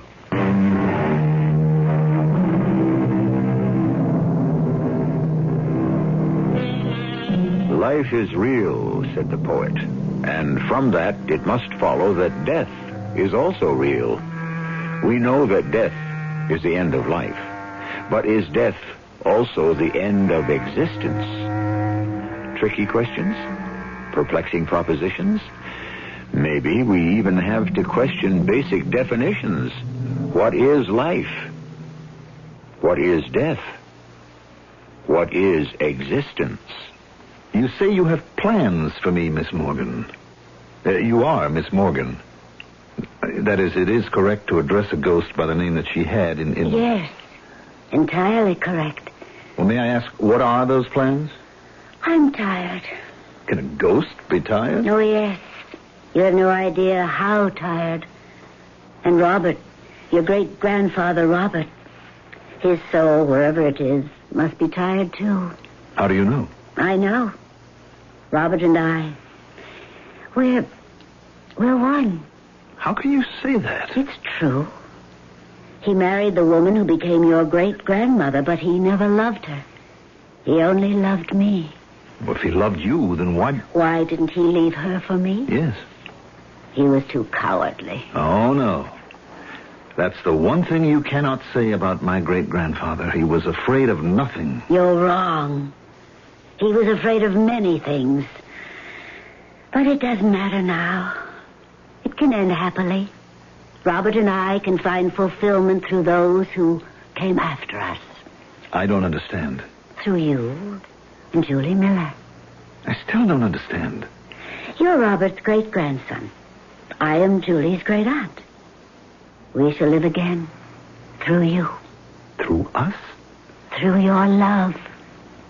What love? You love her, Joe. Don't deny it.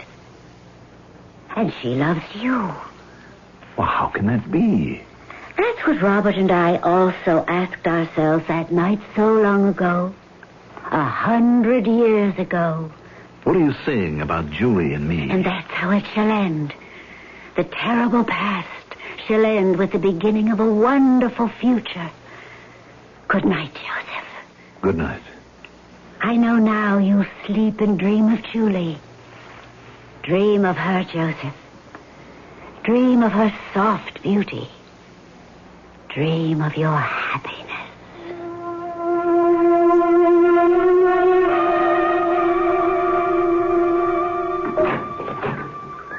Joe. Julie? Come in. Dad went up to the mansion. Yes, I know. I saw him. I knew you'd be by. I made you some breakfast. 3-minute eggs. 3 minutes. No more, no less. How did you know? Oh, I know a great many things. Instinctively. Well, Julie, as you can see, I spent the night at Harrowwood. And nothing happened? Well, I wouldn't say that. You wouldn't? A great many things happened. Yes? I fell in love. With whom? The ghost of Kitty Morgan? No. With the great-grandniece of Kitty Morgan. Oh. Yes. I do love you, Julie. I know. I know. How do you know? Because I love you. Julie. And you see, when you love someone, really love someone, it's part of a chord. It's never a single note. They also love you. You never heard of unrequited love? You can only love if you're loved. The other thing, well, it's a state of mind. You'd have a quarrel with most of the writers of romances. Do I have a quarrel with you? With me? No, darling, never. That's good. We must never quarrel.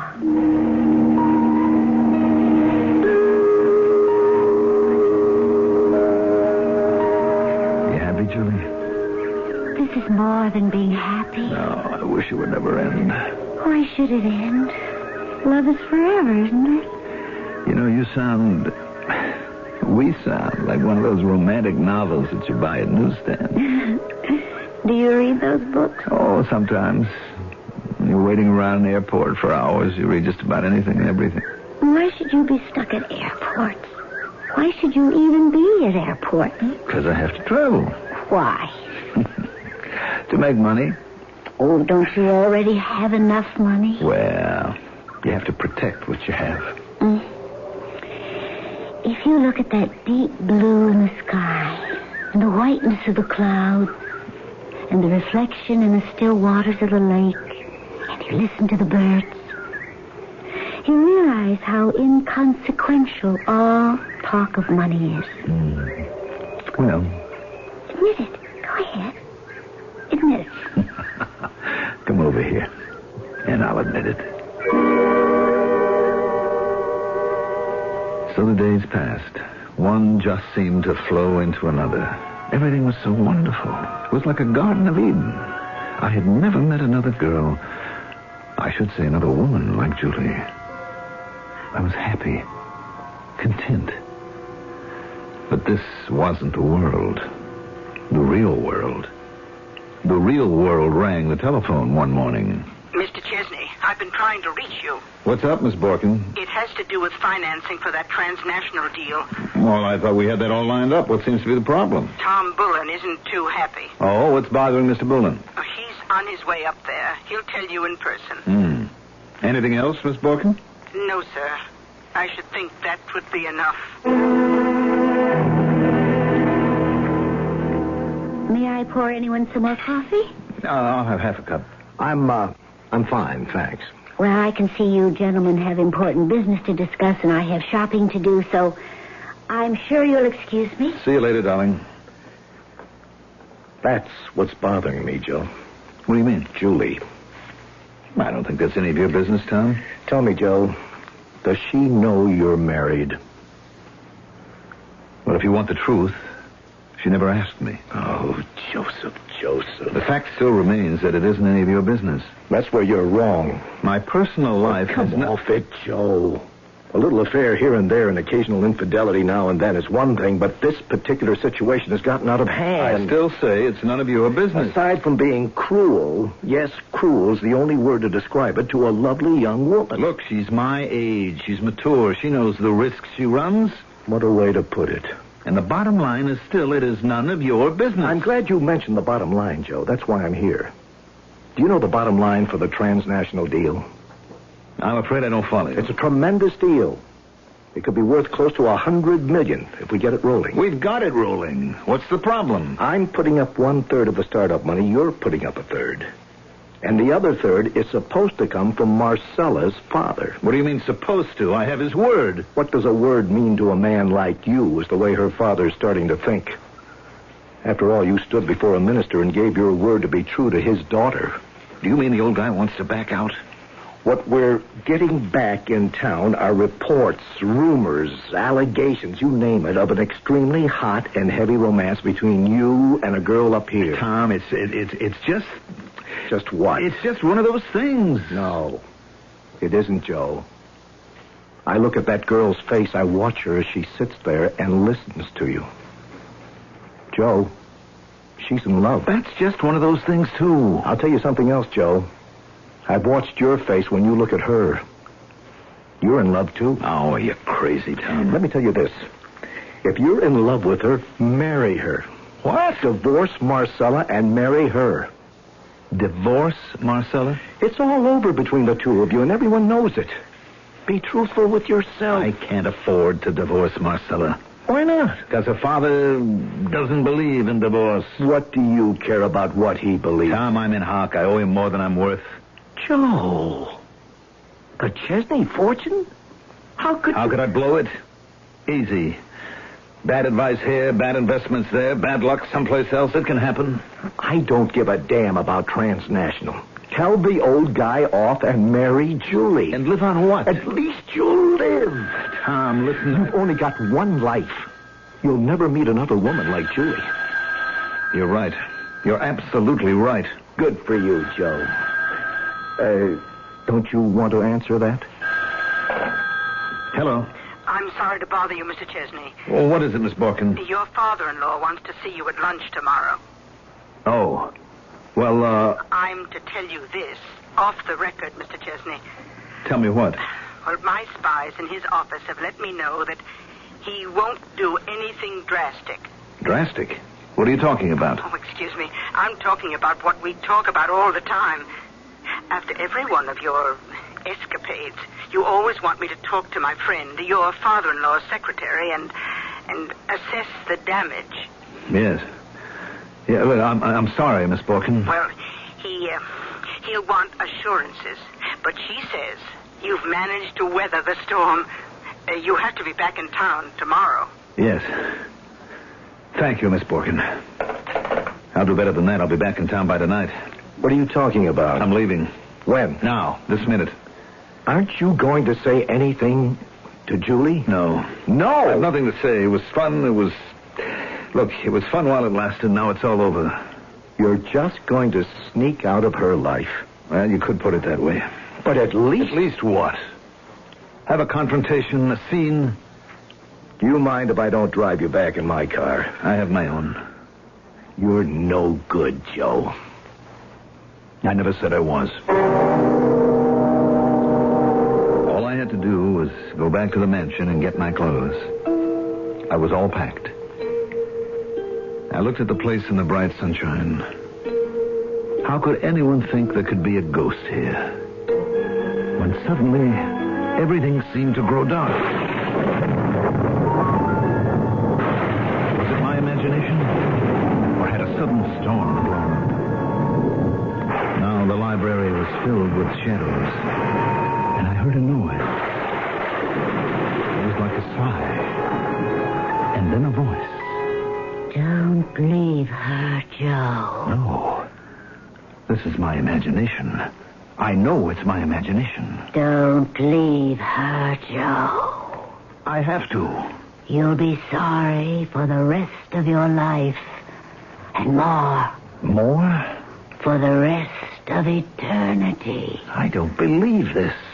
I don't believe any of this. Ask him. Ask whom? Your great-grandfather, Robert Chesney. He's dead. We're all dead. Not me. I'm alive. No, you're dead.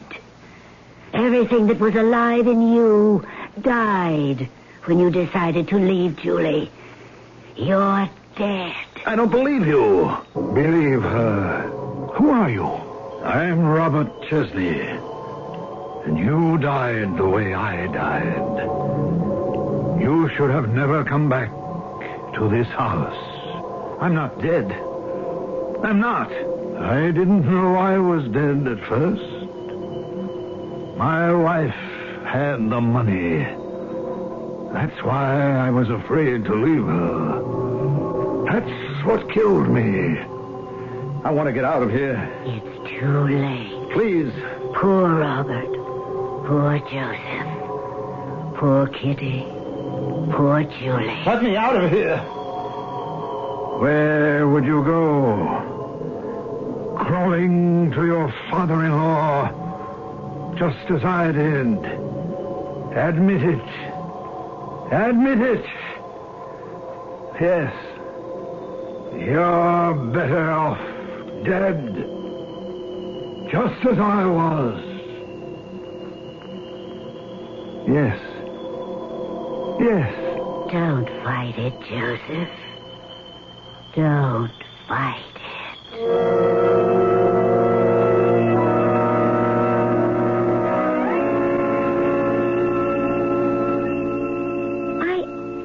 I don't believe it. No one knows why. It must have been the ghost. The ghost of Kitty Morgan. Why didn't he listen to me? She killed him. Why? Because she must have had a reason. Do you believe that? Do you really believe that? Yes. You mean you actually believe that there is a ghost of Kitty Morgan? Just as I do? Yes. I believe it. Oh, you're a very kind, understanding, and sympathetic person, Tom.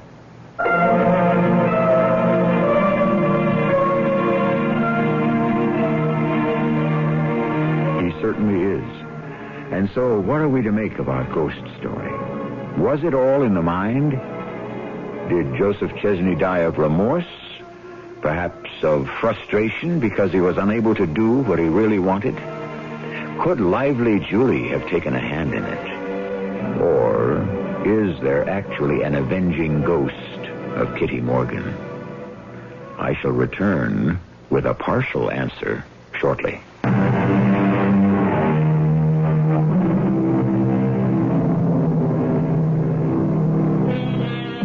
Your ghost will walk, said the poet. And so, what are we to expect?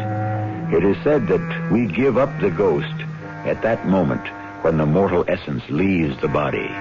Yes, we give up, but the ghost remains. It holds on to memories and desires, and it roams the earth.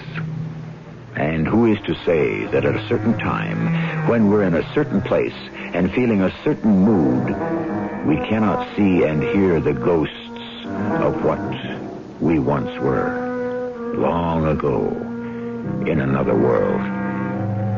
Our cast included Mandel Kramer, Evie Juster, Bryna Rayburn, and Sam Gray. The entire production was under the direction of Hyman Brown. And now, a preview of our next tale. Jimmy, why did you have to go and meet my little brother before you did me? What's that supposed to mean? Don't tell me when I move close to you, you don't respond. Don't tell me you don't recognize that you should have been my woman from the start. I think you must be out of your mind. I am about you. But I am your brother's wife. What you really want to be? You know it is. Now, you just get your hands off of me. I can't convince you otherwise. The moment I saw you, I said, that's my woman, the one I've been waiting for. You don't believe that? It isn't a matter what I believe or what you believe. It's what is. I am your brother's wife, and I want you to let me go. I'll never let you go, Jenny. As long as you're here, you're going to have to make your choice between my brother and me. I've already made my choice. Have you, Jenny? Have you really? You must be playing crazy. I love your brother. And every breathing moment he's alive, I always will. This is E.G. Marshall inviting you to return to our Mystery Theater for another adventure in the macabre. Until next time, pleasant dreams.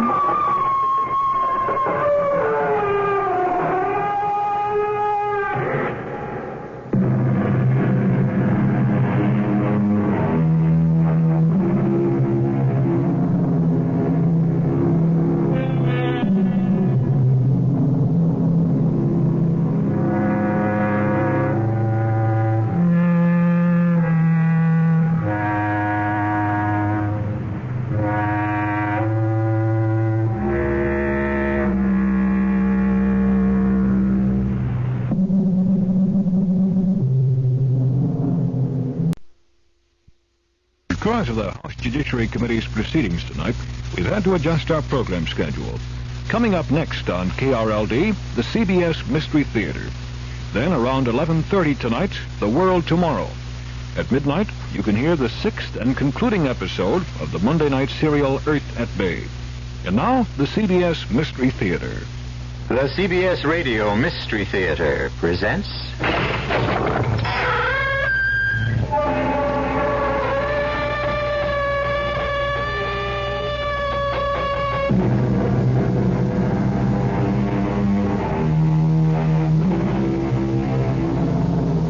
Come in. Welcome.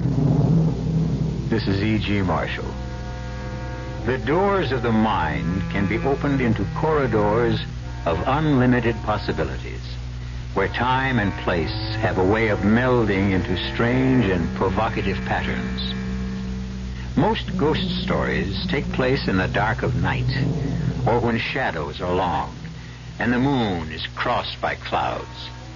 But we're about to meet a ghost at high noon, on a blistering hot day without a shadow in the sky. In the course of our story, the two women who are embarked upon a fateful journey find respite from the merciless sun when they are drawn toward a barn from which comes a very human sound. So dank and musty. What a place for a baby. The sound comes from there. No, the sound comes from over here. We're here. The sound is right here. Yes, and this is a crib. But Marion, I know there's no baby in it.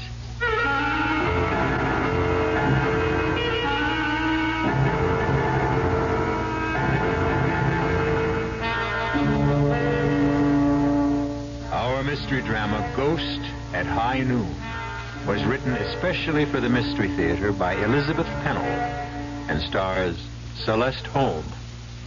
It is sponsored in part by New sugar-free diet 7-Up, and Contact, the 12-hour allergy capsule. I'll be back shortly with Act 1. Buick introduces a new concept for you to consider in light of today's concern about miles per gallon. Range. Range is what you get when you multiply the mileage your car gets per gallon by the number of gallons your car's gas tank holds. Range is what you need to get you there and back, especially if you plan to travel even just a little. Range is one of the things that help make the Buick Apollo such a special small car. A small car with range. It comes from coupling the Apollo's economical 6-cylinder engine with a standard 21-gallon gas tank. It holds a lot, but it doesn't use a lot. Holds a lot of people, too. There's room for 6 in Buick Comfort. And the ride is Buick, too. In fact, the only place the Apollo may deviate from your conception of a Buick is in its low price. Look into the Apollo. It's what you'd expect a Buick to be, and a lot more than you'd expect a small car to be. Apollo. It's the Buick of small cars.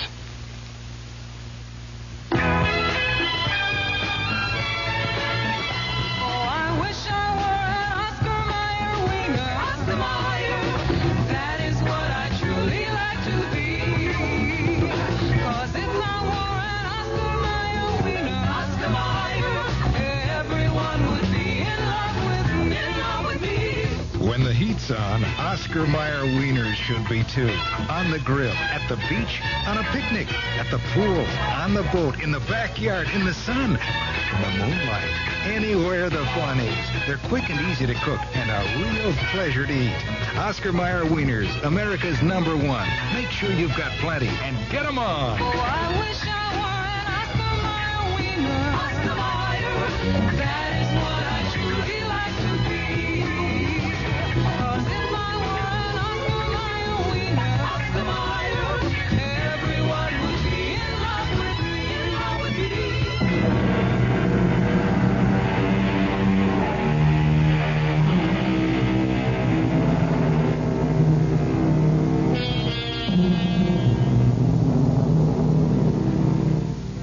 Our story begins on a long, straight ribbon of highway in an arid section of the western United States. Marion Jeffries and Janet Marston are longtime friends who are returning home after having driven Marion's son to a summer camp. What a lonely stretch of road. I don't like it. Oh, come on, Marion. No road is lonely at 10 o'clock in the morning. This one is. George was right when he said we should make this part of the trip either very early or late at night. Well, neither of us ever gets up at dawn. And I don't think two women should travel the highways after dark. Oh, I don't mind driving at night. Well, then why didn't you say so yesterday? That motel we stayed in was certainly no prize. Oh, not so bad. Anything to get away from home for a few days. Not from my point of view. Well, you can travel anywhere you want to at any time. Sometimes I do it only to keep from being bored. Nonsense. You don't know what being bored is like. I wanted to make this trip last longer. Really, Janet, it's an adventure for me. Well, I've enjoyed it, too. It's given us a chance to catch up. But I must say, this stretch of highway is deadly dull. Well, I wouldn't mind if it weren't so beastly hot. There's not a car in sight. Marion, I have an uncomfortable feeling that there are things ahead of us on the road. Oh, I'm glad you're not driving. But don't you see those wavy lines? Shapes rising up, coming closer, and then fading away? Sure, heat haze. And over there, look. Nothing but bare, dry land and sagebrush. I swear I see buffalo and Indians. This terrible August heat has gone to your head. But I admit I'll be glad when we get to the next... Uh-oh. What's the matter? We're losing speed. The accelerator isn't working. Oh, please, let's not have a breakdown way out here. Motor's dead. But we're miles and miles from anywhere. I know. Well, let's do something. We can't just sit here.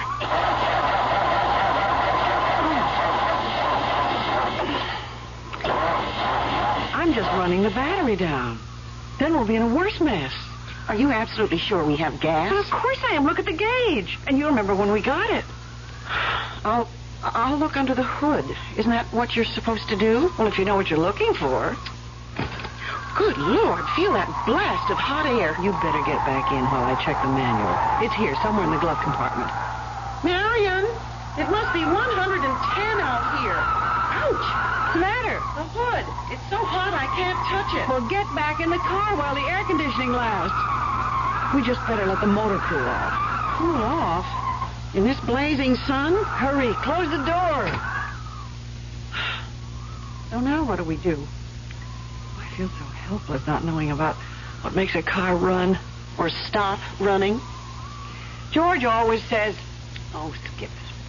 I'm going to study this manual and see what happens when a motor's overheated. Maybe if I put on these gloves. Gloves in this weather? Well, then I could open the hood and look for a loose wire or something. Stay here. We'll think of something. I'm thinking very hard. No barn, no tree. Marion, what if we really are... Take it easy, Janet. I said this trip was an adventure, so let's make the most of it. Then I suggest that we get out and start walking. Absolutely not. The best thing we can do is sit quietly here in the car. That's not my idea of an adventure. Someone's bound to come along. Janet? What? Look over there. Is your window closed tight? Make sure. It's a dust storm heading straight for us. That's not a storm. It's someone coming. But there's no road out there. Nevertheless, someone is coming. Well, they must be choking with dust. It's almost too thick to see us. We'll flag them. We'll flag them down. I'll get out and wave this scarf. Only, well, fantastic. It's horses. Janet, this is unbelievable. Look at what they're pulling. It's a mirage. It must be a mirage. No, they're real. Marion, you said I was suffering from heat. Not this time. You do see what I see, don't you? A covered wagon. And a man who looks at least 150 years old. Hey! Morning, ladies. Good morning. Who are you? I'm usually called Old Timer, but my name is George. Well, that's my husband's name. I do not have the pleasure of knowing your husband, Miss Jeffries. How do you know me? I've come to take you and Miss Marston to the village. He knows my name, too. Of course, I know your names.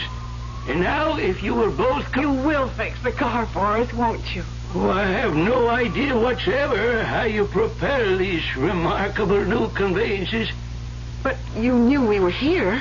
You must have come to help us. Oh, yes, I'm here to be of service. Come along, ladies. Mirado is expecting you. Mirado? Mirado is the town beyond the hill. What hill? Over that way. Well, it's perfectly flat. You'll see the hill when we get to it. But a hill can't... Please, ladies, step into my wagon. But we don't want to step into your wagon. We would like to be on our way. This is your way. I don't think you understand. We're going in this direction, straight ahead, unless there's somewhere we can wait until help arrives. I have to get home. I mean, my husband's expecting me. Mr. Jeffries does not know what day this is. Well, we know what day it is, and both of us have to get back. We live quite a ways from here, but perhaps if I could call my husband... Oh, he would never hear you if you called from here, Miss Jeffries. Marion, I think this man is not quite right in the head. We don't want to bother you, Mr. Oldtimer. What we really want is just to be on our way in my automobile. Ladies, your automobile will never take you to where we're going. But we're not going anywhere with you. Mr. Oldtimer, I think it would be best if you'd be good enough to go back to your town and ask a mechanic. Mechanic? You know, a garage man. Someone who can fix an automobile. Why, no one in Mirado knows anything about automobiles. Marion, what are we going to do? I don't know. But if there is a town, as he says, I can't believe My orders are to take you to Mirado. What do you mean, your orders? Why, you have come to help us just as I'm here to help you. Well, then help us, will you, please? Aye, that's better. Come along. You cannot sit here in the sun. Well, he's right, Marion. And I'm getting terribly thirsty. At least we could get some water and find a telephone. A telephone? Don't tell me your town is that primitive. I've never been privileged to see a telephone. But you will send someone for help. I will take you to Mirado. That is all I can do.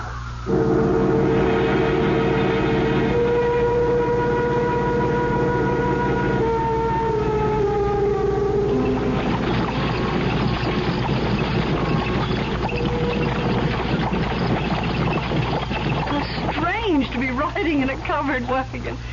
It's not nearly as uncomfortable as I thought it would be. That's your idea. At least the countryside is changing. It sort of lulls you. Why, look, Marion, there is a hill, and we're climbing. But the horses seem so tired and old. I mean, you think we're going to make it? We're almost there. Down in the valley. That's Mirado. Incredible. And Janet, look. There are houses. Houses. That means there must be water. We have a fine village pump. And people who can help us.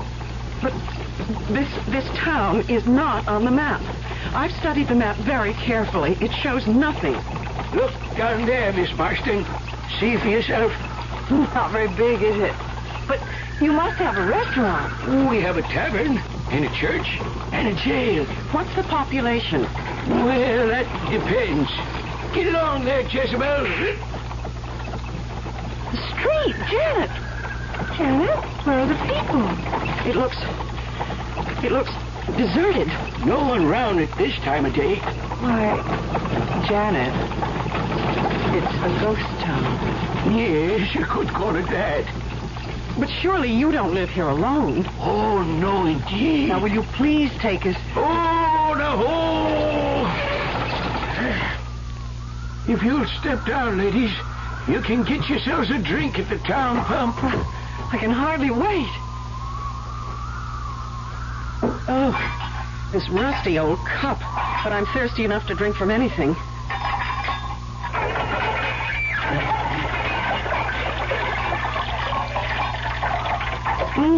I'd like to put my head under it. Feels wonderful on hands and arms. But it tastes so brackish. Hasn't been used in a long time. Now, where can we go for help? I will show you the points of interest. No sightseeing right now, please. But thank you. Do you have a telegraph office? Oh, no, indeed, Miss Jeffries. Scouts used to take our messages, although there is now no reason to send a message. No reason? Tell us right now how to find someone who will go to the next town. Ladies, you are going to stay in Mirado. Well, I suppose we're going to have to for an hour or two. You have come home, Miss Jeffries. Oh, stop making jokes, Mr. Oldtimer. Mirado's a place where people stay forever. Stay? In this deserted place? We'll soon see about that. Let's go to the mayor or to the police chief or someone, anyone in charge. You won't find them now. Not a soul till the stroke of noon. Why not? Someone must live in these houses. Where are the people? Asleep, Miss Marston. They're sound asleep. That store over there. Surely inside we'll find someone who... No one there yet, Miss Jeffries. Well, I'm going to look anyway. Will you come with me, Marion? Yes, but it's all so quiet and eerie. Not a sound. Oh, you'll hear sound, all right. In the barn, cross road, out in that field. What sort of sound? Find out for yourself. You're not being very helpful. I don't like this place. Mr. Oldtimer, you have some explaining to do. You said we were expected. You are, dear ladies, you are. Who are you? How did you know our names? It was destined that you were the ones to be chosen this time. What are you talking about, please, Mr. Oldtimer? Chosen for what? On the hottest day of the year, when the heat haze spreads across the desert, Mirado comes back to life and claims two people from the modern world.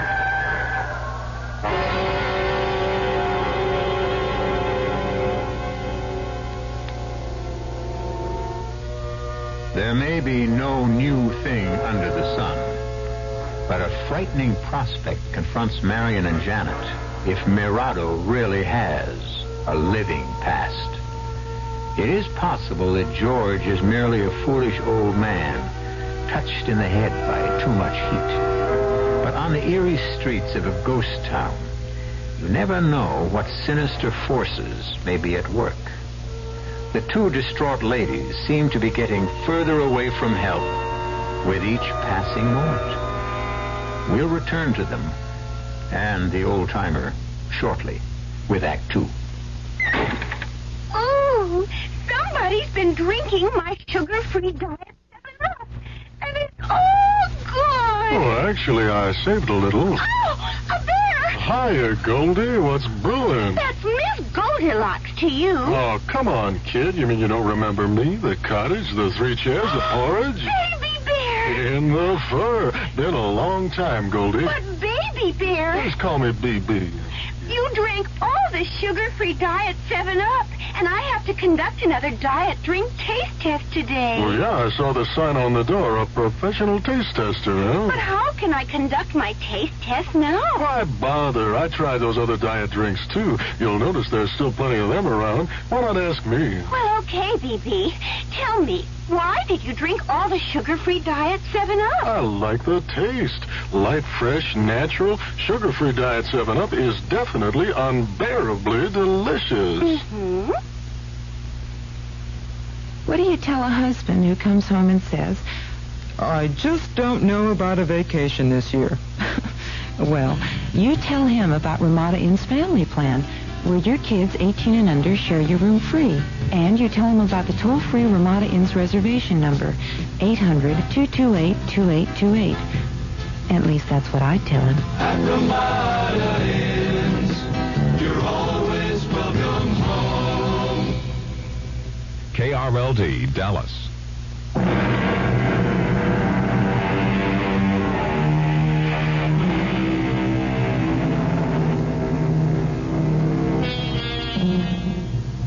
Stranded on a lonely stretch of road when their car broke down, Marion Jeffries and Janet Marston have been taken to the strange ghost town of Mirado.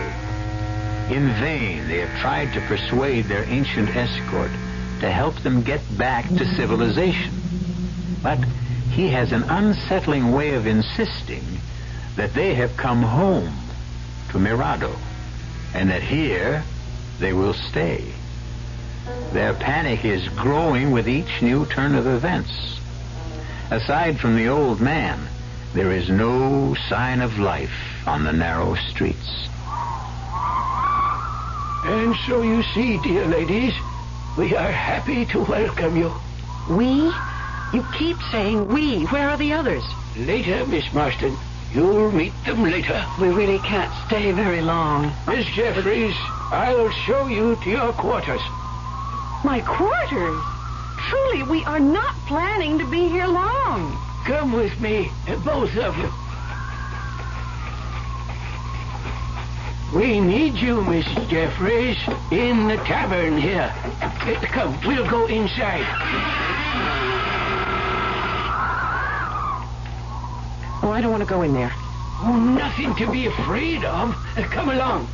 Janet, the pewter plate. Look. Look. And the glassware. Oh, my, I'd like to take these home. Maybe we are in luck after all. Marion, I didn't touch it. Honestly, I didn't. I just put my hand toward that goblet, and it shattered. Follow me, ladies. The kitchen here is equipped in the best possible way. Why, it's covered with dust. That wood stove hasn't been touched for years. I think you will find that it will soon be ready for use. But who's going to use it? It's not for you, Miss Marston. We have other plans. But we understand that Miss Jeffries is a very good cook. What are you talking about? This stove is for you, Miss Jeffries. Marion, your reputation has really gotten around. Me? Cook on that? Oh, I believe you'll get used to it. Well, who, pray tell, is there to cook for? You'll meet them all at high noon. Marion, we have to get out of here. Oh, yes, Miss Marston. I'll show you to the place we have for you. For me? I'm leaving. We're both leaving. We have real need of a school teacher. And what makes you think that I know anything about teaching school? We know a great many things about both of you. But I haven't taught school We know that you like teaching school. And this is a fine opportunity. Stop it! I won't listen to any more. You said... Janet, I hear something. A voice from the barn. A voice? Oh, please make it a human voice. I'll be back at high noon, ladies. The bell on the church steeple will strike the hour. And then, at 1 o'clock, it will all be over. Janet, I'm terrified. He's a madman. Listen. Oh, I hear it. Hurry. There's someone in that barn. It's a welcome sound with a crying baby. There must be a woman nearby. Help me. Help me to open the door. It's stuck. Well, we've got to open it. I think it's starting to move. This door hasn't been opened in years. How could it... Pull harder.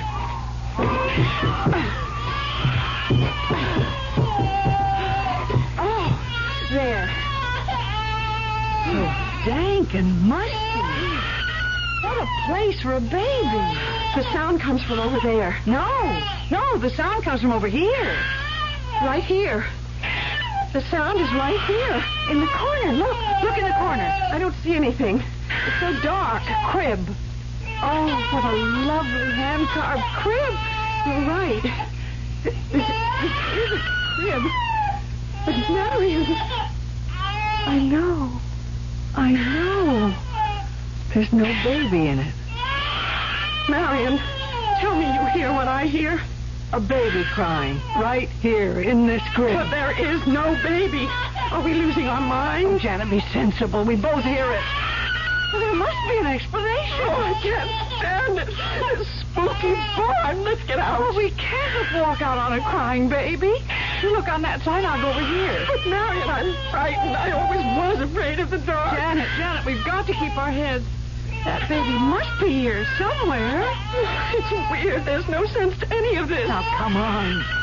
There must be something about the acoustics of this old barn.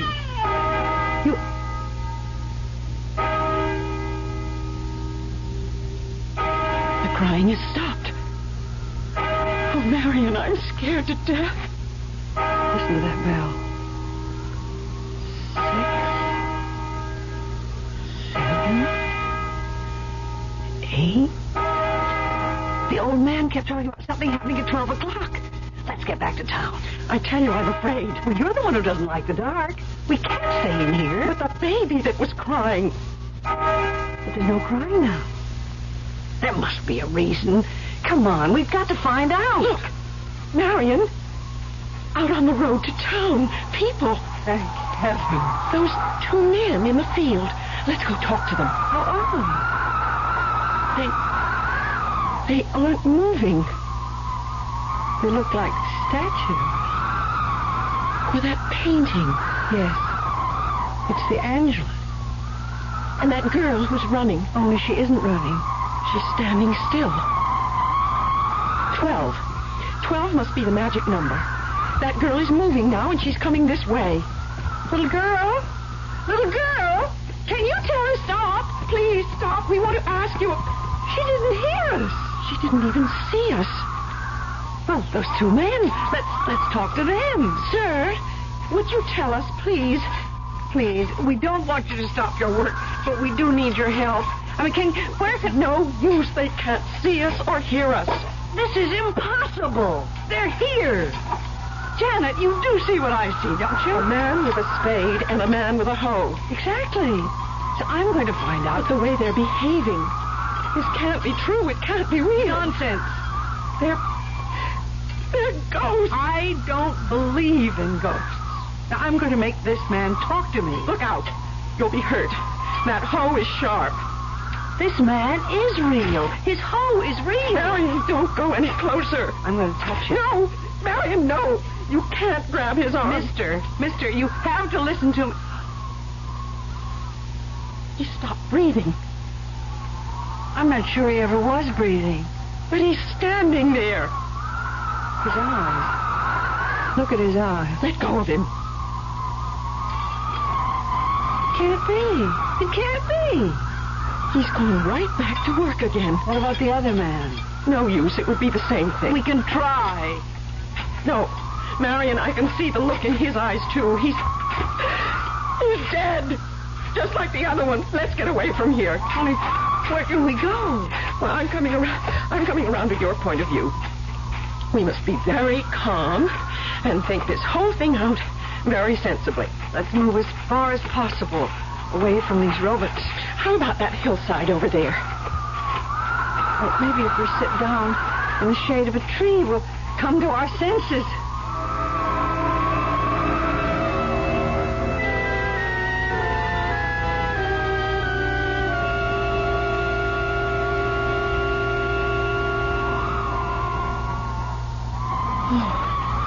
It's peaceful here. But, Janet, we can't stay here. I'm getting hungry. Maybe that old man was right. What do you mean? Perhaps you do belong in the kitchen. A terrible thing to say. Oh, I'm only kidding, Marion. But you were the one who wanted adventure. Enough is enough. Today will last me for a lifetime. That's what I mean. You're talking very strangely. I feel strange. I felt strange all day. Ever since seeing those buffalo. What buffalo? Back on the road, when we were in the car. It all seems like such a long time ago. Oh, Janet, the heat haze, it's gotten to you again. Perhaps we're still back in that car. No, we're here, in Mirado. And that is the strangest part of all. I agree that Mirado is a very unusual town. But now that it's 12 o'clock, if George was right, if we just go down to the center of things... Marion, do you really believe there is such a town as Mirado? But, Janet, you can see it from here, just as clearly as I do. Listen. I've heard that sound before, when the old man came. No, but this is different. The way they're traveling, this must be young men. And they're heading down the main street. There must be someone who can help us. Ghosts. They're all of them ghosts. Janet, snap out of it. Come on. Where are we going? Back into town. I don't think I can stand any more of these ghostly people. But the horses, Janet. Maybe we can get some horses and ride away from this frightening place. I haven't been on a horse in 1,000 years. Neither have I, but we can try. Oh, Janet, we can try.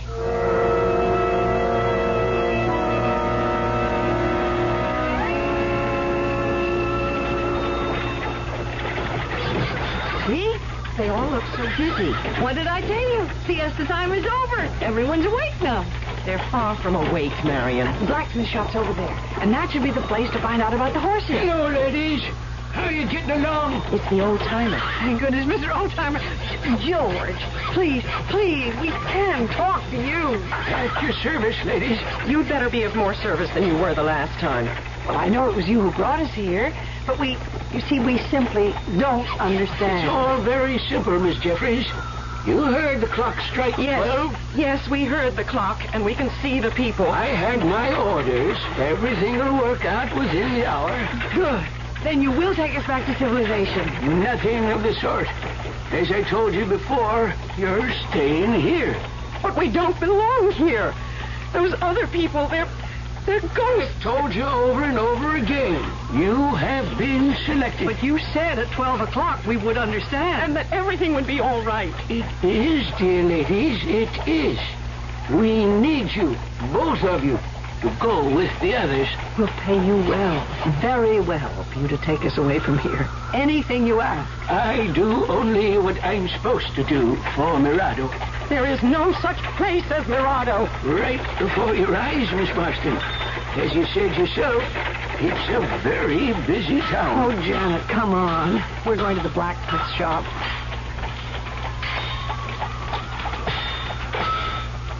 I wouldn't dare touch one of those horses. Oh, they look gentle enough to me. That gray one brings me. I mean, are they real? Of course they're real. And that white-haired blacksmith, he's not like those other men. Look at those rosy cheeks. Most likely from all that heat. I must say the fire looks real enough. Excuse me. Please stop for a moment. It's important.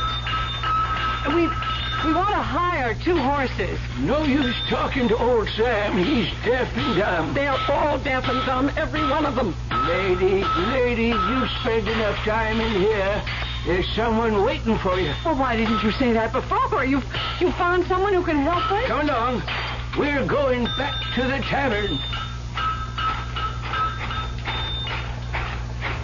Why, that sign in front of the tavern is new. It wasn't there before. People have been working. Right this way, ladies. Through the swinging door. And the door. It isn't rusty anymore.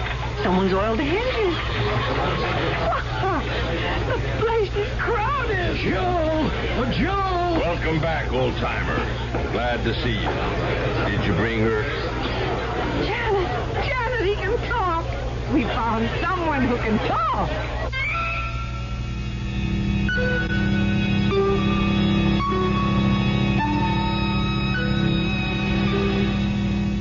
Well, things are looking up.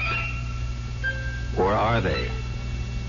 At least there seems to be one other living soul in Narado.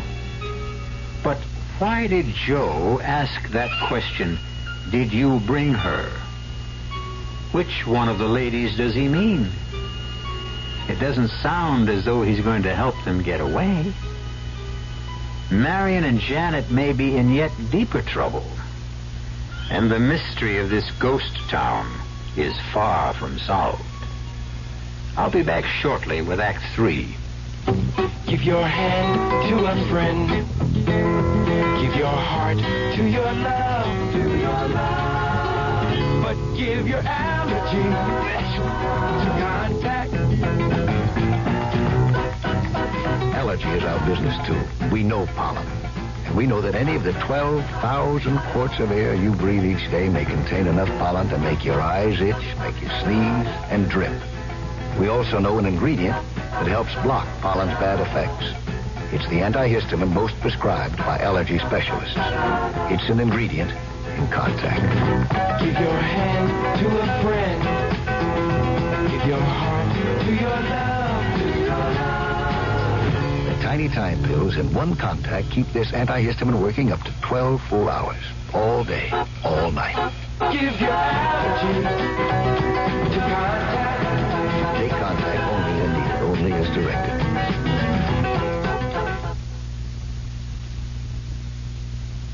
It's a real hot day. I'm soaking up the sun, and suddenly I say, antifreeze, right out loud. My wife says, huh? And I say, haven't you heard that song?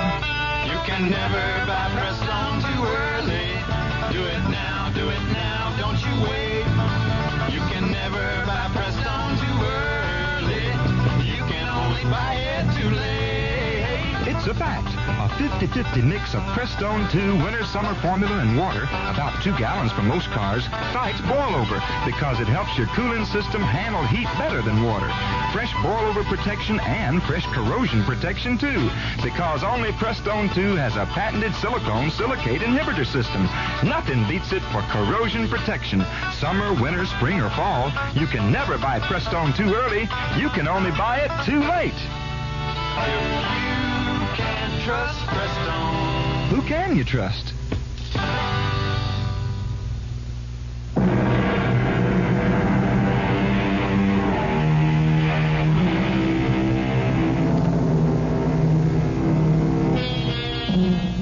At the stroke of noon, the little town of Mirado seemed to burst into life.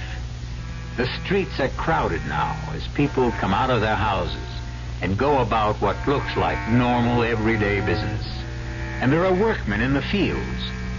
But something is wrong. If you or I should try to speak to these people, would they answer?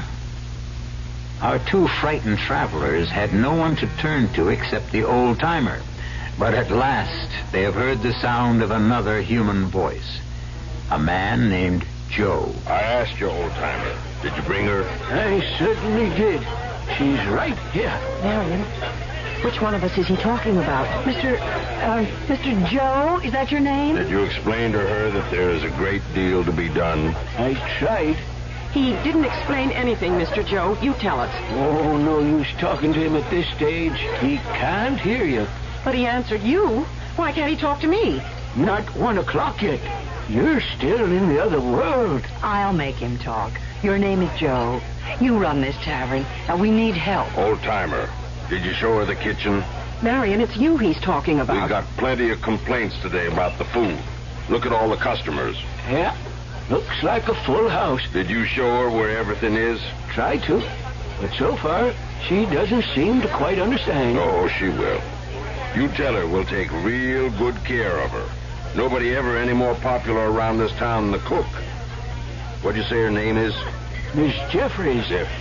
You stop talking about me like that and talk to me. You hear? Like I told you, Miss Jeffries, he cannot hear you. He's got to hear me. Now, please, Mr. Joe. You look like a sensible man. You can tell us what this is all about, please. Well, George, got to be going. Trouble in the kitchen. See here. He can't see you either, Miss Jeffries. Not yet. You tell that new cook she's very welcome. You're going to like working for Joe. He's a fine gentleman. Stop it! I can't stand anymore. Janet, that sad-faced woman in the corner. Let's ask No use. her. I already tried. Just like the rest. That's Miss Crawford, widow lady. You'll find her a very good friend when you get to know her. I want to know her right now, right this minute. You must be patient, dear lady. Not now. We're on our way to the schoolhouse.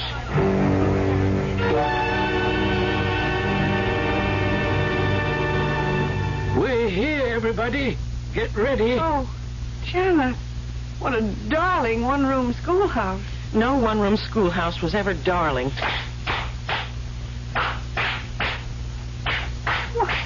These children are charming. What do you think of them, Miss Marston? Well, they all look like normal, healthy children to me. Only I know they're not. Oh, I don't know from minute to minute what to believe anymore. You had better believe, Miss Marston. The children are doing this especially for you. They look as though they're singing. They are. Very nicely, too. Well, then why can't I hear them? Why? In time. You'll hear them when you are their teacher. But I'm not going to be their teacher. Miss Marston, our teacher is old, as you can see. All the children have learned songs and games. I didn't think anyone still used those little bells. What are they going to do now? I think it's time for arithmetic. Oh, what a bright-looking little girl. The one going up to the blackboard. Yeah. You see? 7 times 9... 7 times 9 does not equal 56.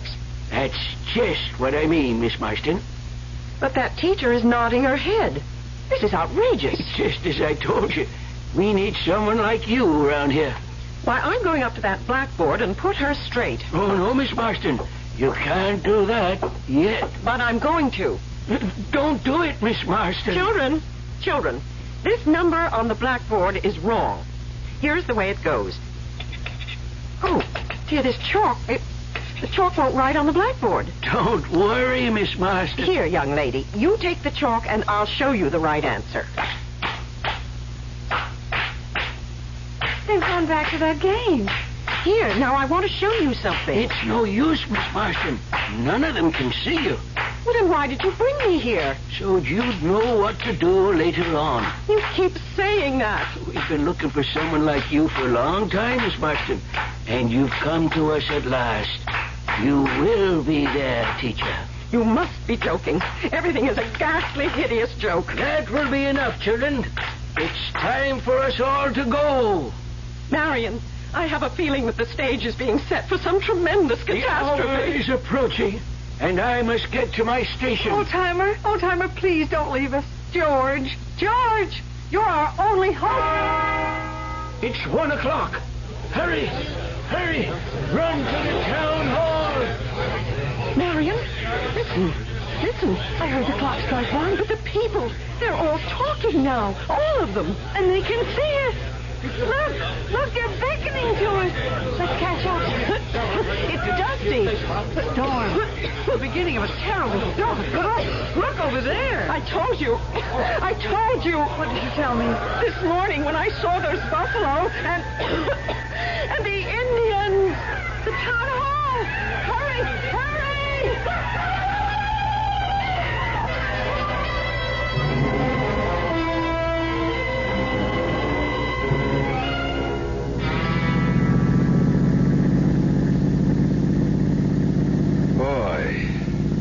This sure is a stinking piece of road. Come on. It's my favorite stretch of highway. I'm glad it's not my Pete. Well, if you had the right car, you could do 200 miles an hour along here. Yeah, well, watch it, Bud. A cop's supposed to set an example. Bet I can do 150. Shall we try? No, thanks. You never make it in this thing. And we're supposed to be saving gas, remember? This road's only fun when you drive as fast as you can. Especially on a day like today. You know, Sweeney, sometimes I just feel sorry for the poor slobs we haul in for speeding on stretches like this. Right along here's the best place to get them. You actually come out here on purpose just to give them speeding tickets? Sometimes, when I have nothing better to do. Hey, slow down, will you? Why? There's something up there on the road. Heat haze. No. Come on now, Sweeney, slow down, will you? Hey, I think you're right. It's a stalled car, that's for sure. Yeah, rotten place to run out of gas. California plates. Nobody in it. Maybe they're sleeping. Well, we'll soon find out. This is supposed to be your day off. But I'm still on duty, so here goes. No, I'm coming too. Feel that heat. Nobody in the car, Sweeney. Oh, they'd be crazy if they were. I got the license number. If it's unlocked, there should be a registration. Find anything? Yep. Belongs to a Mr. George Jeffries, Vallejo Street, San Francisco. You want me to get that down? Okay. But where's Mr. Jeffries?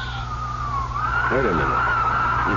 Ladies' gloves in here. And a scarf. Guess he wasn't traveling alone. It looks like women's luggage on the back seat, too.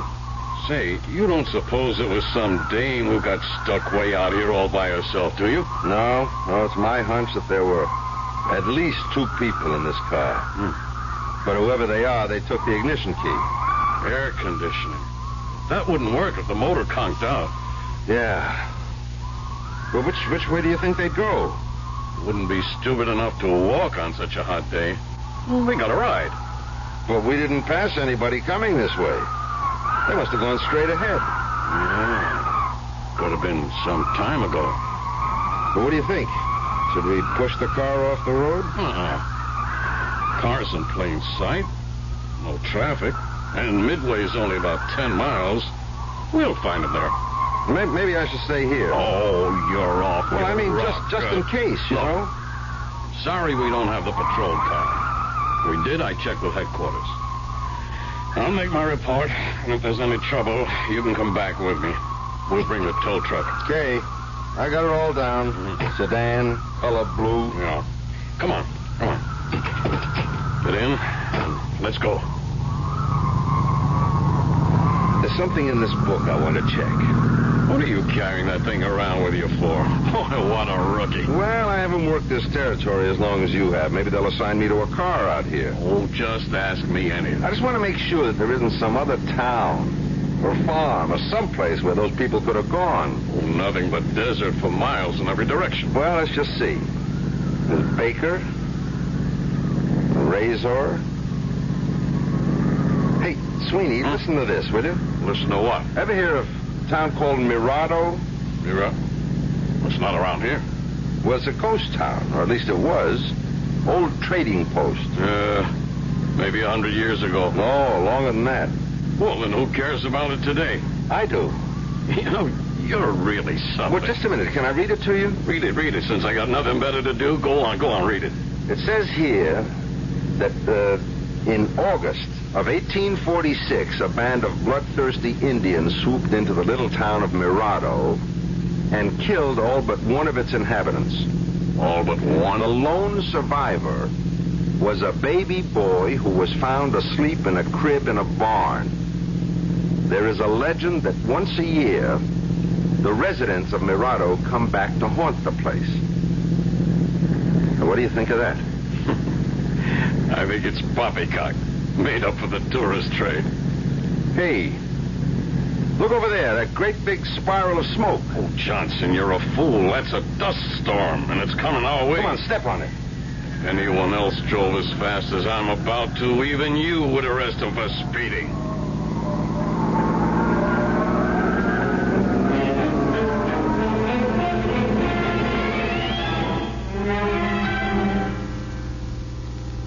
Some people believe in predestination, and almost everyone, at some time in life, comes across a ghost. Our traveling ladies may have met with an unfortunate accident, or perhaps they really were sojourners in time who found a better, or at least a different place to fit into the scheme of things.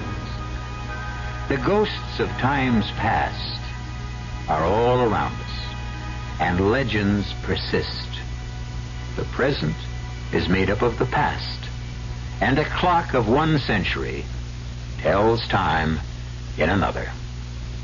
I'll be back shortly.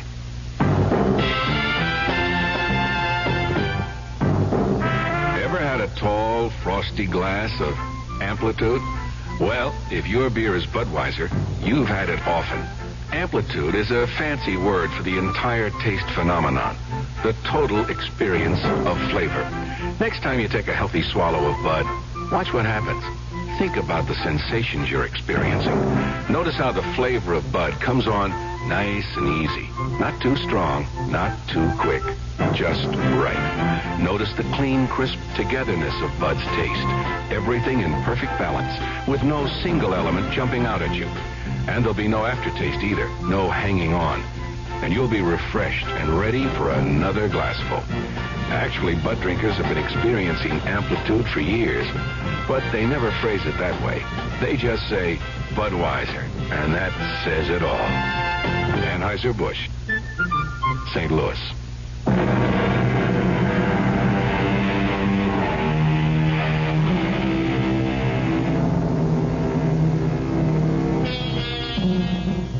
Be grateful for the energy crisis this summer.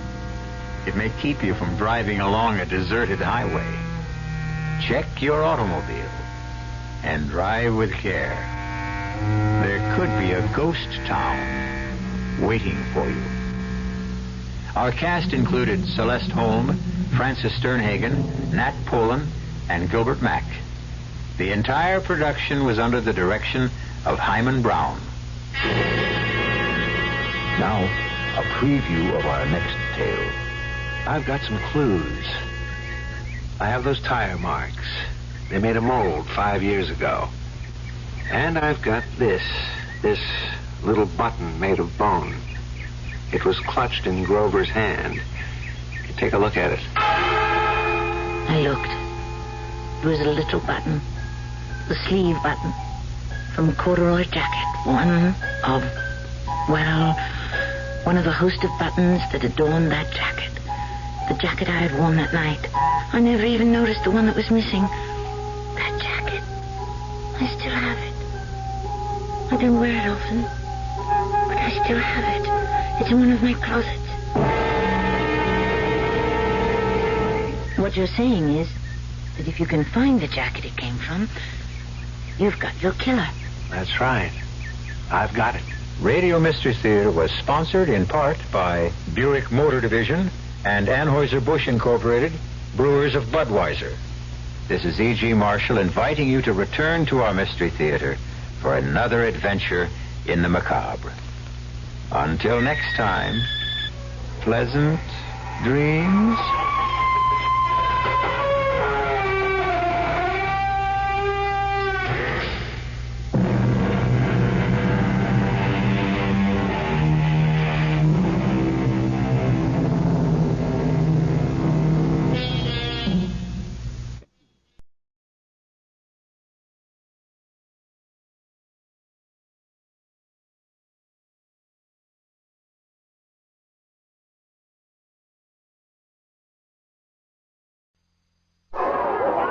Your children.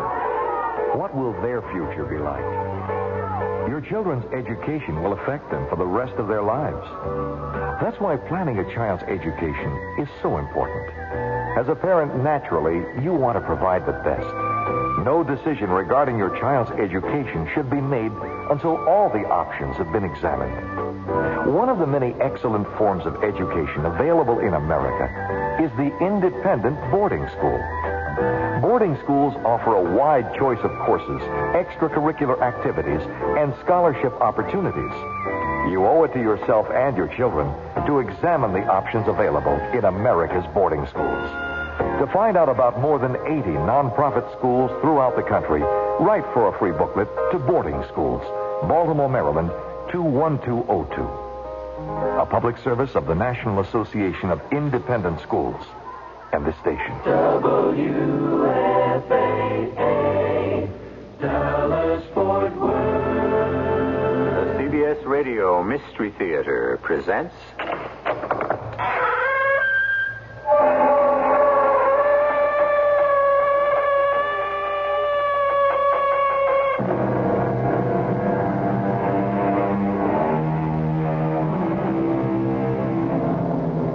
Come in. Welcome. I'm E.G. Marshall. The optimist proclaims that we live in the best of all possible worlds, and the pessimist fears that it's true. However, whether the world is good or bad, or even indifferent, at least there is unanimous agreement that this is the only world we have. Or is that agreement unanimous? Oh, yeah, Mrs. Taylor. She was a witch. Karen, surely you don't believe. You can't believe in witches. Then why did the milk go sour? And why did the horses go lame? And why did the barn burn down? Answer that, Mrs. Taylor. Natural causes, Karen. So? Isn't the witch a living creature? Isn't the witch part of nature, too?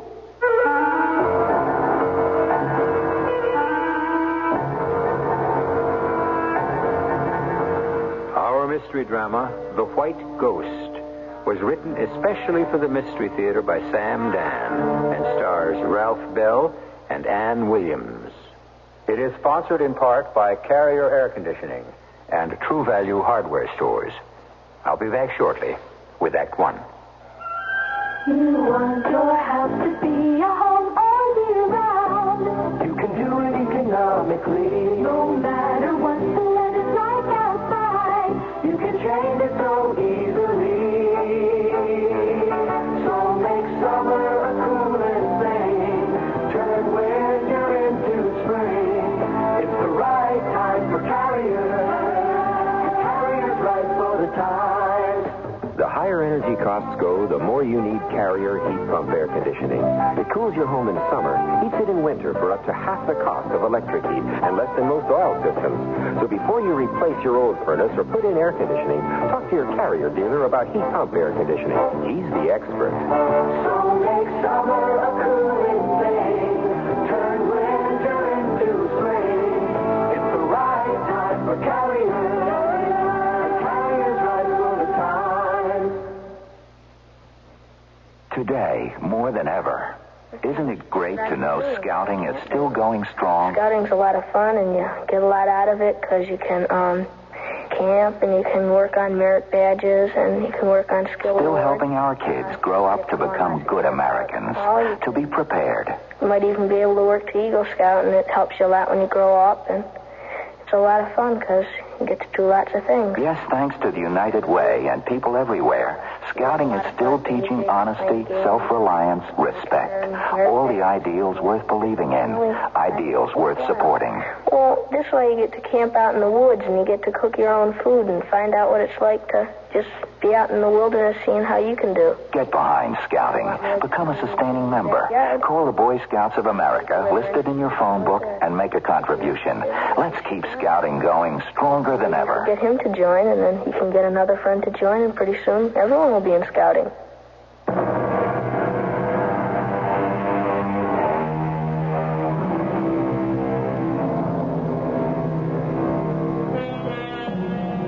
It was a gentleman named John Haywood who back in the Elizabethan era said, "You can't have your cake and eat it."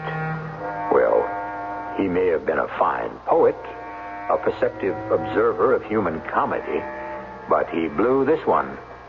Because the fact is, you can have your cake and eat it. You can have it both ways. You can even have it always. You can have whatever you want and whenever you want it.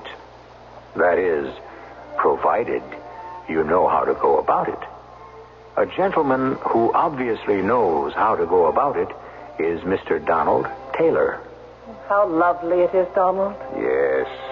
That is beautiful music, Phyllis, darling. Not just the music, but everything. Everything? Oh, yes, everything. Does a woman have the right to be as happy as I am? Well, darling, that sounds like a question that might be probably posed on some soap opera program. And I feel guilty. Oh, why? There's so many people I know who are miserable. Well, darling, that's not your fault. I can't believe I'm so lucky. You're not lucky. You work very hard. I do? At what? At being you. At being the most wonderful wife a man could ever dare to hope for. Oh, excuse me, dearest. Hello. Darling. Yes. Oh, you're not alone. No. Have you told her yet? No, Congressman. But you promised. You promised you'd work it out. Yes, well, of course. With her. Certainly. When? Well, you know what it says in the Bible, Congressman.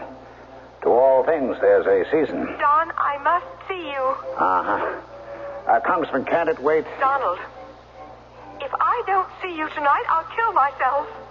Well, that is a rather extreme position. I mean it, Donald. I'll kill myself. And before I do, I'll send a letter to all the newspapers telling them about us. Oh, I see. You'd better get over here. Well, Congressman, I think this does call for a meeting. I'll be there within the hour. Is something wrong, dear? Oh, it's just that if you elect a fool, you can expect him to behave according to form. It's a little political problem which requires my presence. Oh, shall you be out late? Yes, I'm afraid so. It'll be a long, boring evening, but the proposed legislation is of the utmost importance. I'm so proud of you, Donald, darling. My dear, I shall return just as soon as I possibly can. I've stopped telling my friends about you. Oh, have you? They simply cannot believe that anyone could be so kind, so considerate, so gentle.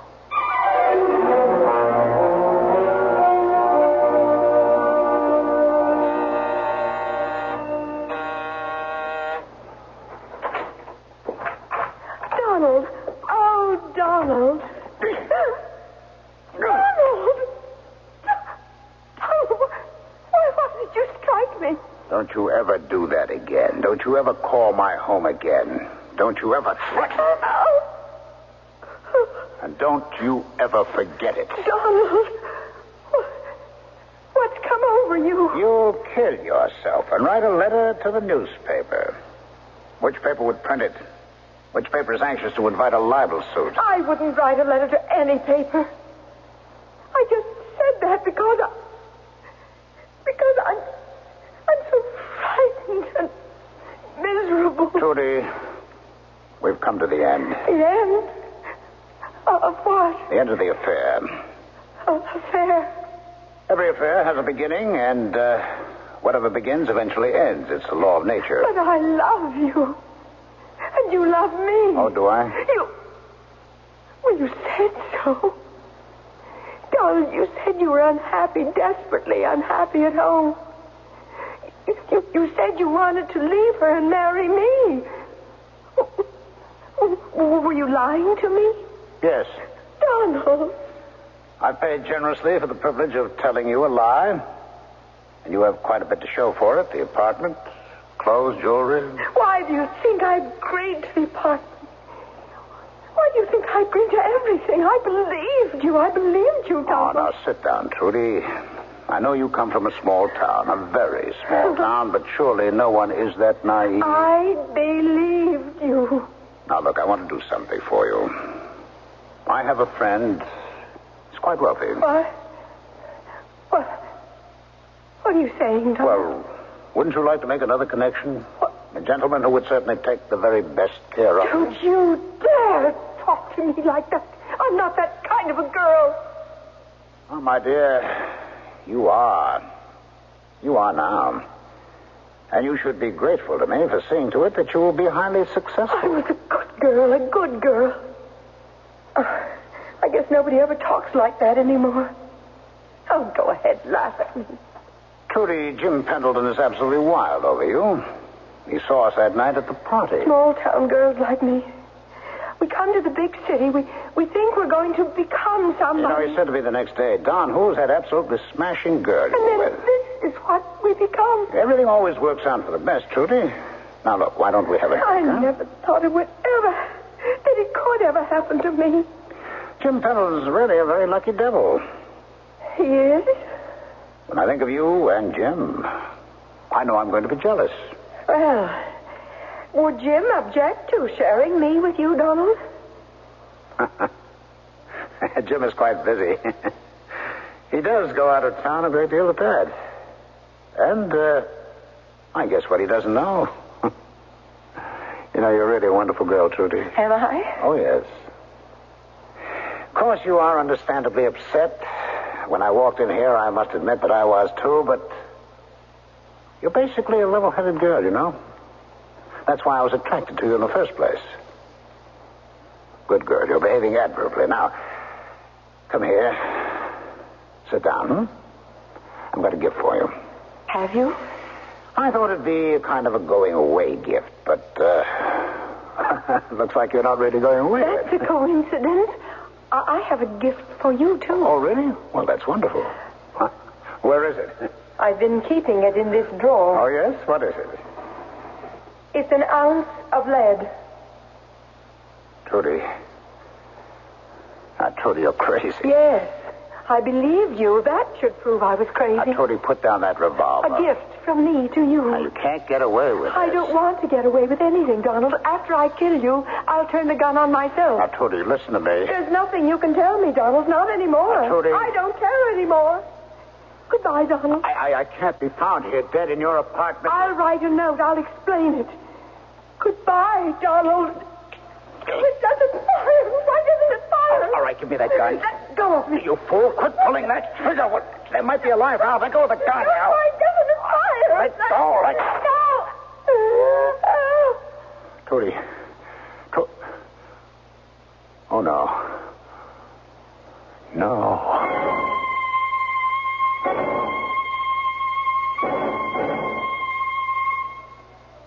Good morning, darling. A delightful breakfast. English muffins and Mendelssohn. Pour you some coffee. Thank you, Phyllis dear. What time did you get home last night? Oh, very late. How'd the meeting go? The meeting? Oh, well, problems. Have any trouble with the congressman? Yes. Is there anything new in the paper? Yes. There's been a murder. Unfortunately, that happens too often. We've become such a violent society. Who was murdered? Oh, her name was Gertrude Nelson. Well, you should know who she is. Should I? At first, the name didn't mean anything to me either. Then, as I read on, it said she worked at the Cloverdale Country Club. Well, that's our club. Yes. And it's Trudy. Trudy? Yes, Trudy. The stunning blonde-haired girl who was cashier in the coffee shop. Oh, Trudy. Someone broke into her apartment and shot her. Broke in? Yes. Oh, there were signs of a struggle, as if she'd put up a fight. And a rear window was broken. Her empty purse was on the floor. Evidently, some money and jewels were taken. Do the police have any leads? Oh, the paper doesn't say. Oh, poor girl. She was sweet. The one that did this thing. Does he realize he snuffed out a beautiful young life? Or has murder become so ordinary, so commonplace? Oh, now, darling, it doesn't do to let your thoughts dwell on morbid matters. Besides, there's nothing anyone can do for her now. I'm sorry you're so upset. Oh, she was a poor girl trying to make something of herself. The world is so unfair. My darling, you have to accept the world for what it is. Oh, yes, I suppose so. Well, I must get to the office. But you haven't had breakfast? There's no time, dear. I'll see you this evening. Is something wrong? Oh, what could be wrong? I don't know. It's just you seem so abrupt and so preoccupied. As if something's troubling you. Oh, dearest. I look at you, and I don't have a worry in the world.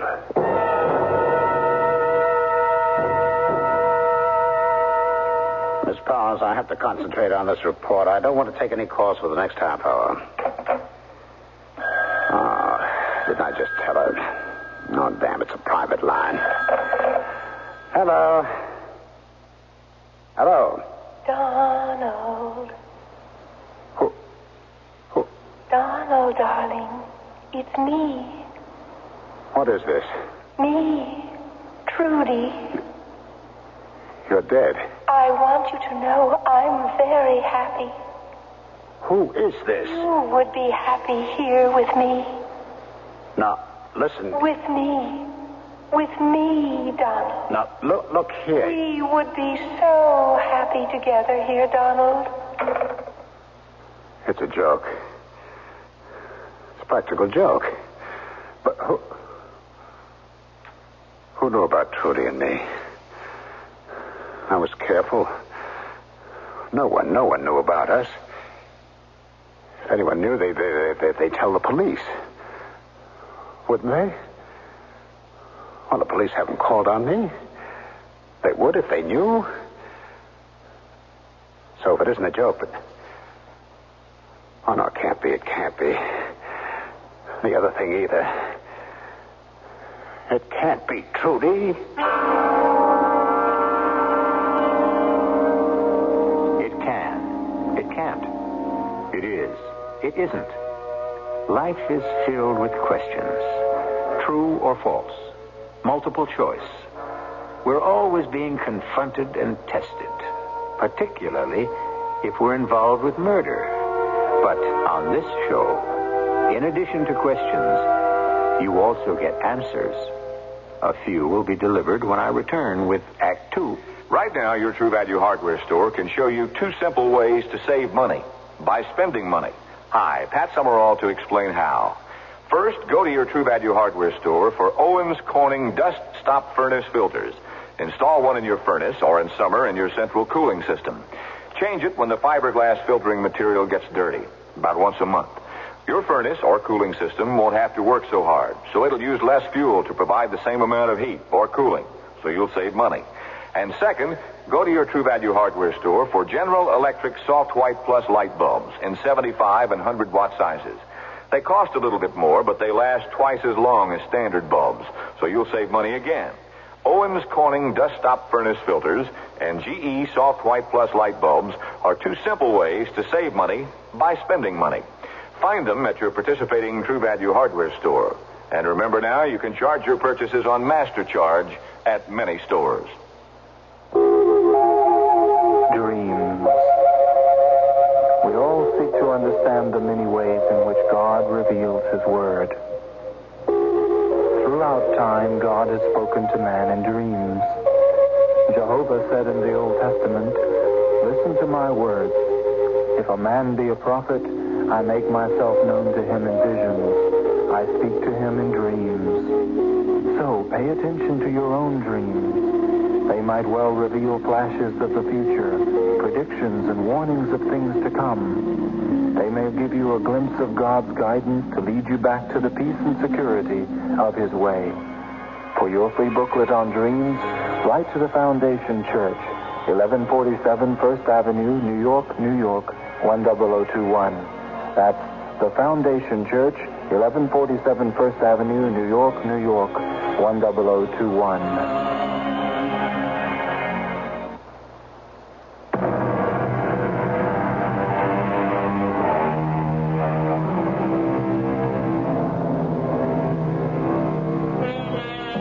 Murder will out. Who says so?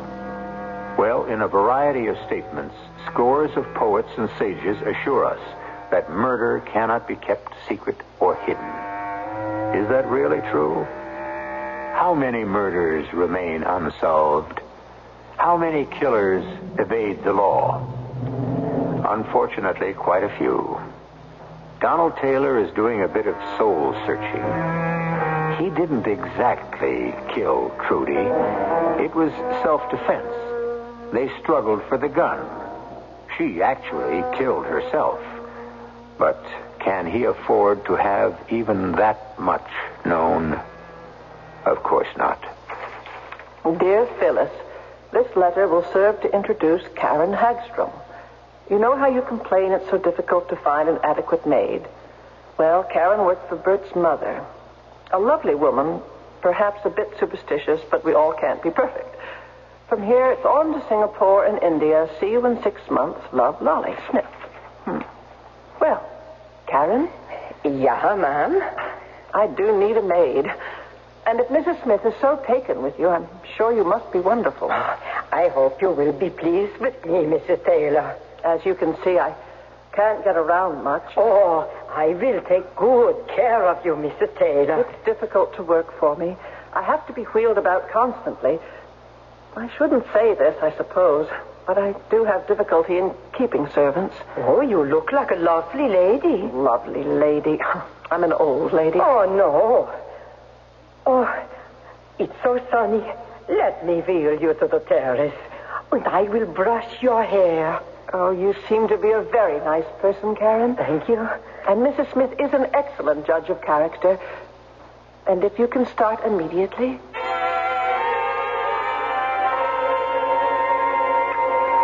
Darling, you look magnificent. I have a new maid. Well, I hope you can keep this one. Oh, yes, she's a perfect gem. Lolly Smith recommended her. She's worked for Bert's mother. She's so kind, so gentle. Oh, excuse me, dear. Hello. Hello. Donald, darling. Who? It's so wonderful here where I am. You'd love it. Who was that, darling? It's the wrong number. You seem so upset. Well, actually, it wasn't a wrong number. It's an obscene call. Oh, it's a dreadful world, Donald. Sometimes I don't feel so badly being out of it. Oh, Mrs. Taylor? Yes, Karen. Oh, Karen, this is Mr. Taylor. Oh, pleased to know you, sir. How do you do? Will you want to wear the red sweater tomorrow? I'll wash it out. Oh, don't bother. Mrs. Prentice does the laundry. Oh, no. I'll do it myself. Ring when you want me to put you to bed. I will, Karen. Thank you. Well, she seems capable enough. You know, as she stood here near the table in the candlelight, she seemed to remind me of someone. Oh, yes? Who? Oh, for just a moment. It was just the way the light reflected on her face. Oh, she reminded me of that poor girl.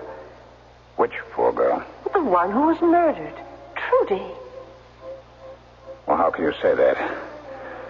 Well, this one is at least 10, perhaps 15 years older. Now, darling, for almost a month, ever since that poor girl was murdered, you keep bringing up her name. I can't help it. Well, why? You hardly knew her. I mean, it's a tragic thing. Oh, but she was so beautiful. You know what I said to myself the first time I saw her at the club? For no reason at all. I said, if our little Madeline had lived, she might have looked like that. Oh. I'm sorry. It wasn't your fault. Phyllis. Don't say anything, darling. You don't have to. Well, I think of the child dead and you in the wheelchair all these years. We must accept fate and make the best of our lives. Oh, we have, haven't we, darling? You've been the most wonderful husband. Oh, let one of the servants answer, dear. Oh, it's ringing on the private wire.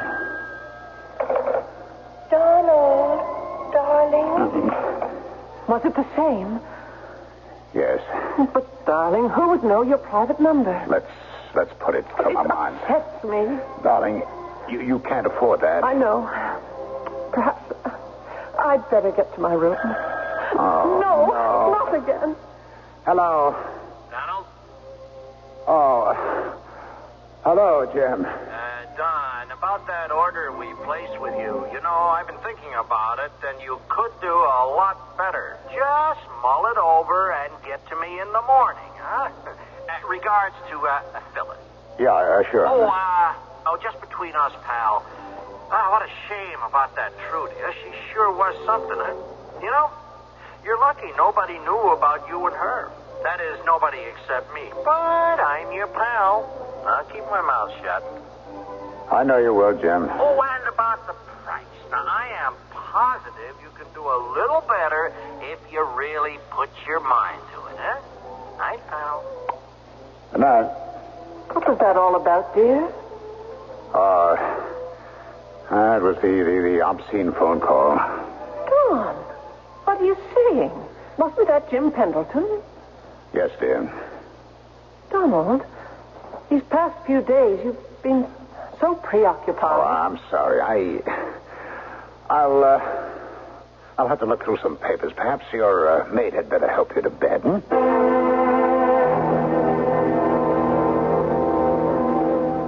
Oh, yeah, Mrs. Taylor. She was a witch. Oh, now, Karen, surely you don't believe... You can't believe in witches. Then why did the milk turn sour? Why did the horses take sick and die? Why did the barn burn down? Answer that, Mrs. Taylor. Natural causes. So, and the witch is part of nature, too. A witch is a living thing.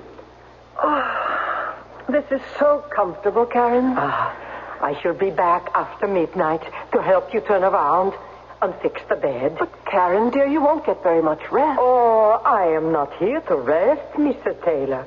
I'm here to work.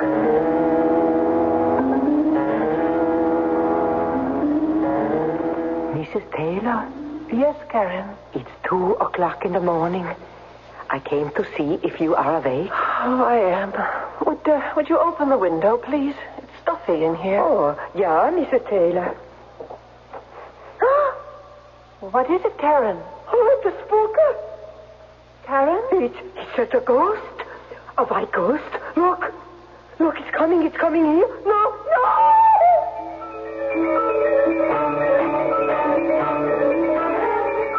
Oh, I am so sorry. I bothered everyone. Now, Karen, you know there's no such thing as a ghost. Now, where was this ghost, Karen? She came from the woods near the greenhouse and on the lawn.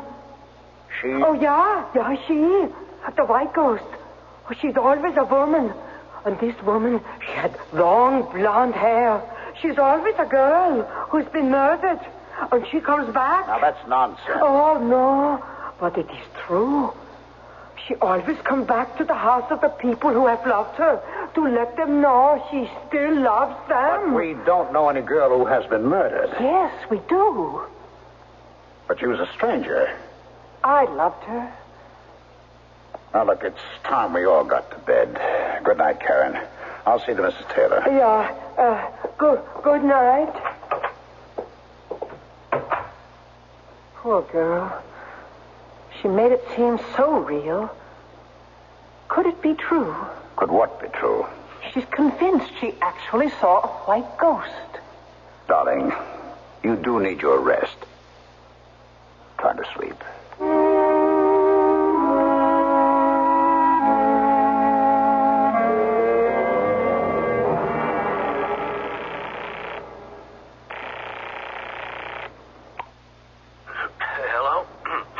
Jim, it's Don. Don, hey, do you know what time it is? It's exactly 2:45. Yeah, well, that's A.M., buddy. A.M. I have to see you. Yeah, sure. First thing in the morning. It's morning now. Look, it'll take at least an hour for me to get to your place or for you to get to mine. It's only a half hour if we meet halfway. Well, you sure you want to? Well, you want that price reduction, don't you? You're the doctor. All right, take the shore road and pull over near the interstate sign near exit 4. Let's meet in exactly 30 minutes.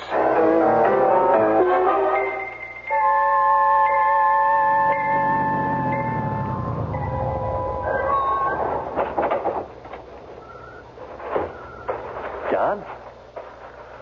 Hello, Jim. Hey, what's all this about? Let's start at the beginning, Jimmy. a long time you've been trying to buy my company, haven't you? Don, it is 3:20 It would a.m. solve a lot of your raw material headaches, wouldn't it? Don, what are you driving at? But as chairman of the board, I've blocked the sale, right? Don, what? So, how do you get me out, huh? By making me look bad. Forcing me to resign. Forcing you to... Or else putting me in the middle of a scandal. Scandal? Or even try to drive me out of my mind. I don't know what you're in. I don't know what you're talking. You don't know what I'm talking about, huh? Well, you're the only one who knows about Trudy and me. You could tell the police about our relationship, huh? You are crazy. Am I? You're applying the pressure on all three fronts, aren't you? Don, I am not going to do any such thing. It was you who hired an actress to pose on the phone as Trudy. And tonight you even had her get into some flimsy thing and float across my lawn as the ghost of Trudy. Now, Jim, you and I know there are no ghosts. That dead girls cannot speak on the phone. Look, I've heard just about enough. Oh, yes? Well, that's all there is. And so now... What are you doing with that? What are you doing with that? Oh, what do people usually do with a gun? Kill, huh?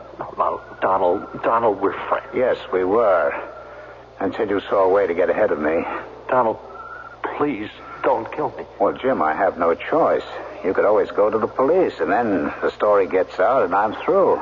Don, I swear to you, I'll never... I'm sorry, Jim, I'm sorry. You shouldn't have hired some girl. I didn't. I swear to you, Jim, I never... I said I was sorry. But you just can't kill another human being. Oh, yes, you can, Jim. You can even get used to it.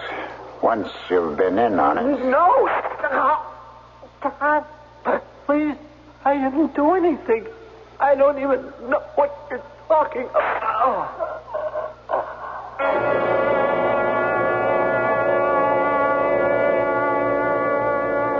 Good morning, Phyllis darling. Morning, dear. I don't have any music playing this morning because I'm afraid it wouldn't be appropriate. I have very bad news for you. Jim Pendleton's been murdered. What? I heard it on the radio. Jim? Now, wait a minute. You can't mean Jim Pendleton. Poor Don. He was such a good friend. How? Where? Last night, on the shore highway. Someone shot him. Oh, these killings, the senseless violence. Oh, Donald, it's dreadful. Oh, we played golf the other day. Fortunately, he wasn't married, so there's no family that would be deprived. Jim Pendleton? Why, he was one of the nicest human beings. Hello. Hello, Donald. Darling, I'm so lonesome without you. Please, come to me. No. Donald, darling, what is it? What is it?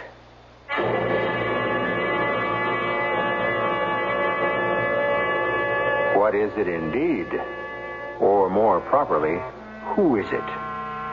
Trudy, we know, is dead.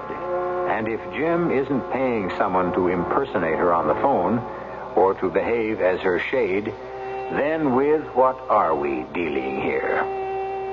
For this kind of answer, you have to be here for the third act, which I shall bring in just a few moments. To the man who bought the Skyhawk, to the girl in the Century, we're glad you like your Buicks, glad you set your spirit free. And to the family from Ohio, to the folks up in St. Paul, nice to see you join us, nice to see you all. Do you know that over 250,000 people have already bought 1976 Buicks? No, we didn't know that. You like your Buick, don't you? Oh, yeah, sure. A lot? Uh-huh, a lot, yeah. Yeah. There's probably nothing you don't like about your Buick, right? I can't think of a thing.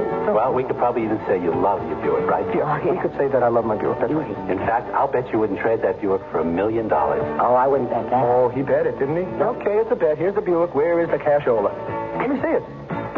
I don't think he's coming across. Nice to see you join us, we're glad it came to be.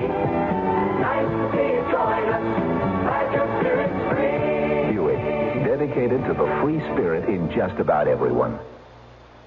Hello, I'm Dolly Parton. Have you ever watched a weaver at his trade? Shuttles weaving faster and faster on the loom, creating a design where none has been before. And come to think of it, life's pattern is woven in just the same way. Born of many different threads, meeting, merging, spinning out the small fabric of our existence.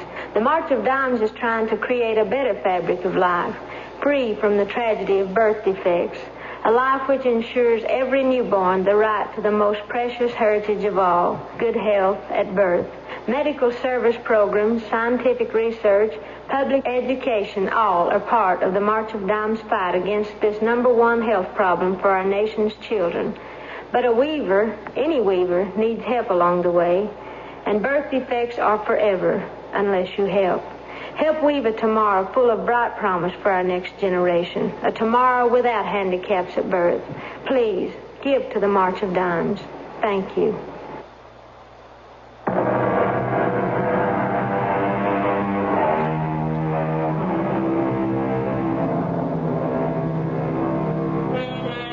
Grown men, intelligent men, do not believe in ghosts, especially in broad daylight, when all's well with the world.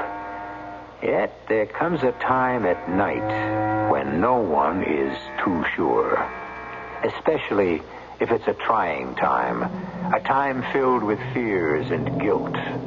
Then the veneer of a few thousand years of civilization is stripped away. Then we are all back there, in the caves, shuddering at shadows. Yeah, Mrs. Taylor, the place is haunted. Haunted? Yeah, from the old country. The old people say the white ghost is the unmarried young girl that dies. Oh, come, Carrie. Yeah, and she dies for love. The only young girl we knew who died recently was poor Trudy Nelson. And she didn't die for love.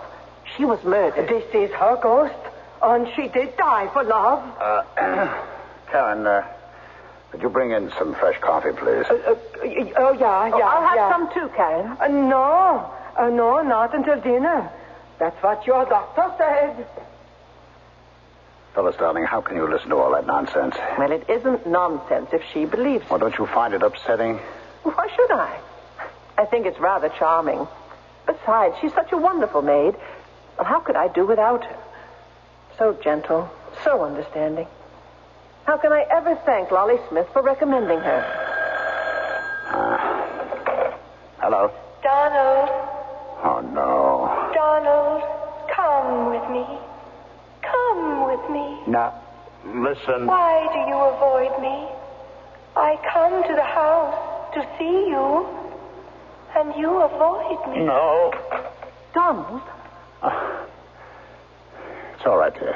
Those obscene phone calls? You should report it to the police, now shouldn't you? There's nothing anyone can do. Oh, Don, you're not well. I wish this maid of yours wasn't so superstitious. It's kind of getting to me. What is? Oh, this ghost she sees. You know, that girl has been on our minds ever since... Why? I wonder why. Mr. Taylor, someone to see you. Oh, yes? Who is it, Karen? Well, he said he was a policeman. Police? Yeah. Why? Well, it probably has to do with Jim Pendleton's death. But why would the police come here? Well, why? Because we were close friends. That's why. That was a stupid question. Oh, darling. I'm sorry. I'm so sorry. I understand. Where is the police officer, Karen? I put him in the library. Thank you, Karen.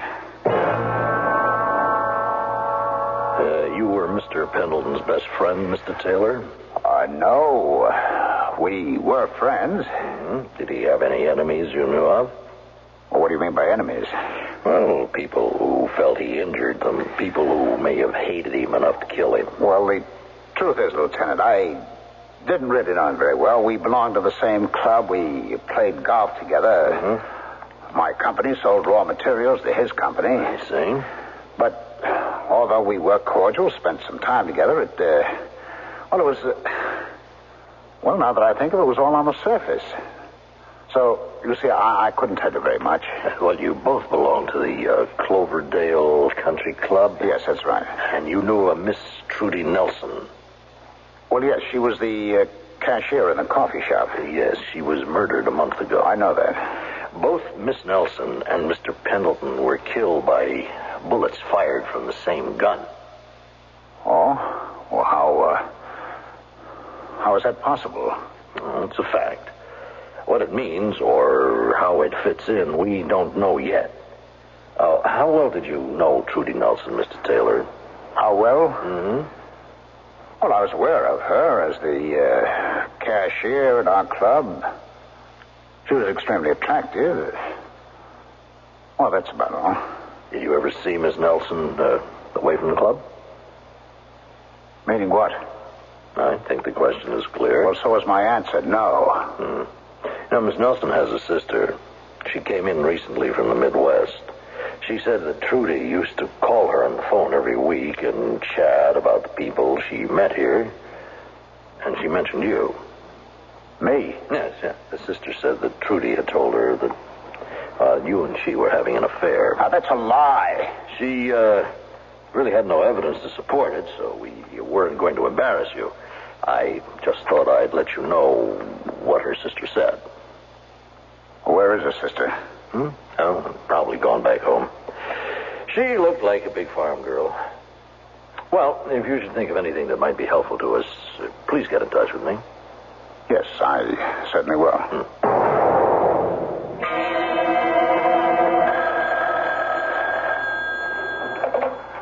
Hello. Darling, you're in danger.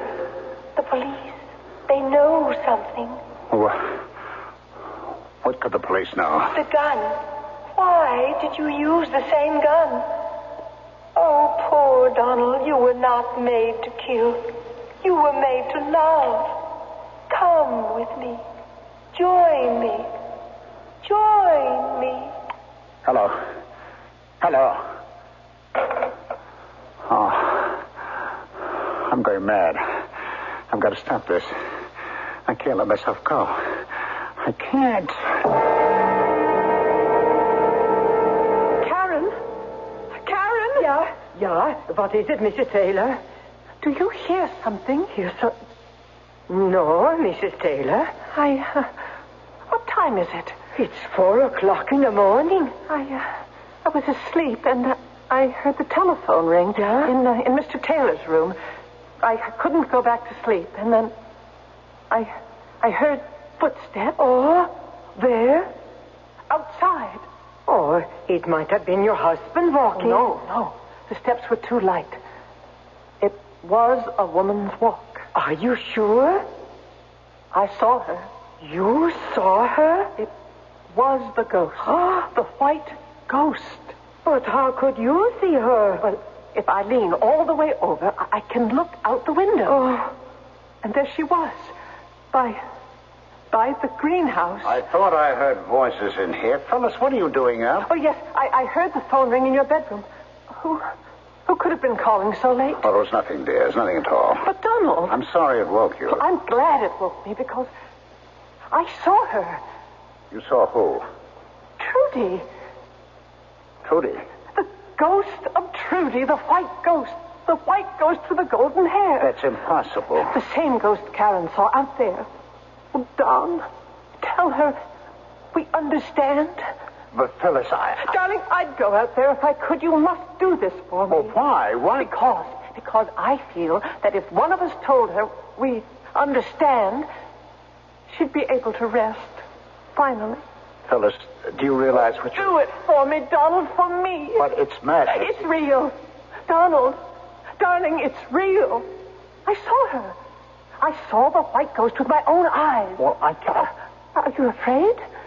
Why? I mean, what's to fear? She was a fine young girl. How could she harm you? But, Phyllis, Karen. Yeah, Ma'am? Karen, will you go outside with Mr. Taylor and help him find the white ghost? No, I couldn't. Karen. Besides, look, there's nothing to fear. She was such a lovely girl. I will go.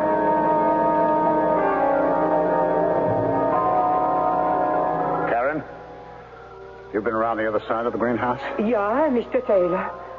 Did you see anything? I don't know, Mr. Taylor. Oh, What do you have there?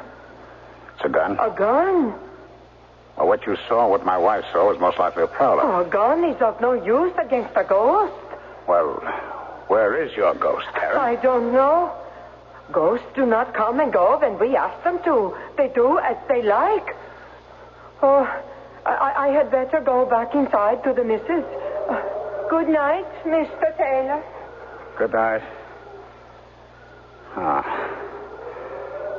The thing to do is not to lose my head. Whatever is happening can be explained. Can be explained rationally. Explained somehow. What? What's that? Oh, no, it's nothing. It's nothing. It's nothing. There's nothing out there. And everything's all right. Donald. Who are you? Trudy. You're Trudy. Oh, no. Donald, come with me. Escape with me. Escape? The police officer, he suspects. Why else would he ask about you and me? Oh, I'm dreaming this. No, you must come with me. Where? It's a lovely place. We'll be so happy. I can't leave my wife. She hasn't been your wife in 20 years. You've been pretending for 20 years. Come with me. Live with me. You know how wonderful it is with me, don't you? Yes. You want to come with me. That's why you brought the gun, isn't it?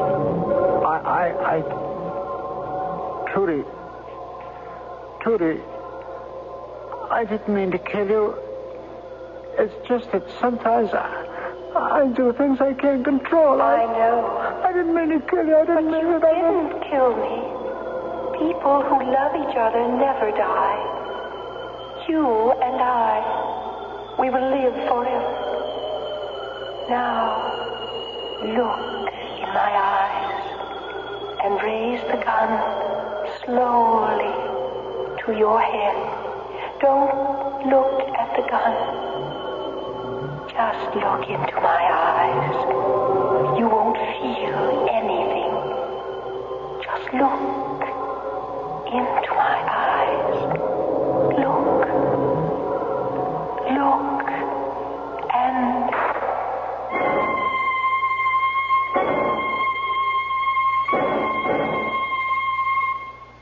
Yes. Oh, yes, thank you, Lolly. Well, you knew how sensitive Donald was, how things disturbed him. I suppose he just... Well, Jim Pendleton, Don adored him, had been murdered. Oh, and I wanted to thank you so much for Karen. Although I couldn't keep her, she was so unnerved by Don's death. Said it was the white ghost that did it. She left. She was such a wonderful maid. Well, you know, Karen Hagstrom, who worked for Bert's mother. What? You don't know Karen Hagstrom? But, Molly, you gave me a letter of recommendation. You didn't. Oh, I simply can't believe it. You never heard of the woman in your life?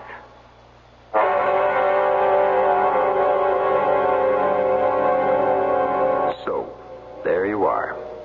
How do you want it? We are dealing with Trudy's ghost.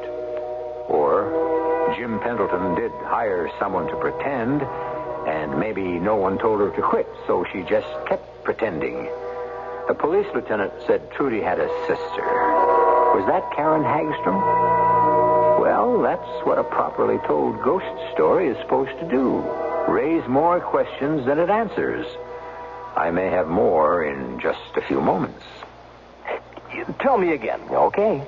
The Internal Revenue Service has over 80 free publications to help answer all those taxing questions you have on your mind. Uh-huh. What if I'm a flagpole sitter whose pole was attacked by termites? All right. Flagpole, termites. It's publications 547 and 584. An ant left me an elephant, under 12 years of age. For me to care for. Mm-hmm. Adolescent elephant, 501. People throw money when my 98-year-old uncle lifts weights at the beach. Is that income? Mm-hmm. 554 and 525. Does the IRS have an answer for everything? Well, just about. There are over 80 free publications for the asking at any IRS district office. You can write for them by using the order blank on your 1040 tax package. Yep, over 80 tax answering publications. Free from the IRS.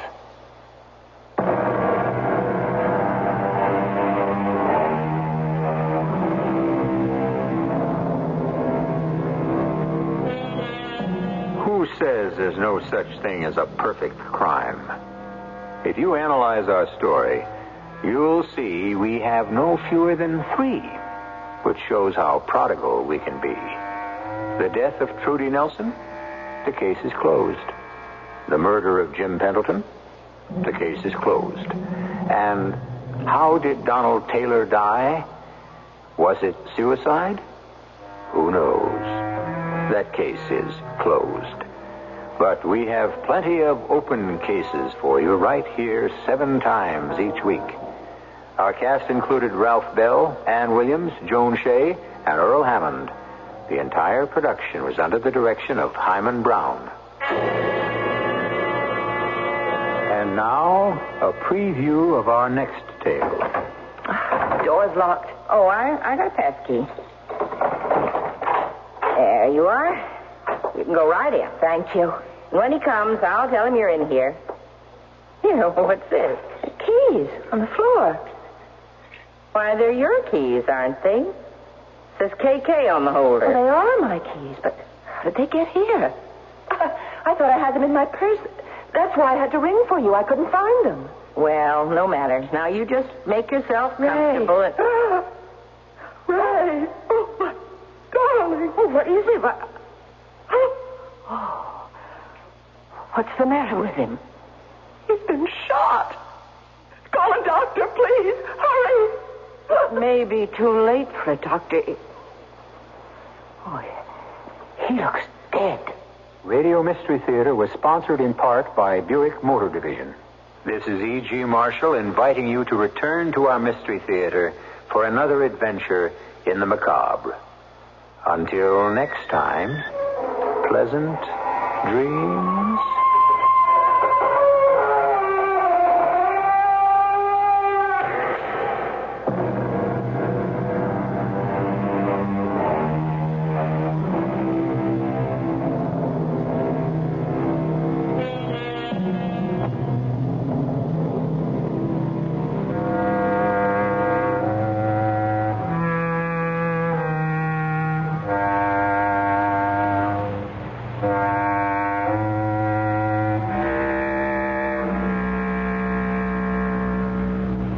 WFAA, Dallas, Fort Worth.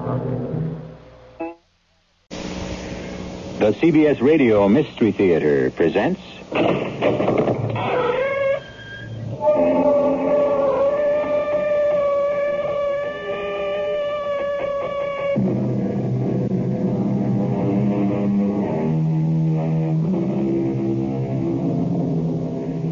Come in. Welcome. I'm E.G. Marshall. The fantasy world of a child. All diagonal squiggles of shimmering color. The effervescence of cascading balloons, mint candy sticks and sugar trees, gingerbread houses, and yellow brick roads. Or something dark and terrifying, because the logic of a young mind has no moral strictures yet to shape it. That's what this story is all about. Which is which? Yes, Mr. Charles. I heard you. I knew you wouldn't leave me. Mr. Charles? What does the child mean, Ellen? It's the name she's taken to calling her grandfather. Oh, Lord, take us. She's talking to the corpse. Of course I won't cry anymore now. I promise, Mr. Charles. Yes, I understand. What? Oh, I see. Well then, goodbye for now, Mr. Charles. Lush. Child, what are you doing in here? Talking to the dead?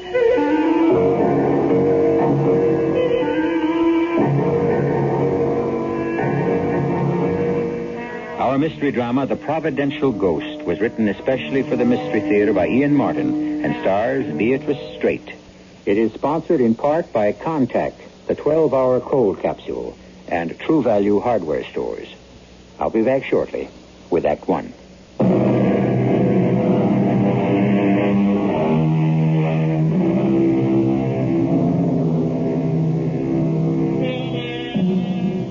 Silver Birch Hills is the kind of exclusive community you will find within a comfortable limousine ride of any large American city.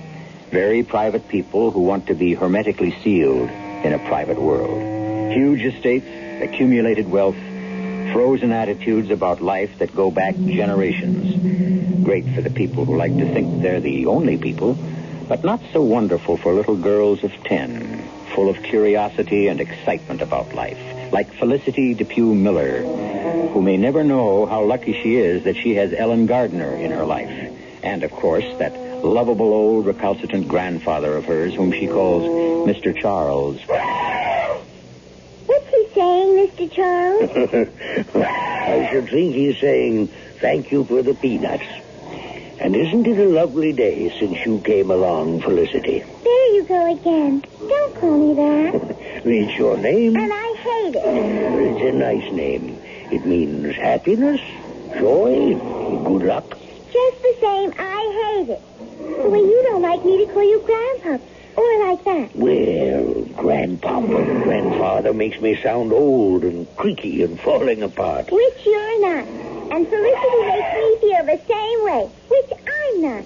So you promised to call me nicer. Yes, I'm your Mr. Charles. Right on. Hmm? That's the thing they say now. Right on. Oh, what's it mean exactly? I don't know. But if you say it, it means you're not no Pope, like Aunt Sissy or Aunt Jane. Well, I don't know how I ever fathered them, but there they are. All right, Lisha. That's better. See, even the elephant agrees. Well, animals are smarter and nicer than people, especially elephants. Right on, Mr. Charles. You made your point. But why Charles when my name is Henry?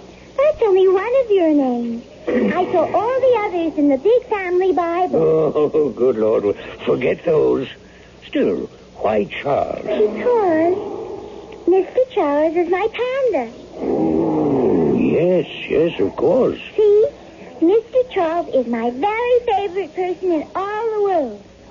So, that's why when we didn't want to say Grandpa or those other things, I decided you were my real Mr. Charles. I'm very flattered.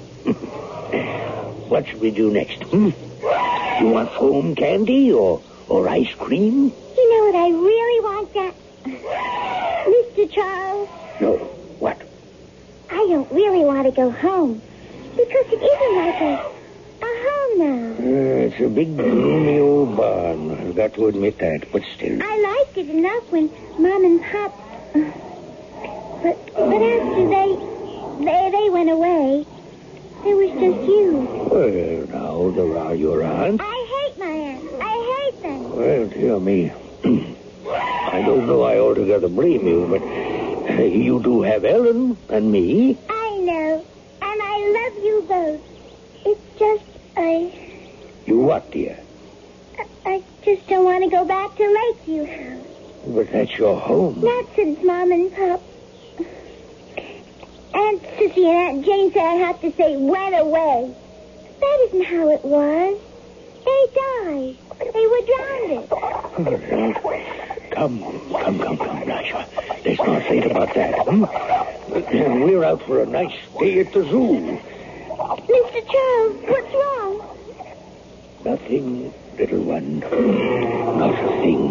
But you look all white and sort of papery. Oh, that won't do at all. I'll just take a magic pill. You'll see. I'll look all ruddy again. I'm scared, Mr. Charles. Oh, whatever for? If you ever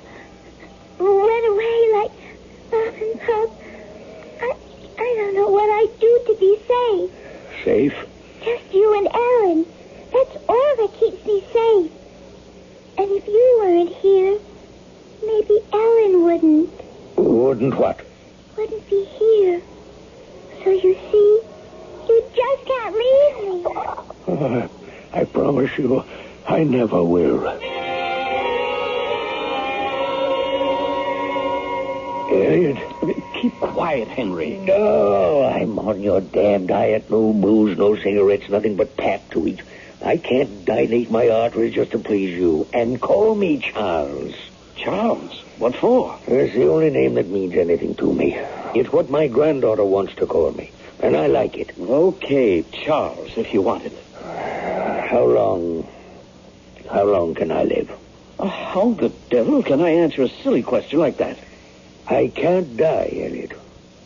It's Lisha. Lisha? My granddaughter. Oh, Libby's child, Felicity. It's a whole new deal. I'm Charles and she's Lisha. Huh? Whatever you say, Charles. I'm going to ask that question again. How long? Okay. The general condition you're in right now, you ought to be in a hospital. You could have another heart attack any day. And the next one's pretty sure to be the last. Well, I have to last long enough to make sure Lisha grows up safe. What are you so worried about Lisha for? She has your housekeeper and your other daughters to bring her up. Oh, Eleanor's fine. But Sissy and Jane are something else again. Well, what's the matter with them? They're fine church-going women who have forgotten, if they ever knew, how to be a child. They're sour as buttermilk. You're too hard on them. Well, maybe, but in turn I find them too hard on Lisha. If she were left alone with them, well, as I say, I'll just have to make sure she isn't. It really is too bad, Sissy. Missing lunch. And now the tea is getting cold. Well, why don't we just pour, Jane? I think we will. Where do you suppose he is? I don't know. But didn't he have an appointment with Dr. Farnsworth? Well, that was before lunch. Oh, you don't suppose... Oh, nonsense. If anything had happened, of course, we would have been notified by now. Well, just the same, he isn't well. Well, it isn't his physical health I'm beginning to be concerned about. I think he's held out surprisingly well after the last attack. It certainly has surprised me. I thought he'd be gone within a month after Libby. Oh, don't remind me about her. That's all over and done with, Sissy. She was my sister. And mine. Now, let's put Libby out of our mind. She's gone forever. Our concern now is with Father. What worries me is that he's slipping in his mind. Papa? Yes. All those silly things like changing Felicity's name and allowing her to call him by the name of one of her animals, Mr. Charles, indeed. Well, you know how he is about her. Yes, indeed. The child can wind him about her little finger, just like her mother. Well, Ellen spoils her, too. Yes. Believe me, when Father dies, she will be the next one to go. Felicity needs a firm hand and plenty of control, which I intend to see that she gets, for everyone's sake. Oh, you intend to see gets what, Jane? Father, I didn't hear you come in. I'm like the fog. I creep in on little cat feet. Do you feel all right? Oh, don't look at me as though I'd flip my wig. A modern expression which means gone out of my mind. Oh, maybe you'd like a little tea, Papa. Good Lord, no. Maybe I'll have a drink instead. Now, you know you're not supposed to drink. Or have any fun at all, eh, Jane? Well, you know my philosophy. Eat, drink, and be merry, for tomorrow we may die. At least I can be merry anyway. Where's Lisha? She's been sent to her room and told to go to bed without supper. Why? Now, you know how often I've spoken to her about tracking mud into the house. Well, she did it again today, and when I scolded her, she was unruly and impolite. And she said it didn't matter what I said, that Mr. Charles was the only one who mattered, and he wouldn't punish her. She really is very rebellious, Papa. Well, you can hardly blame her when she gets so little understanding from either of you. I knew it. Taking her part immediately. It's just like Libby all over again. Now, that'll be enough. I don't want to hear any more. I'm going upstairs to Lisha. I suppose you're going to countermand my orders. She has to get a little love from somebody in the family. I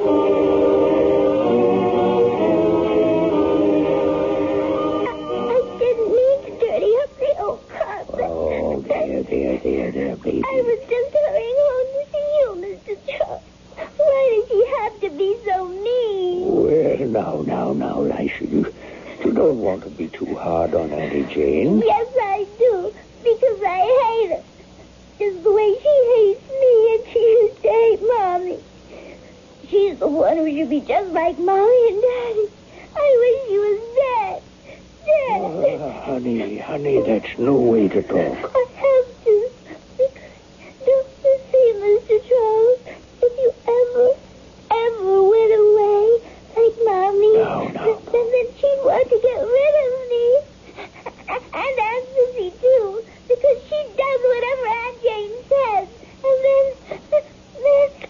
if I was all alone, I don't know what I'd have to do. Don't you worry, Lisha, don't you worry.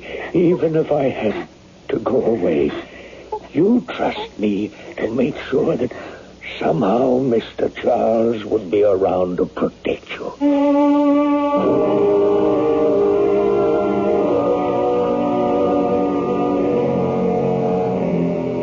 How can he promise to be around to protect her? And does Lisha need protection, really? Is what she says true of two strict old ladies, or does she fantasize them as witches? A simple enough situation, perhaps, but as you will see, far from it, as the fuse of Mr. Charles' life burns down to the powder keg of buried emotion. I shall return shortly with Act 2.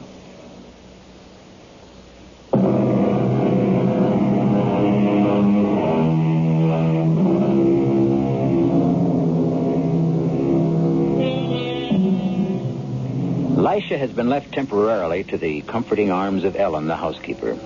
Mr. Charles sits momentarily exhausted in his great armchair while the pain of the angina recedes from his left arm to a still dull ache in his chest. Another nitroglycerin tablet eases it enough for him to make a phone call for Dr. Farnsworth, and now a second call to his lawyer, Mr. Courtley. Arthur, Henry Poindexter. I'm sorry if I'm interrupting your dinner, but this is an emergency. Well, don't ask, just listen. Did you prepare that codicil for my will? Good. Well, I want you to get it over here to me as fast as you can. I said just listen, damn it. Bring someone, Cora or your secretary, I don't care, as a witness. No. Dr. Farnsworth will be here, and he can be the other. For obvious reasons, not my daughters or Ellen. Yes, I'm waiting to make sure of that right now. Please come. It's an emergency. Just a minute. Who is it? It's Ellen, Mr. Poindexter. That's Ellen now, Arthur. I'll see you in a hurry. Come in, Ellen. Close the door and come in and sit beside me. Oh, Mr. Poindexter, are you all right? No, Ellen, I'm afraid I'm not. Oh. No. The doctor's on his way. Let him see what he can do for this heart of mine. I need you to set my mind at rest. Anything I can do, sir, you know that. First, how is Lisha? She's asleep, or I wouldn't have left her. I got her calmed down some. Mostly it was sheer emotional exhaustion. She's high-strung, like her mother. Well, it's that mind of hers. You know, it gives me a start sometimes how grown up she is for 10 years old. I want you to do something for me. If it's in my power. I want you to be Lisha's legal guardian. She's my sole heir. Oh, but what would I have to do? Be responsible for Lisha till she's of age, or till she gets married. You mean almost like I was her mother? I mean, I hope exactly like. But what about Miss Jane and Miss Sissy? Oh, they'll be well provided for. And they can always make their home here. I want to, Mr. Poindexter, but... Sure, I don't know what Dennis would have to say. Yeah? Dennis? Oh, he's my intended, like. Oh, we've been going together ever since, well, for about a year now. We're going to be married in a couple of years when he retires from the force. The force? Oh, he's with the police. Plain clothes. Oh, you might remember him when he was here in connection with... Oh. When Miss Libby and Mr. George had their accident. Sergeant Dennis Mullaney. Yes, I think I do. Well, why can't you be married, Ellen?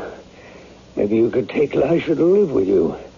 There'd be plenty of money. Oh, it isn't that. It's... That'll be the doctor or my lawyer. One or the other had better get here soon. I'll go and get the door. No. Let someone else. Ellen, I have nowhere else to turn. I'm going to name you anyway. You know? Mr. Charles, oh, Granddaddy, Mr. Charles. I was so scared you'd gone away and left me. Oh, no. Now, little one, you know I promised you Mr. Charles would always be around. Oh, you have that papery book again. My father's right inside, Dr. Fauntleroy.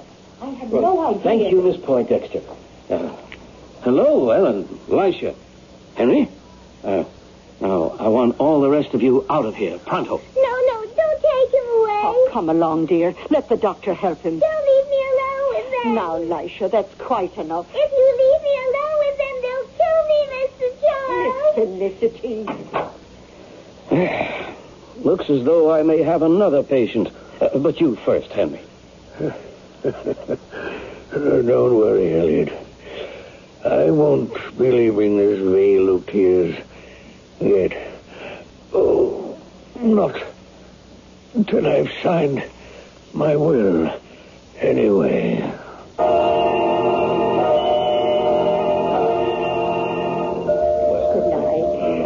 Thank you all for coming to pay your respects. Thank you. The funeral will be tomorrow morning, 11 o'clock, at St. Andrew's Cathedral. Thank heavens. I hope that's the last of them, Helen. Oh, Mr. Poindexter had so many friends. Yes. My father was somebody. But what are you doing downstairs? Why aren't you up with Miss Felicity? Well, I was looking for her. I was out of the room a moment and she disappeared on me. Now, look, you were told to stay with her. Mr. Courtley is waiting in the library for the reading of the will. Go and ask Miss Sissy to come down there and then find Felicity and see she stays put. Yes, ma'am. I'll take care of it. And I'll take care of you, Ellen.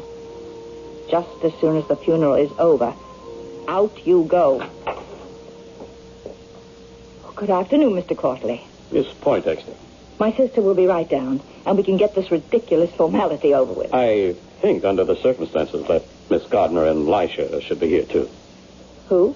Well, I mean Felicity and Ellen. Under what circumstances? They are both principals. Ellen? My father made her a legatee? Not precisely, but she must be here. I don't understand, but I see no reason for a child of 10 to be involved. Well, since Felicity is a minor and her interests will be represented, perhaps we can dispense with her. From your attitude, perhaps you'd like to dispense with me and my sister also. I think at least one of you should be here. Absolutely inexcusable. I can't believe what I've heard. To be left practically unwelcome guests in our own house? At the whim of our former housekeeper? You know, as far as I'm concerned, you're more than welcome. Oh, thank you for your generosity. But will we be received with joyful open arms by our niece? Oh, sure you will, ma'am. Now, you give me the chance. I'll bring her around. You can't be seriously considering fostering this madness, accepting the terms of this will. He must have been out of his mind. I assure you he was not. In no sense. I have affidavits from Dr. Farnsworth and 2 psychiatrists your father insisted on having examined him the day before this will was signed and witnessed. You mean there's nothing I can do about this? In my legal and personal opinion, not a thing. That's something which we shall see about. Well, Ellen, it looks as though you're going to have a rocky time. If there's any way I can help... Oh, I'll manage. And I'll have to talk to you later, Mr. Courtley. Right at the moment, if you'll excuse me. It's Lisha I'm worried about. I don't know where she's got to, and she's that upset I've got to find her. I'll walk out with you. You know, this is a tremendous responsibility that's been thrust on you. I think if you have a lawyer or some friend that's close, perhaps you ought to talk it over with... I will, but wait a minute. Yes, Mr. Charles. I hear you. I knew you wouldn't leave me. Mr. Charles. It's what she's taken to calling her grandfather. Oh, the Lord take us. She's in talking to the corpse. Of course I won't cry anymore. Now I promise. Yes. I understand. What? Oh, I see. Well, goodbye for now. Lisha, child, what are you doing in here? Just talking to Mr. Charles. Oh, now, come away, dear. This is no place for a little girl. It's all right. I don't have to cry anymore now. What do you mean, now? I mean now that I know Mr. Charles hasn't really gone away. He just talked to me and told me I shouldn't be afraid. Would you excuse me, please? I have to go upstairs to my room and think about all the things he told me. Is that child all right? I don't know. The 3 people she loved most in the world, taken away from her in less than a year. I'm not wise enough to know what that might do to the mind of a child, especially one as sensitive as her.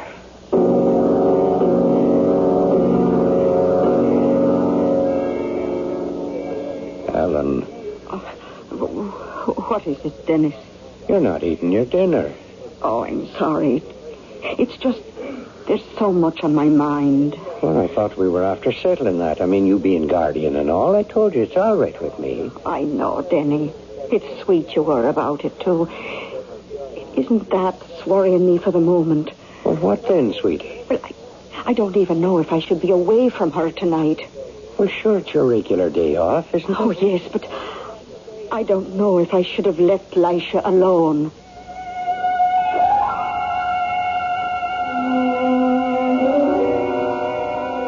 Yes, Mr. Charles. I understand. No, I'm not scared. I'll do just what you tell me. Yes? I know just where to get it. And do what? Oh, sure, that's easy. Just like magicians do. But what about Auntie Jane? Okay, just like you say. One thing at a time. Goodbye, Mr. Charles. I love you, too.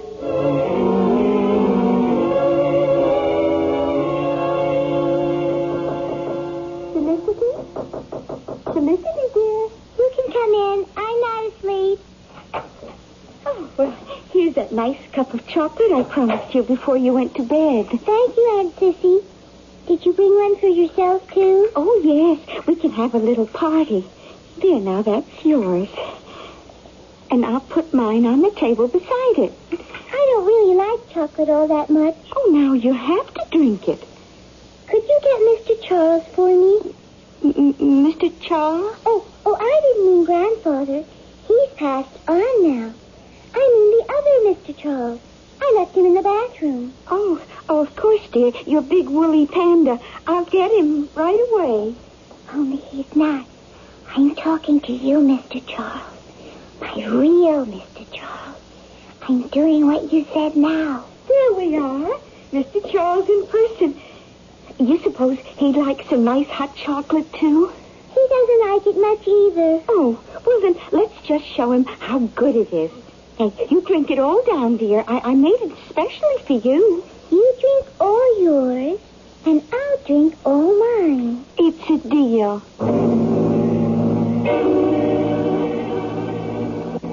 Oh, Sissy, did you have your chocolate with Felicity? Yes. How did it go? Well, I can't believe it. It's no problem at all. I'm so relieved. Oh, yes. I'm glad Ellen's night out gave us the chance. Maybe we're getting somewhere with Felicity after all. Wouldn't that be nice? It would solve everything. Ellen! Ellen, for God's sake, Ellen! Yes, what is it, Miss Jane? It's Sissy, it's my sister. Call Dr. Farnsworth. At 6 in the morning. I don't care if it's the middle of the night. Get him here, get the hospital, get someone. I think she's dead.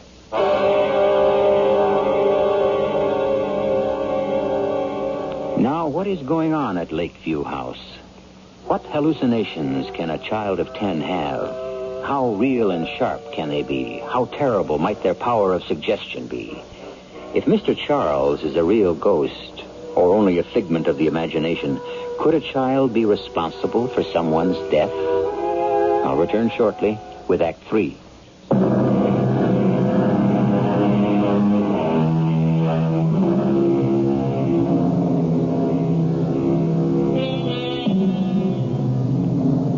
In her bedroom, Sissy Poindexter lies dead. Lisha has been mercifully packed off to school as usual to protect her, however briefly, from this new shock. And among the unexpected visitors at the house are Sergeant Dennis Mullane and, of course, Dr. Farnsworth. Well, Doctor? No question, Miss Jane, as to the cause of death. Cardiac failure.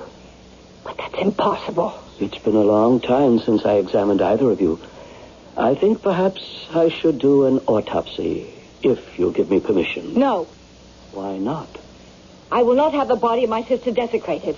It might help to know why she had cardiac failure. How? Will it bring her back?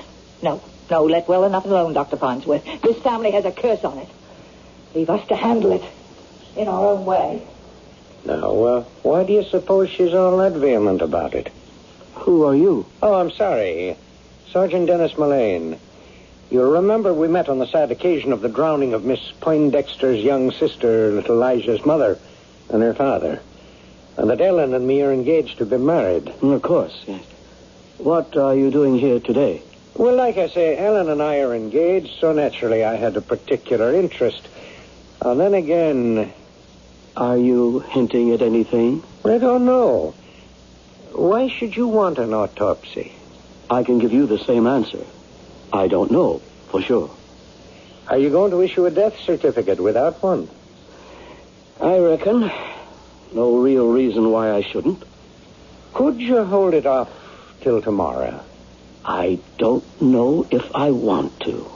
Why should I? Well, let's be frank, Doctor. For whatever our own reasons, we both think there's more here than meets the eye. I need a little time to trace a couple of things. I'm going to sign the death certificate. Heart failure. It happens even as early as 50. You got any more to say? Yeah. Let it go till tomorrow. You can sign it then. There's nothing to lose.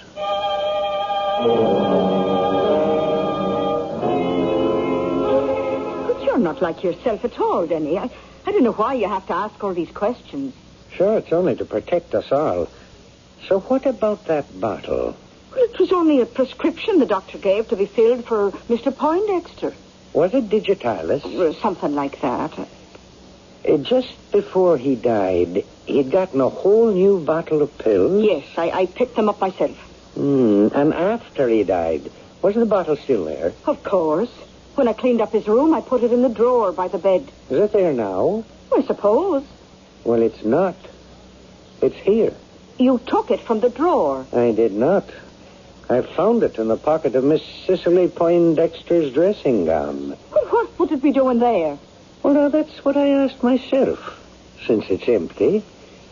Did you know that digitalis in an overdose is a fatal poison for anyone, heart case or no? No. And didn't you tell me that Miss Sissy and the little girl had chocolate together last night? Didn't she tell you that? Yes. The pills would dissolve very easily in a hot drink, and they'd have no taste. Not in chocolate, anyway. But sweet Mary herself, what are you trying to say? That Lisha might have had something to do with it? A childless hen? I'll not believe such a thing of my little Lisha. Well, I don't want to either, Ellen. Miss Sissy didn't die of natural causes. And before any of us can be really happy and free again, we're going to have to pin down just how she did die. Well, what are you going to do? I'm going to go right out on a limb the way I should have a year ago. I'm going to get enough equipment to drag the lake.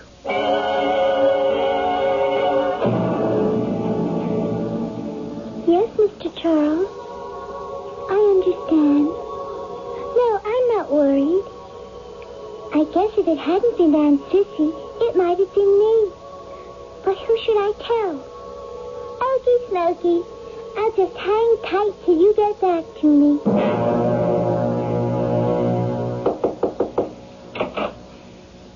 Oh, there you are, Felicity, dear.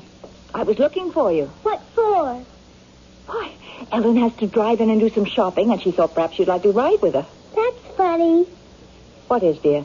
Ellen just told me she was going to have a bit of a lie down. A what? A lie down. That's what she says when she means a nap. Oh, well, she's changed her mind. She's down in the car in the small garage.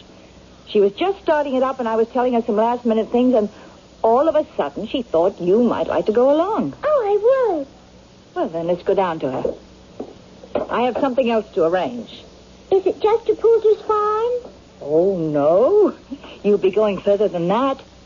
Quite a long way, in fact. I don't care. I don't care if we never get back. Such a nice thing to say, Felicity. And you know something? What? Neither do I. She shouldn't let the car run with the garage door closed.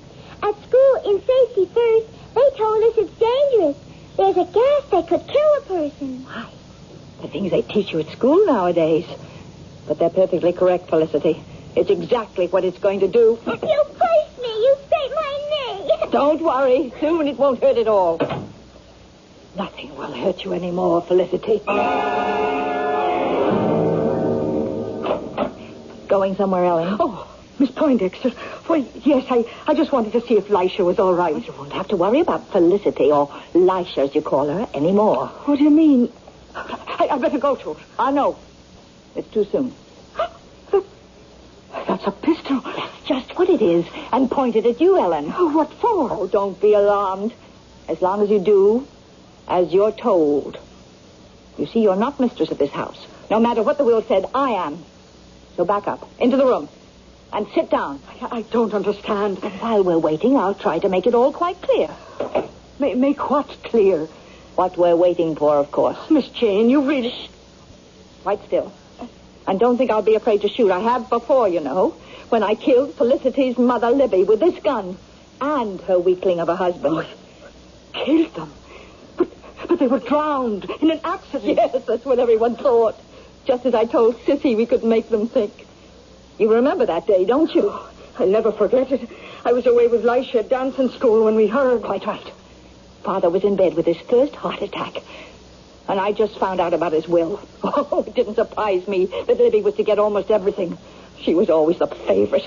From the time she was a baby, Libby was the center of everything. Libby always came first. Oh, Miss Jane, don't do this to yourself. Don't. Shut up.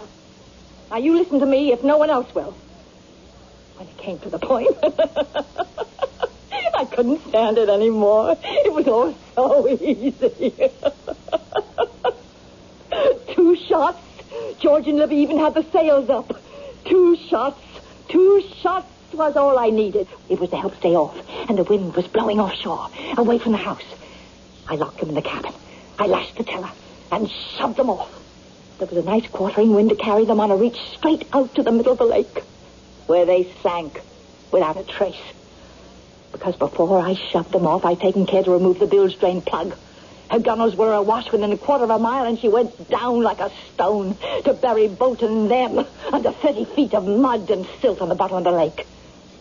A perfect murder. Oh, dear Lord. But it was all for nothing. Felicity just took Libby's place in Father's love. So, when the will cut us out again, she had to go. You tried to do away with... Yes. Oh, it should have been so simple. All the rest of Father's pills and a cup of chocolate. Oh, but I should never have allowed Sissy to handle it. She's always bungled everything, clumsy little fool. She must have mixed up the cups. And it wasn't a heart attack.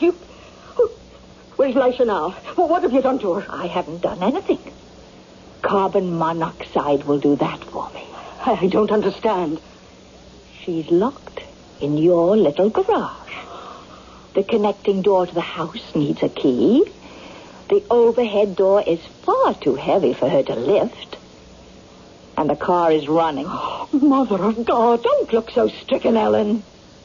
It's a very gentle way to die.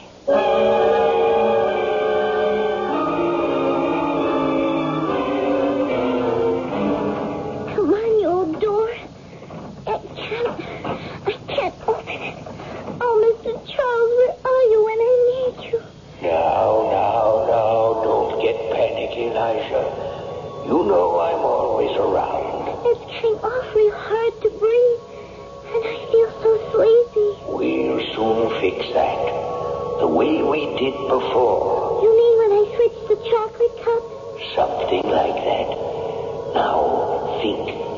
You remember the day we came back from the zoo, and I forgot my house keys, so we couldn't get through the garage door to the house? Yes. Oh, yes. The extra key under the doormat. That's right. Take that and open the door, and then be sure to close it tight behind you. I will, Mr. Charles. You're going to hide till Aunt Jane comes down here. And as soon as she does, you go let Ellen out of her bedroom, and the two of you take my car and run for your lives.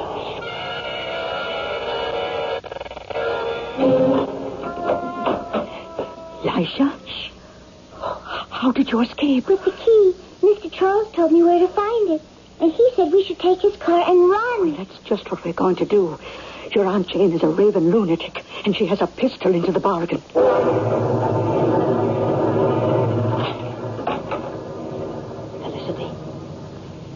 Felicity. If she could hear me. But where is she? Not in this corner? Under the car? No. She couldn't have escaped. What's that? Who shut the door? Got to get the key. Open the door. No! It isn't there! Open the overhead door! It won't budge. What's the matter? Someone's holding it outside! There's a cat! I can't see!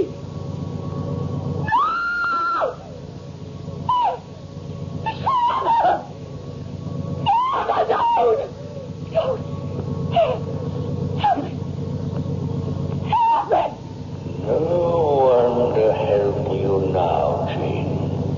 You brought it on yourself.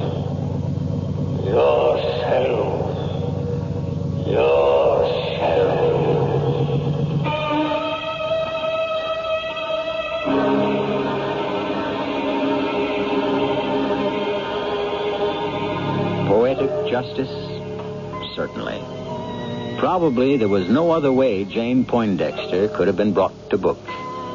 There was small chance of Libby and the boat ever being found, and what proof was there that the digitalis had ever been in the cocoa cup, since Sissy was careful to wash them both out? As for the rest, it would only have been Ellen's word against Jane, which leaves only a couple of questions that I'll try to answer when I return.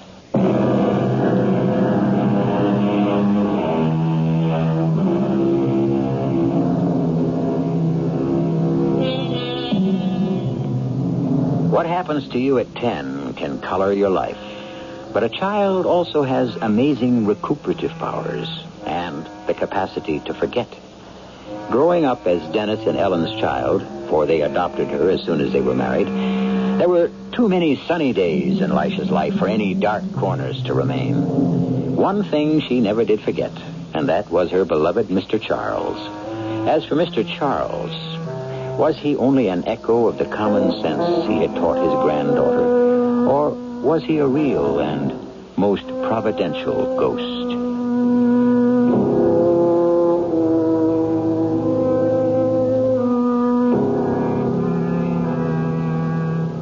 Our cast included Beatrice Straight, Hetty Galen, Bryna Rayburn, Court Benson, and Gilbert Mack. The entire production was under the direction of Hyman Brown. And now, a preview of our next tale. I would have to make an investment. Would it be a wise investment? Yes, I think so.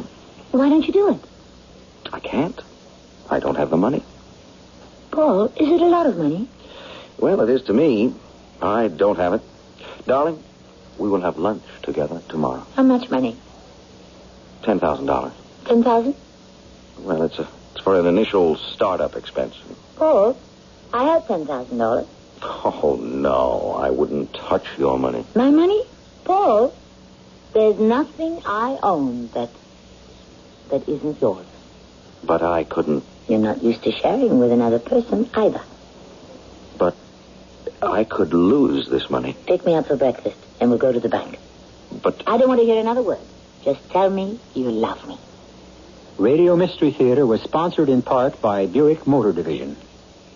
This is E.G. Marshall inviting you to return to our Mystery Theater for another adventure in the macabre. Until next time, pleasant dreams.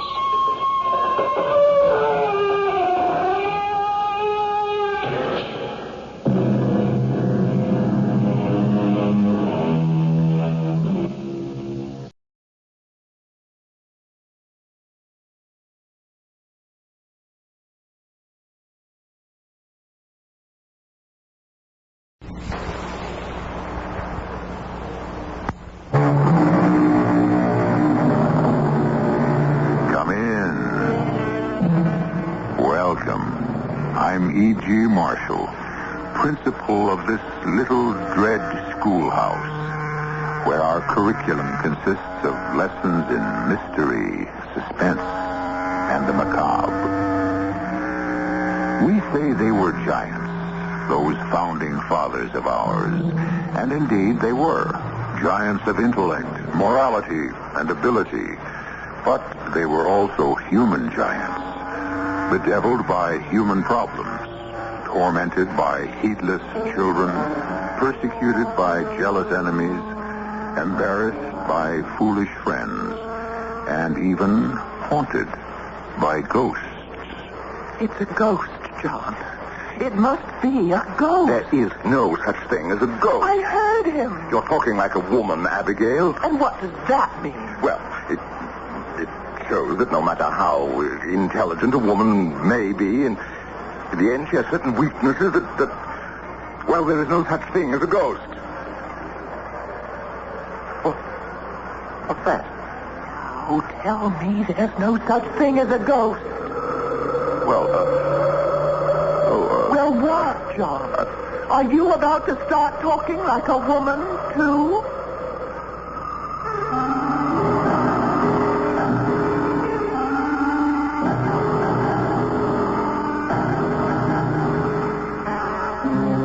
Mystery drama Ghost Powder was written especially for the Mystery Theater by Sam Dan and stars Marion Seldes and Michael Wager.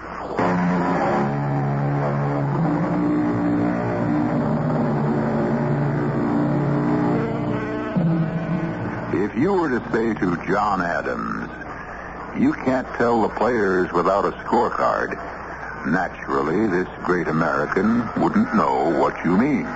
But if somehow you could explain it, he would fix you with that level, steadfast look of his and say that you couldn't tell the players even with a scorecard. Here was John Adams in 1784, getting more flack from our recent French ally than from our former English enemy. Here he was, ambassador to Paris from the United States, and nobody really quite knew just what the United States was, or were. His colleagues, Franklin and Jefferson, were great men, as we all know, but very difficult to live with.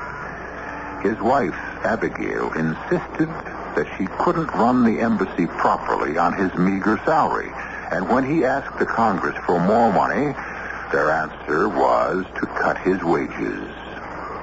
In addition, their rented chateau, a place called Auteuil, was haunted by a ghost. But, he swears he heard him. Which one is Henri, Abigail? Henri is the one who cleans the floors. When did anyone ever clean the floors in this place? Well, Henri does the best he can. It isn't good enough. Now, dear, about the ghost. There is no such thing as a ghost.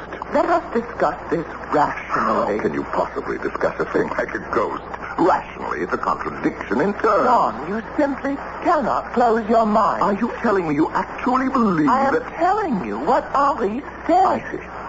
An illiterate French peasant has suddenly become a respected authority on the supernatural. Why don't you talk to him? How can I speak to him? I don't speak his language. Ah, but he speaks yours.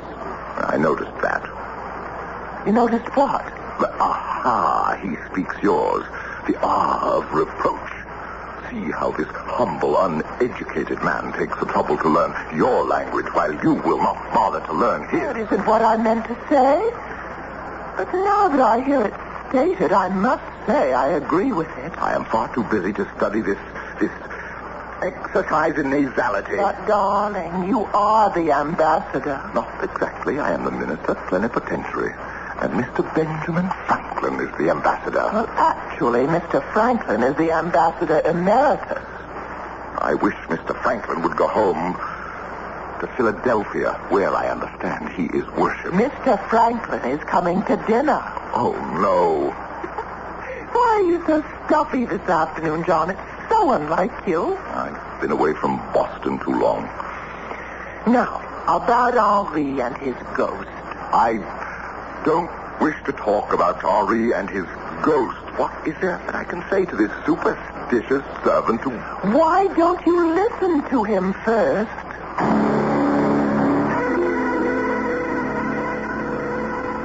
Oui, Monsieur Adams, I have heard him. How do you know it's a him? It's the voice of a him. And what does he say? He says nothing.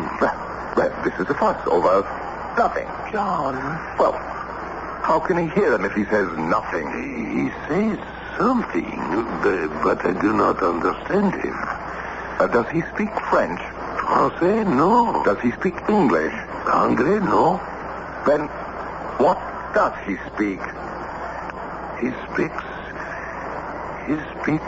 ghost. Ghost? Yes, ghost language. Oh, there's a ghost language. Oh, yes, Monsieur Adams. But what is this ghost language? And where do you hear this alleged language? Oh, I hear him all over. But where? Particularly? In the library, in the bedrooms, and all over. How can I get rid of a ghost? You must call in a witch. A witch? Yes. The witch comes in and says a charm, and the ghost runs away. Why? Because the ghost is frightened.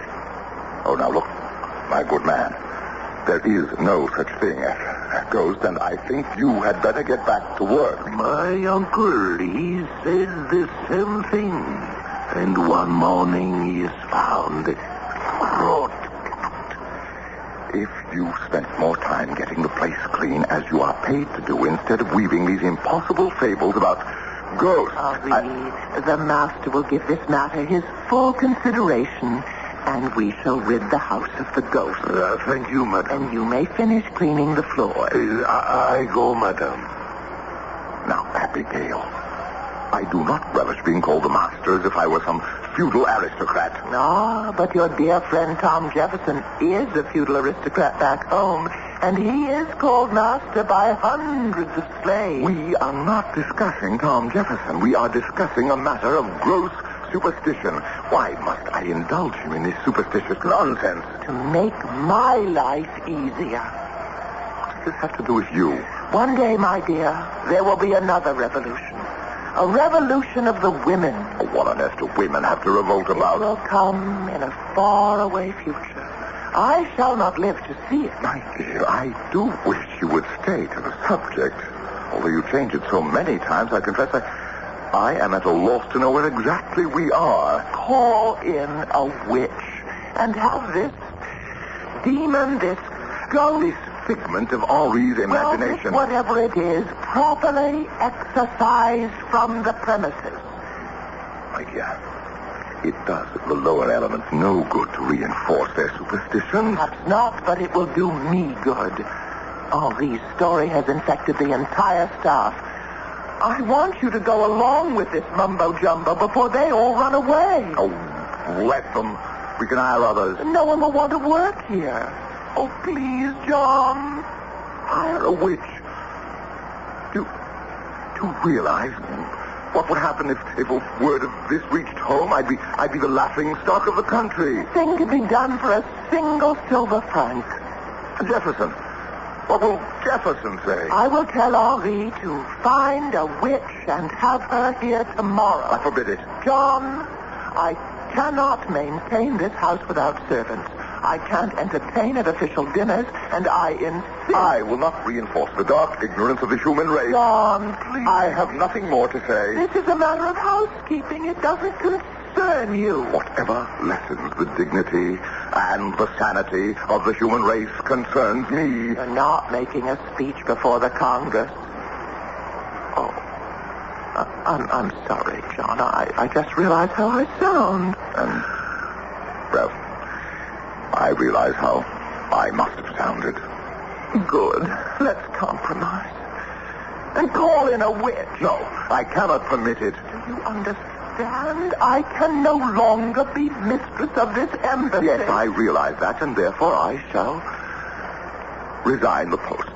John, this is an impasse, my dear. Each of us is standing on a principle. But you can choose to resign. But I cannot choose to be party to the dark barbarism of the Middle Ages. I cannot sanction witchcraft.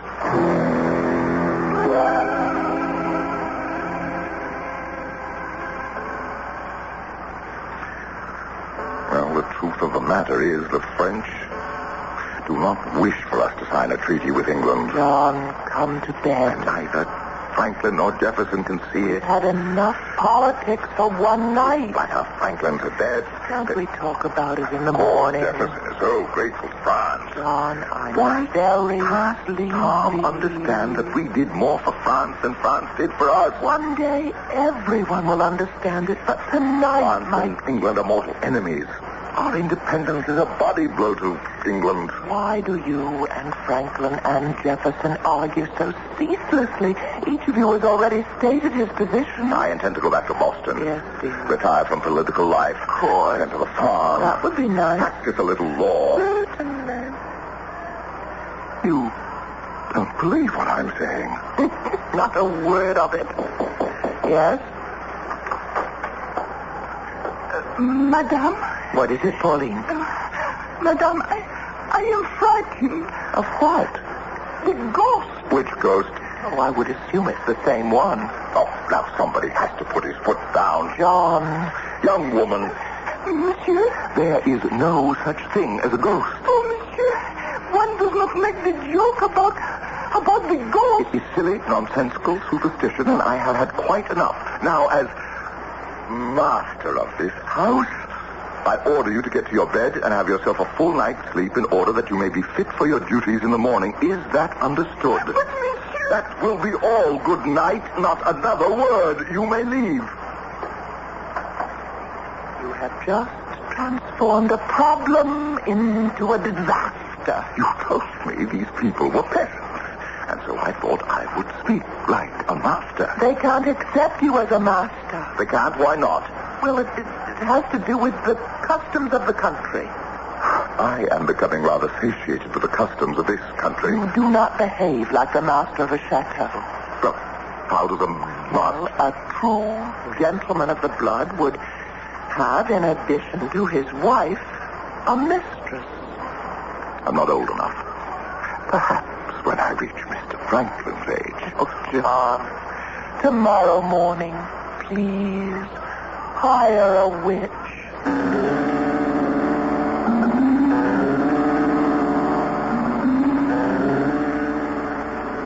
John. What? Huh? John, please wake up. Wake up. Why? It can't be morning. John. Listen. What? What is that? It's your imagination. You don't hear it? Yes, I think so. Well, is it your imagination, too? No. What is it? It's a ghost. No, Abigail. I know there's no such thing as a ghost, but what do you call that? Well, John, I remember my grandfather and my aunt. They'd tell us children's stories about... John, I'm frightened. Oh, dear Abigail, it's impossible. Big, gloomy, lightning house. Who knows what crimes may have been committed here? Abigail, there is no such thing as a ghost. Then why is your hand shaking?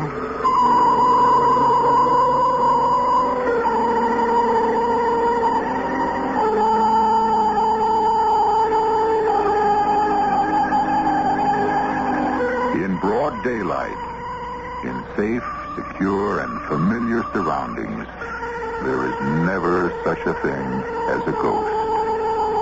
But in the dead of the night, in a strange country, in a large, gloomy house, one can never really be sure. We have never had, in this country, a more down-to-earth, sensible pair than John and Abigail Adams. But they've never had occasion to spend a night like this one either. I shall return very shortly with Act 2.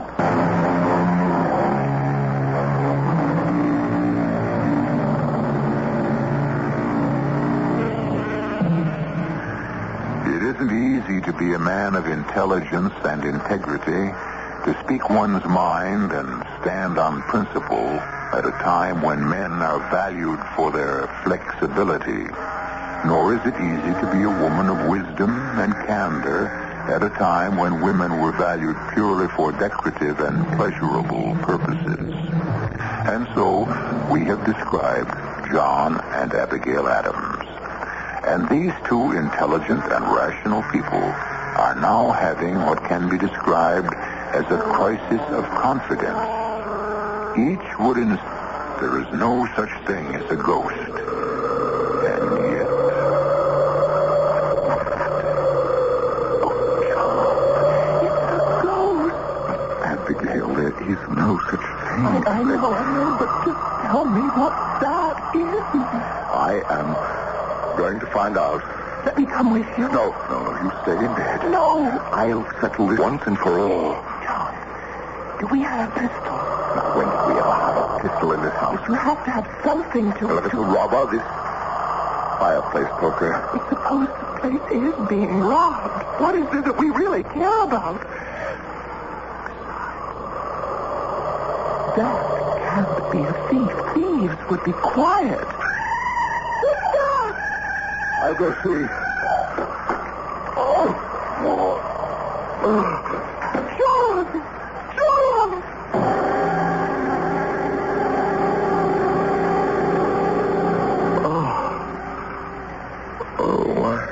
My head. Just lie quietly, my dear. You have a rather large bump on your head. What happened? I don't know. I found you lying on the floor in the hallway. The servants helped me to put you to bed. The servants? Especially Henri. Everyone's anxious to know what Monsieur Adams of Ghosts now. I remember I heard that noise and then somebody screamed. That was Pauline. She heard the ghost and she was frightened. I ran into the hallway. Something hit me on the head. Who? It didn't have to be a who. It could have been well, I could have run into that low ceiling beam near the stairwell. Something was making that noise. Oh, John. May we have Henri call in a witch? Abby, Dear, what harm can it do? If there's no such thing as a ghost, then all we've lost is a single silver franc. But if there is now... Abby, please, John. It's the only way that I'll be able to keep the servant. All right. But no one must know. I'll be silent. Silent as the grave. That is hardly a fortunate figure of speech.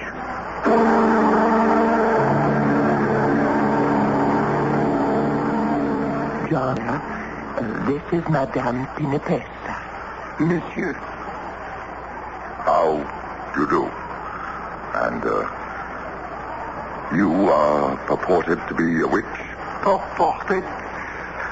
What does Monsieur mean, purported? I am a witch. Well, I mean... Monsieur is a politician. I am a witch. Whose profession is older and more honorable. Well, what can you do for us, Madame Pinipes? The noise you hear is the Duc d'Ormont. How do you know? He was strangled in the chateau. Why? It was 200 years ago. He was the Queen's lover. She came to visit him here. They were betrayed. These things happen. But if he's dead... What can I say, monsieur? We are told that those who are killed for love never really die. Ah, so he wanders about the chateau, does he? Yes, monsieur. Wandering and wailing for his lost love. And how do you propose to dispose of him? That, monsieur, is my own secret. There are tricks to every trade. I do not ask how you employ yours. Accord me the similar courtesy.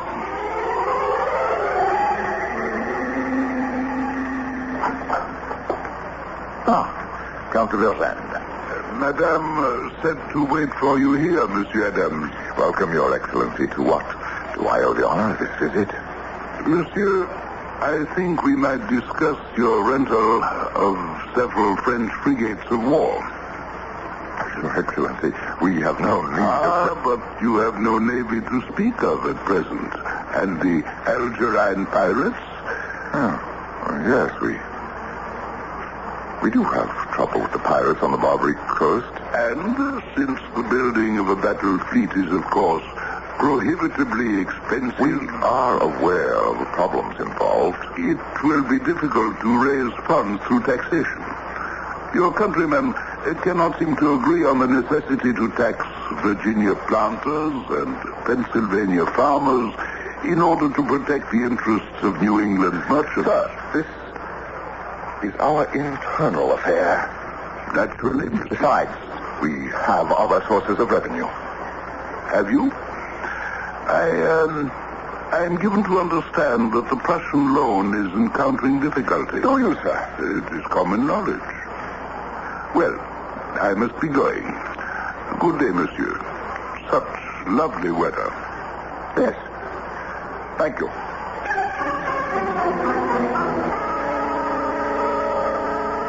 John, Tom Jefferson is in the library. Good, we have business. But you and I and Nabby and Colonel Smith were to go riding this afternoon. John, he wants to marry her. Mr. Tom Jefferson and I reached a meeting of the minds. John, I said Colonel Smith wants to marry your daughter. Later. No, they don't want to wait. Do you know what Tom Jefferson is doing? He is selling us out to France. John, it's impossible. Defending. Actually defending Tom Jefferson. I disagree completely with his manners, his morals, his philosophy. But I like and I believe he's sincere. Abigail, he has become a creature of the French, and I can prove it.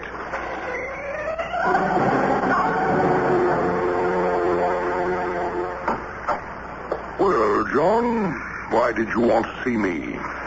Tom, we must have this out. What? Well, George Washington won't live forever. Hamilton, too unpopular, personally. Hancock, they...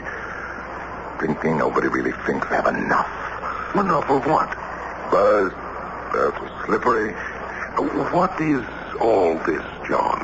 This is the talk that's going on at home. This is how people are thinking and speculating. It's going to come down to a fight between you and me. What kind of a fight? Power. Who is going finally to rule our country? I never thought much about it one way or the other. You want the truth, John. I think you're more qualified. You do a better job of it. Maybe you think that, but your friends, your Federalist friends, won't let you think that way forever. They'll egg you on for their own purposes. Don't you have the same kind of friends that I do, John? Yes, and all with axes to grind. And I shall be the victim of my friends, too. And it has to be this way, Tom. Why? You and I, we are on opposite sides of every question. One of us has to prevail. Maybe not. Maybe the people will split the differences between us. Maybe they will. But still, we have to fight it out. We can fight as friends, John. No. You have already betrayed me and the country. Be careful what you're saying, John. Oh, stop talking like a southern aristocrat. What do you propose to do? Challenge me? How dare you accuse me of betrayal? You and I were sitting in this room night before last. We spoke to the progress of the Prussian negotiations. I had confidential information that things were going badly. You and I were the only ones in the city of Paris who knew it, or so I thought.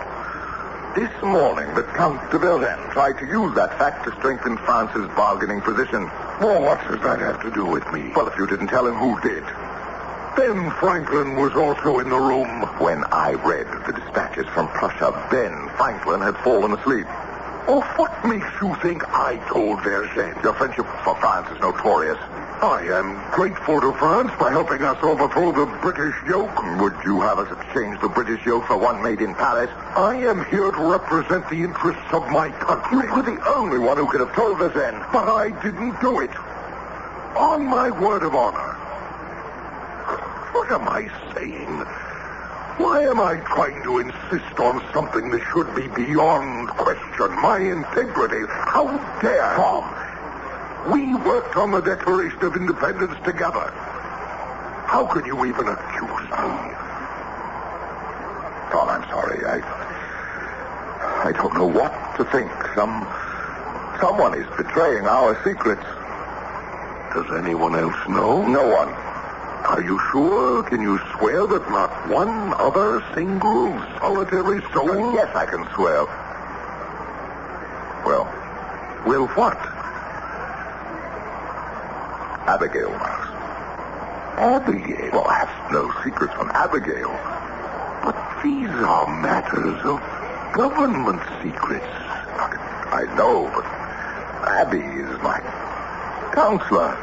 Abby is only a woman. Only a woman, yes, but I share everything with her. Is it possible? No, I can't say it. Abby could never. Can you forgive me, Tom? Well, I'll have to. I'm sure I'll be forced to say certain things in the future for which you'll have to forgive me. But how could Verlaine have found out? I don't know.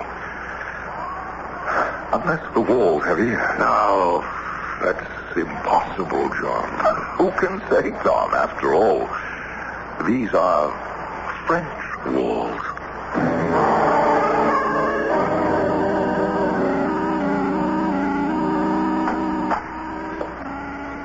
John. Oh, did I wake you, my dear? You know I always wait up for you. How was your day? Well, Tom Jefferson and I will somehow manage to live as friendly rivals. The British are impossible. French are unreasonable. They are unmovable. The Prussians are inscrutable. How was your day? Well, we got through it somehow. Has our sorceress managed to exorcise the ghost? So far, the staff seems quiet. Who could have told Verlaine? Perhaps the courier. No. I would stake my life on his loyalty. Well, it's a problem we should sleep on. After all, sufficient unto the day is the evil thereof. I agree. I thought our witch took care of all of that. That's Madame Pinipit.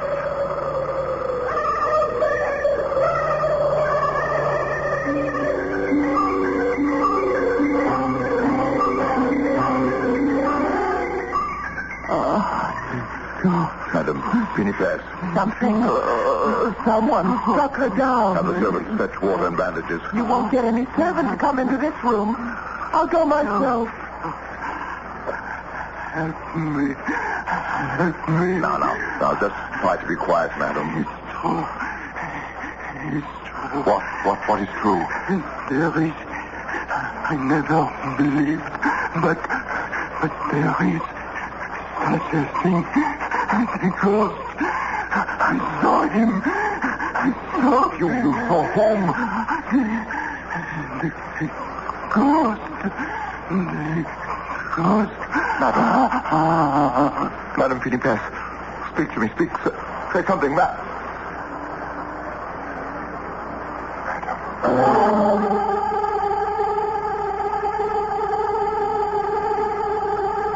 That's twice the ghost or whatever has struck. But this blow appears to be fatal. Is it a ghost? Well, we have the word of perhaps a foremost authority, a witch. Who would know more about the subject? You'll get to know a great deal more when I return in just a few moments with Act 3.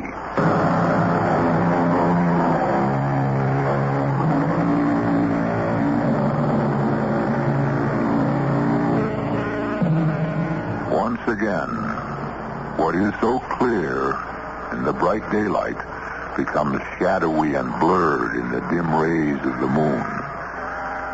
Madame Pinifas, a sorceress who has been employed by the Adamses to exorcise a ghost, obviously has been exorcised herself.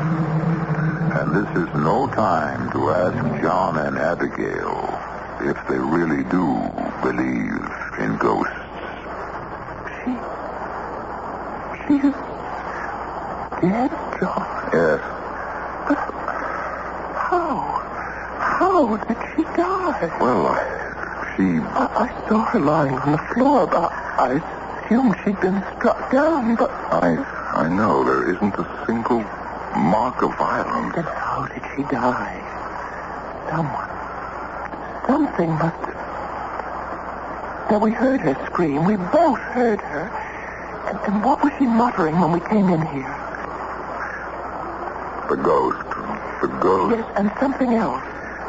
There is such a thing as a ghost. That's what she said. You see, she never really believed in it herself. To her, it was just a way of making money. But then at the very end, she saw a ghost, and it killed her. How? Well, she may have died of fright. Look at the absolutely terrified expression on her face.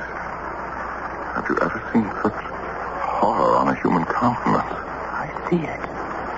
But I don't believe it killed her. Why not? Because she didn't really believe in ghosts. She wasn't an ignorant, superstitious person. Neither are you, neither am I, but we've been having our doubts lately. And what is this? It's been clutched in her hand. A piece of cloth. It must be a ghostly vestment, part of the shroud worn by the unfortunate late Duc d'Ormont. No, not this. Look, it's muslin cloth. Well, ghosts do wear shrouds of muslin, don't they? John, this cloth is fresh. New. That proves that she was attacked, and she tried to fight. We had better call the authorities.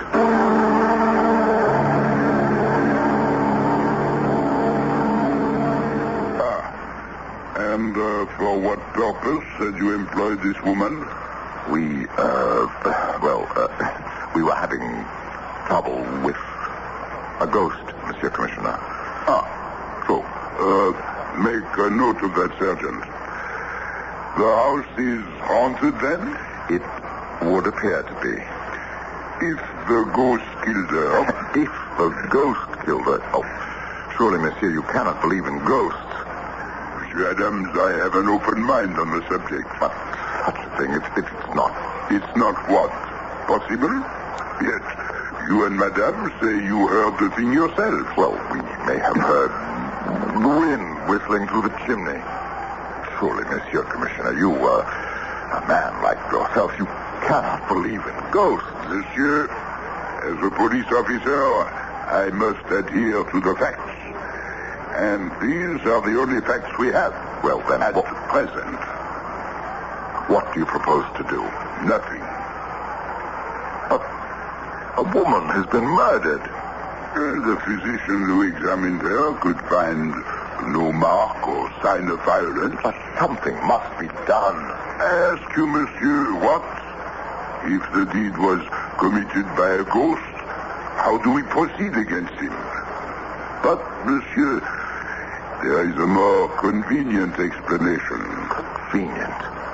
Well, perhaps satisfactory. The woman was over 80. It is entirely possible she died of old age. Yes, that would satisfy everyone.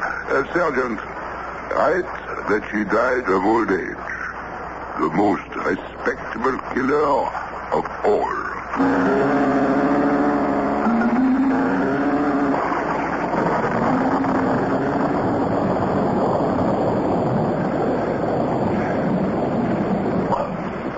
Why do you insist on walking outdoors in this dreadful weather? Because, my dear, we must have a talk. A confidential talk. Rain. There is a ghost. Oh, no, Abigail, not you. And I can prove it. How?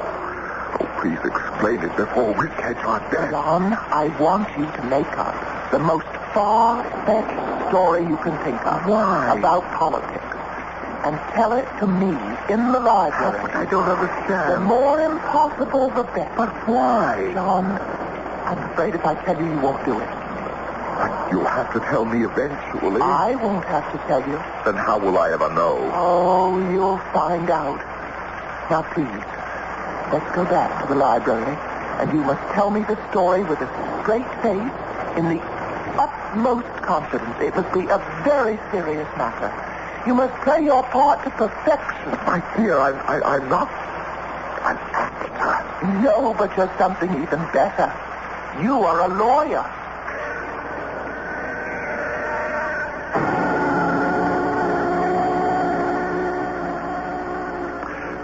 Abigail, this is incredible. Really?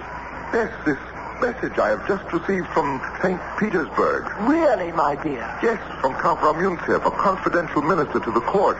But what have we to do with the Russians? Well, the Count believes our two countries have a great deal in common. I can't imagine what. Well, the Russians are established on the western end of our continent. We may one day become very close neighbors. We share a common border. I hadn't thought of that. France, as you know, holds extensive territories to the south, and they fear she will try to expand. Oh? Yes, and the Russians would rather have us for a neighbor than the French. Well, that makes considerable common sense. And so they are willing to lend us money to aid in our expansion, provided we break off all relations with the French. Oh, I see. A Russian alliance. What an interesting possibility.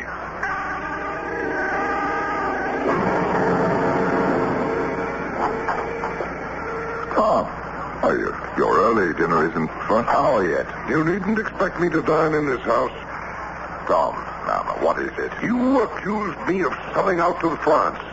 And all the time you were scheming to betray us to Russia. Me? You needn't look so innocent. I've been told that you're in correspondence with the court at St. Petersburg. For what purpose? How can you ally us to the most tyrannical ruler in Europe? Who told you I was in correspondence with the Russians? A confidential source, the Count de Vergennes. How did you know? I shall explain it at dinner.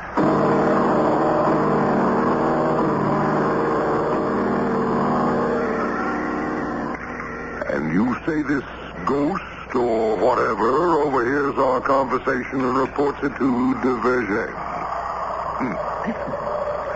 That is our ghost. That sound? Where's it coming from? The library. And, well, there he goes now. Where? Obviously, he's leaving the house. Well, let us settle this thing, John. No, let me go first. Oh, no. Oh, no danger. I shall have 2 stout gentlemen to protect me. Now, let me open the door. Hand me the candelabra. Now, look. Where? Just to the right of the fireplace, you see? On the floor. Footprints? Yes.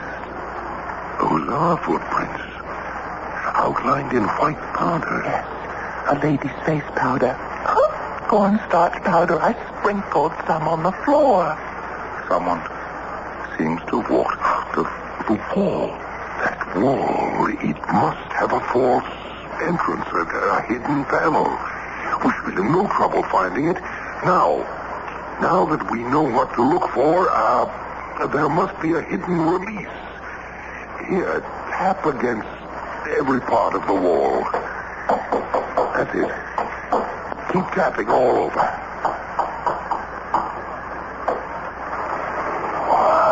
Listen. We found it. Oh, look. The center panel is opening. Listen. The ghost noise. Can't be a ghost inside. Or can there? It's a long passageway. Feel the breeze. That's what it is, John, the breeze. The breeze whistling through the passageway when the panel is open. That's what makes the noise. Are you sure, Tom? The Polish panel's closed. See? The air is no longer rushing along in the passage. Then the noise is created when the ghost or whoever enters and leaves. And that's why Madame Pinipese was frightened to death. She encountered him. It is the Duc d'Ormond wandering about his ancestral home. Or is it a spy who reports all our conversations to the Duc de Vergennes? Tom, shall you help me find out? Gladly. But how? The ghost is on his way, obviously, to report to the Count that you and I have had a serious difference of opinion. Let us retire to the dining room and finish our dinner. Give him an opportunity to return tomorrow for his regular evening spy work.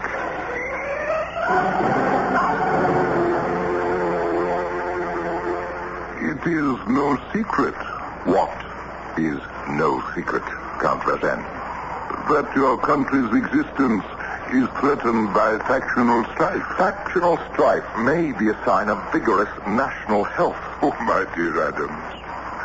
Now, suppose France supports your side. My side? Suppose we give you money, even troops, in the event of civil war. Assuming all you say is true, why support me? We would support a solid, conservative person such as yourself. Do I make myself clear? I must say, sir, you seem to have a most incisive grasp of the situation. We have excellent sources of information. So I see. A word to the wise. Consider it. Indeed, sir. I shall.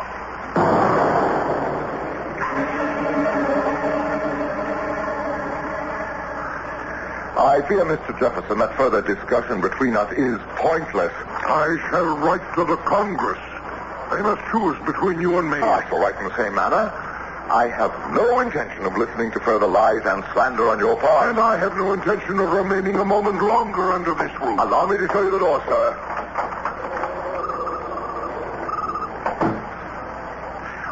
Well, if our ghost was there, we gave him an earful. If he was there. Did you gentlemen stage your quarrel? Abigail, you shouldn't be here. Why not? It might be dangerous. But it was all my idea.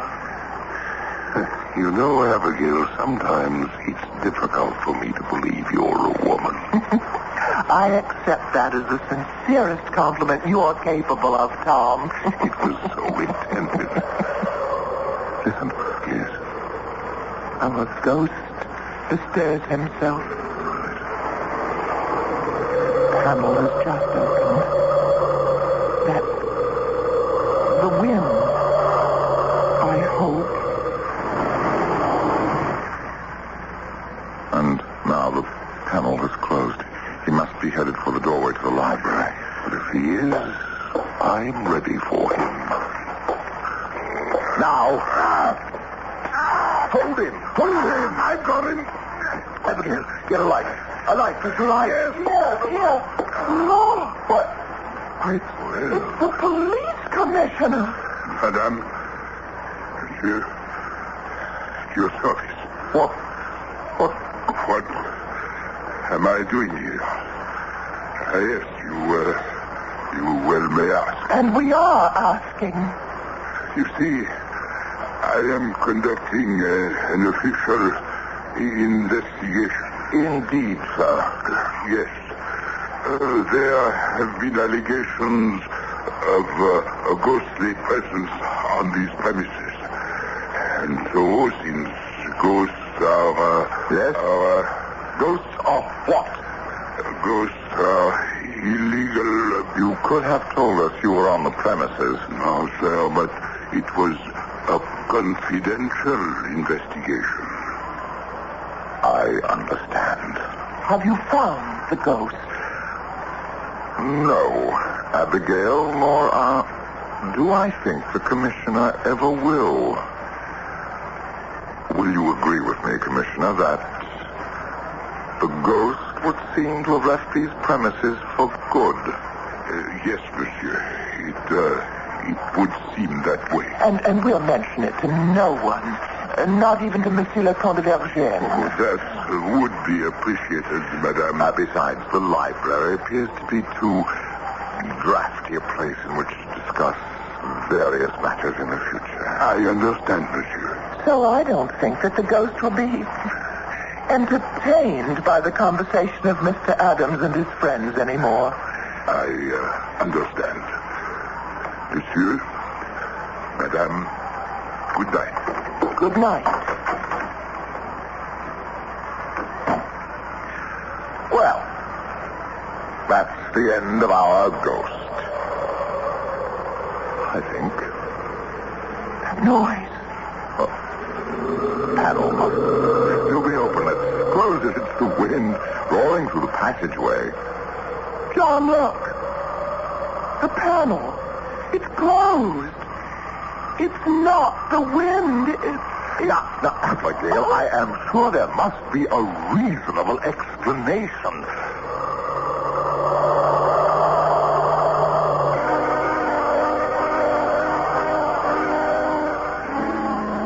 I'm sure there was, but John and Abigail Adams never found it. Within a few months, they received orders from the Congress, which transferred them to England, where John Adams became the first American ambassador to the court of St. James. And if you think he had problems in Paris, when he arrived in London, he really that's another story.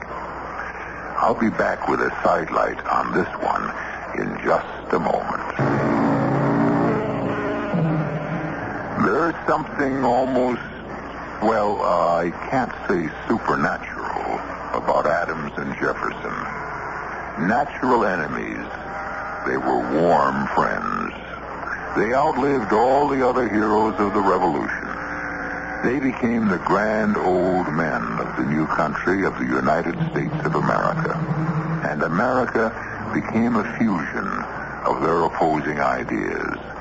And if you really want something to think about, they both died on the exact same day, the 4th of July of 1826, on the 50th anniversary of the Republic. Our cast included Michael Wager, Marion Seldes,